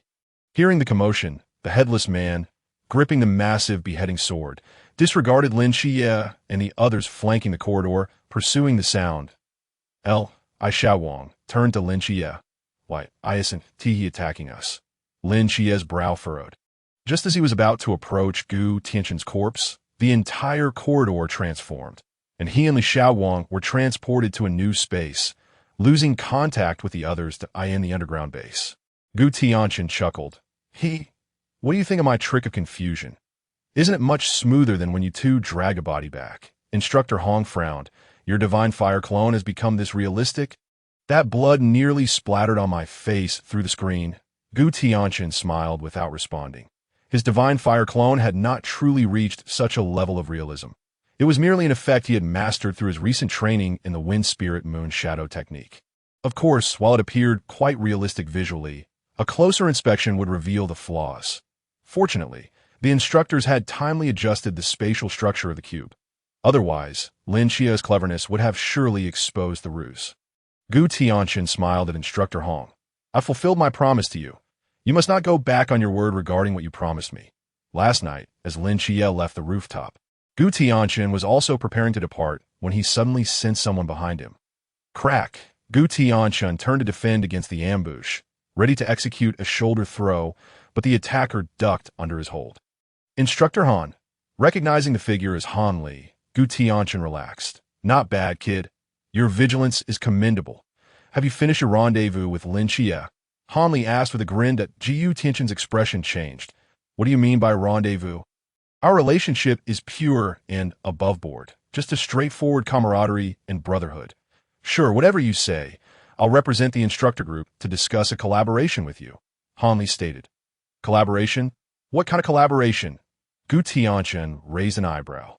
Tomorrow, we plan to host a carnival day, evacuating everyone from the training camp except for the new recruits, and releasing 3 mysterious creatures from the Chuanjing realm. A leader for the atmosphere team is currently needed to create an environment of terror and chaos for the newcomers. Are you willing to take on this role? Han Li asked with a smile. What do you mean? Are you asking me to betray my comrades and join you in tormenting them?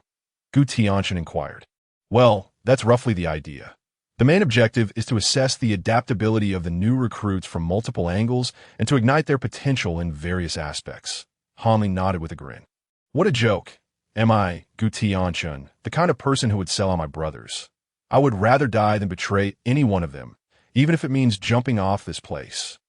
Gu Tianchen declared resolutely $200,000 for the performance fee. Impossible $300,000 along with a forbidden item. Absolutely out of the question $500,000 plus a high-risk forbidden item. Boom! A flame ignited in Gu Tianchen's palm. His gaze unwavering as he looked at Han Li. When do we start? I can trigger an explosion to create chaos right now. Han Li smiled slightly. There's no rush. Wait until we are prepared before you take action. Ideally, we could coordinate with those 3 mysterious entities from Chuanjing to put on a little show for them, providing a small shock. All right, I'll head back to think it over and assist you in completing the rehearsal for the carnival day. Gu Tianchen turned to leave but paused to ask Han Li, why have the instructors chosen me as the leader of the atmosphere team? Han Li replied with a smile. Of course. It is because you are well-liked and know how to create an atmosphere. You're the top choice for the leader of the atmosphere team. Gu Tianchen chuckled. Ha, you really know how to read people. With that, he glided down using the wind. Han Li took out a walkie-talkie. Instructor Hong, Gu Tianchen is on board. Haha, I knew that kid would agree. Even if we hadn't presented those conditions, given his nature, he would have joined us in pranking the newcomers for fun. Instructor Hong replied that we needed to secure this kid. Otherwise, I fear this reckless man would charge at those 3 mysterious entities and obliterate them. And then we would be out of luck for the carnival day. Having him as the leader of the atmosphere team will surely create a more vibrant event than we could ever manage. This kid can always bring something new to the table. Instructor Hong laughed in the underground base. Instructor Hong looked at Gu Tianchen and remarked, your earlier ruse was quite effective. The group of newcomers who entered the girls' dormitory was utterly stunned. Are you interested in causing a bit more mischief? Instructor Hong regarded Gu Tianchen with a mischievous grin. More? Are you hoping that I end up in deeper trouble after the rehearsal? Gu Tianchen raised an eyebrow. Since you've already had your fun with them once, what difference does it make to have a few more rounds? Han Li chimed in. These are my dear friends, my brothers. Additional compensation is required. Gu Tianchen declared with conviction. Fine, commence your performance. Instructor Hong nodded. Gu Tianchen gazed at the screen showing the disoriented newcomers, feeling a pang of guilt. Brothers and sisters, I don't wish for this either. It is just that they offered too much to... In the next moment, Gu Tianchen's expression shifted, and he let out a strange laugh. My little darlings, here I come. Gu Tianchen dashed out of the underground base. Han Li observed Gu Tianchen retreating figure, raising an eyebrow. This kid's mental state is concerning. Should we consider getting him a psychiatrist? Instructor Hong waved his hand dismissively. It's better for him to be a little eccentric. Rather than self-destructing internally, he might as well unleash his chaos on others. If old Gu had half the spirit of Gu Tianchen, he wouldn't have ended up in a mental hospital for treatment. In the dormitory building, Bai Li Pang stretched lazily as he stepped outside, only to hear a theatrical voice echoing from the rooftop of the dorm. What is there to discuss about the Clown King? I alone can withstand 1,000,000 troops with a single sword. Shun Qingzhu and the others looked up to see a figure adorned in a red heart 6 playing card mask. Draped in a vibrant red theatrical robe, mockingly gazing down at them. The show is about to begin. Bali Pang Pang hurriedly descended, glancing at the figure in red atop the dormitory roof. He turned to Shin Qingzhu and asked, "Brother Zhu, who is that?" Shin Qingzhu replied coolly, summoning a whirlwind with his fingertips. "He's right there. You could just ask him directly," Bali Pang Pang shouted. "Hey, who are you?" Gu Tianchen smirked slightly, the 39th seat of the Ancient God Society. "You may call me Red Heart 6. A Red Heart 6 playing card appeared suddenly in his hand. Shun Qingzhu's expression turned cold. "The instructors in the training camp have all vanished. You're behind this. Aren't you? See for yourself." With a snap of his fingers, Gu Tianchen conjured a mirror suspended in the air, revealing all the instructors bound and battered. Looking barely alive, by the way, as a token of our first meeting, I present you with a gift, Gu Tianchen said, pulling an item from beneath his red robe and tossing it to the ground. Where it rolled ominously, it came to a halt. The newcomers gasped in horror. It was a bloody human head. "Is that Instructor Hong?" Zheng Zhong's eyes were filled with terror. In the underground base. Instructor Hong furrowed his brow at the sight of the gruesome head. "So, this is how we're playing it. Huh." He swiped a red theatrical row from the props team, and even my head, just to deliver a little shock to the newcomers. Hanley scratched his head. Ahem, he mentioned it was just a casual theft. Have the instructors truly been killed? The newcomers were in a state of panic. Impossible. The instructors are all powerful figures above the Chuanjing level. Instructor Yuan is even a master of the Sea Realm. How could they be quietly dispatched? But Gu Tianchen and Lin Qiye have been in the girls' dormitory for so long without returning. It seems we may have more than one enemy. Shun Qingzhu observed, his gaze fixed on the figure in red atop the roof. Snapping his fingers lightly, boom! A violent explosion erupted, and countless Red Heart 6 playing cards scattered like rain. Is the 39th seat of the Ancient God Society really that easily dispatched? Bali Pang Pang gazed at the raining cards in confusion. Shin Qingzhu caught one of the cards, examining it closely. Impossible! My earlier explosion didn't touch him. This rain of cards is merely a distraction for his escape. Humph, he is quick on his feet. Otherwise, I'd teach him a lesson. Bali Pang Pang brandished his gleaming golden sword. By the way, where are Qiye and Tianchen? Bali Pang Pang asked curiously. There was a situation in the girls' dormitory. They went to investigate. Shun Qingzhu replied. What? Is Molly in danger? I must go rescue her. Bali Pang Pang exclaimed as he sprinted towards the girls' dormitory. Golden sword in hand, in the girls' dormitory. Crash! The decapitating blade fell, sending the frenzied Chao Yuan flying through a wall. Chao Yuan gripped his black flame blade, charging at the headless man like a cannonball. The two blades clashed with a resounding metallic clash, the headless man's power surging instantly, sending Chao Yuan flying once more. Watching the spectacle from the sidel in the labyrinthine confines of the girls' dormitory, Bali Pang Pang found himself utterly lost, his voice rising in a desperate shout. The sound of something heavy being dragged across the floor grew steadily closer. Suddenly, two hands emerged from the wall with a swift motion. One seized Bali Pang Pang's wrist while the other quickly covered his mouth, pulling him into the wall's embrace. Molly! Bali Pang Pang exclaimed, his face alight with surprise as he gazed at the red-haired heroine who had saved him. Molly lowered her voice, saying, Are you trying to get yourself killed by shouting so loudly? There's a mysterious creature from the Chuanjing that specifically hunts those who make noise, automatically tracking the source of sound. And the louder the surroundings, the stronger it becomes. We call it the sound hunter, not a nearby girl, a Ling. Added, How do you know this so well?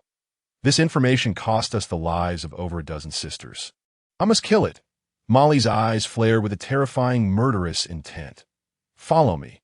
Grasping Bali Pang Pang's wrist, Molly was joined by a Ling, and the three of them disregarded the terrain, directly traversing into the water room. With a mere glance from Molly, Zhang Xiao utilized her forbidden void ability to pull Bali Pang Pang into their group chat. In the center, Yang Zi exchanged a few words with Molly before turning his gaze to Bali Pang Pang.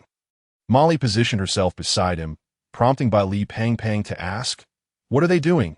Drawing a real-time spatial distribution map of the three buildings, Molly replied, that were searching for the patterns of spatial transformation. Yangzi looked at Bali Pang Pang and inquired, the spatial shifts occur every 10 minutes. Bali Tu Ming, what time is it now? Bali Pang Pang paused, realizing that Yangzi's eyes were filled with suspicion. Molly seized his empty wrist, while the other girls surrounded him using their forbidden void abilities. That I sensed something was amiss earlier. The hefty fellow never parts with his Rolex. And I checked. Both of your wrists are empty. Molly stated coldly that I was too nervous and forgot to wear it. Bali Pang Pang stammered. Whenever Molly is present, your eyes never leave her, yet since you entered, your gaze has been fixated on the structural diagram in my hands. No matter how well one disguises themselves, the eyes cannot lie. Your look towards Molly is far too indifferent. You are not Bali Tu Ming at all. Who are you really? Yangzi asked. Her voice icy. Chapter 61. The red-robed sixth with a swift motion, a flash of red light enveloped by Li Pang Pang, transforming him into a figure clad in a red robe and a playing card mask. Gu Tianchen chuckled. You little girl are quite impressive. You've seen through my disguise so quickly. I planned to play with you for a while longer, but since you've uncovered me, I shall no longer pretend. I'm the 39th seat of the ancient god church. You may call me by my code name, Red Heart 6. In his other hand, he held a 6 of hearts playing card. That sound hunter outside is your doing? Molly asked, her gaze icy. Indeed, it is part of my team. Buzz. Before Gu Tianchen could finish speaking, Molly unleashed her myriad phenomena, frequency movement. Crash. The figure clad in red burst apart like a balloon, scattering countless 6 of hearts cards throughout the water room. Is he dead? Yangzi queried. That he escaped. Molly replied, fuming. When Xing picked up the nearest playing card, her brow furrowing, she felt a sense of familiarity with a mischievous style that reminded her of someone. In the corridor, the red-clad figure reappeared. Phew. Thankfully, my recently learned teleportation array is quite proficient. Otherwise, that fierce girl Molly would have reduced me to dust. Gu Tianchen sighed, just as a cold gleam sliced through the air towards him. The headless man recognized Gu Tianchen's voice and immediately sheathed his knife, standing obediently behind him. Have you seen Lin Qiye? Gu Tianchen inquired. The headless man replied, Ahem. My apologies. I forgot you adorably lack a head. I'll search for him myself. You continue your work. Gu Tianchen transformed into Chao Yuan's appearance using Wind Spirit Moon Shadow, clutching a knife as he began searching for Lin Qiye. In the corridor, a familiar sound echoed once more. The structure of the dormitory began to shift again. Lin Qiye closed his eyes, meticulously sensing the changes in all rooms within a 100-meter radius. Horizontal, 19, 27, 33, 20, 17. Vertical, 04, 09, 37, 18, 23. Sitting on the floor, Lin Qiye furrowed his brow, murmuring to himself as his finger traced patterns on the tiles, seemingly calculating or sketching something. Nearby, Li Xiaoguang stood guard with a large machete, listening to Lin Qiye's calculations and analyses, feeling as if he were gaining intelligence, but unable to manifest it. Such a familiar pattern of change, Lin Qiye murmured. Suddenly sensing something, Lin Qiye turned to Li Xiaoguang and said, Chop this wall. All right. Upon hearing work was to be done, Li Xiaoguang's eyes brightened, and he drew his machete, hacking a corner from the space. The two passed through the wall into another corridor, where they found Chao Yuan, who was spinning around like a headless fly, searching for something. Qiye, I finally found you, Gu Tianchen exclaimed joyfully. Lin Qiye turned to him and asked, Where's the headless man? I don't know. I woke up in a storage room and haven't seen him since, Gu Tianchen replied. This building not only houses the headless man, but also a mysterious entity capable of altering the spatial structure. We are currently searching for the patterns of these changes, Lin Qiye stated. What have you discovered? Gu Tianchen asked tentatively. Lin Qiye pondered for a moment, gesturing in the air. The spatial distortion may appear complex, but in reality, it only consists of two fundamental types of changes, horizontal rotation and vertical rotation. The angles of rotation are always integer multiples of right angles. That it feels similar to a Rubik's Cube. Doesn't it? Gu Tianchen murmured. Lin Qiye's eyes brightened. Exactly. It's just like a Rubik's Cube. Your reminder has clarified all my thoughts. Old Chao, You usually keep quiet, but I had no idea you were quite clever in critical moments. Li Guang chuckled, patting Gu Tianchen on the shoulder. Gu Tianchen smiled broadly, internally cursing, damn, my mouth was quicker than my brain. Lin Qiye contemplated seriously, since it's like a Rubik's Cube. There must be a central point that I suspect that the entity capable of altering space is hidden there, controlling the spatial changes within the dormitory, that we should eliminate this entity first to restore the original spatial structure. Then gather our forces to attack the headless man we encountered earlier. Agreed, Li Guang nodded, wielding his machete to carve a direct path toward the central point. As they proceeded, Li Guang suddenly felt something was off. Haven't we walked through this corridor once before? Lin Qiye replied indifferently. Twice? Oh no. Could we be encountering the legendary ghost wall? Li Guang said nervously. Just a simple trick? Lin Qiye replied, closing his eyes tightly to sense everything around him before striding straight toward a wall. Qiye, that is, Li Guang's warning fell short as Lin Qiye passed through the wall, restoring the surroundings to their original state. Wow, Qiye, you're amazing, Li Guang exclaimed, giving a thumbs up. Lin Qiye turned to Gu Tianchen, saying coolly, friend, do you have any more tricks up your sleeve? Gu Tianchen frowned, realizing he had been exposed again. You weren't worried at all when I entered the wall. It seems you already knew it was the exit, Lin Qiye remarked. Is that why you suspect me? Of course not, to be honest. Your disguise skills are exceptional. You mimic Chao Yuan's demeanor and tone so well that even I, having spent so much time beside him, didn't notice any flaws. But just now, when the space was disrupted again, another Chao Yuan entered my mental coverage, lying in a corner of a storage room. It's a classic case of no plan survives contact with the enemy, my friend. Lin Qiye's lips curled into a slight smile. Gu Tianchen appeared speechless. All right, fine, did I just trick the Rubik's Cube? And now I've been sold out. It's all about mutual harm, Gu Tianchen conceded, transforming back into the red-robed figure. To prevent Lin Qiye's earthly domain from seeing his face, he used Wind Spirit Moon Shadow to change his visage to that of Lin Qiye. Did you enjoy it? Lin Qiye asked with a smile. It was all right, Gu Tianchen nodded. Go play on the other side. Sure thing. The flurry of playing cards scattered as the red-robed figure vanished once more. Li Guang's eyes widened. We just let him go like that. First, we need to deal with this entity that alters space. That's our priority. As for this red-robed sixth, let him frolic a bit longer.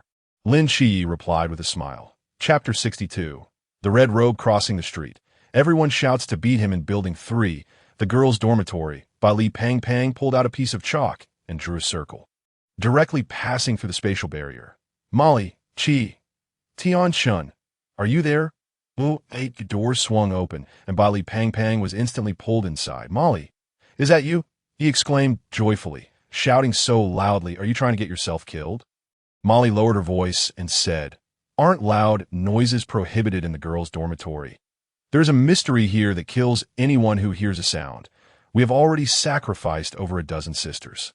So terrifying? Bai Li Pang Pang replied, her face filled with anxiety. The spatial layout here has been completely disrupted.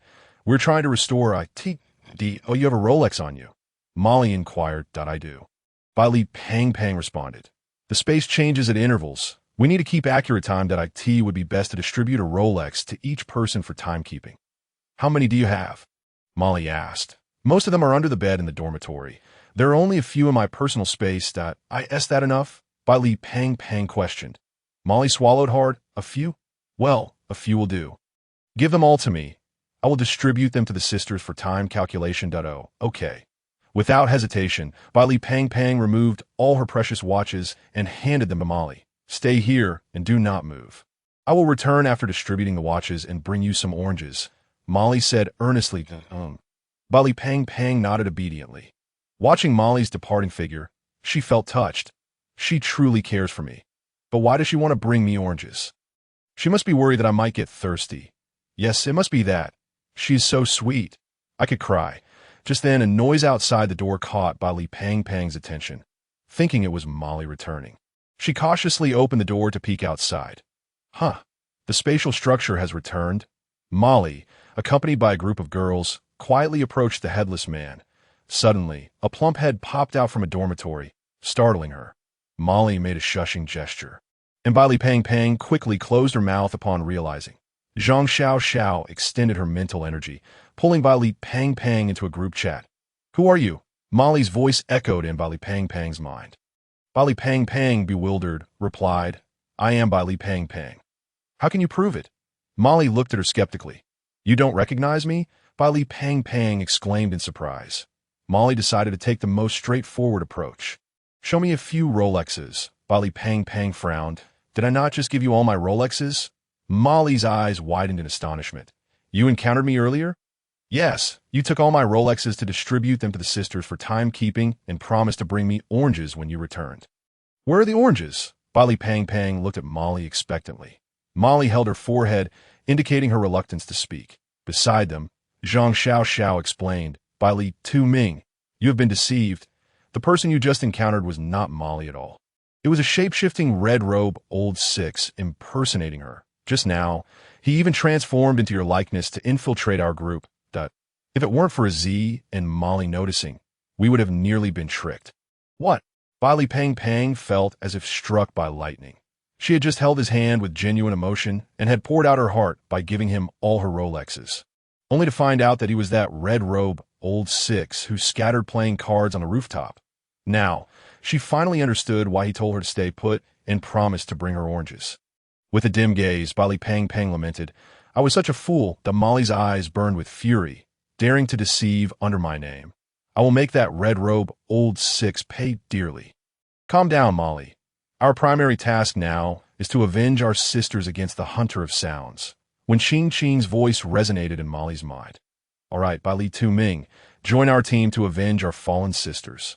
Molly communicated telepathically. Bai Li Pang Pang drew out her great sword and nodded earnestly as the spatial structure restored. The boys who had entered earlier were also pulled into the group chat one by Zhang Xiao Xiao, joining Molly and her group to encircle the Hunter of Sounds. Everyone silently approached the headless man, dragging their execution blades. Attack! Countless forbidden ruins shimmered with various lights, firmly restraining the execution blade raised by the headless man in midair. A torrential assault rained down upon the headless man. Boom! A loud crash ensued, and the headless man transformed into a flurry of playing cards that scattered chaotically. Damn it, it's that old six again. Molly glared at the scattered six of hearts playing cards, her anger palpable. On the rooftop, Lin Qiye was collecting fragments of a Rubik's Cube when suddenly two figures appeared behind him. Still not done playing? Lin Qiye asked while picking up the pieces. Hearing the sound, the headless man swung his execution blade toward Lin Qiye, only to be intercepted by Gu Tianchen. Taking money to eliminate calamities, Gu Tianchen chuckled. Lin Qiye concealed the Rubik's Cube fragments and warned Gu Tianchen, beware the wrath of the masses. Be careful not to play with fire and get burned. As he spoke, a gray-white giant spider set off by Shun Qingzhu's explosives crashed down onto the rooftop of the three buildings. Group leader, save me! Whoosh! Two straight blades fluttered like butterflies, swiftly embedding themselves into the giant spider's head. Lin Qiye and Gu Tianchen exchanged glances. Cough, cough, reflex. Lin Qiye spoke first. Gu Tianchen silently shielded the headless man behind him. Thinking you can't chop him, don't chop me as well. Fearing that Lin Qiye. The heartless Gu Tianchen grasped Yuan Gang's hand, and with a thought, entered the underground warehouse of the Pangu Shrine. This was a newly opened space, insulated from the disturbances above. The few individuals on the upper floor often quarreled, engaging in conflicts more destructive than a mischievous dog, leaving no item undisturbed. With Gu Tianchen's current mental strength, he could only establish a modest warehouse of over 50 square meters, containing merely a silver dragon spear. A few boxes of Rolex watches and a dim-witted warehouse manager. Is it really this small? Yuan Gang furrowed his brow. Upon hearing a voice that did not belong to Gu Tianchen, the headless man immediately raised his executioner's knife and swung it at Yuan Gang. A golden light radiated from Yuan Gang, instantly sending the headless man flying. Gu Tianchen had previously promised his dim-witted comrade a sum of 500,000 in high-risk forbidden items to protect them from the avaricious instructors. The headless man had great potential, yet his weaknesses were also quite apparent. However, Gu Tianchen had discussed strategies with the great wizard Tianwu for quite some time, devising a response to these weaknesses. Yuan Gang glanced at Gu Tianchen's modest treasure trove, realizing that such a small space could hardly conceal a significant amount of weaponry. Strange. If it weren't for these two, who else could it be? All right, take me out of here, Yuan Gang said. Instructor Yuan, before we leave, there's something I need to tell you. What mischief are you up to now? Yuan Gang replied. Oh, you remember what my late adoptive father said before he passed? Gu Tianchen inquired. Yuan Gang, catching sight of the silver dragon spear, understood that Gu Tianchen's adoptive father was Han Xiaoyan. Before Han Xiaoyan's demise, he had urged Chun Mai and Yuan Gang to protect Gu Tianchen and Lin Qiye, the two divine proxies, and to be wary of the whispers. The ancient god church, whispers. Yuan Gang's brow furrowed. Indeed, last night, the fire god visited me in a dream, revealing through divination that the ancient god church is concocting a conspiracy. Gu Tianchen stated earnestly. The fire god can perform divination? Yuan Gang questioned skeptically. Is it unreasonable for a fire god to possess such skills? Gu Tianchen retorted. Yuan Gang raised an eyebrow, pondering the logic.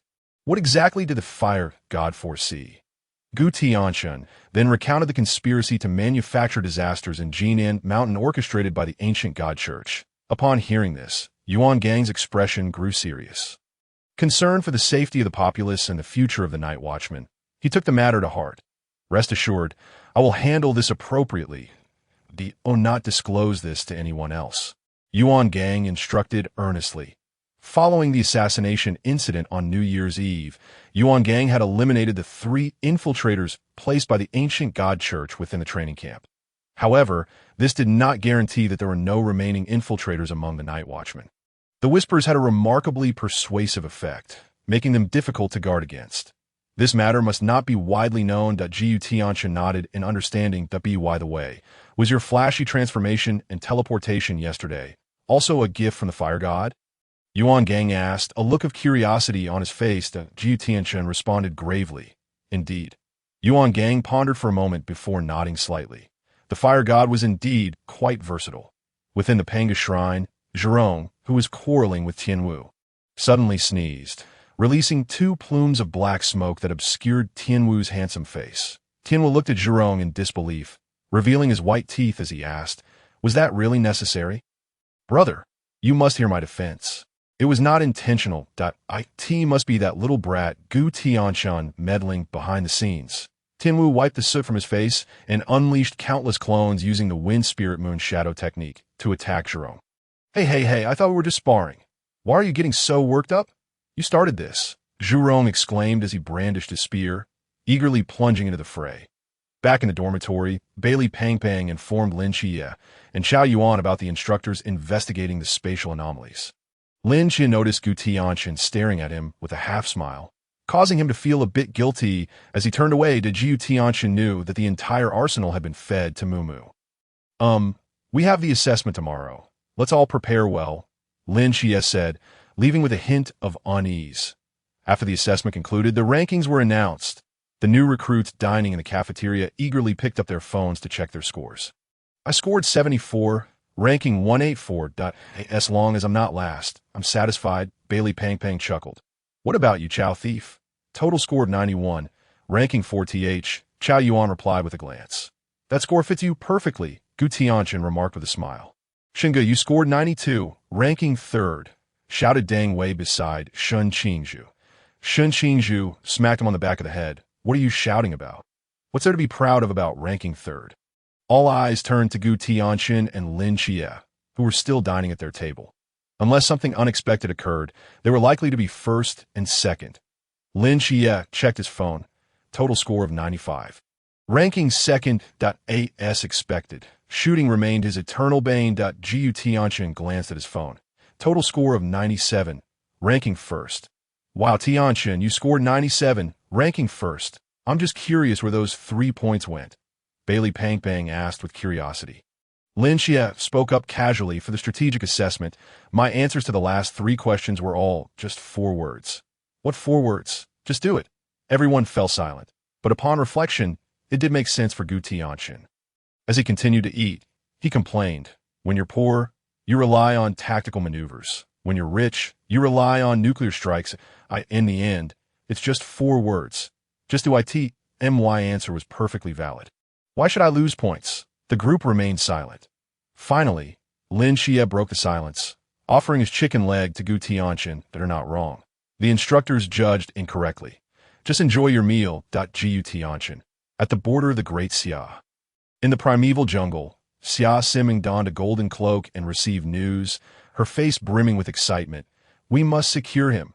Gu Tianchen is an absolute must for our Phoenix team. Just do it. Ha ha ha. This strategic assessment answer is exactly like mine from years ago. What a talent. Deputy Captain Kong Shang looked on in disbelief, remarking, you have a humanoid Tyrannosaurus and a fiery brute. It's no wonder you two resonate with each other. What did you say? I said, according to regulations, special teams cannot recruit new members unless there are significant personnel losses. Kong Shang quickly corrected himself. That's easy. I'll just injure you to report a loss. And then we can trick Gu Tianchen into joining our Phoenix team, Xia Siming said with a mischievous grin, rolling up her sleeves as she approached Kong Shang. Don't come any closer, Kong Shang exclaimed. Chapter 64. A storm approaches in Huaihai City. Great Xia Tianping entered the office wearing a gray cloak and addressed Wang Mian. Captain, this year's training camp rankings have been released. Gu Tianchen scored a total of 97. Ranking first, while Lin Qiye scored 95, ranking second. Lin Qiye has the same score as I did my day. I'm curious where he lost those points. Wang Mian mused that he only scored 6 in the shooting assessment. In Gu Tianchen, Wang Mian pressed further. His answers to the last 3 strategic questions were all the same 4-word response. What were those 4 words? Just do it. Wang Mian fell silent, nodding after a moment. That sounds very much like Gu Tianchen, that he likely aligns well with that humanoid Tyrannosaurus from the Phoenix team.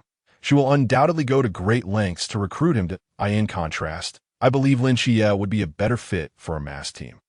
Captain, perhaps you should consider applying to headquarters for him, Tianping suggested. Wang Mian chuckled. Don't hold your breath. Neither Gu Tianchen nor Lin Qiye will be joining us. Headquarters is already in the process of establishing a 5th special team. In the training camp, Instructor Hong stood on the martial arts platform, beginning to read the transfer orders. Zheng, transfer to the Night Watcher team, number 117 in Wudong City. Yangzi, transferred to the Night Watcher team No. 152 in Hailan City. Mo Li, transferred to team number 017 in Gusi City. Bailey Tumming, transferred to team number 010 in Guangshan City. Chao Yuan, transferred to team number 007 in Huaihai City. Shun Qinzhu, transferred to team number 006 in Shangjing City. Lin Qiye, transferred to team number 136 in Cangnan City. Gu Tianchen, transferred to team number 136 in Cangnan City. The announcement left everyone astonished as they turned to stare at Gu Tianchen and Lin Qiye. It was already rare for 2 individuals to be transferred to the same city, but it was even more unusual that these 2 were the top 2 recruits from the training camp. The underlying motives here were murkier than Bailey Pongpong's transfer to Guangshan. Report, shouted Shin Qinzhu. I refuse to accept this. You've already been transferred to team number 006 in Shangjing City. What is there to contest? Instructor Hong replied that it's unacceptable that they weren't recruited by special teams, yet they're being kept in Cangnan, 1st and 2nd place in this tiny city. Shun Qinzhu, cannot face anyone as 3rd place. I can't afford to lose this reputation. Shun Qinzhu stood up for the 2 individuals. The adjustment order was not decided by our instructor group, but rather by the higher-ups of the Night Watch. There must be reasons behind their decision. Whether it be you, Shun Qinzhu, Gu Tianchen, or Lin Qiye, you have all become Night Watchers, and the duty of a soldier is to obey commands. Dismissed. After Instructor Hong spoke, he cast a glance at Gu Tianchen and Lin Qiye before turning to leave.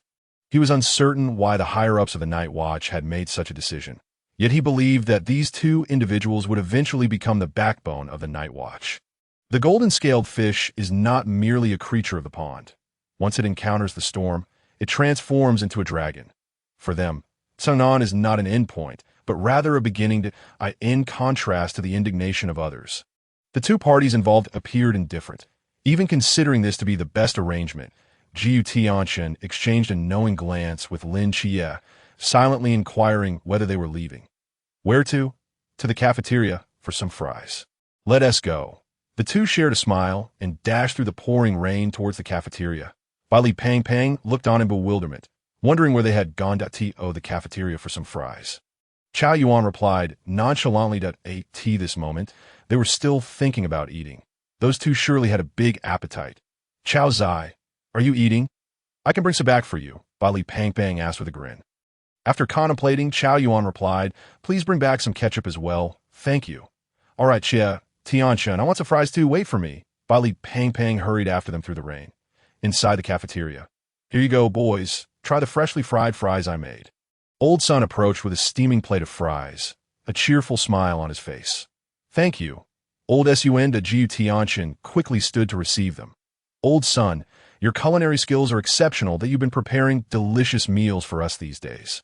And the weight I just lost has come back again. Why don't you come back to Guangzhou with me? I can have my dad offer you this amount for a month. Li Pang held up 5 fingers, speaking earnestly. Old Sun, with a kind expression, replied, little fatty, I just want to stay with the night watch and contribute my remaining strength in amount of money could tempt me away. I know you'll miss me, but all good things must come to an end. Lin Qiye turned to Old Sun and said, thank you for your hard work during this time that I will definitely come to visit you if I have the chance in the future. Good. You are all such wonderful children. Old Sun nodded with a smile. Suddenly, Lin Qiye frowned as he stared at the water in his CUP. You feel the ground shaking? Li Pang nodded. Indeed, feeling it. What is happening? An urgent assembly whistle sounded, and the 3 of them dropped their fries and dashed out of the cafeteria like arrows released from a bow on the training ground. Even amidst the torrential downpour, no one was late. Everyone stood in the rain like steadfast pine trees. Military green trucks drove in, illuminating the dim area. Chief Instructor Yuan Gang spoke solemnly. 10 minutes ago, a massive mudslide occurred near Jinan Mountain due to an earthquake. 6 surrounding villages have been severely affected. Numerous rescue teams are en route to Jinan Mountain, but due to the terrain, it will take them some time to arrive. The only place nearby capable of mobilizing a large number of personnel swiftly is our training camp. You are the Night Watch, the soldiers of Daxia. Daxia soldiers go wherever they are needed. Everyone get on the trucks. Disaster relief. Everyone boarded the trucks in an orderly fashion. On the truck, Instructor Hong distributed black boxes to everyone. Shen Qingzhu opened his to reveal a standard-issue Starblade of the Night Watch. Li Pang looked at the knife in the black box, puzzled. The situation is complex. Just in case, Instructor Hong explained. Bang! The entire truck shook violently, sending Li Pang flying into Lin Qiye's arms. What is going on? Aftershocks. Shen Qingzhu furrowed his brow. A voice came through Hong Hao's earpiece. The recent aftershock has affected 5 other villages in a different mountain range of Jinan Mountain.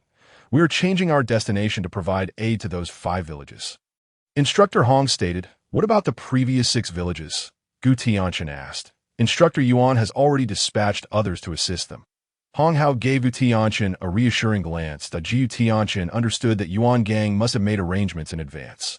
However, the mad dogs of the ancient god sect would still do everything they could to lead them astray. Gu Tianchen gazed out the truck window. Dark clouds loomed overhead, and the rain was about to pour. Chapter 65. Is this melon ripe? At the temporary rescue command headquarters at the foot of Jinan Mountain, Yuan Gang looked at the oppressive black clouds outside the tent, his expression grave. The raindrops seemed to be paused in mid-air, silently hovering.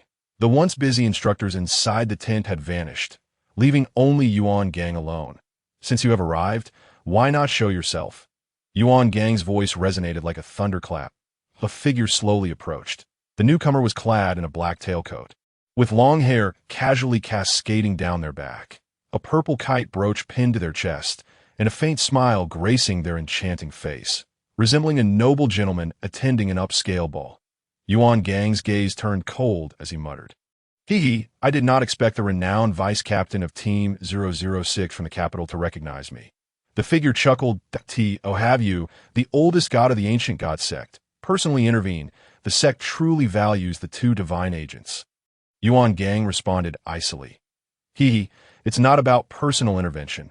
What stands before you is merely a projection of a nightmare. The my true self is still being hunted by the spiritual medium team. As expected of Team 002. These lunatics are indeed difficult to deal with, the figure replied, a hint of apprehension in their tone. So, you sent your followers to eliminate the two divine agents, intending to trap me with this projection? Yuan Gang squinted and inquired. Just two little pool realm brats. Even if they are divine agents, they are not that formidable that if they cannot be of use to me, they must be eradicated before they can grow. 2 from the sea realm and 4 from the river realm should suffice to handle your instructors and those little brats, the figure queried with a smile. Such a grand scheme. This lineup could rival the top-ranked night watch teams stationed in major cities. Yuan Gang's expression grew serious. Now, your strongest individual within Cangnan is trapped, while Team 136 has been ordered by the higher-ups to remain in the city and will not come to assist. Against a group of inexperienced recruits, the sea realm should suffice, the figure said with a laugh. And one knows which will come first, an accident or tomorrow. Just as Yuan Gang's words fell, a powerful golden light erupted around him, resembling a war Buddha as he charged towards the figure with a punch. The figure flickered and vanished in place. The next moment, they appeared in mid-air, like a conductor gracefully directing an orchestra, the sky. The earth, the mountains, the rain, and everything around came to life under their command. Director Yuan, enjoy yourself in my nightmare. The figure elegantly waved their hand, and the raindrops in the air transformed into sharp water swords, glinting with cold light as they rained down upon Yuan Gang. Fellow villager, this place is dangerous. Hurry and leave with me. On the muddy mountain road, Li Jia waved to a man carrying an axe. The man approached Li Jia, revealing a grin with yellow teeth, and said, "Your head seems ripe. It's time to pick it." Whoosh! A glimmer of cold light flashed as the man wore a strange smile. Swiftly beheading, seizing the moment when Axe Brother was distracted, Gu Tianchen delivered a powerful kick to his chest, sending him flying like a kite severed from its string. Axe Brother clumsily scrambled to his feet on the muddy mountain path, his body smeared with muck, resembling a homeless, drenched dog. Feeling a sharp pain in his chest, likely a few ribs fractured, Axe Brother cast a wary glance at Gu Tianchen, questioning who truly possessed the might. With a deft twist of the silver dragon halberd in his hand, Gu Tianchen cleaved through the curtain of rain, charging towards Axe Brother with lethal intent. Gripping his massive axe with both hands, Axe Brother swung it fiercely at Gu Tianchen. Clang! The silver dragon halberd collided violently with the giant axe, unleashing a gust of wind that even scattered the falling raindrops. Both combatants were jolted back by the sheer force of their clash, leaving deep ruts in the muddy terrain. Shaking his numbed arms, Axe Brother narrowed his eyes, scrutinizing Gu Tianchen as he slowly spoke. "I see now. You are the fire god as emissary sought by that esteemed individual. Are you not? How is it that you possess such incredible strength?" A smirk graced Gu Tianchen's lips. "You are utterly ignorant of the fire god." Boom! Flames coiled around the silver dragon halberd, forming a vividly lifelike fire dragon. With a swift thrust, Gu Tianchen unleashed the fire dragon, which roared as it charged towards Axe Brother. Hastily, Axe Brother raised his giant axe to defend, but the fire dragon collided with it, resulting in a tremendous explosion. Cracks appeared on the axe, turning it a furious red, and Axe Brother was violently thrown back, barely stabilizing himself by driving the axe into the ground. Gu Tianchen, wielding the silver dragon halberd, was ablaze with flames. Resembling a wild beast unleashed, charging at Axe Brother with fervor, his once proud strength was now suppressed, leaving Axe Brother, a mere river realm warrior, thoroughly overwhelmed by a pool realm opponent. How could he maintain his standing in the ancient god church if word of this spread? Clang! Flames surged and fierce winds howled. Under the combined forces of wind and fire, Axe Brother's great axe was shattered by Gu Tianchen's strike. Weaponless, Axe Brother turned and fled, but Gu Tianchen, with a flick of his silver dragon halberd, sent a slicing wind blade hurtling towards Axe Brother's back. Chapter 66. Summoning Allies. Clang! A silver figure descended from the heavens, crossing its silver arms to block the incoming wind blade, shielding Axe Brother. The small silver figure, covered in metallic sheen, grasped the shattered fragments of the great axe from the ground, reforming it into a sharp silver axe. The small silver figure handed the silver axe back to Axe Brother. With his new weapon in hand, Axe Brother's excitement was palpable as he swung the silver axe. Feeling it was far more adept than before, Gu Tianchen raised an eyebrow, observing the small silver figure. You discarded an iron axe, and now you give him a silver one. If I were to toss away my silver halberd, would you provide me with a golden one? The small silver figure remained silent. Its gaze icy, lowering its body and transforming into a silver beast that stared intently at Gu Tianchen. Has it gone from being a mere beast man to a steel beast? Gu Tianchen inquired with a grin. Swish! The crouching silver beast lunged at Gu Tianchen like a cannonball. The sharp silver claws sparked as they met the silver dragon halberd, resulting in a deadlock as both combatants exerted their strength against one another. Seizing the opportunity, Axe Brother raised his great axe high, aiming to strike Gu Tianchen. Gu Tianchen swiftly dodged, finding himself flanked by Axe Brother and the silver beast. Is this how you summon allies? It seems as if no one else is around, Gu Tianchen mused. With a thought, the headless man wielding a beheading knife appeared behind him, acting as a loyal guardian, using his towering form to shield Gu Tianchen from harm. Axe Brother glanced at the headless man with a mocking smile. I thought you had summoned someone formidable. Turns out it's just a faux river realm mystery. Gu Tianchen smirked. Realm does not equate to everything. You, a river realm warrior, were just now overpowered by my pool realm strength. Axe Brother's eyes turned cold. He dismissed his earlier defeat as a mere oversight, now that I wield this new axe. Your head is as good as mine. Is that so? Gu Tianchen snapped his fingers lightly, and a colossal, catchy tune erupted from Axe Brother's body. Can't defeat me, can you? It's just that I'm this powerful. Can't catch up to me, can you? La la la la la la la la la. You've been defeated by me. Come at me together, I'm not afraid at all. Axe Brother stood there, dumbfounded, as a booming, catchy song seemed to emanate from his chest. The silver beast sidestepped, its titanium alloy ears nearly deafened by the noise. That you're not a rookie on your first mission. Surely you know the rule of silencing your phone during tasks? Turn off that ridiculous ringtone. The silver beast roared at Axe Brother. Axe Brother, bewildered, exclaimed, I didn't even bring a phone. Where is this noise coming from? Before he could finish, a shadow swiftly appeared before him.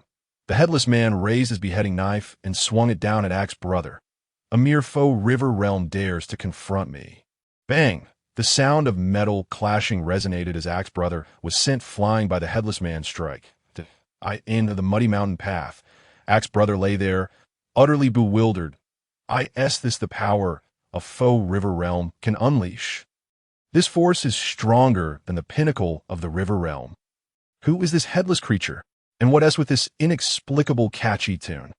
It's unbearable.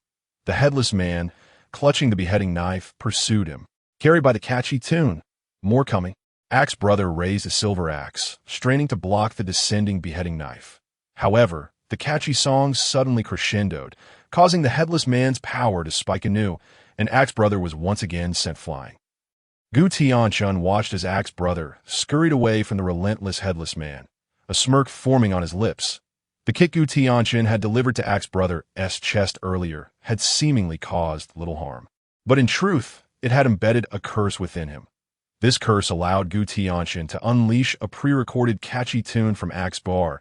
The silver beast let out a mournful roar amidst the raging flames, its metallic body gradually melting away, transforming into droplets of silvery liquid that fell one by one. Ultimately, the flames extinguished and the fierce winds subsided, leaving the silver beast reduced to scattered shards of silver metal in the heart of the tempest. Gu Tianchen approached the charred center of the magical array, crouched down, and picked up 2 pieces of silver metal, striking them together to produce a crisp sound. Indeed, the sound was quite clear. It seemed this creature had not suffered from osteoporosis in its lifetime. The headless man, gripping a beheading sword in one hand and a bloodied head in the other, advanced towards Gu Tianchen. The axe-wielding man's lifeless eyes remained fixed ahead.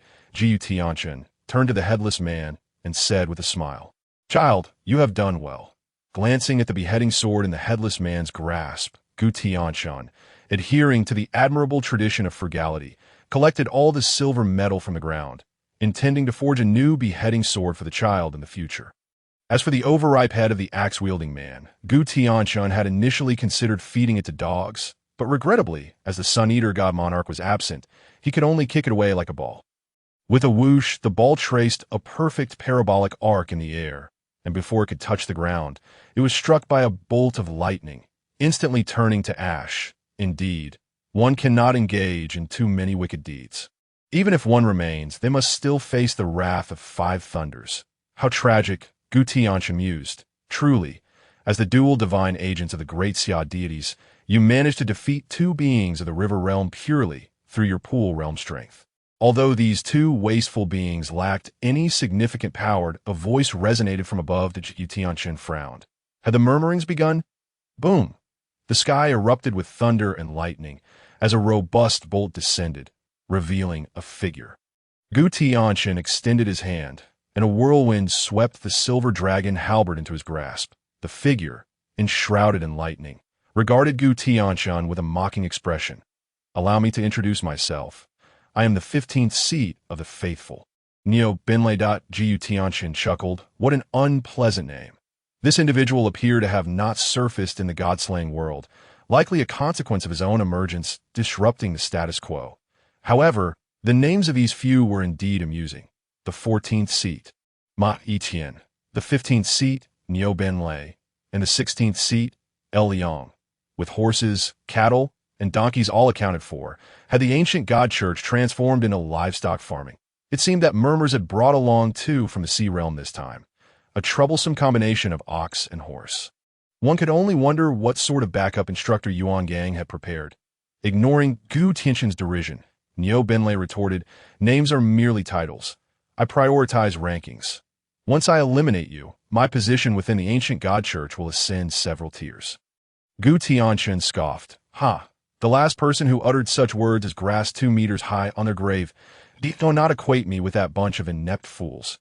Neo Benlei glanced at the silver dragon halberd in Gu Tianchen's hand, saying, it is truly disgraceful for the esteemed 13th seat, Han Xiaoyan, a sea realm powerhouse, to have met his end at the hands of a mere pool realm brat like you.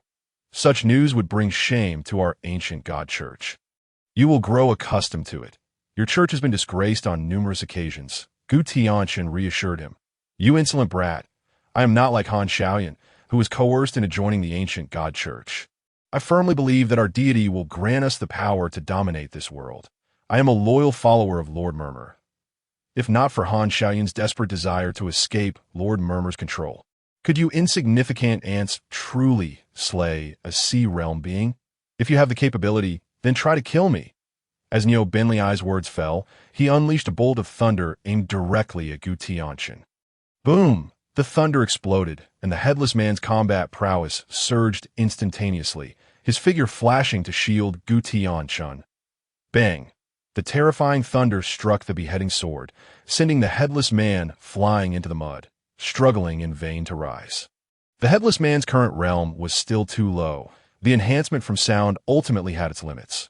While effective against beings of the river realm, he stood no chance against those of the sea realm. Had it not been for the earlier thunderous support, he would likely have been obliterated by this bolt of lightning that a teleportation array flickered, and the headless man's figure vanished, returning to the underground warehouse. Spatial teleportation, how intriguing. I wonder how many times you can teleport. Neo Benlei raised his hand, summoning another bolt of lightning hurtling towards Gu Tianchen. Whoosh! Gu Tianchen's figure flickered, appearing 20 meters away. This was the limit of his current teleportation distance, and he could only teleport 3 times in quick succession. Neo Benlei gathered a flickering arc of lightning in his palm, mockingly addressing Gu Tianchen. Is that all you can manage? Gu Tianchen tightened his grip on the silver dragon halberd, unleashing a wind blade that sliced towards Neo Benlei. Boom! The lightning surged forth like a dragon emerging from the sea, instantly shredding the approaching wind blade, its residual force continuing to strike towards Gu Tianchen. A sharp blade aura flew in from a distance, briefly intercepting the lightning assault that, in a flash, it pulled Gu Tianchen away, evading the thunderous strike. Instructor Han. Hanli stood before Gu Tianchen with a straight blade, his gaze fixed intently on Neo Benlei not far away. Sensing the potent waves of mental energy emanating from Hanli, Neo Benlei smirked derisively. With such killing intent and soaring battle spirit, if we were the same realm, I might not be your match, but alas, you are merely of the river realm. Tianchen, go. I will hold him off. Han Li's eyes blazed like a drawn sword, exuding a chilling radiance. Ha! What a joke. You, a river realm being, think you can restrain me? Neo Benlei laughed coldly. Han Li pulled out his night watchman emblem from his pocket, his expression resolute that I will stake my life on it. Having dealt with the night watchman for years, Neo Benlei was well aware of the significance of the object in Han Li's hand. Under the influence of the god of ghosts, facing a desperate Han Li, Neo Benlei was not entirely confident of victory and might even risk being slain himself. Striking first was crucial. He must not allow Han Li to utilize the god of ghosts. Boom! A bolt of lightning shot towards Han Li in an instant. Forewarned, Gu Tianchen grasped Han Li, his figure flashing just in time to evade the lightning strike. The teleportation array had fallen into cooldown, leaving no option for further evasion. Neo Benlei simultaneously gathered a terrifying bolt of lightning in both hands, preparing to attack. Suddenly, the ground shook violently, as if the entire Jinan mountain had been flipped upside down. Chapter 68. The Earth Dragon turns over. A strong sensation of weightlessness engulfed everyone, and in the next moment, they found themselves flipped to the base of Jinan mountain. What just happened? Dazed, Gu Tianchen stood up, activating his eye of the underworld to survey his surroundings, only to discover he had been transported into a pitch-black underground cavern. Sensing the potent essence of flame surrounding him, it appeared that the red-faced baby had awakened. He needed to collect the fire of the flame pulse Earth Dragon before Murmur could intervene. He urgently required the red-faced baby's Earth Dragon flames to complete the task of summoning the Pangu Temple. Many individuals in the training camp had abilities related to flames, yet once collected, they were all deemed by the Pangu Temple to possess the same attributes as the Rose Fire Feather Garment. The black flames of Chao Zhe were uncontrollable, making it impossible to forcibly seize them. He could only wait for them to be voluntarily offered. The flames of this flame pulse Earth Dragon were rather unique and should be successfully recognized by the Pangu Temple. Gu Tianchen's eyes ignited with fierce determination. The red-faced baby would be his at all costs. Murmur would not be able to stop him. With that, Gu Tianchen brandished the silver dragon halberd and charged towards the source of the intense flames. In the underground cavern, Lin Qiye sensed the terrain within 100 meters and frowned. The area was filled with soil. It seemed they had been relocated to the depths of Jinan Mountain. According to the plan, he had successfully lured out Zhuang Qi and those with abilities related to vines. Instructor Hong had slain the Vine Man, and Lin Qiye, along with Bali Pang Pang and Shen Qingzhu, had managed to injure Zhuang Qi. Just as they were preparing to finish Zhuang Qi, the world had suddenly turned upside down, transporting them here. He wondered how Pang Pang and Zhuaigu were faring. With the reckless man being shadowed by Instructor Han, they should be safe. Lin Qiye sat cross-legged on the ground, sinking his consciousness into the mental hospital. Within the mental hospital, the head nurse, Lin Qiye, was playing mahjong with Nikes, Merlin, and a Zhu. The Rubik's Cube had transformed into an emotionless shuffling machine, serving everyone. Qiye, care for a round? Lin Qiye asked with a grin. No, I can't find my mother. Lin Qiye declined politely. Mother, I may need to borrow your strength soon. Oh, my dear Danidas, whenever you need me, I will stand by your side. Nikes replied with a smile. Lin Qiye felt a warmth in his heart. Having a mother felt wonderful. If Gu Tianchen were to witness such a heartwarming moment, he would likely burst into tears. Both were divine agents. Yet why was Lin Qiye's deity so gentle and considerate, while his own three were either bickering or on the verge of a quarrel? Observing Lin Qiye, Merlin spoke slowly. It seems that your excellency the dean has encountered difficulties. Someone is pursuing you, and they appear to be stronger than you at present. Likely two? No, it should be three. Truly, as the god of magic, he could discern his current predicament with just a glance. Merlin, do you have a way to break the deadlock? Lin Qiye hastily inquired.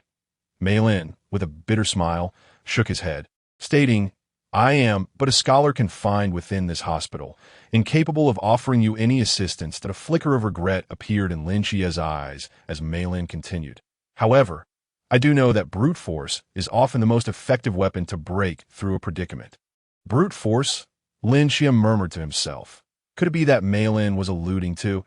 I can only advise you up to this point. The rest is in your hands, Ma Lin said, standing up leisurely while clutching a health manual for middle-aged individuals. And exited the activity room in the subterranean magma cavern. Amidst the scorching realm of lava, a colossal gray earth dragon slowly lifted its body, towering approximately 17 or 18 stories high, its surface adorned with fiery red patterns resembling flowing magma. Though unevenly distributed, there was an extraordinary beauty to it. The flame-vein earth dragon gazed upon the figure before it, its eyes ablaze with intense flames. The 14th seat of the faithful, Ma Qiye, looked at the flame-vein earth dragon with fervor. Little did he expect that beneath the humble Jinan mountain lay the legendary earth dragon, and a king among them, the flame-vein earth dragon. If I could tame this flame-vein earth dragon, my ancient god sect would gain a formidable disaster-level warrior. This merit would be no less than slaying those two divine agents. First, subdue this earth dragon. Then eliminate those two divine agents, and I, Ma Qiye, will ascend within the ancient god sect. Hee, why do all the good fortune seem to fall into my lap? Ma Qiye couldn't help but chuckle. Roar! The flame-vein earth dragon let out a deafening roar, and a thick pillar of fire shot towards Ma Qiye in an instant. Qiye hastily dodged, but was still a step too late. As the searing edge of the fiery column grazed his right arm, igniting it in an instant, Ma Qiye screamed in agony, his form faltering as he nearly fell into the magma. Damn it. No wonder it's the flame-vein earth dragon. Even in the same sea realm, I'm no match for it. If it were to grow stronger, its potential would be limitless. To tame it, I must tame it. Such immense power must belong to my ancient god sect. Despite losing his right arm, Ma Qiye showed no signs of regret, instead displaying an even more fervent expression. Since I cannot tame you, do not blame me for summoning others. Qiye crushed a bead with great force. Lord Whisper, are you there? In a nightmare, boom! A cataclysmic explosion erupted, and terrifying golden ripples spread out, instantly leveling several nearby mountains. Amidst the swirling dust, the battered Yuan gang emerged, golden waves radiating from his fists, exuding an overwhelming pressure. On the distant mountaintop, dressed in a pristine black tailcoat, Yu remained immaculate, his long black hair unruly, gazing at Yuan gang with a mocking elegance. TSK, TSK, TSK. As expected of the vice-captain of Team 006 from the capital, you managed to persist in my nightmare for so long. Boom! Yuan gang's figure flashed, instantly appearing before EU, his fists unleashing terrifying golden ripples that crashed down heavily. The mountain peak shattered in an instant, reduced to countless debris that scattered into the air, dust billowing. EU remained unscathed. Floating in mid-air, I had initially thought you were merely new to the sea realm. Yet I see you have touched the ceiling of the sea realm, just a step away from entering the boundless. Alas, you are too old. Even if you were to enter the boundless, you would be stuck at this level for life. Otherwise, I would have genuinely considered making you one of my followers. A follower? Not even fit for a dog, Yuan gang retorted with a cold laugh. EU's gaze turned icy as he gently pressed down with 2 fingers, a terrifying bolt of thunder descending from the heavens, aimed directly at Yuan gang. The earth was reduced to ruins, and endless thunder engulfed Yuan gang's figure. As the thunder dissipated, Yuan gang stood battered in a deep pit. Despite his grievous injuries, his back remained straight. At that moment, a voice gently echoed in EU's ear, Hee, I did not expect to have an unexpected harvest. Let's call it a day. Chapter 69, Dragon Tamer. Roar. The flame-vein earth dragon unleashed a searing pillar of fire, hurtling towards Ma Qiye. Just as he barely dodged, a figure suddenly appeared beside him and pushed him back. Within the intensely hot fire column, Gu Tianchen clung tightly to Ma Qiye, watching as he was nearly scorched into a piece of charcoal. As the fire column dissipated, Ma Qiye struggled to break free from Gu Tianchen's grasp, and both fell heavily to the ground. The Gu Tianchen stood up, dusting himself off with a smile. Happy New Year. Oh wait, Mid-Autumn Festival is just around the corner. I should say Happy Mid-Autumn Festival. Our lava-filled mooncake's delicious. Gu Tianchen added. Happy my foot. Who the hell are you? Ma Qiye roared angrily at Gu Tianchen, his agitation causing the charred remnants on him to flake off. I am Gu Tianchen, the mountain god of Jinan Mountain. Because you awakened the slumbering flame-vein earth dragon, heaven has sent me to punish you. Give me 5 of your life's little goals. And in light of our fateful meeting, I might consider sparing your life. What do you say? Gu Tianchen asked with a smile. Since we were both hit by the fire pillar, how come you are unscathed? Ma Yiqian questioned, bewildered. Didn't Ti mention? I am a mountain god. You must be joking. Do you take me for mountain cannon?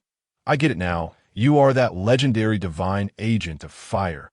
Ma Yiqian's eyes sparkled with excitement as he looked at Gu Tianchen. It's truly a stroke of luck. I never expected you to come knocking at my door. Why do all the good fortune seem to find me? Ma Yiqian?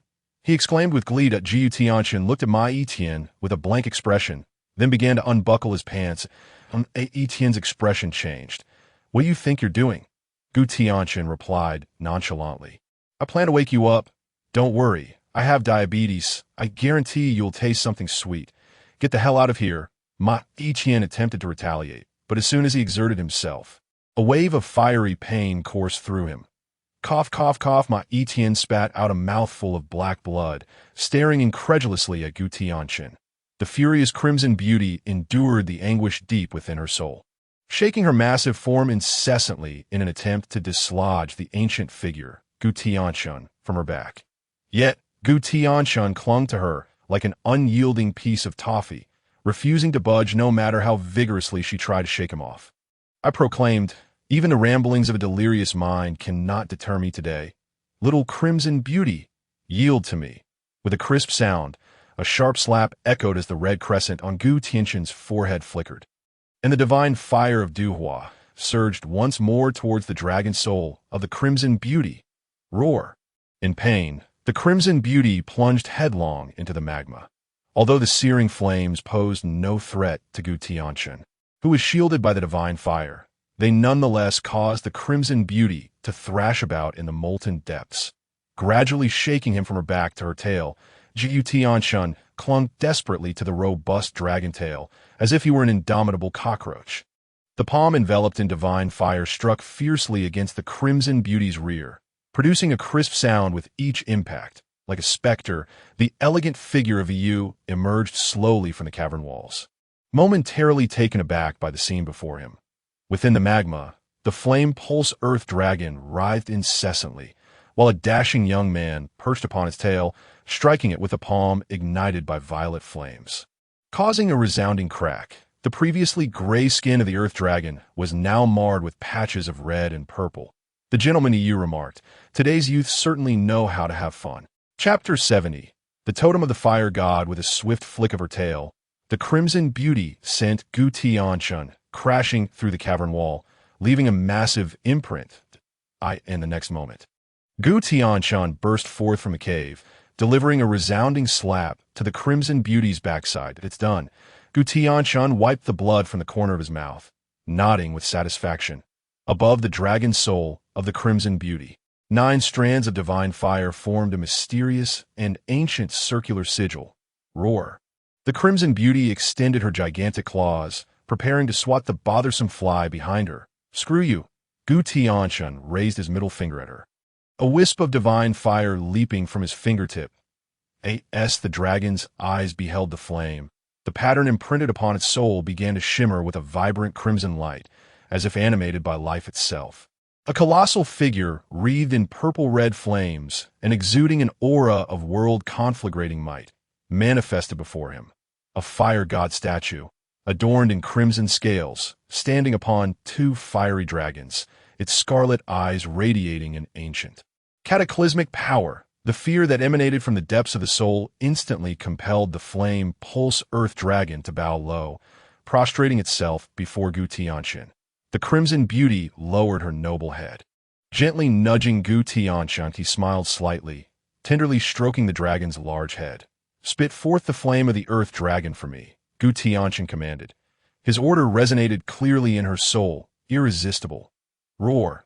The crimson beauty expelled a wisp of earth dragon flame, gently landing in Gu Tianchen's palm. The flame flickered and danced within his grasp, and with a firm grip, It appeared in the Pangu Temple, the entrance of the Grand Hall. The task of collecting 9 different flames leapt from 29 to 39. A small step closer to the fire god, Zhu Rong's exit from hall. Zhu Rong, witnessing the progress of the exit task, beamed with delight. Ha! I'm one step closer to leaving this place. Come, I'm in a good mood today. Let's have a duel. Zhu Rong bellowed, brandishing his great halberd. Both Shebi and Tianwu, who were busy concocting poison and reading, simultaneously rolled their eyes, ignoring him. Boom! 2 flames erupted, transforming into 2 fire dragons. One crashed into Shebi's cauldron, while the other incinerated the book in Tianwu's hands. Damn it, this is too much. Let's get him. Zhu Rong grinned wickedly, charging towards the 2. Well done, little crimson beauty, Gu Tianchen chuckled. Stroking her head, Yu floated elegantly in midair, observing the flame pulse earth dragon, which suddenly bowed before Gu Tianchen with a puzzled expression. How did you accomplish that? Guess, Gu Tianchen replied. What an amusing little fellow. But even if you make it bow, it is all in vain before my soul contract. This flame pulse earth dragon is destined to be my follower, Yu confidently declared. A master of soul contracts to create followers.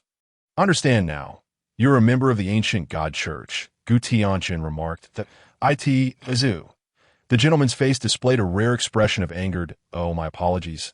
I haven't finished my 2nd year of high school, so I'm not familiar with some characters, Gu Tianchen said innocently. Yu raised an eyebrow, looking at Gu Tianchen with disdain. The education level of the Night Watchers really this low? What are you all learning in the training camp? We study the slaying of gods, Gu Tianchen answered earnestly. Ha! What a joke, to think a mortal could slay a deity. Su, who wouldn't dare to dream such a thing. Are you perhaps mentally unwell? Yu scoffed. Gu Tianchen smiled silently, pondering whether he was indeed mentally sound. However, soon he would find himself alongside a mental patient and SpongeBob in pursuit of jellyfish. Get him! Gu Tianchen leaped onto the crimson beauty, pointing towards Yu in the sky roar. A massive pillar of fire nearly filled the vast magma cavern as it surged towards Yu. With a simple flick of his finger, countless black chains erupted from all sides of the cavern walls, forming an impenetrable barrier before him. The searing dragon flames melted the black wall into countless streams of molten iron that cascaded to the ground. Yu vanished from sight. Gu Tianchen furrowed his brow, sensing an ominous presence behind him, and swung his silver dragon halberd in a swift motion. Clang! Yu extended 2 fingers, illuminated by an eerie glow, effortlessly blocking the sharp blade of the halberd, feeling the overwhelming force emanating from the halberd. He raised an eyebrow. Impressive. A mere pool-level lad can unleash the might of a peak river-level warrior. You truly are a dual deity agent. Too bad your soul is already bound by a contract with the divine Adashia. Otherwise, I would have loved to make you my follower. Yu lamented. That's all right. While I may not become your follower, I can be your godfather, Gu Tianchen replied. Yu? The crimson beauty flipped, tossing the 2 from her back, and steadied Gu Tianchen with her claws as the surrounding cavern walls began to twist and warp, creating a whirlwind that teleported Yu to absolute Earth territory. Well done. Buzz! A wisp of eerie light flashed, and Yu reappeared before Gu Tianchen, elegantly floating in midair. Don't waste your efforts. Such childish tactics cannot escape the nightmare. Flame pulse Earth Dragon. Become my follower. Yu intently gazed into the crimson beauty's eyes, unleashing a strange glow. In the next moment, a fiery red ring, adorned with a pattern resembling flames, emerged in Yu's mind. The fiery red ring began to swirl like a blazing inferno in the sea of flames. A colossal figure, draped in red scales and standing upon 2 fire dragons, radiated an ancient godly might capable of annihilating the world.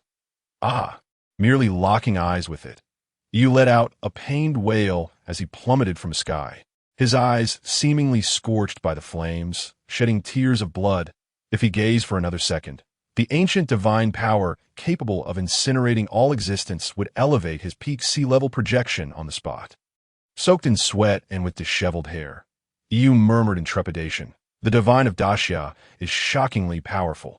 What exactly is that imprint embedded in the depths of the flame pulse earth dragon's soul?" Gu Tianchen gently stroked the Crimson Beauty's head. He employed the soul attack technique of the Moon of the Undead in conjunction with the divine fire of Duhua to inscribe a totem upon the dragon soul of the Crimson Beauty. It represented the fire god totem of Zhu Rong. Though it appeared that he merely slapped the Crimson Beauty's rear a few times, the intricacies involved were profound, comprehensible only to those well-versed in sorcery. This fire god totem combined the divine fire of Zhu Rong with the totem, utilizing the soul attack of the poison ancestor Shabi and the array inscribed by the wind ancestor Tianwu. The great wizard